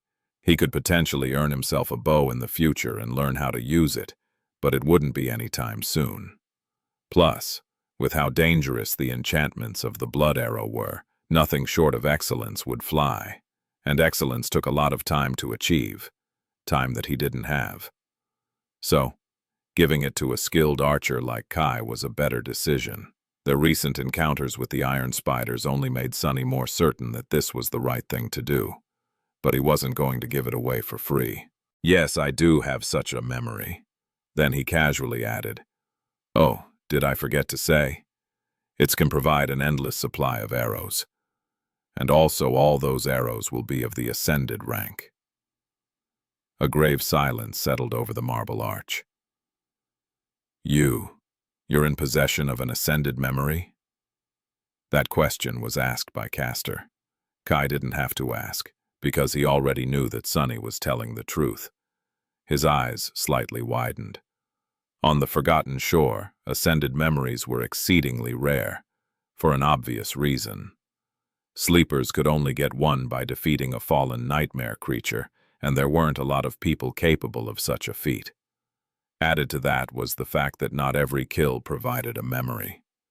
In fact, most didn't. To receive one was the dream of every inhabitant of the Dark City. Sunny shrugged. "Oh, I have a couple. Why?" The other being the onyx armor, which was broken and useless. But they didn't need to know that, honestly. He grinned. "Only the best wares in the Sunny's astonishing emporium." Wait, was it astonishing? Ah, who cares? You get the sentiment. Castor shook his head. "How did you get an ascended memory?" "You?" The grin froze on Sunny's face. When he spoke a few moments later, all humor was gone from his voice, replaced by coldness. "Well, if you have to know, I got it by killing a fallen beast. Before you ask, this time, I didn't have to shake my finger or spit. I just looked at it, and it died." Then he turned his head and looked straight at Castor. "I am very proficient in killing things. You know." Chapter 2 Fireside Banter. In the end, Kai agreed to his deal. In exchange for the blood arrow, he gave Sunny 3 memories. The 2 weaker arrows he had, and a small charm capable of producing fire. Sunny fed all 3 to the stone saint, bringing her amount of shadow fragments to 31. That was 4 more than she had in the past, which meant that he received the same amount of fragments that he would have gotten by feeding her the blood arrow itself. He didn't really gain anything, but also didn't lose anything. Kai was the one who really profited from their exchange. So Sunny didn't lie when he said that it was an incredible deal. After breakfast, which transpired in somewhat awkward silence, Sunny sprawled on the ground and smiled happily. "You know, guys, these past few weeks made me realize something. Actually, it was all thanks to Kai, who introduced me. To Stev." Effie stretched, making Sunny stutter and lose the train of thought for a second, then smiled with satisfaction and glanced at him. "Really? And what is that?" Sunny hesitated for a few moments and said, "When I was a little kid, I loved reading webtoons about the awakened. You know, the ones where they always explore ancient ruins, battle nightmare creatures, and grow more powerful with each victory." He chuckled. The hero and his cohort decide on an adventure, vanquish evil, gain mighty memories, then return to the real world and sell their spoils at the adventurer shop. They spend their money to upgrade their equipment and immediately set out on a more epic and dangerous adventure. Cassie smiled. "I love to read those too." Sunny glanced at her and sighed. "Yeah, but when I got older, I couldn't help but think, what are they thinking about? Exploring ancient ruins is not a wise thing to do. In fact, only crazy people would do it. No matter how good you are, Sooner or later, you will meet something more terrifying than any human can handle and die. If this was real life, why would all those adventurers go into the ruins over and over again?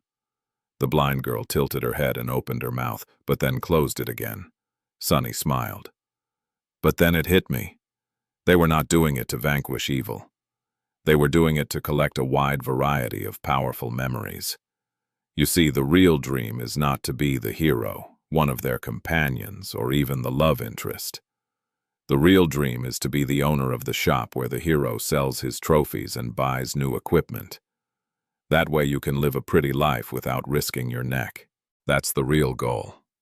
He crossed his arms and added, after a few short years of adventuring around the dream realm and collecting memories, you can retire, open a shop, and leave comfortably for the rest of your life. All you need is to sell a memory once every couple of years, maybe make some money off the younger, less fortunate adventurers too. Kai laughed and looked at Sunny with curiosity. So, say that we somehow manage to return to the real world and become true awakened. Is this what you're going to do? Sunny thought about it for a few moments and shrugged. I don't know. I don't really have a lot to do in the real world, apart from compiling all the things I've learned about the Forgotten Shore into a report and giving it to a teacher who was kind to me back at the academy. So, maybe. I don't have enough memories yet to open a real store, though. He glanced at the charming archer and smiled. What about you? What is the thing you really want to do if you return to the real world? Kai suddenly turned away with a look of embarrassment on his face. Oh, I don't know. I haven't really thought about it. But after several seconds, he suddenly said in a shy voice, Avatar singer. Sunny blinked. A what? The archer hesitated for a while and then explained, Avatar singer is a music competition show. Popular singers compete with each other, but the twist is that they are all using the stock VR avatars to perform. So the judges can only evaluate their voices and skill. They only learn the singer's identity after. Effie giggled. Why would you want to hide your pretty face, Knight? It's your best feature. Kai was silent for a few moments, and then smiled gently. I just think that it would be nice to be judged based on my skill and talent alone, with nothing else getting in the way. Also, that would be such a great way to announce my return to the fans. Just imagine. They would be so excited. That would be a perfect media storm. Sunny shook his head. It seemed that Kai was really a celebrity, talking about things like fan reactions and media storms with a straight face. Did he even hear himself? But it was a nice dream, at least. Better than his own stupid desires, by far. Turning to Effie, he asked, What about you? What would you do in the real world? The huntress grinned. I don't even have to think about it. I would go eat chicken wings, the real ones, and then start preparing myself for the second nightmare. Pretty simple. Everybody grew silent. After a while, Cassie said, Are you sure that you want to challenge another nightmare? Effie shrugged. I have my reasons. So yes. For me, that is the only choice. The blind girl was quiet for a bit and then said, I would go and spend time with my mom and dad. That's the thing I want to do most in the real world. Castor glanced at her and courtly nodded. I agree with Cassie. Family is the most important. When I come back, I will greet my father and look him in the eyes with pride, knowing that I did not let our clan down. Then, I will try to do everything in my power to grow as fast as possible, to relieve him of his worries and propel our bloodline to new heights. How very legacy-like of him. Finally turning to Nephis, Sunny looked at her with a subtly dark expression and asked, How about you, Neph? What are you going to do when you return to the real world? Changing Star was silent for a while, looking into the distance with a calm expression. Then she sighed and answered in a quiet voice, I would go visit my mom, too. Everyone grew silent. Sunny blinked, a little confused. Wait, your mom? I thought she was dead. Nephis lingered for a bit and then turned her face away. She is, technically. Chapter 210. Shadow of the Past. Technically dead? What does she mean?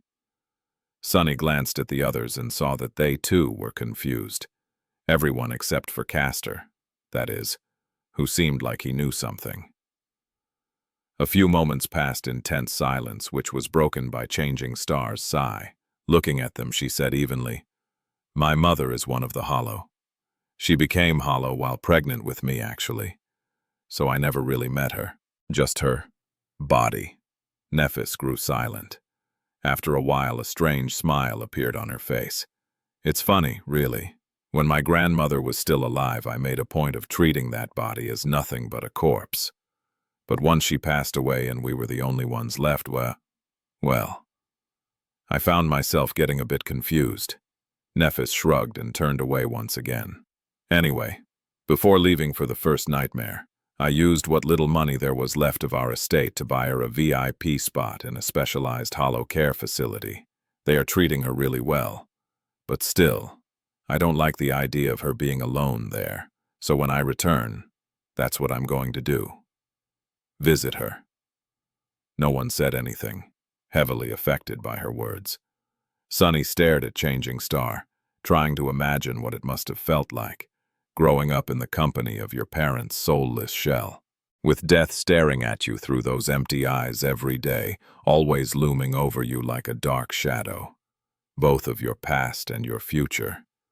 Maybe that was a part of the reason why Neph hated the spell so much. Sensing the heaviness in the air, Changing Star glanced at them and smiled darkly. "What? Is this your first time meeting a Hollowborn? Well, I can't blame you. Creatures of my breed are pretty rare. In fact, even I have never met another one." Then she sighed and stretched her legs, moving them closer to the fire. "So yeah, that and dye my hair. These are the things I would do in the real world first." Sunny blinked. "Dye your hair?" Nephis nodded. "How is that a priority?" Feeling that he was missing something, Sunny scratched his head and asked, "Why?" She glanced at him in surprise. "What do you mean, why? I'm not used to it, and it's weird. Do I need another reason?" He stared at her with a perplexed expression. Noticing it, Changing Star frowned and asked with a tiny hint of amusement in her voice, "Sunny, did you perhaps think that this is my natural hair color?" He was silent for a while, then opened his mouth and closed it again. "It's not." Nephis looked at him for a while with a strange expression, and then suddenly exploded with laughter. Her laugh was melodic, pure, and very pleasant to the ear. With regret, Sunny realized that he had never heard it before. He wished that their lives were different, so that people could hear Nephis laugh more often. But they weren't, and would probably never be.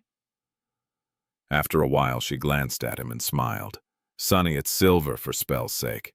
Who has natural silver hair?" Luckily, at that point, Kai suddenly came to his rescue. "Actually, I thought that it's natural too." "Ah, it suits you very well, Lady Nephis."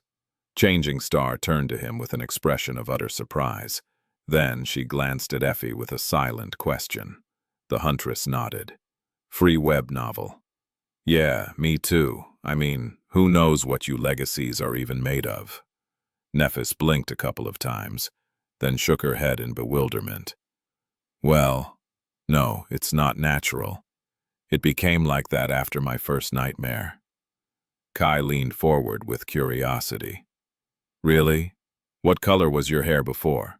She shrugged. "Black. A normal human color." The charming archer stared at her and then smiled. "That would suit you very well too, Lady Nephis." "Ah, I can just see it." However, Sunny couldn't. The idea of Changing Star without her arresting, eye-catching silver hair simply could not fit into his head. Let alone the fact that she was a brunette. How was this even possible? That would look so wrong, right? Well, as it turned out, life was full of surprises. Today, he learned not one, but two entirely new things about the person he had thought he knew the best in the world. Who would have guessed that this would happen? There might be something else except for skimpy swimsuits to these beach episodes, huh? After that, they spent some time resting and lazily conversing with each other. However, pretty soon, people started to get restless from boredom. To combat it somehow, Sunny suggested the idea of playing a sports game. His motives were not at all dictated by a secret desire to see a bunch of absolutely tortuous young people jump around and wrestle with each while very lightly dressed. Nope, not one bit. However, things didn't go as he had envisioned them. Pretty soon, Sunny found himself cursing as he was desperately pulling on the golden rope in a furious match of tug-of-war. Well, it was supposed to be furious. But what was actually transpiring was Effie casually holding the rope with one hand, while the four of them, Sunny, Cassie, Kai, and Castor, were trying to move her from the spot with no visible results whatsoever. After a while, the huntress simply pulled on the rope and sent their entire team to the ground. That's cheating! With a satisfied grin, Effie walked over and towered above him, her arms akimbo. Looking down directly at Sunny, she smirked. Weak. When did you lose your spirit, Shorty? Then she winked and said in a mischievous tone, Back at the cathedral, you were able to perform better, not to mention last longer. Sunny grew bright red and gritted his teeth. Shut up. People will misunderstand. The huntress looked at him with a shocked expression. Misunderstand? What are you? Oh. Then she pretended to be horrified and covered her mouth with one hand. What kind of a degenerate are you? Training. I meant while you were training. While Sunny was staring at her in utter disbelief, his mouth wide open, Effie snorted, then turned away and exploded with laughter. Shaking her head, the boisterous huntress giggled one last time and walked away. No more sports games, ever.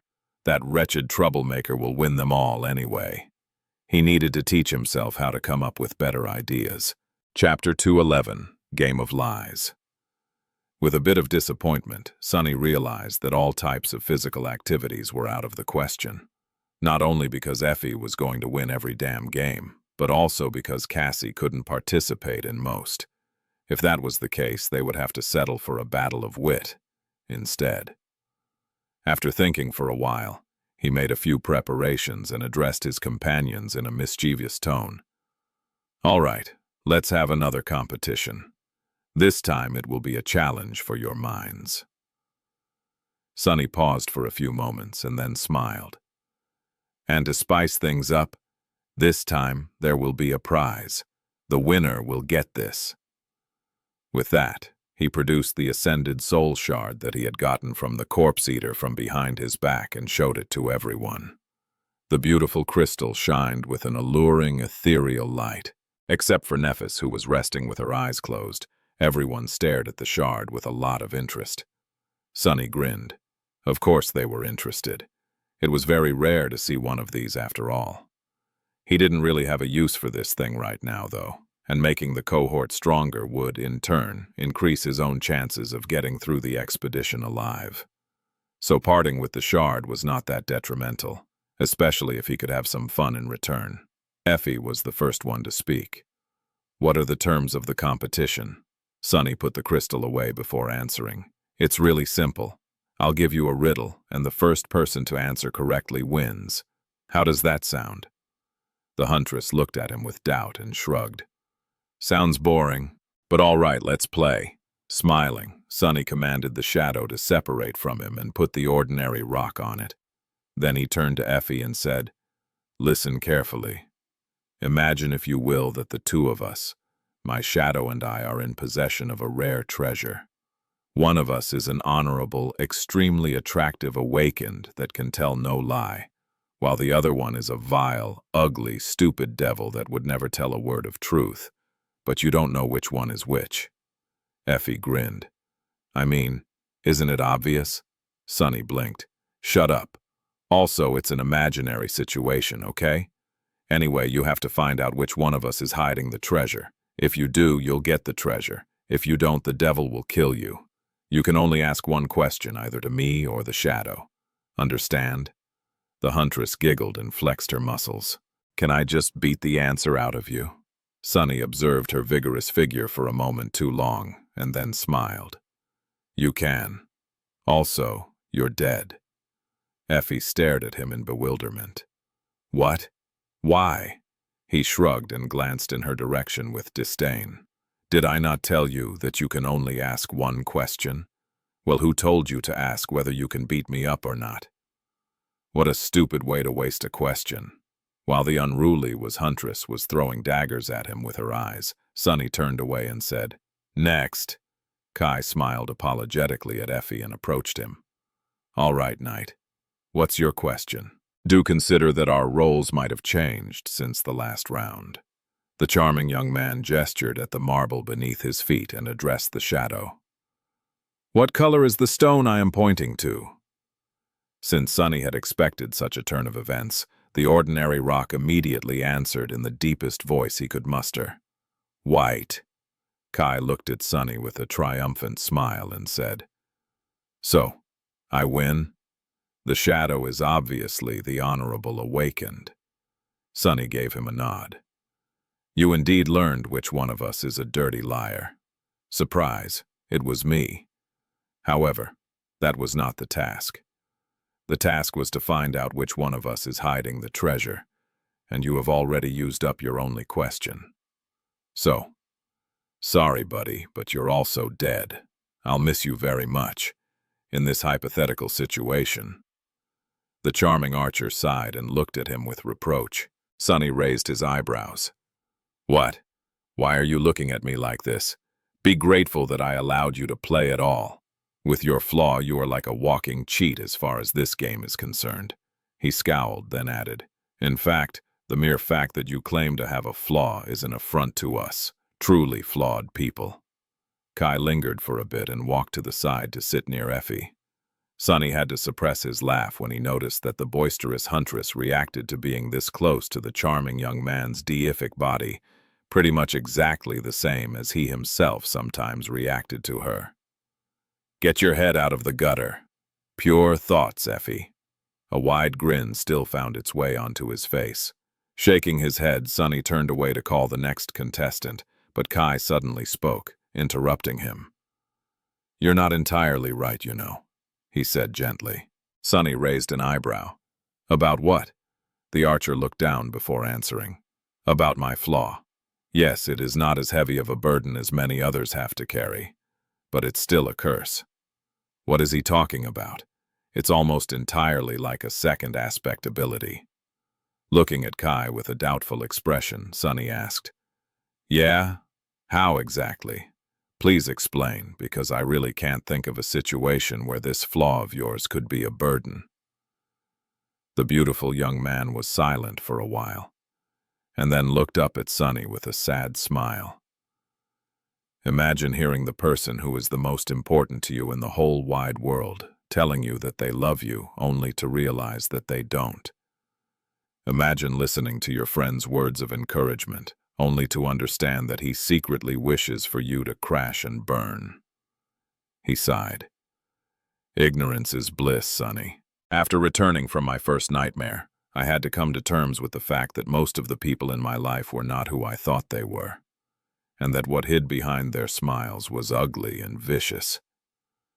Kai gestured to himself and said, "Because of who I am, and how I am, there was always a whirlpool of people around me.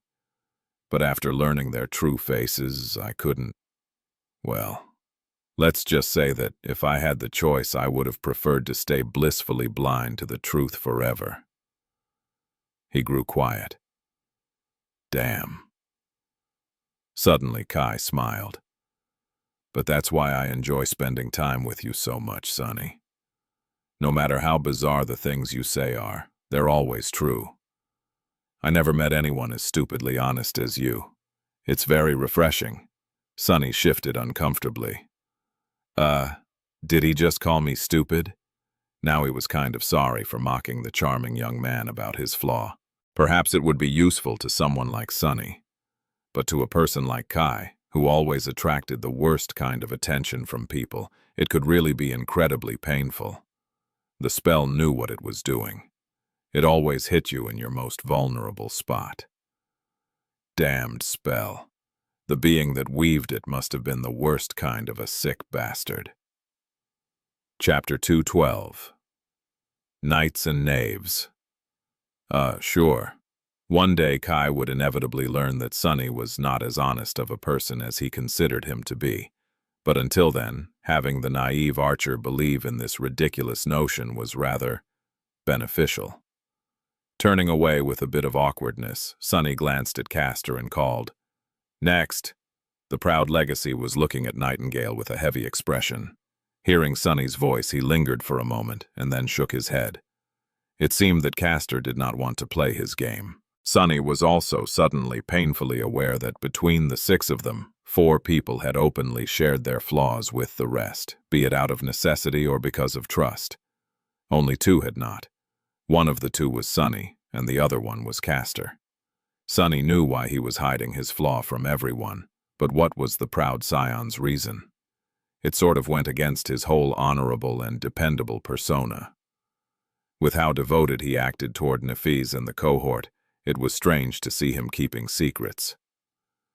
Was his reason the same as Sunny's, a dire vulnerability that the flaw would uncover? Or was there some other reason? Maybe he didn't trust the members of the cohort as much as he tried to make them think he did, and if so, why? With a shrug, Sunny left Castor alone.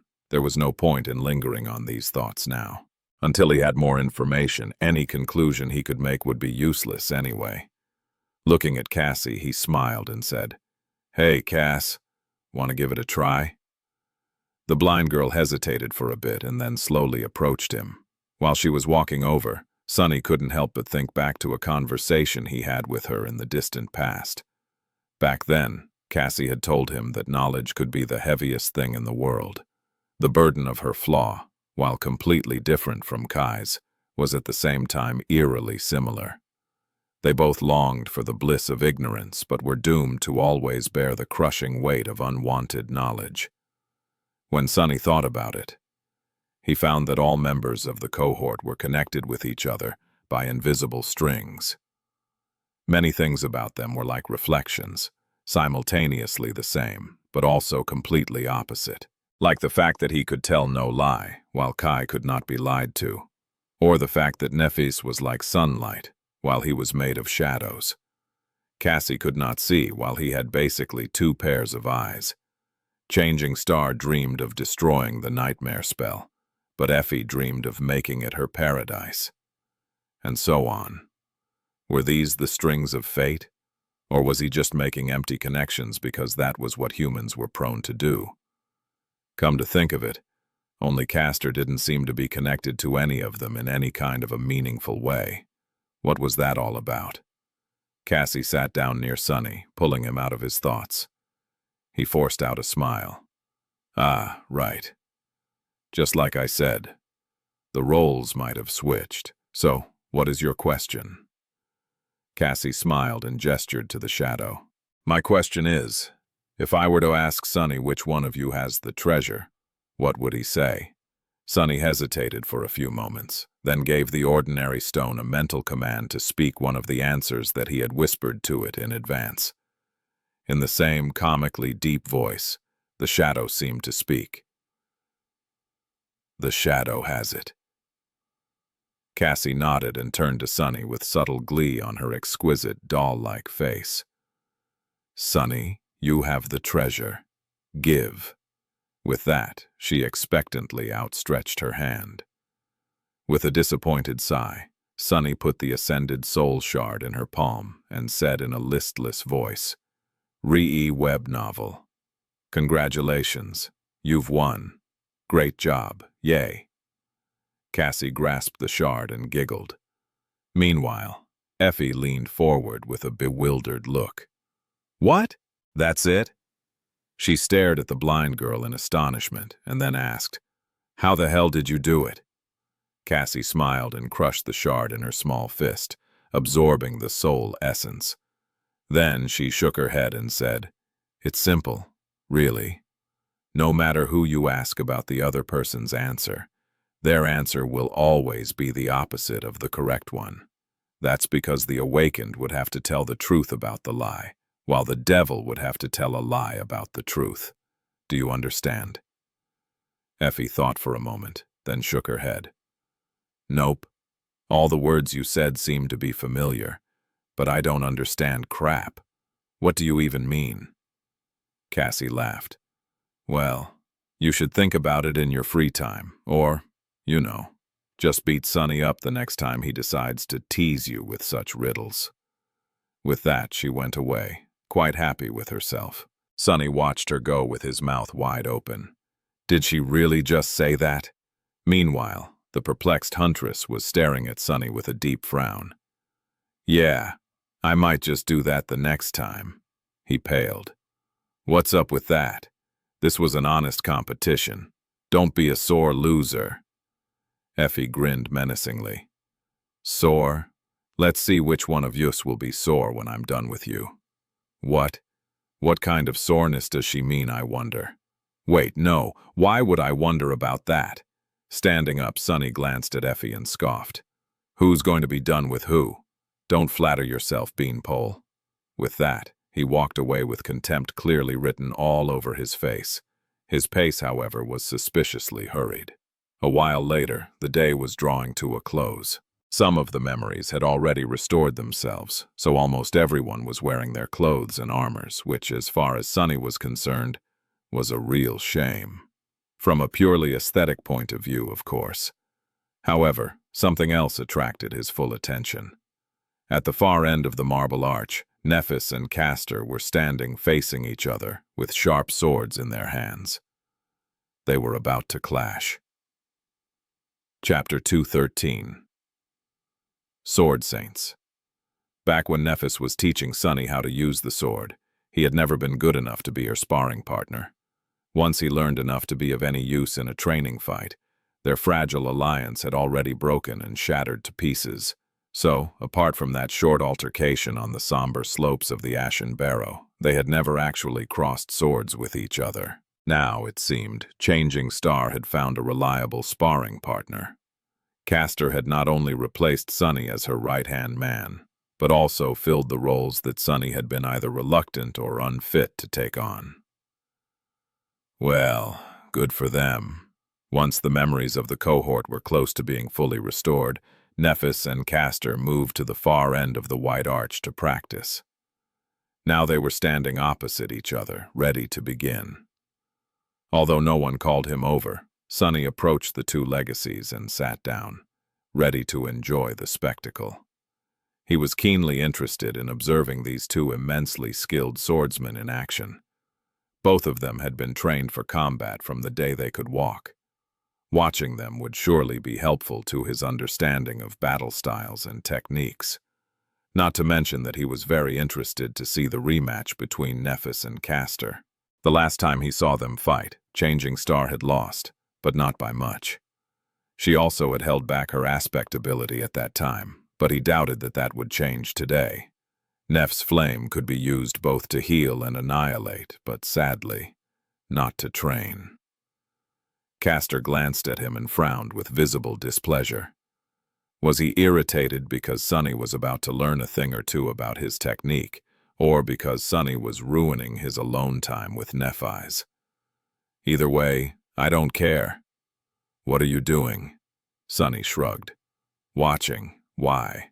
Does this part of the arch belongs to your clan or something? The proud legacy shook his head and turned away. Do as you wish. Neph glanced at Sonny and didn't say anything. However, he could tell that she didn't mind. In fact, it was almost as if she was approving of his decision. Without wasting any more time, the two of them clashed in a whirlwind of steel, moving with the kind of speed that made it difficult for Sonny to follow along. The clangor of swords filled the air. A bit stunned, he stared at the furious fight with a blank expression. Damn. After the months of hunting monsters in the Dark City, and his lessons with the Stone Saint. Sonny thought that he had developed his skill a lot, and he did. It's just that compared to Nephis and Castor, he was still so far behind that it was nothing short of disheartening. Before, he had sometimes entertained the thought of maybe being able to stand against them. Well, at least one of them, on equal ground. But now this illusion was ruthlessly broken. If things went south and he ended up on the opposite sides of the barricades with Castor, facing him would be tantamount to committing suicide, for now at least. Which, of course, simply meant that instead of facing him, Sonny would have to stab him in the back. Free web novel. Duly noted. He wasn't going to take on an enemy of this caliber in a forthright manner anyway.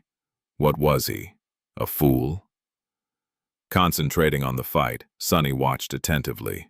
With the benefit of his new experience, he was able to discern more and learn more from how these two experts moved and acted. Sometimes he was even able to predict what they were going to do next. However, as time passed, a subtle frown appeared on his face. What is she doing? That doesn't make sense. Sonny had been able to notice two unexpected things from how Nephis fought against Castor. The first one was rather easy to spot. While Castor did not use the full extent of his incredible speed, he did use a fair share of it, making it almost impossible for Nephis to win any of their matches. She lost much more than she won, almost always by a few fractions of a second, which was seemingly not conducive to training at all. What was the point of training if one of the participants had almost no chance of winning because of how large the gap between them and their opponent was? There was a reason why Neph had never used Sonny as a sparring partner in the past, after all. But then, with a bit of amusement, he realized that Changing Star was doing exactly what he had done with the Stone Saint. She was tempering herself against an overwhelming force. That's why she had instructed Castor to use just enough of his aspect ability to always be much faster than her. Losing in a fight against a superior opponent was truly the best way to learn. Ha! So I was right in my approach after all. If Changing Star was doing the same, he had to be right. The second thing he had noticed, however, was much more perplexing. It was that Nephis was not using her usual flowing and unpredictable battle style. Instead, she was moving with precise and firm elegance, hiding behind a carefully woven wall of defense and patiently waiting for an opening to appear, instead of creating one herself. While intricate and impressive, this style was still a bit lacking in comparison to her real one. What's more, while it was deliberate and dependable, it was also rigid. If there was one thing that Nephis would never tolerate in her battle art, it was rigidity. Her whole worldview was built around the idea that nothing had more value than adaptability. That's why the style she had taught Sonny suited her so well. It was designed to be the epitome of changeability. So the question was, why the hell she was using something so alien to her against Castor? The answer was pretty obvious. Either Nephis was trying to experiment with something new in an effort to adopt elements of this style into her own, which didn't seem very likely, or she didn't want Castor to know her true combat style too well for some reason. But what could that reason be? Sonny rubbed his chin. Interesting. 214. Transient Shadow. Did Nephis distrust Castor for some reason? Sonny surely did, and to be entirely honest, he didn't even need any reason to do so. His intuition and general paranoia were enough. But Changing Star was different. He had learned a bitter lesson and now knew that everything she ever did had a firm logic behind it, even if that logic was entirely different from that of a normal person. So if Nephis was hiding her true battle style from Castor, there was a reason for it. But it didn't make any sense. From everything else that she had done, he was her most trusted lieutenant. Changing Star entrusted more to Castor than she ever had to anyone else. Castor himself also had never acted against Neph's interests. In fact, he was even a bit too loyal. The bastard was always near Nephis, as though glued to her side. He also didn't seem to like it when others got too close to her. In that regard, he was almost like that flying rapier of Cassie's. During their entire day on the Marble Arch, the unfriendly Echo somehow always managed to remain between the blind girl and any men who tried to approach her for whatever reason. The message it was sending was quite clear. "I'm watching you." It was honestly rather comical. Sunny shook his head. The dynamic of Changing Star's relationship with Castor was really weird. But once again, he didn't have enough information to make any conclusions. All he could do was keep his eyes open and try to sleep with one of them open when the handsome legacy was on watch duty. Maybe it was some strange legacy thing, like guarding the secrets of the clan against the prying eyes of other clans. Who knew? Glancing at the fighting swordsman, Sunny suddenly got an idea. After considering it for a bit, he looked at them again. This time, his eyes were burning. That actually might work. The problem with his technique at the moment was that it lacked true individuality. Sunny knew that there was a secret hiding inside his shadow that could become the foundation of his own unique battle style. He just couldn't understand what that secret was. His progress at deciphering it had stalled. While training, Sunny had trouble keeping his ease both on the Stone Saint and on the Shadow. Whenever he tried, the taciturn knight would inevitably send him into a sea of pain. But even if he managed it somehow, there was an invisible wall standing between him and anything even remotely resembling understanding. He was in a dire need of a breakthrough. So what if his shadows tried to imitate someone else instead of him? And not just someone, but a real sword expert in the middle of a fight. Not only would Sunny be able to observe every tiny detail of its movements, but there would also be something to compare them against. The shadow was a part of him, after all. It was hard to tell where Sunny ended and the shadow began. That's why the difference in how it moved and how he moved was almost imperceptible. But if it followed someone else, he would be able to separate the cadence and pattern of that person's movements from the shadows by contrasting it against his own. This had to work. Burning with anticipation, Sunny waited for Nephis and Castor to take a short break and then send the shadow over to the handsome legacy. Leisurely strolling over the white marble, the shadow approached Castor and brazenly glued itself to his feet. Then, it crossed its arms and glared at the legacy with almost palpable disdain. Castor stared at the shadow for a couple of seconds, and then raised his head to look at Sunny. There was a very strange expression on his face. What are you doing?" His voice did not sound happy at all. Sunny shrugged with a carefree smile. "Oh, don't mind him. This cretin just lost me an ascended soul shard. As a form of punishment, I've decided to make him your shadow for a bit. So you know. Just do your thing and don't worry about it." The shadow turned its head and pierced him with a menacing look. Sunny could practically hear its thoughts. "Who are you calling a cretin, you cretin?" That had to be it. Did I guess right, huh? "Oh, sorry. I forgot you cannot answer." Not paying the offended shadow any more attention, he just smiled wider. Castor frowned, hesitated for a few moments, and then said through gritted teeth, "I would prefer if you wouldn't." Sunny sighed. "Ugh, all right, whatever." With that, he gave the shadow the command to leave the proud legacy alone. It separated itself from Castor, pretended to wipe its legs in disgust, and sauntered over to Nephis only to get attached to her feet with visible delight. It even bowed gallantly to her own shadow and made sure to not get in its way. What is this moron doing?" Of course, Sunny had ordered the shadow to approach Neph himself, but he didn't expect it to be so visibly pleased by it. It was as if the shadow was simply beyond itself to finally follow someone competent. "You traitor!" Nephis looked down on the shadow, smiled, and didn't say anything. "Well, good. Now fight." The two legacies did not make him wait long. A few moments later, they were once again locked in a furious battle. Only this time, two shadows were following Nephis. Both of them loyally imitated her movements, however. One of them was slightly, almost imperceptibly, different.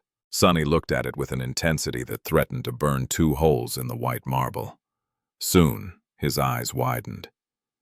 I see it. I think I see it. There, in the tiniest difference between the way Changing Star's own shadow moved and the way his shadow moved, he finally saw it. He had found his breakthrough. Chapter 2:15. Shapeless. Observing the motions of 2 shadows that followed Nephis, Sonny was finally able to understand the foundation of the elusive shadow style.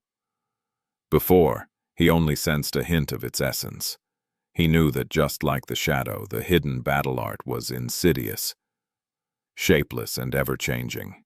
But this was where lay the problem. A battle style was, by definition, a structured framework of patterns and principles, a doctrine that dictated how one should act to defeat an enemy. That doctrine was used as a foundation and expanded into a variety of specific movements to create a style. But if something didn't have a shape and its form was constantly changing, how could it ever be stable and structured? Sonny had no idea how the concepts he felt were at the core of the shadow style could create something even remotely applicable to practice. Insidious, shapeless, ever-changing. What was he supposed to do with that? But now he understood. The key to it all was so simple and evident that he almost laughed. Why had he not guessed earlier? It was so obvious. The idea that tied everything together was as innate to the nature of shadows as formlessness and elusiveness. It was imitation. After all, what were the first 2 things that came to mind when one thought about shadows? That they lived in the dark and imitated the things that hid them from light. The foundation of the shadow style was indeed insidious, shapeless, and ever-changing. Its core concept was to steal that which made the enemy strong and use it to destroy them. To master that style, he had to learn how to behave like a shadow. Sonny stared at Nephis and Castor, but didn't see them. His mind was consumed completely by the sudden revelation. He had no time to pay attention to their fight anymore. This style had endless potential. If he managed to master it, he would be able to counter any style or technique used against him, not to mention become an immensely unpredictable opponent. What could be more unpredictable than a formless shadow? Of course, it was easier said than done. To begin with, while the ability to imitate the enemy was incredibly powerful, it also demanded an incredible amount of talent, experience, and insight from the user. You couldn't imitate that which you didn't understand, after all. More importantly, this was just the foundation of the style. He still had to expand it into the actual collection of specific principles, and retrain himself accordingly. That was a mammoth task. Creating a complete style from scratch could take a true battle master years, if not decades. Sonny had not even scratched the surface of this ambitious undertaking. However, this was all right. It was a start. Personal battle arts were not created in an instance anyway. It was a long and arduous process, with endless iterations coming and going while being tempered by the crucible of combat. It's not like the style would be useless until it became perfect. Sonny just had to get it to the point where it could be applied in battle in one form or another. That alone would tremendously enhance his technique. He smiled, congratulating himself. However, the next moment, a deep scowl appeared on his face. But how exactly am I supposed to do that? A while later, when the sun was already touching the western horizon, Sonny was sitting by himself and staring at his shadow. He was motionless like a statue and deep in thought. On his face there was a troubled frown. When someone approached him, Sonny lingered for a few moments and then slowly looked up to see who was disturbing him. To his surprise, it was Nephis. The leader of their cohort stood there for a bit, her graceful figure illuminated by the setting sun. Then she sat down near him. Sonny blinked. Hey, Neph," and Pehis gave him a nod. "Hey, Sonny." He waited for a few moments and then asked, "Did you want something?" the corner of her mouth slightly curled upward. With a sigh, Changing Star glanced at him and said, "It's nothing much. I just wanted to say that I saw you fighting in the catacombs. You have improved a lot in these 3 months." "Well done." Sunny smiled. "Ah, that. Well, it's not like there's a lot of opportunities to lead a peaceful life in the dark city. I was bound to improve a little, no?" She shook her head. "Don't sell yourself short. You really did well. Very few would have been able to grow so much and as fast as you, especially without a teacher." After hesitating for a while, Sunny shrugged. "You said it yourself. One real battle is worth more than 1,000 hours of training. There was a lot of battles in those 3 months." Nephis nodded and then asked, "That firm and grounded style you weaved into your technique, where did it come from?" He scratched the back of his head and, remembering the hellish training sessions with his pet monster, held back the urge to shiver. "I just observed how the Stone Saint fought and tried to replicate it." Changing Star smiled. "As I thought. I've seen her fight too. It's a very formidable echo, one of the finest I've ever seen." Coming from a legacy, this meant a lot. Sunny was indeed really lucky to be in the right place at the right time to get the echo of the Stone Saint. If the fallen siblings of the Iron Spiders had not brought her to the brink of death, he would never have been able to survive a battle with the living statue, let alone defeat her. He was even luckier to have a divine aspect that allowed him to turn echoes into creatures that were even more fearsome. All in all, Sunny was extremely fortunate. His fortune was exactly as incredible as his misfortune. He grinned. "You know my attributes. I do get lucky a lot." She lingered for a few moments and then said, "I'm glad that you were able to understand the true design of the battle style I taught you." So he was right on this point too. The style Changing Star had given him was indeed designed to be as adaptable as possible and seamlessly incorporate elements of other styles. It was a perfect foundational battle art, for those talented enough to make use of it, of course, which were, most likely, extremely few and far between. Sunny glanced at Nephis and after some deliberation asked, "That style of yours is truly unique. Where did it come from?" He had been too inexperienced to realize this at the time, but what Neph had taught him could have been considered a rare treasure. The style he took for granted was, in fact, a work of pure genius. It deserved to be famous and ubiquitous. But it was not, which suggested that this treasure was a secret one. Changing Star lingered for a bit and then said, "It's a part of my inheritance." Sunny blinked and stared at her, stunned. Then why the hell did she teach it to me?" Chapter 215. Shapeless. Observing the motions of two shadows that followed Nephis, Sunny was finally able to understand the foundation of the elusive shadow style. Before, he only sensed a hint of its essence. He knew that just like the shadow, the hidden battle art was insidious, shapeless and ever-changing. But this was where lay the problem. A battle style was, by definition, a structured framework of patterns and principles, a doctrine that dictated how one should act to defeat an enemy. That doctrine was used as a foundation and expanded into a variety of specific movements to create a style. But if something didn't have a shape and its form was constantly changing, how could it ever be stable and structured? Sunny had no idea how the concepts he felt were at the core of the shadow style could create something even remotely applicable to practice. Insidious, shapeless, ever-changing. What was he supposed to do with that? But now he understood. The key to it all was so simple and evident that he almost laughed. Why had he not guessed earlier? It was so obvious. The idea that tied everything together was as innate to the nature of shadows as formlessness and elusiveness. It was imitation. After all, what were the first two things that came to mind when one thought about shadows? That they lived in the dark and imitated the things that hid them from light. The foundation of the shadow style was indeed insidious, shapeless and ever-changing.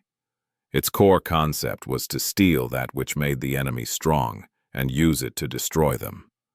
To master that style, he had to learn how to behave like a shadow.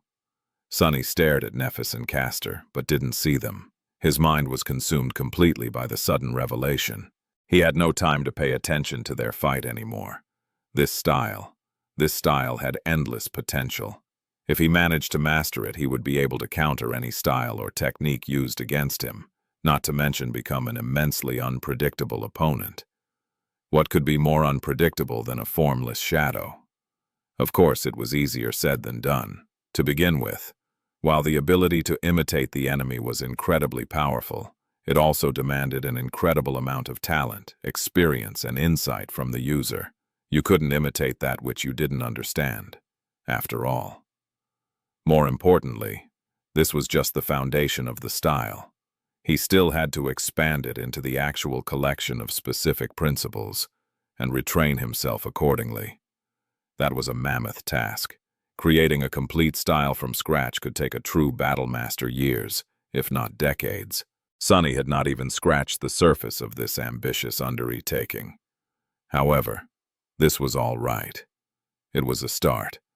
Personal battle arts were not created in an instance anyway. It was a long and arduous process, with endless iterations coming and going while being tempered by the crucible of combat. It's not like the style would be useless until it became perfect. Sunny just had to get it to the point where it could be applied in battle in one form or another. That alone would tremendously enhance his technique. He smiled, congratulating himself. However, the next moment, a deep scowl appeared on his face. But how exactly am I supposed to do that? A while later, when the sun was already touching the western horizon, Sunny was sitting by himself and staring at his shadow. He was motionless like a statue and deep in thought. On his face there was a troubled frown. When someone approached him, Sunny lingered for a few moments and then slowly looked up to see who was disturbing him. To his surprise, it was Nephis. The leader of their cohort stood there for a bit, her graceful figure illuminated by the setting sun. Then she sat down near him. Sunny blinked. Hey, Neph." And Pahis gave him a nod. "Hey, Sunny." He waited for a few moments and then asked, "Did you want something?" The corner of her mouth slightly curled upward. With a sigh, Changing Star glanced at him and said, "It's nothing much. I just wanted to say that I saw you fighting in the catacombs. You have improved a lot in these 3 months." "Well done." Sunny smiled. "Ah, that. Well, it's not like there's a lot of opportunities to lead a peaceful life in the Dark City. I was bound to improve a little, no?" She shook her head. "Don't sell yourself short. You really did well. Very few would have been able to grow so much and as fast as you, especially without a teacher." After hesitating for a while, Sunny shrugged. "You said it yourself. One real battle is worth more than 1,000 hours of training. There was a lot of battles in those 3 months. Nephis nodded and then asked, "That firm and grounded style you weaved into your technique, where did it come from?" He scratched the back of his head and, remembering the hellish training sessions with his pet monster, held back the urge to shiver. "I just observed how the Stone Saint fought and tried to replicate it." Changing Star smiled. "As I thought. I've seen her fight too. It's a very formidable echo. One of the finest I've ever seen." Coming from a legacy, this meant a lot. Sunny was indeed really lucky to be in the right place at the right time to get the echo of the Stone Saint. If the fallen siblings of the Iron Spiders had not brought her to the brink of death, he would never have been able to survive a battle with the living statue, let alone defeat her. He was even luckier to have a divine aspect that allowed him to turn echoes into creatures that were even more fearsome. All in all, Sunny was extremely fortunate. His fortune was exactly as incredible as his misfortune. He grinned. "You know my attributes. I do get lucky a lot." She lingered for a few moments and then said, "I'm glad that you were able to understand the true design of the battle style I taught you." So he was right on this point too. The style Changing Star had given him was indeed designed to be as adaptable as possible and seamlessly incorporate elements of other styles. It was a perfect foundational battle art, for those talented enough to make use of it, of course, which were most likely extremely few and far between. Sunny glanced at Nephis and, after some deliberation, asked, "That style of yours is truly unique. Where did it come from?" He had been too inexperienced to realize this at the time, but what Neph had taught him could have been considered a rare treasure. The style he took for granted was, in fact, a work of pure genius. It deserved to be famous and ubiquitous, but it was not, which suggested that this treasure was a secret one. Changing Star lingered for a bit and then said, "It's a part of my inheritance." Sunny blinked and stared at her, stunned. Then why the hell did she teach it to me? Chapter 216. Tacit Understanding. Sunny stared at Nephis with a complicated expression. After a while he asked, "Why did you entrust me with something so precious?" She glanced at him, lingered for a few moments, then shrugged. "We had a deal, remember? My knowledge in exchange for your share of the spoils we earn." There had indeed existed such a deal. However, he had not exactly acted in good faith when proposing it. After all, he had no use for those spoils in the first place. Sunny scowled. If Changing Star had really revealed a family secret to him because of a lie, she had a valid reason to be resentful of him, just like he was of her. With a dark smile, he looked away and said, "You must have realized by now that I have cheated you in that deal." Nephis turned to him and said, her voice calm and even, "You mean the fact that you don't need to absorb Soul Shard to grow stronger?" Sunny froze for a moment, then gave her a nod. "You don't seem very surprised." Figures. When Sunny first learned about this ability of his, he was stunned. But Neph seemed to know a lot more than a normal person did. She didn't even try to pretend otherwise. It's a very rare aspect trait, but not unheard of among the upper echelons of the awakened. In fact, I am capable of something like that myself, although your case does seem to be especially unique. Sunny glanced at her. "How so?" Changing Star remained silent for a few moments and then said, her voice hinted with a bit of wonder, "Usually, when an awakened absorbs the soul essence directly, the process leaves the remnants of the soul core empty, but when you do it, the shards are left brimming with it. This is very unusual." He shifted uncomfortably and then said, "Yeah, well, you have your share of secrets too, Neph. Don't think that I didn't notice. Lineage memories, domains." Nephis interrupted him with a heavy gaze. When Sunny fell silent and looked at her with a frown, she said in a strangely somber tone, "Never say those words aloud again, Sunny. I am serious. Just knowing them might get you killed." He stared at her for a long time, and then scoffed. "No problem. Since you showed me the courtesy of not prying into my secrets, I won't pry into yours. I don't really want to know anyway. The mysterious upper echelons you mention can play their dirty little games all they want as long as they leave me out of them." Then Sunny frowned and added, "But there is one question I have to ask you, because it involves me personally." She raised an eyebrow. "Sure. Ask away." He grimaced. "Why are you hiding the true core of your technique from Castor?" Changing Star looked at him for a bit and then smiled. "So you've noticed. That's good too. Yes, I've been using a different style when facing Castor."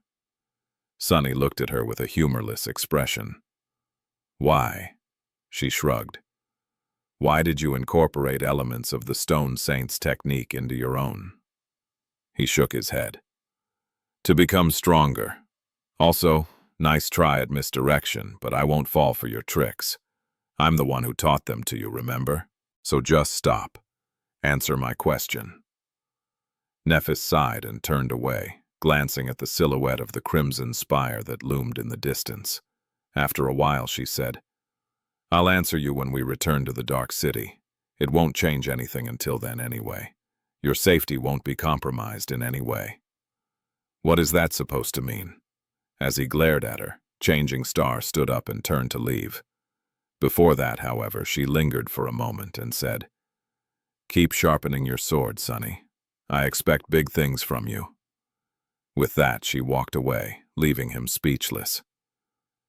And what does she mean by that? After Nephis left, Sonny returned to staring at his shadow. However, despite the fact that he had figured out the essence and foundation of the elusive battle art that hid inside it, he had no idea how to go about creating an actual style out of them. He did not have enough experience and mastery to be able to create something out of nothing. It was a dead end. Curses, why even hide that damn mystery inside the aspect if I can't do anything with it? Perhaps in the distant future, he would be able to.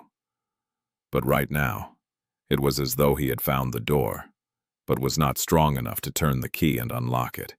It just stood there and teased him endlessly, just like the damn gateway inside the Crimson Spire. It was pure torture. Maybe I wasn't supposed to notice the existence of the hidden style so soon, but he did, and he worked so hard to gain insight into its secrets. Was it all for nothing? All the pain, all the effort? Why would spell do this to him? Do you have to ask? That's the damn spell we're talking about. Why wouldn't it do something like this to you? With a bitter sigh, Sonny turned away and tried to forget all about the shadow, techniques, and battle styles. It was almost dark anyway.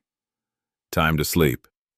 Walking over to the center of the marble arch, Sonny lay down beside the other members of the cohort and tiredly closed his eyes. The beach vacation was over. It was funny, visually stunning, and unexpectedly emotional, but ended on a bitter note. Tomorrow was going to be another long day. To hell with this. Exhausted by all of it, he fell asleep before even finishing the thought. This crap. Sonny opened his eyes and looked around in confusion. The world was enveloped in a strange, dim twilight. Deep shadows surrounded him, shrouding the tall walls that were cut from black marble. Looking between the mighty columns, Sonny saw the black circle of the sun burning in the lightless sky. An eclipse? No, wait. What walls? What columns? Wasn't he supposed to be sleeping at the top of the white arch? What was happening? Suddenly, a woman's scream tore the silence like a sharp knife. It was full of pain and suffering. Sonny tried to summon the midnight shard into his hand, only to realize that he had no hands. Then, something else resounded from the darkness. A baby's cry. What the? Almost at the same time, Sonny realized something terrible. This was a dream. He was dreaming. People were not supposed to dream in the dream realm. Not good. Chapter 217. Origin. When Sonny realized that he was dreaming, the first thing that came to his mind was that there was another soul tree growing somewhere near the white arch. However, after a few moments of panic, he quickly dismissed this idea. After all, he had never actually dreamt while under the mind hex of the ancient fiend.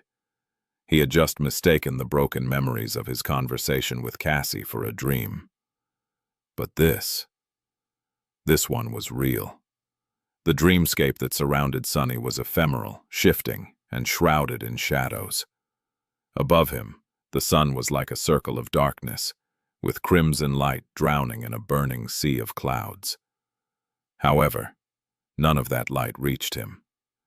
In the tenebrous hall of black marble, there was nothing but empty silence, which was now destroyed by the sound of a baby crying, of course. The woman's screams had long grown silent. Peering into the Stygian depths of the dark marble hall, Sonny saw nothing but endless shadows. The baby's cries were coming from somewhere beyond them, or from within them. A subtle thought entered Sonny's mind. The monumental walls, the colossal columns, the grandiose hall, all of it looked strangely familiar, as though he had already been here once, a long time ago. All that was missing were the signs of desolation and a large altar cut from a single block of black marble. In fact, it should have been standing right where the crying sounds were coming from. Familiar words appeared in his mind, now full of new meaning. Child of shadows. In the next moment, everything disappeared. The world was swaying. A seemingly endless surface of black stone was flowing past his vision, moving up and down. No, it wasn't the stone, but Sunny himself. He was the one swaying. What? In fact, Sunny found himself in the body of a toddler. He was currently held gently by a young woman who was walking down a long stone corridor which was dimly lit by burning torches. Hence, the swaying. The girl was very young, not older than Sunny himself. His actual body, that is. She was slender and exquisitely beautiful, with soft porcelain skin and long raven hair. The lissom beauty was dressed in a flowing silk tunic that left her delicate neck and shoulders exposed. A black serpent was coiled around her arms and neck, its scales so intricately tattooed that sometimes it seemed as though the creature was moving. Whoever marked the girl's skin with this image was a true genius of their craft. Sunny had never seen anything like it in the real world. However, he had seen similar markings in a nightmare. This was the mark of a slave who belonged to the shadow god. The young girl was a temple slave, just like he had been in his first nightmare. The serpent coiled around her neck and arms, served both as her collar and her shackles. She was also the toddler's mother. Sunny could tell from the love with which she held the child and the quiet smile that appeared on her face every time she looked at him. Sunny might have lost his own mother at a young age, but he still remembered that much at least. If the mother is a slave, then the child is too. Finally, Sunny began to understand what was happening to him. The dream he found himself in did not belong to him. Instead, it belonged to the nameless temple slave whose role he had assumed during the first nightmare, the original child of shadows. This vision was his memory. Soon, the young girl entered a vast hall that was shrouded in darkness. Judging by the black marble walls, they were in another part of the ancient temple. Sunny couldn't see much of his surroundings, but he could somehow tell that they were underground. In the center of the hall, 7 tall braziers were burning with strange pale flames. On the edges of light, motionless, stood a dozen or so people. Sunny shivered, suddenly reminded of the silent shadows populating his soul sea. However, these were not ghosts, but humans. There were several other slaves, while the rest appeared to be priests. To tell the truth, there was not a lot of difference between them. It seemed as though the servants of the shadow god did not pursue opulence and status. In fact, many of the priests bore the same markings as the slaves, suggesting that they themselves had belonged to the temple once. What are they doing here? What is happening? Approaching one of the elder slaves, the young beauty entrusted the child to her. Separated from the warmth of his mother's chest, the toddler, Sunny, felt cold and scared. However, the older woman consoled him with gentle words, preventing the child from crying. Then she moved back to stand with the rest of the people gathered in the underground hall. Their faces were calm and solemn. The young woman, meanwhile, slowly walked into the circle of light. Her movements were elegant, flowing, and graceful. Stopping at the very center, she stood motionlessly between the 7 pale flames, surrounded by 7 shadows. Sunny stared at the beautiful slave, feeling that something important was about to happen. But what? As he became pensive and uneasy, a sudden sound broke the silence. It was the deep and reverberating ringing of a zither. As the musical instrument sang, the slave girl suddenly moved. As she did, her 7 shadows moved with her. This is... With his eyes wide open, Sunny watched the young woman. She was dancing. The beautiful slave danced in the circle of light surrounded by impenetrable darkness. her every move full of indescribable grace and clear but elusive purpose. Her young body was flexible and lithe, but also strong and trained as much as a warrior's. Her skill as a dancer was like that of a battle master. It was mesmerizing. The young woman weaved a beautiful pattern with her movements, their cadence and nature simultaneously firm and flowing, sharp and gentle, clear and unpredictable. She danced alone but also with 7 partners, effortlessly controlling both her own body and the 7 shadows cast by it. At times it was hard to tell which one of them was real. Her dance was insidious, shapeless, and ever-changing. Sunny froze. He recognized these movements. They were the same as how his shadow moved. This was the source and origin of the battle style he wanted to create.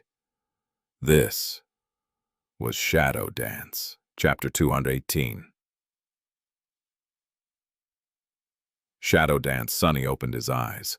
The grand arch of white marble was exactly the same as when he had last seen it. The sun was already climbing the gray dome of the sky, chasing the remnants of the dark sea away. The rest of the cohort had woken up some time ago and were now preparing for the journey ahead. He had overslept. However, it didn't matter. With eyes burning with excitement, Sunny sat up and recalled everything that he had witnessed in his dream. The memories were still there, clear as day. He could recall every movement, every step, every breath of the dance that the beautiful slave had performed. The nameless slave's mother. His eyes dimmed slightly. That dream of his, while a precious gift, was also a source of numerous questions.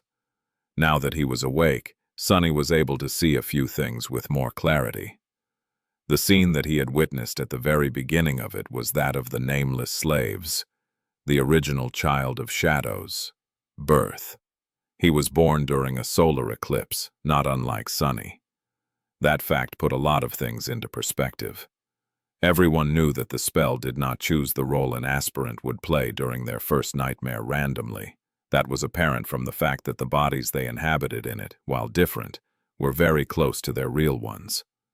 However, the actual principle of how the spell chose these roles and the events of the nightmares were largely unclear.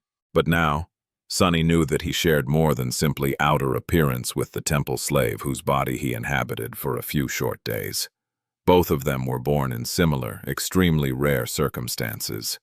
Both of them were at the very bottom of society, oppressed and unwanted, surviving against all odds instead of because of them.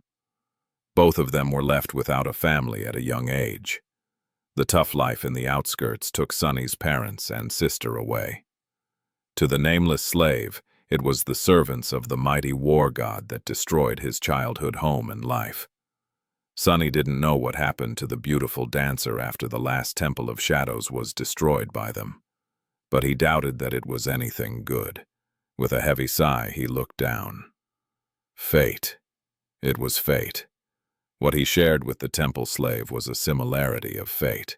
Sunny was growing more and more convinced that the spell was connected to the strings of fate in some way. Perhaps it was weaved from them. Remembering the void he had found himself in after completing his first trial, Sunny looked into the distance with wonder. That void was filled with a myriad of stars that served as nexuses for an inconceivably complex net made of countless strings of silver light. Were those the strings of fate? He shook his head. Whatever they were, and whatever the spell was, it was not something he could know or understand. Yet, numerous people, most of them better informed and smarter than him, had tried and failed. It was wiser to concentrate on something within his reach. The shadow dance. Sunny smiled. He wasn't so engrossed by the dancing of the beautiful slave girl, because it was truly stunning and enchanting. He was riveted beyond belief by it because he recognized the pattern of the battle style hiding in his shadow in her graceful movements. Turns out it wasn't a battle art at all. It was a dance. But was there a difference? Not in this case. Not really. It wasn't a coincidence that people often described the way true masters of battle fought as dancing. At their core, Fighting and dance were very close. That's why combat, when brought to a truly impressive level, was like a dance. So why couldn't a dance, when mastered to perfection, be like a battle art? Sunny was certain that he was right. He had already comprehended the essence of shadow dance and gained insight into its foundation. With the memory of the beautiful dancer moving as one with her 7 shadows, he now had the last piece of the puzzle. The actual set of moves and principles that he could use to create an actual battle style in their image. He didn't have the battle art yet, but he did now possess all the components needed to create it. Of course, it was not going to be easy. Even with all that knowledge stored in his mind, he would still have to spend a lot of time and effort and spill a lot of blood, both his own and that of his enemies, to turn the graceful dance of the beautiful slave girl into a deadly dance of steel. It wasn't even certain that he would succeed, but Sunny would be damned if he wasn't going to try. Shadow dance would become his personal battle art. He was going to make it happen. As if echoing his last thought, the familiar voice of the spell suddenly whispered into his ear. When Sunny heard what she said, his eyes widened. "You have received an aspect legacy, Shadow Dance." Sunny stared into the emptiness, stunned to his core by what the spell had just whispered. Aspect legacy. Did it really just say those words? He gulped. Aspect legacy was something that every aspect contained, but very few awakened ever received.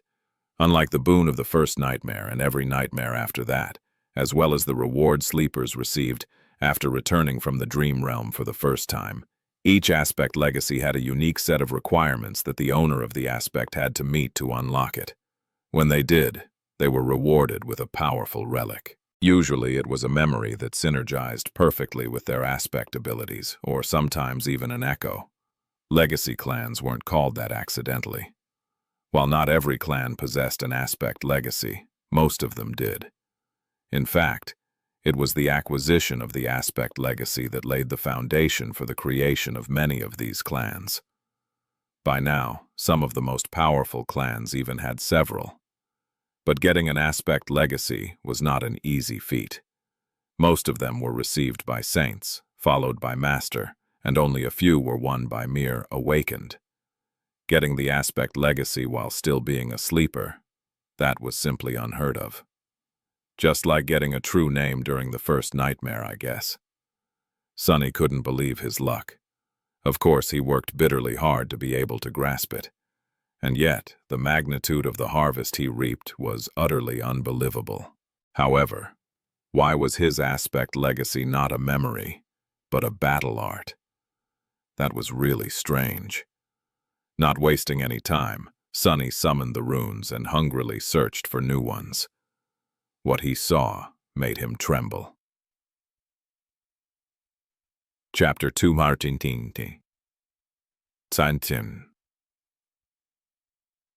Relics of the past, right there in the glimmering field of familiar runes, in the cluster describing his aspect, a new string of them appeared. Aspect. Shadow Slave. Aspect. Rank. Divine. Aspect Abilities. Shadow Control. Aspect Legacy. Shadow Dance. As soon as Sunny concentrated on the aspect legacy, new runes shined to describe it.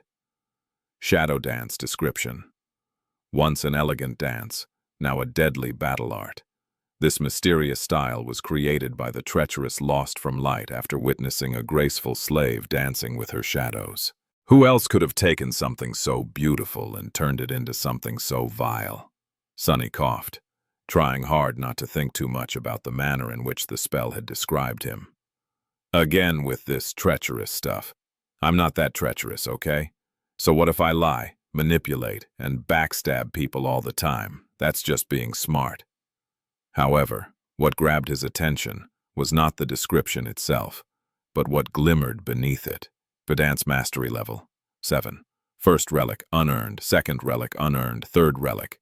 There were a total of 7 lines of runes, each promising him a legacy relic once he achieved the corresponding level of mastery with his newly envisioned battle style. 7 of them.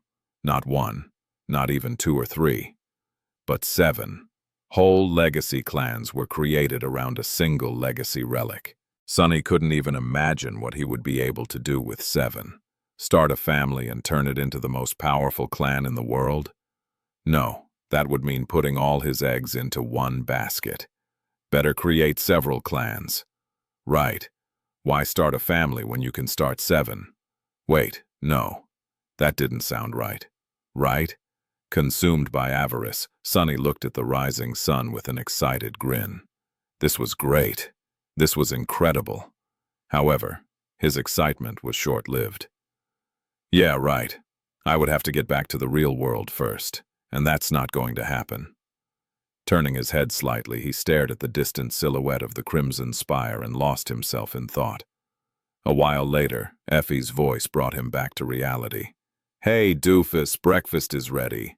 Why are spacing out and smiling like an idiot? Sunny answered without thinking. Just thinking about creating a legacy clan. Have you ever thought about creating a clan, huh, Effie? The robust huntress stared at him for a few seconds with a strange expression, and then grinned. Is that an invitation? Still lost in thought, Sunny tilted his head and glanced at her astutely. Huh. Not bad, not bad. The choice of a partner has to be of utmost importance when starting a legacy clan. Take Effie, for example. She is a very fearsome awakened. Her aspect is extravagant and powerful beyond belief. Plus, her physique is nothing short of divine. Any heir she gives birth to is bound to be both strong and gorgeous. A very suitable candidate, I guess. Huh, what? No, not an invitation. Just considering different options. At that moment, Sunny suddenly realized that he had been unceremoniously ogling Effie up and down for a better half of a minute, and that her grin had long turned dangerous at some point. The huntress stretched her neck and said lazily, I see. So you have chosen death. He blinked. No, wait. I didn't mean it like that. I was just, theorizing. The unruly huntress cracked her knuckles and smiled menacingly. Oh, so you were theorizing about me, huh? Do tell, do tell. No, wait. Stop. Surprisingly, Sunny survived. Barely. Soon after that, they left the grandiose marble arch and continued their journey into the depths of the labyrinth. Before the expedition started, Nephis had told him that they had a fast and comparatively safe way to reach the southern edges of the Forgotten Shore, as much as anything could be safe in this cursed place. Without it, getting to their destination would have taken them months. Now that they had left the Dark City, Sunny finally decided to satisfy his curiosity and asked what that mysterious method of traveling with incredible speed was. When he heard the answer, he just stared blankly at Changing Star for a few minutes, trying to guess if she was kidding or not. She wasn't. In the end, he didn't even ask any questions and just waved his hand dejectedly. There was no point. If Nephis had come to know of this secret from Cassie's visions and believed that it was doable, then he did not have to worry. Too much. It's not like he could turn back now anyway. Plus, the expedition had shown itself to be extremely lucrative for him so far. Mere days after its start, he had already gotten plenty of shadow fragments and an ascended memory, not to mention making a breakthrough in his exploration of battle styles and earning an aspect legacy for his effort. In any case, they had to travel about a week's worth of time south to get the chance to access that fast method of travel. The heights they were going to use on the way as shelters during the nights, there were planned in advance with the help of the Forgotten Shore map Nephis had created. To make sure that these shelters were really where the map showed, and remove any possibility of ending up stranded in the middle of the labyrinth with no way to escape the Dark Sea, she had even employed Kai during the week that Sunny had spent with Effie. The charming archer scouted the way ahead and confirmed that her map was correct. Now, the only danger they really faced from the Forgotten Shore itself was that of a sudden storm. However, with a true oracle in the ranks of the cohort, this danger was dramatically diminished. Now that Cassie had grown into her powers and absorbed a lot of soul essence, she was often able to warn them in advance if something like that was going to happen. There were also the usual perils of the labyrinth, of course, and as they went deeper into its deadly maze, the situation slowly began to turn from bad to worse. Chapter 220. So you're a spider. So what? As they ventured deeper into the southern reaches of the Crimson Labyrinth, the situation slowly turned worse and worse. The iron spiders that had been not too threatening to the cohort of powerful, experienced Dark City hunters at the start of it all were growing more and more deadly with each step of the way. Their numbers grew exponentially, becoming a real danger pretty soon. More and more often, bigger and stronger monsters appeared at the head of the attacking beasts, bringing with them all sorts of problems. What's worse, the spiderweb they used to trap their prey was changing too. The metal wires from which it was weaved became so thin that it was at times almost impossible to notice it, and sharp enough to cut through armor and bone, while maintaining the resilience of superb steel. The whole labyrinth was covered in it, turning from crimson to dull gray. The cohort bled much more because of the invisible webs than they did because of the spiders themselves. Of course, the iron spiders were cunning creatures too. More often than not, they only attacked once one of the humans was caught in their nets, leading to a few really harrowing experiences for the members of Changing Star's party. And there was a wide variety of other terrifying creatures waiting to ambush them in the twisting pathways of the crimson coral, too. What made them so dangerous was that the cohort didn't know anything about their anatomy and abilities. Every fight was a gamble, often resulting in one or several of them sustaining serious wounds. There were three things that made the situation somewhat bearable. The first one was Nephis and her healing flames.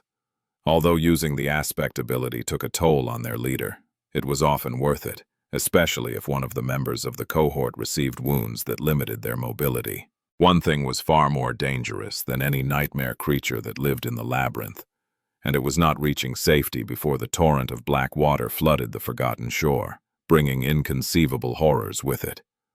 Thanks to Neph, they didn't have to worry about anyone slowing the cohort down. The second reason, unexpectedly, was the iron spiders themselves.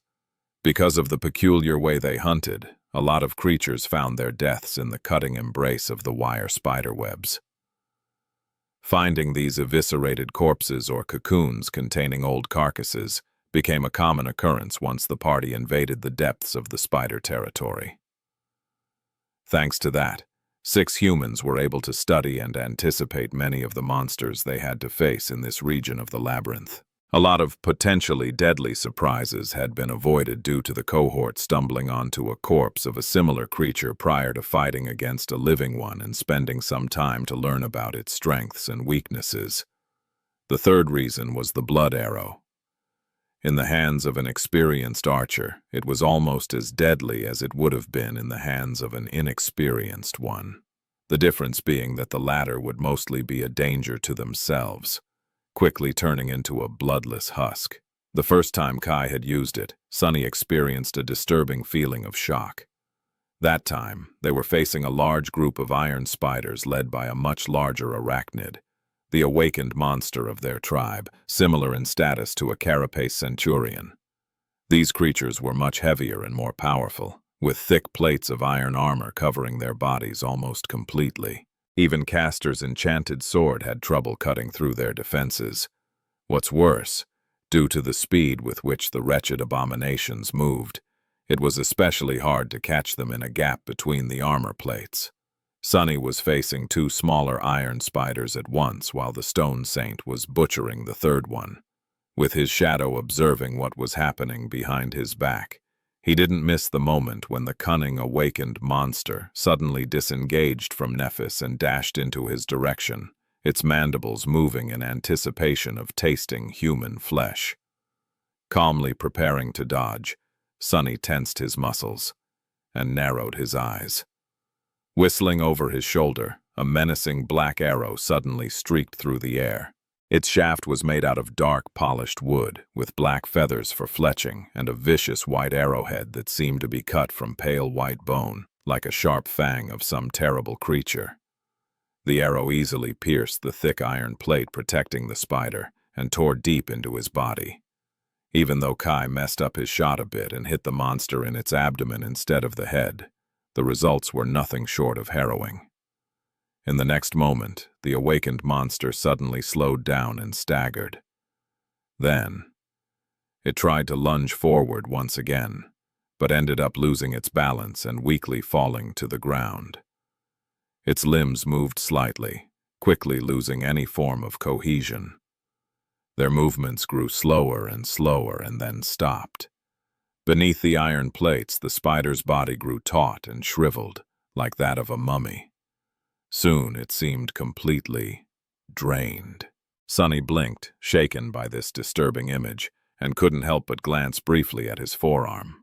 If not for the blood weave, he might have ended up as a shriveled corpse too. He would have gone through with cutting off his arm and survived, most likely.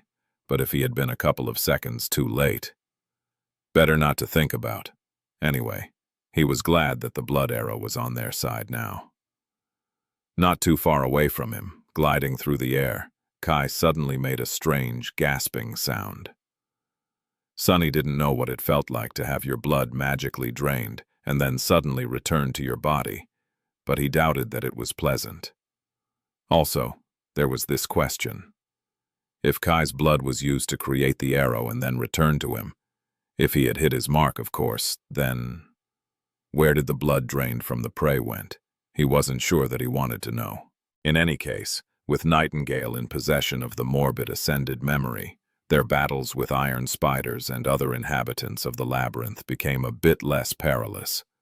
The blood arrow did not have any enchantments that needed to be activated by manipulating soul essence, so the charming archer could use it to its full potential. Although Sunny was still a bit bitter about having to give such a menacing weapon away, he was now more confident than ever that his decision was the right one. Just like that, 6 more days passed by. During this time, he didn't gain any new memories, but managed to accumulate 18 more shadow fragments, bringing his total to 340.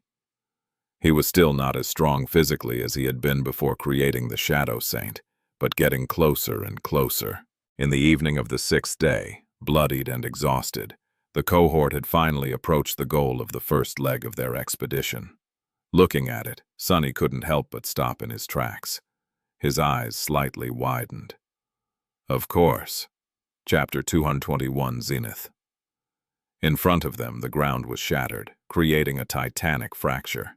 The canyon was so deep and vast that Sunny had to strain his eyes to see the other side of it. Crimson coral clung to its walls, spilling over the edge like a torrent of blood. A long time ago, a graceful bridge of white stone connected the two sides of the canyon together. Now, however, it was broken, with only its base remaining in place.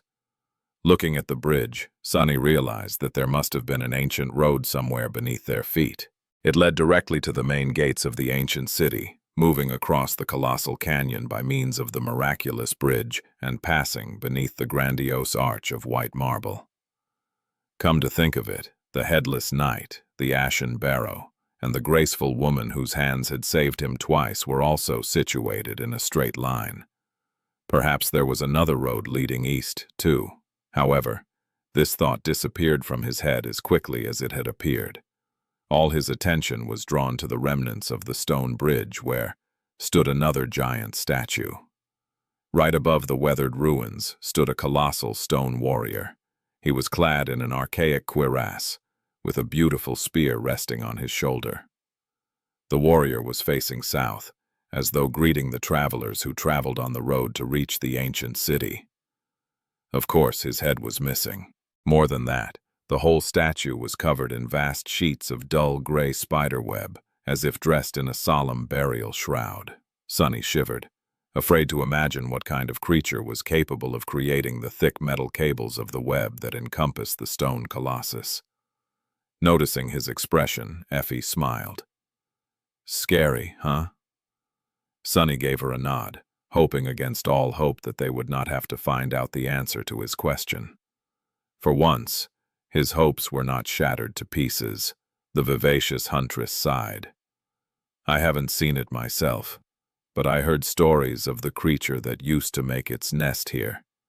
It was the mother of all these damnable spiders we've been dealing with for the past week. A huge menace of a nightmare creature, as big as a house and utterly deadly.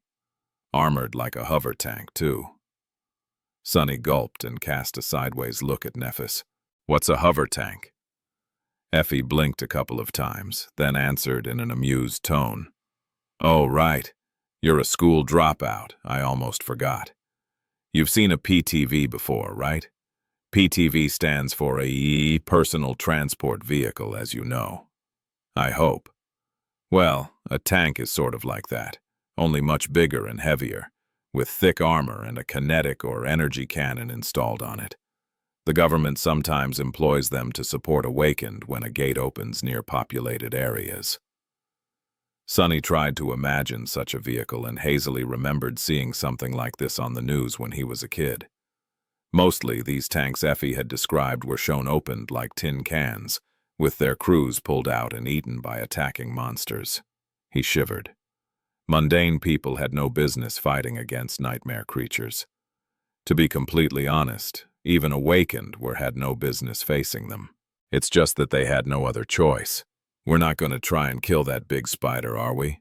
Effie laughed. Actually, it's you lucky day. We won't be meeting the spider mommy. In fact, no one ever will. She's long dead. Sonny sighed with relief and glanced at the huntress.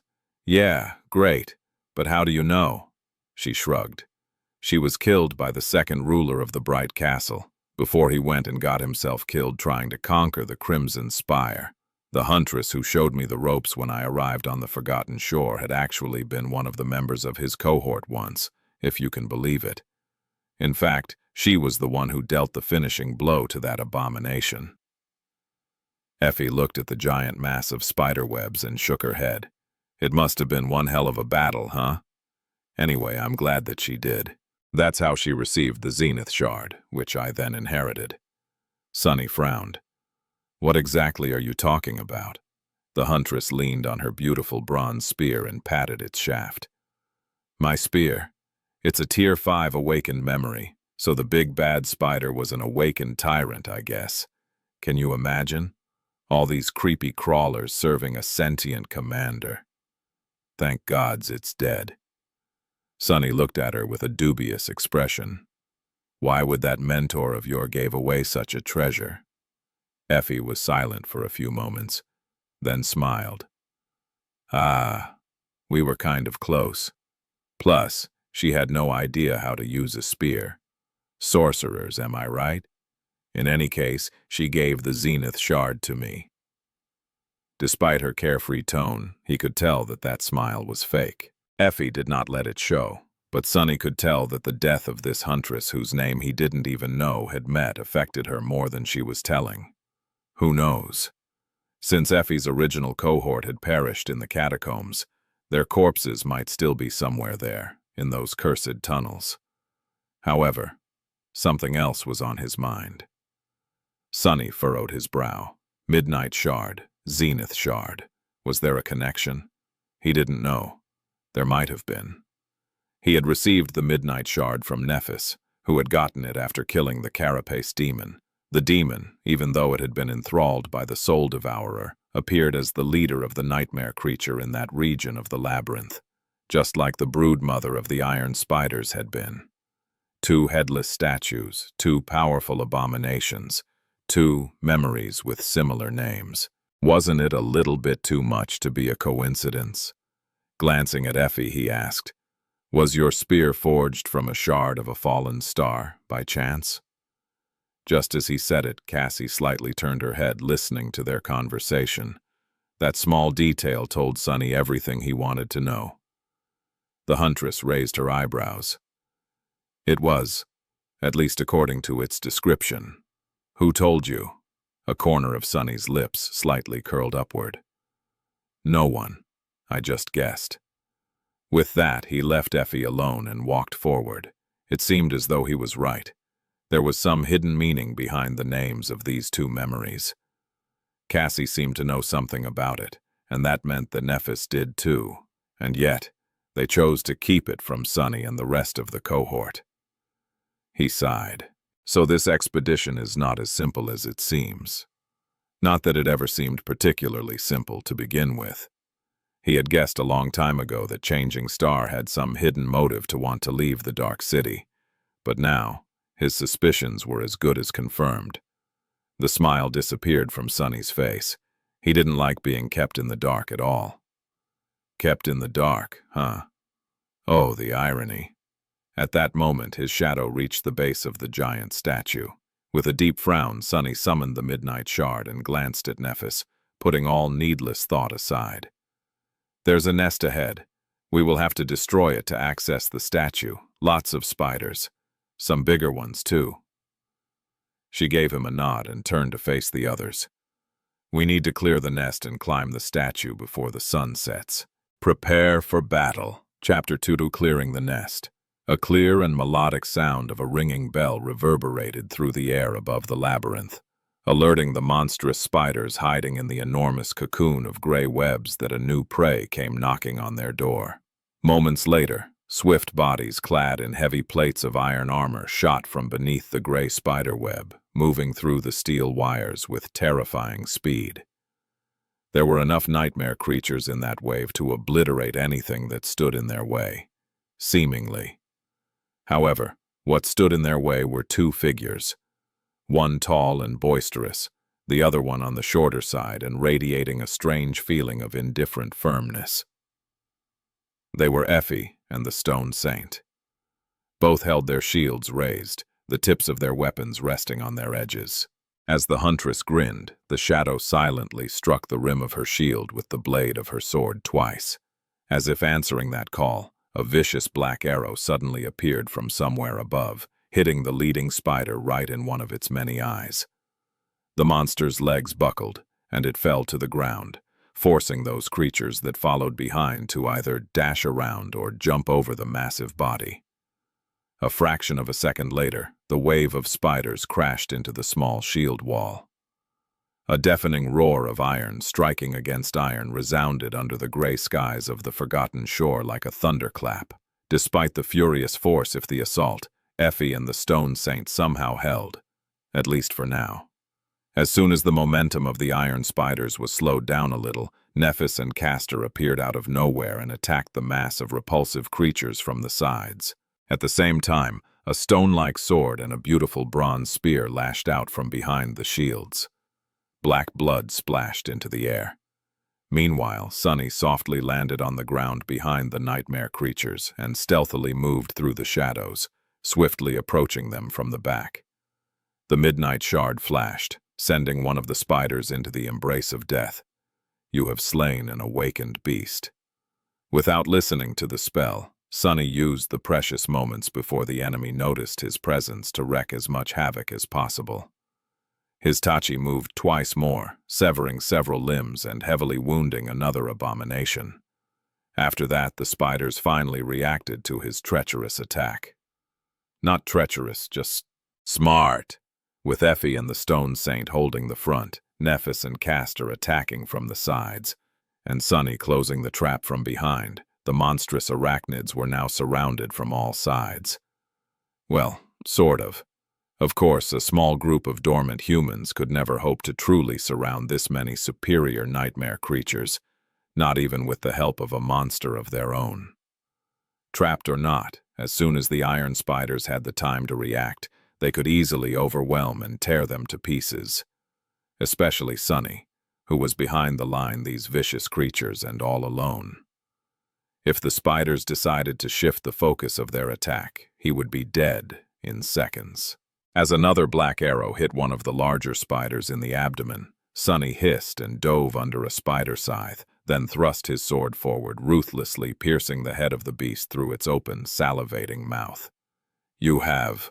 With no time to tear the Midnight Shard from the spider's core, Sunny let go of its hilt and jumped back, narrowly avoiding being crushed by another iron-clad creature.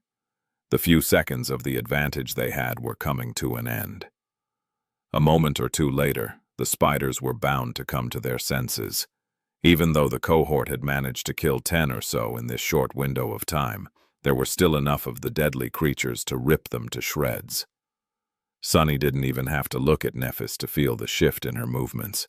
The silent understanding the two of them developed during their journey through the labyrinth many months ago was still there, allowing them to cooperate perfectly without the need to use any words, as though they were two parts of the same whole. In fact, despite the rift in their relationship, this bond was stronger than ever. Perhaps because they understood each other so much better now. For better or for worse. Ah. It was so exhilarating to fight side by side with Changing Star once again. Just before the spiders were able to turn the tide of the battle in their favor, Effie and the Stone Saint, who was following Sunny's command, suddenly moved to the sides. Nephis, Castor, and Sunny braced themselves. Behind the improvised shield wall stood Cassie. She was holding a wooden staff in her hands, while an elegant rapier hovered in the air above her shoulder. The tip of the rapier pointed directly at the spiders. As though following the direction of the quiet dancer's blade, Cassie moved her staff and activated its enchantment. Immediately, a powerful gust of hurricane wind slammed into the mass of the nightmare creatures, sending several of them reeling and throwing clouds of dust into the air. Of course, it wasn't strong enough to truly throw these abominations off their balance or damage them in any way. However, that wasn't the plan. Spiderkin of these creatures back on Earth had a uniquely powerful sense of hearing, which was rather strange, considering that they had no organs that resembled ears at all. The truth of the matter was that spiders were able to feel the vibrations of sound waves. They were also masterful architects, using the vibrations in the specially created threads weaved into their webs to sense the movements of their prey from afar.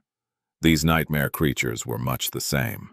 As the powerful wind threw dust into the air and made every wire of every surrounding spider web vibrate all at once, they were momentarily disoriented. The members of the cohort were waiting for this exact moment. Instantly, they attacked with ferocious determination, spilling rivers of viscous black blood onto the ground. Sunny himself had already gotten his austere sword back, and now used its razor-sharp blade to gut the beast that had forced him to retreat a couple of seconds ago. "You have slain." By the time the iron spiders came back to their senses, their numbers were significantly diminished. But there were still so many of them. After that, the battlefield became consumed with chaos. There was no time for plans or tactics anymore. Every member of the cohort had to face off against multiple opponents, fighting with desperate resolve against enemies that surpassed them both in terms of personal power and numbers. Only the Stone Saint was calm and indifferent, moving through the ranks of the iron spiders like a graceful incarnation of pure darkness. The battle fell apart into several small pockets of fearsome violence. Kai was trying to support his companions from above, but with how intense the fighting got, he was having trouble finding the opportunities to take shots without risking hitting them. He was too afraid to take a risk, knowing all too well how harrowing the effects of the blood arrow were. If even the nightmare creatures of higher rank were doomed to succumb to a torturous death after being wounded by the ghastly memory, humans like them had no chance of surviving. For now, people on the ground were on their own. Sunny was struggling against two ironclad abominations, gritting his teeth in exasperation. The damn bastards were too fast to reliably hit them in the gaps in armor, and too damn powerful to face them directly. As the result, he was forced to constantly dance between the two of them, dodging the whirlwind of strikes that rained on him from all sides. Curses! Jumping back, he held the midnight shard with one hand and used another to throw the prowling thorn in the direction of one of the spiders. The creature easily dodged the kunai and continued its attack, threatening to slice Sunny's hand clean off. He had no choice but to retreat once again. Behind the menacing beast, the throwing dagger continued to spin. A few moments later, it cut a smooth arch in the air and flew back, as if turning into a boomerang. Sadly, just like the spiders back on Earth, these repulsive creatures had an almost absolute field of vision. The second spider simply moved its head down at the last moment without even bothering to turn it, dodging the heavy kunai that approached it from behind. But Sunny was never trying to wound the nightmare creatures with the prowling thorn. To begin with. Instead, he wanted to let them taste their own medicine. A moment later, the invisible string of his kunai drew taut, wrapped around two massive bodies. Just like prey used to be caught in their webs, the iron spiders were now caught by the invisible string of the prowling thorn, tripping over it and crashing into each other. Sunny dashed forward and let the midnight shard sing. The graceful blade flashed twice, sending two ugly spider heads spinning into the air. You have slain an awakened beast, Iron Spider. Your shadow grows stronger. Kicking one of the heads away, Sunny swiftly glanced around, searching for a new enemy, but there were none. You have slain an awakened beast, Iron Spider. Your shadow grows stronger. You have received a memory. The gargantuan cocoon of steel spiderwebs was empty. Corpses of its previous inhabitants littered the ground, oozing with black blood. The cohort had cleared the entire nest full of awakened abominations. No matter how incredible, this was the undeniable truth. They had won. Chapter 223. Natural Selection. The danger was gone, so Sunny allowed himself to tiredly kneel on the ground, his breathing heavy and laborious. The strenuous battle against the host of spiders had not lasted long, but he was utterly exhausted. The intensity of these perilous minutes was enough to bring anyone down to their knees. Too weak. I am still too weak. With a heavy sigh, he summoned the runes and glanced at the number of shadow fragments. Shadow fragments. 362, 1000. Not bad. Clearing the nest had given him 22 fragments. 10 for the 5 iron spiders he had killed himself, and another 12 for those slain by the Shadow Saint. With the taciturn monster serving as his murderous pet, the speed with which Sunny was able to accumulate power was twice as fast, at least. If things continued like this, the Stone Saint was going to return his investment of 100 shadow fragments in no time. If I live long enough. With a grimace, Sunny dismissed the midnight shard and slowly got up. The sun was already rolling down toward the horizon, so they had to hurry with collecting soul shards from the corpses of the iron spiders. There were a lot of corpses. Cutting one of the beasts open with the prowling thorn, Sunny struggled with the idea that they had eviscerated this many nightmare creatures. Of course, he had expected this much. After all, Nephis and Sunny had been able to fight against 2 or 3 carapace scavengers back when it was only the 2 of them. Both of them were much weaker, less experienced, and barely equipped with memories back then, too. Now that they had spent 7 whole months in the dream realm, many times more than most sleepers ever had to, and tempered themselves against the perilous hellscape of the Forgotten Shore, both their skill and level of power had dramatically increased. Add the fact that there were 2 other powerhouses fighting alongside them, as well as Nightingale and the menacing Stone Saint, and the outcome of the battle ceased to be that surprising. And yet, observing the carnage that they had left if their wake still made Sunny doubt his eyes. These were awakened nightmare creatures still. The real reason why the cohort had won did not lie in the individual prowess of its members, but in their ability to cooperate and control the battlefield. The iron spiders were powerful and deadly, but at the end of the day, they were still mindless beasts. That's why they had allowed themselves to be surrounded and trapped. Had they been commanded by a creature of a higher class, one that was as cunning and smart as the humans it faced, things would have turned out very differently. Sunny sighed. Come to think of it, the labyrinth was a curious place. It teemed with abominable creatures of all kinds, but almost all of them were of the mindless variety. The only 2 exceptions he knew about were the carapace demon and the spider matriarch, who had been either a devil or a tyrant. Perhaps it was just the nature of this place. Nothing too big and strong could escape from the flood of black water that drowned the world every night. Only comparatively small monsters were able to run away or hide, both from the dark sea itself and from the hungry terrors that inhabited it. These monsters were an almost insurmountable threat to those unfortunate young people who were sent to this forsaken hell by the spell. But by the standards of the Forgotten Shore itself, they were nothing but insects. A horde of parasites who fed on the crumbs left behind by the true masters of this place. What a depressing thought. This notion poured cold water on Sunny's pride over their achievement. Well, whatever. Soon, they were done with the gruesome job of fishing out the soul shards out of the dead spiders. While Nephis was dividing the spoils among the members of the cohort, Sunny used the chance to dive into his soul sea and inspect the memory he had received during the battle. It turned out to be a cloak weaved from spider silk. Judging from the description, the cloak could provide him with a small amount of protection against physical attacks, simple by virtue of being very hard to piece.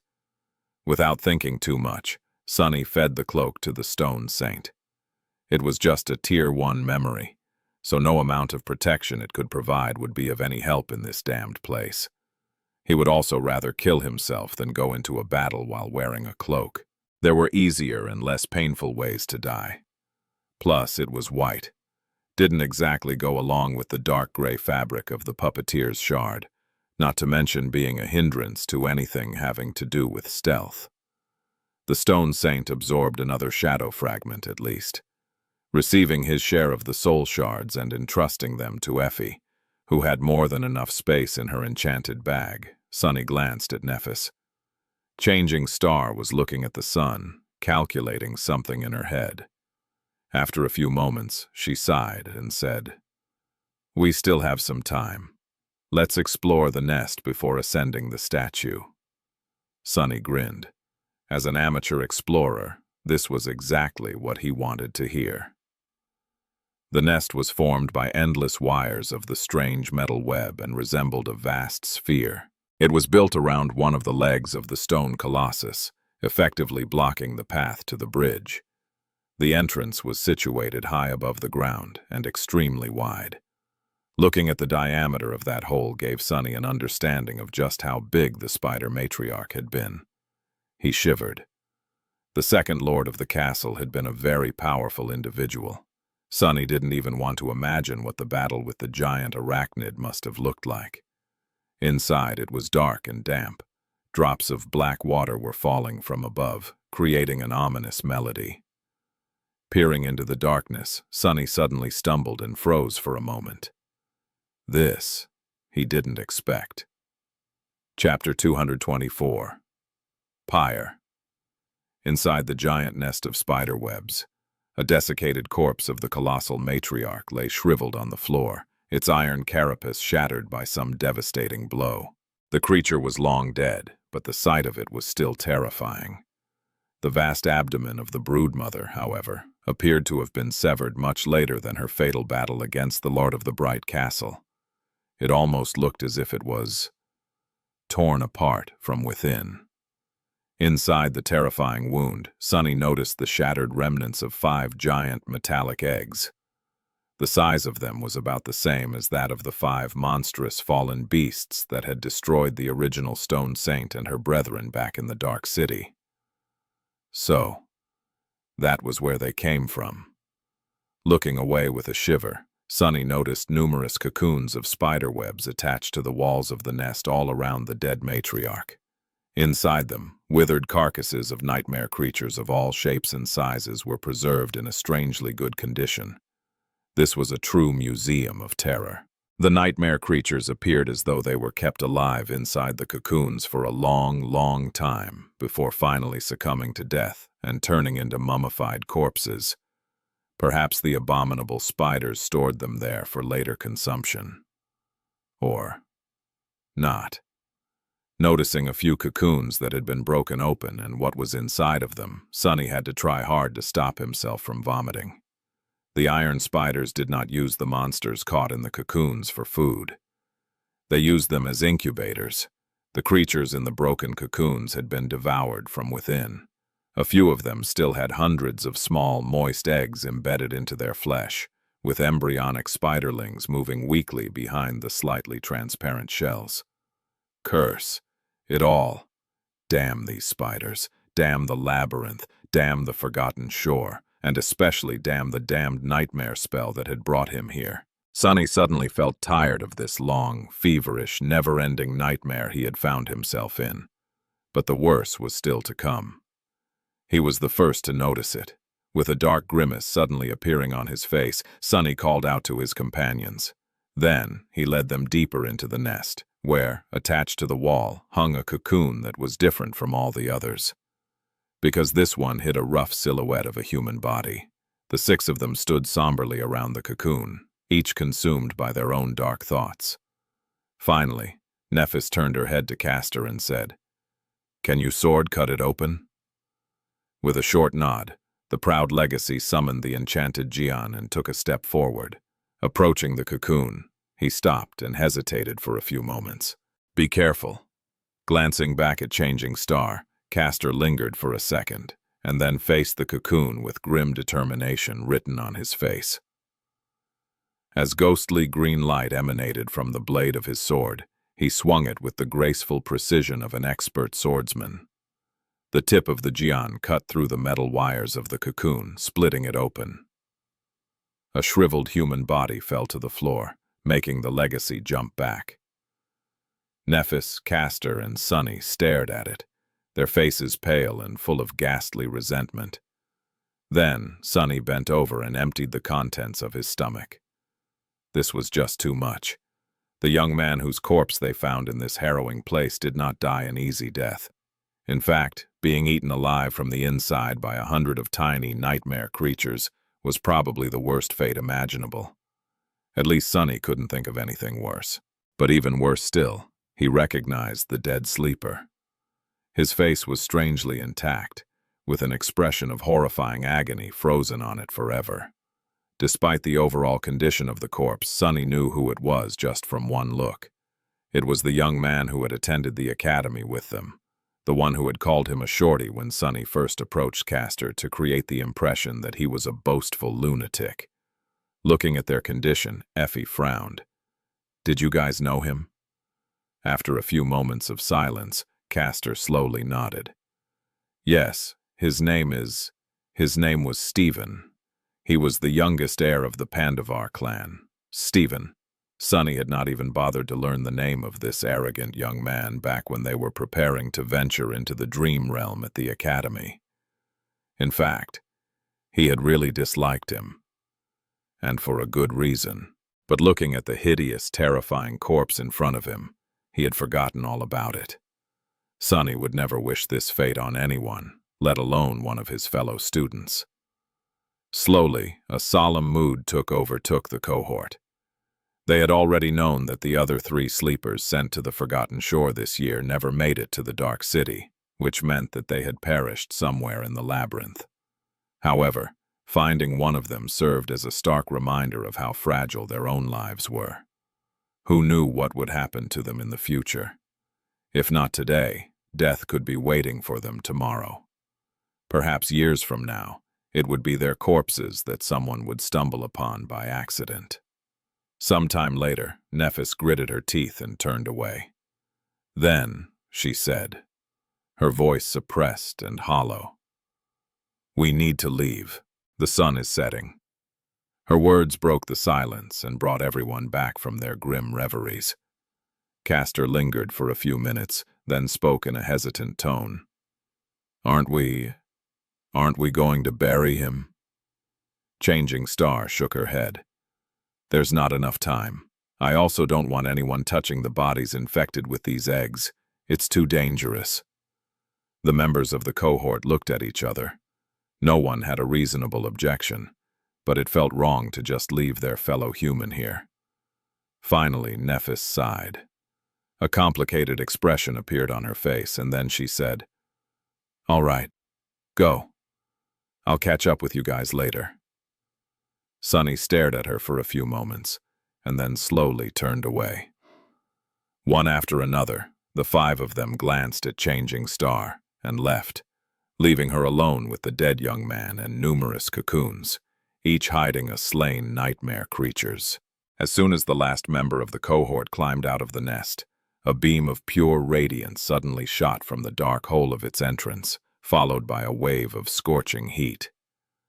The purifying fire unleashed by Changing Star engulfed the remains of their fellow student and then spread to the numerous cocoons, the nightmare creatures inside of them, and even the corpse of the spider matriarch herself. The insides of the nest turned into an incandescent, incinerating furnace. Everything inside of it was doomed to be annihilated and turned to ashes. A few minutes later, the whole structure was consumed by furious white flames.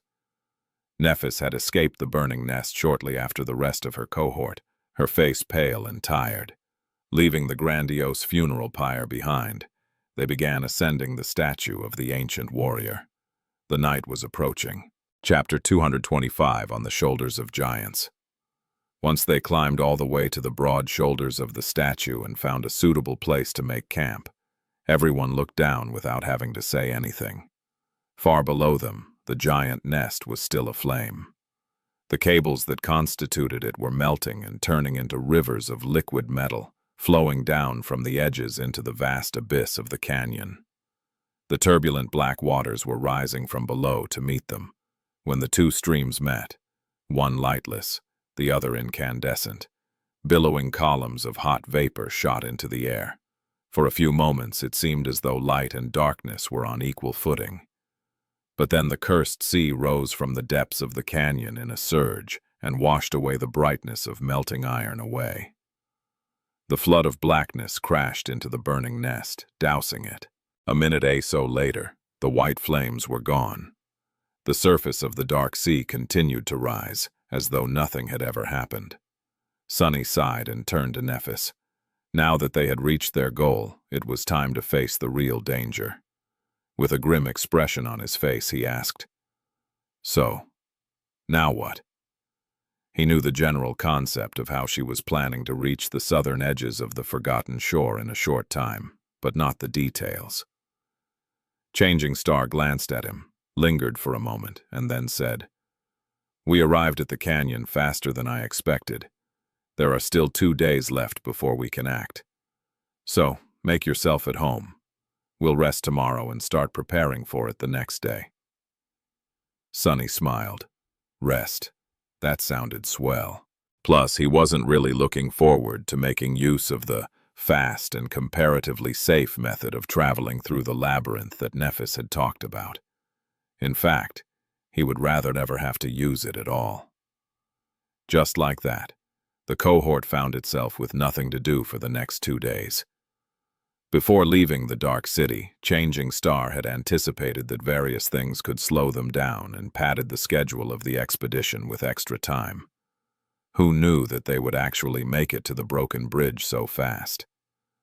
In any case, Sunny wasn't complaining. He had a lot to do and think about.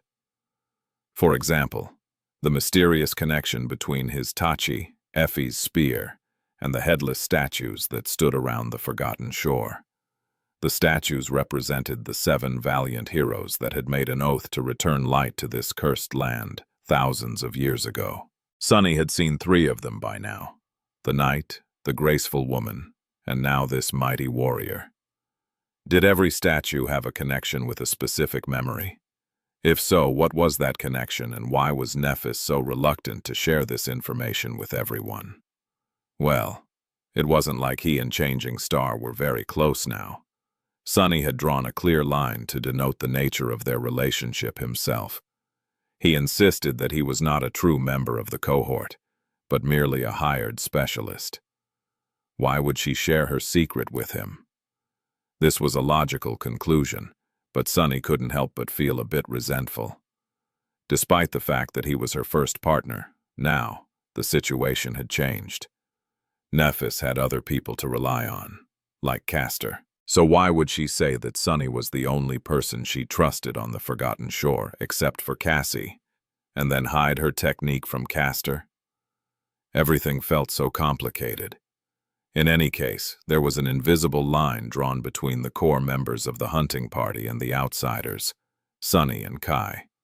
No one consciously avoided them, but it was clear that the line existed. When all was said and done, The 4 true members of the cohort preferred each other's company. That's why Sunny and Kai ended up spending a lot of time together, chatting about this and that and generally having a nice time. Honestly, Sunny couldn't complain. As far as companions went, the charming Archer was not the worst option. Plus, their conversations were extremely entertaining. Kai had a lot of fun stories about his life as a celebrity, while Sunny had plenty of macabre anecdotes about his life in the outskirts. Their life experiences were so vastly different that it was almost as if they were from different worlds. As a result, both felt like they were listening to fictional stories about some strange and fantastical land that they had never heard about before. Sunny spent the rest of his time training with the sword, trying to turn shadow dance from an ethereal concept into a practical set of core principles. The progress was painfully slow, but now there was progress at least. He was having so much trouble because his chosen battle style was so strange and elusive. Unlike most styles, which started with certain movements and steps, this one was supposed to imitate any movement and any step instead of introducing its own. So it was more about the state of mind and the flexibility of his physical behavior. Sunny had to create a set of training exercises that would allow his body and muscle memory to become capable of adapting to any style and turn pliable like a shadow. On the first day of trying, his whole body ached. Despite his incredible physical shape and experience with tough training, Sunny ended up straining the muscles that he didn't even know he had, and forced those that he did know about to behave in a way that was utterly different from what they were used to. Actually, his previous training was even detrimental to the whole process. He had to make himself unlearn a lot of things to allow for this strange style to take root in his very bones. Thankfully, the foundation of his technique was Changing Star's flowing style, which itself was designed for maximum adaptability. If Sunny learned another style or was further into mastering any existing technique, this would have been 10 times harder, if not impossible. Needless to say, his exercises were in no way similar to the beautiful and graceful dance he had seen in his dream. In fact, from the side, Sunny must have looked as though he was having a seizure. He caught more than one amused stare while practicing. It didn't matter. The only thing that mattered was that he was slowly pushing himself toward mastering the basics of shadow dance, and hopefully receiving his first relic. Chapter 226. The Fool. On the evening of the first of the 2 days that they had at their disposal, Sunny climbed all the way to the highest point of the statue and sat there alone, looking at the setting sun. He felt as though he had to find a sense of balance that he had lost at some point along the way. Not because he missed it, but because he was going to need that balance to remain firm and steady when the moment of truth came. If he was right about the future, then this was probably the last day of peace he would experience until this whole thing was over. Not only the expedition, but all of it. Looking back, his behavior in these past few months was highly erratic. Where were the cold rationality and ruthlessness that saved him so many times in the past? The caution and devious cunning that allowed him to survive the first nightmare? He had not been acting like himself for a long time. Yes, his mental state had suffered greatly because of everything that had happened. But was it the only reason? Come to think of it, the first blow dealt to him was the bitter revelation that there was no gateway in the bright castle. After everything that Sunny had endured to make it to the dark city, the crushing intensity of their journey through the labyrinth, the diabolical trap of the soul devourer and their escape from it, the cold and harrowing night of traversing the dark sea, all of it turned out to have been for nothing. Not only were they not rewarded for their efforts, but all of their hopes were mercilessly destroyed and obliterated instead. This alone was enough to drive a person mad. Then came the feeling of alienation he felt while living with Nephis, Cassie, and all the newcomers in the outer settlement. Instead of finding support and solace in the company of his friends, Sunny fell into his old habit. Unconsciously, he turned himself into an outcast to prevent anyone from making him one. This was the most noticeable, but not the only instance of him regressing to his old self. After fighting so hard to change and grow, Sunny ended up abandoning most of the lessons he had learned after becoming infected by the nightmare spell. He was almost like an addict, relapsing after a few days of sobriety and giving up completely because of this one small mistake. But who could blame him? Sunny was already shaking under the pressure of the situation. One little push, and he would fall under its weight. In the end, it was not one, but 3 blows that shattered him completely, as though the world wanted to make sure that he was truly broken. First was the terrible epiphany of what Cassie's vision really meant. Almost instantly after that, while Sunny was still reeling, came the fatal mistake in the conversation with Harper and the brutal murder that followed. And if that was not enough, the person he relied on the most to keep his sanity in this cursed place, Nephis, made it impossible for him to trust her any longer. Anyone would have collapsed under that weight. And yet Sunny managed to keep his balance, even if just barely. The final straw that finally broke him was the excruciating, never-ending sea of torturous pain he suffered after being mortally wounded by the Black Knight. After that, Sunny had relinquished all pretense of having control, and now here he was, playing the fool, acting like a fool, and fooling around with Kai and Effie. Wasn't it fun? Wasn't it easy? Yes, his mental state wasn't great, but it was also very convenient to blame everything on this condition. The truth of it was that Sunny did not try to rein himself in at all. In fact, he welcomed this madness. Being a bit crazy was comforting, simple, and safe. It protected him from having to look at the heartbreaking truth and remember it. Sunny needed the shield of madness to save himself from the bottomless despair that threatened to destroy him completely. So what if he was prone to act recklessly in this state? So what if he made mistakes here and there and took unnecessary risks? Anything was better than having to face that despair. Just like Nephis had said, one had to become a little insane to survive in the world that had gone mad. And yet, Sunny knew that what he was doing was nothing but hiding his head in the sand. And now that the end was approaching, he had to stop hiding from the truth. He had to admit and endure it.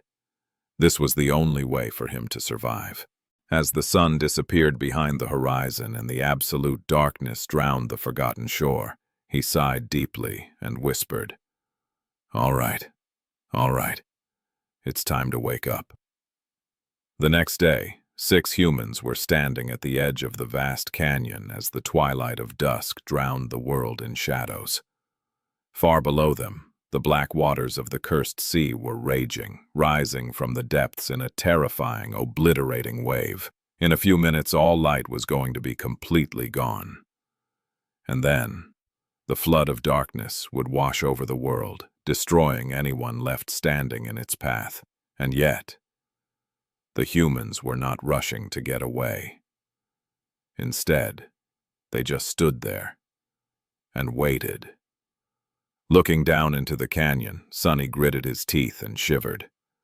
Then he glanced at Nephis and licked his dry lips. "Are you sure about this?" Changing Star did not spare him a look and simply nodded. Despite the fact that the rising black water was quickly approaching them, her face was calm and composed. A moment later, the last vestiges of sunlight disappeared, leaving them in utter darkness. The silence that surrounded them was broken only by the sound of waves rushing against the walls of the canyon.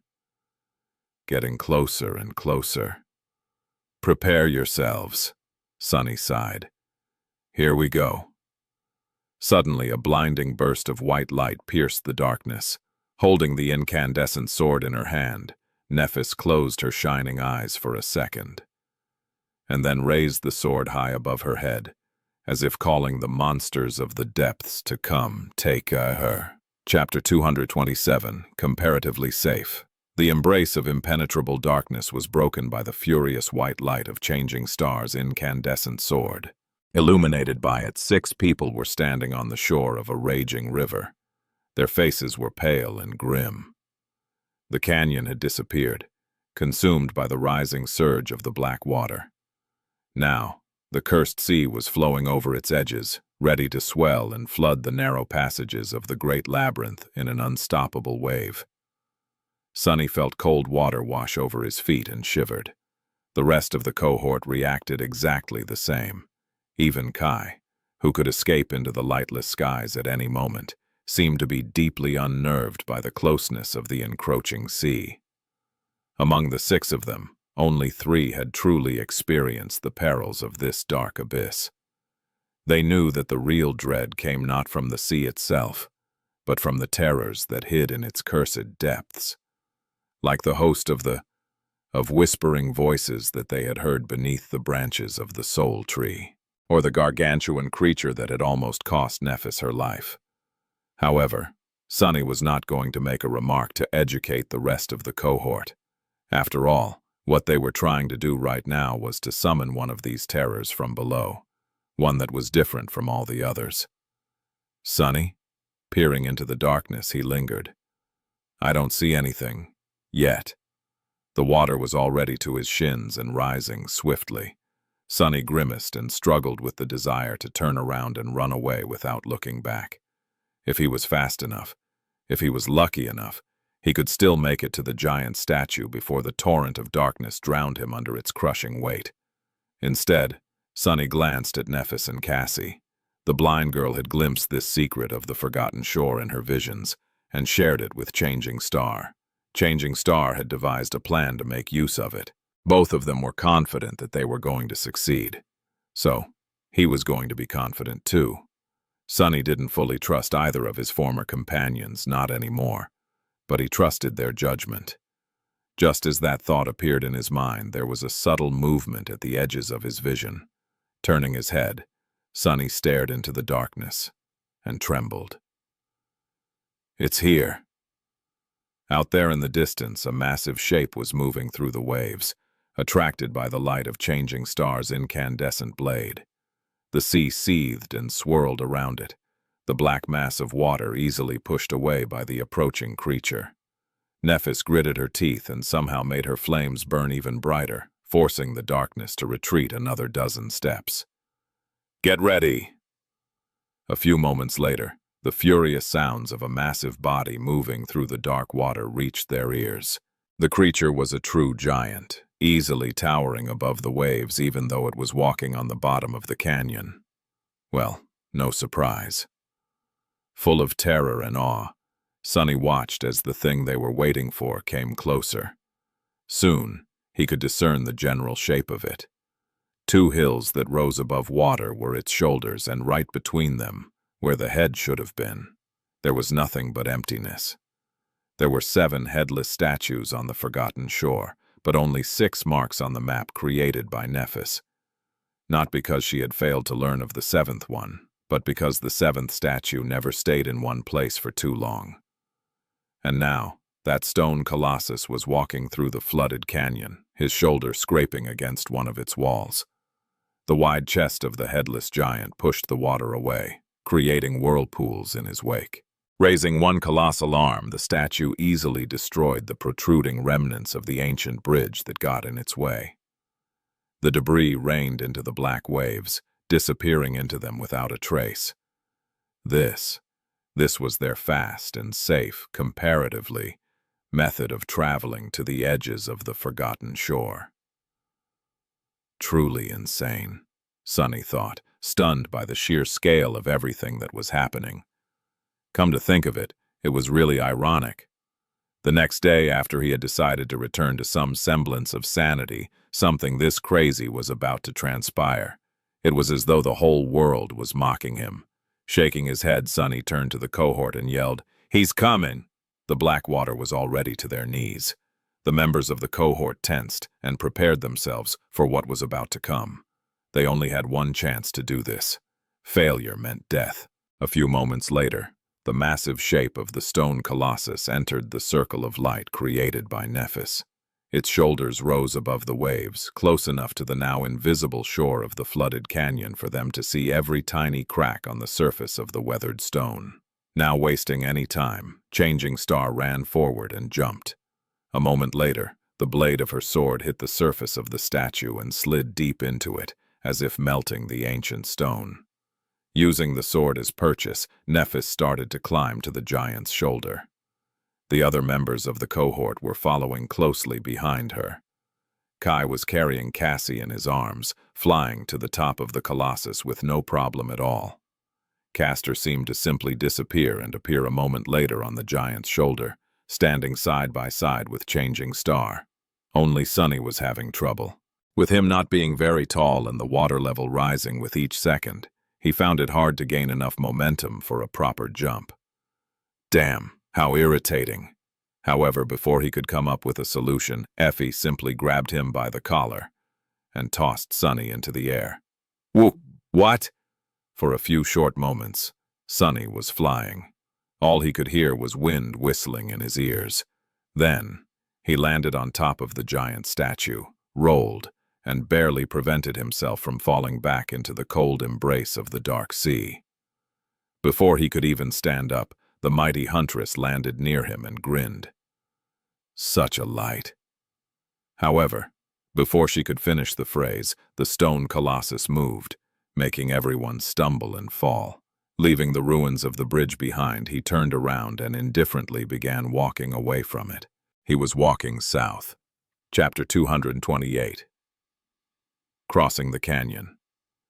The stone colossus wandered the forgotten shore aimlessly for thousands of years.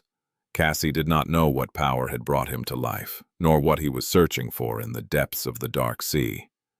She had seen a vision of the headless giant passing the ruins of the ancient bridge on a certain day, and then traveling south to the very edges of this desolate land. She also knew that the leader of the cohort that had conquered the bright castle pursued the seventh statue across the labyrinth for a long time before leaving on his doomed journey. His reasons for doing so were presumably unknown. Sunny wasn't sure that the blind girl had told him the whole truth about the wandering colossus. In fact, he was certain that there was a deeper layer of secrets surrounding the 7 ancient statues and their importance to the riddle of the forgotten shore. However, he was in no hurry to hunt these secrets down. Sunny knew that all 3 of them, Nephis, Cassie, and himself, were bound together to this cursed place. The strings of fate were wrapped around them tightly, stretching far into the future, where the final revelations waited. He was going to learn the truth sooner or later. Until then, Sunny was content knowing no more than he needed to know. The stone giant walked across the dark sea, cutting its surface with his wide chest. The 6 humans were gathered on the circular platform of his severed neck, pressing themselves against the swaying stone. The cold water was spraying into their faces, and the furious winds were threatening to throw them off the moving statue into the deadly waves below. Nephis had long extinguished her flames, so they were surrounded by absolute darkness. Sunny was the only one who could see what was happening around them, so his role was to serve as the eyes of the cohort. Using the strength of the shadow to hold on to the slippery stones, he looked forward with a grim expression on his face. Currently, there was only one thought on his mind. Were they going to make it in time? The colossus was swiftly approaching the other side of the canyon. Sunny could identify it by the remnants of the ancient bridge that were still above the turbulent black waves. However, the water level was rising much faster. "Sunny?" Looking toward Effie, who called out his name, he lingered for a few moments and then yelled, "Prepare yourself. We're going to be underwater for a couple of minutes at least." A chorus of curses served as the answer. Unseen by anyone, Sunny smiled darkly. This was going to be his second time diving into the dark sea. Wasn't this how Gunlaug had begun his journey to the throne of the Dark City? Maybe Sunny would be a king himself one day. Now! The black water rose higher and higher. The shoulders of the giant were already submerged in its lightless depths. The circular platform was going to be next. They were so close to the shore. As the stone colossus moved across the bottom of the canyon, the platform rose and fell. After another fall, it was finally lost beneath the waves. The cold, salty water crashed into them and then swallowed the entire world. The members of the cohort desperately held on to the cracks in the stone, trying to prevent themselves from being washed away by the raging current. No one would be able to save them, if they were. Sunny closed his eyes, knowing that he would not be able to see anything through the impenetrable darkness of the cursed sea. Instead, he relied on his shadow sense, hoping that it was going to help him feel if something approached them from the depths. Now, all Sunny had to do was hold tight and hope that the headless giant would reach the shore of the canyon before he ran out of breath. Thankfully, everyone present was strong and powerful. Their physical form was either at the pinnacle of human ability or slightly above it. Several minutes underwater were not going to kill them, most likely. Plaguing himself with this thought, Sunny waited and waited and waited, struggling against the terrible current with all his strength. At some point he thought that he sensed an unclear shape swim close to the walking statue, but then the sensation disappeared. Any second now. Any second. But the relief he was so desperately waiting for was not coming for far longer than Sunny had expected. Soon, his lungs began to burn, and his muscles began to spasm. Damnation! If he was having trouble, then others must have been in far worse shape. After all, oxygen traveled through human bodies with blood, and their blood had not been altered and comprehensively enhanced by the forbidden legacy of the mysterious weaver. Just as he thought so, Sunny felt one of the 6 shadows slipping from the circular platform. It was Kai. Crap! Fortunately, before the Colossus plunged into the dark depths, the charming archer had been worried about Cassie and tied himself to her with the help of the golden rope. Surprisingly, the blind girl turned out to be more resilient than him in the end. Now, she was holding both of their weights, desperately grabbing onto a narrow crack in the ancient stone. Kai's unconscious body was floating a few meters behind her. He was safe. For now. But how long would Cassie herself be able to hold on? When Sunny felt his mind weakening, his body was suddenly slammed into the platform with tremendous force. The stone giant was climbing out of the canyon. His massive hands grabbed onto the edge of it, and with one devastating pull, the Colossus threw himself upward. Ugh, curse it! Sunny felt as though he was aboard the worst amusement ride in human history. His bones groaned, being pressed down upon by an invisible weight. A few moments of this torture, and they were above water once again.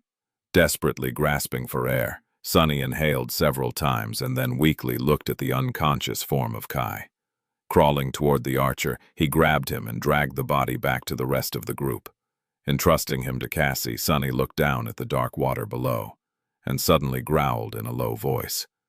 Turning her head, Nephis asked with a deep frown on her pale face, "Sunny, what is it?" Looking at the torso of the giant statue, he gritted his teeth and lingered for a few moments before answering. Then, in a voice that was dreadfully grim, Sunny said, "We have a passenger."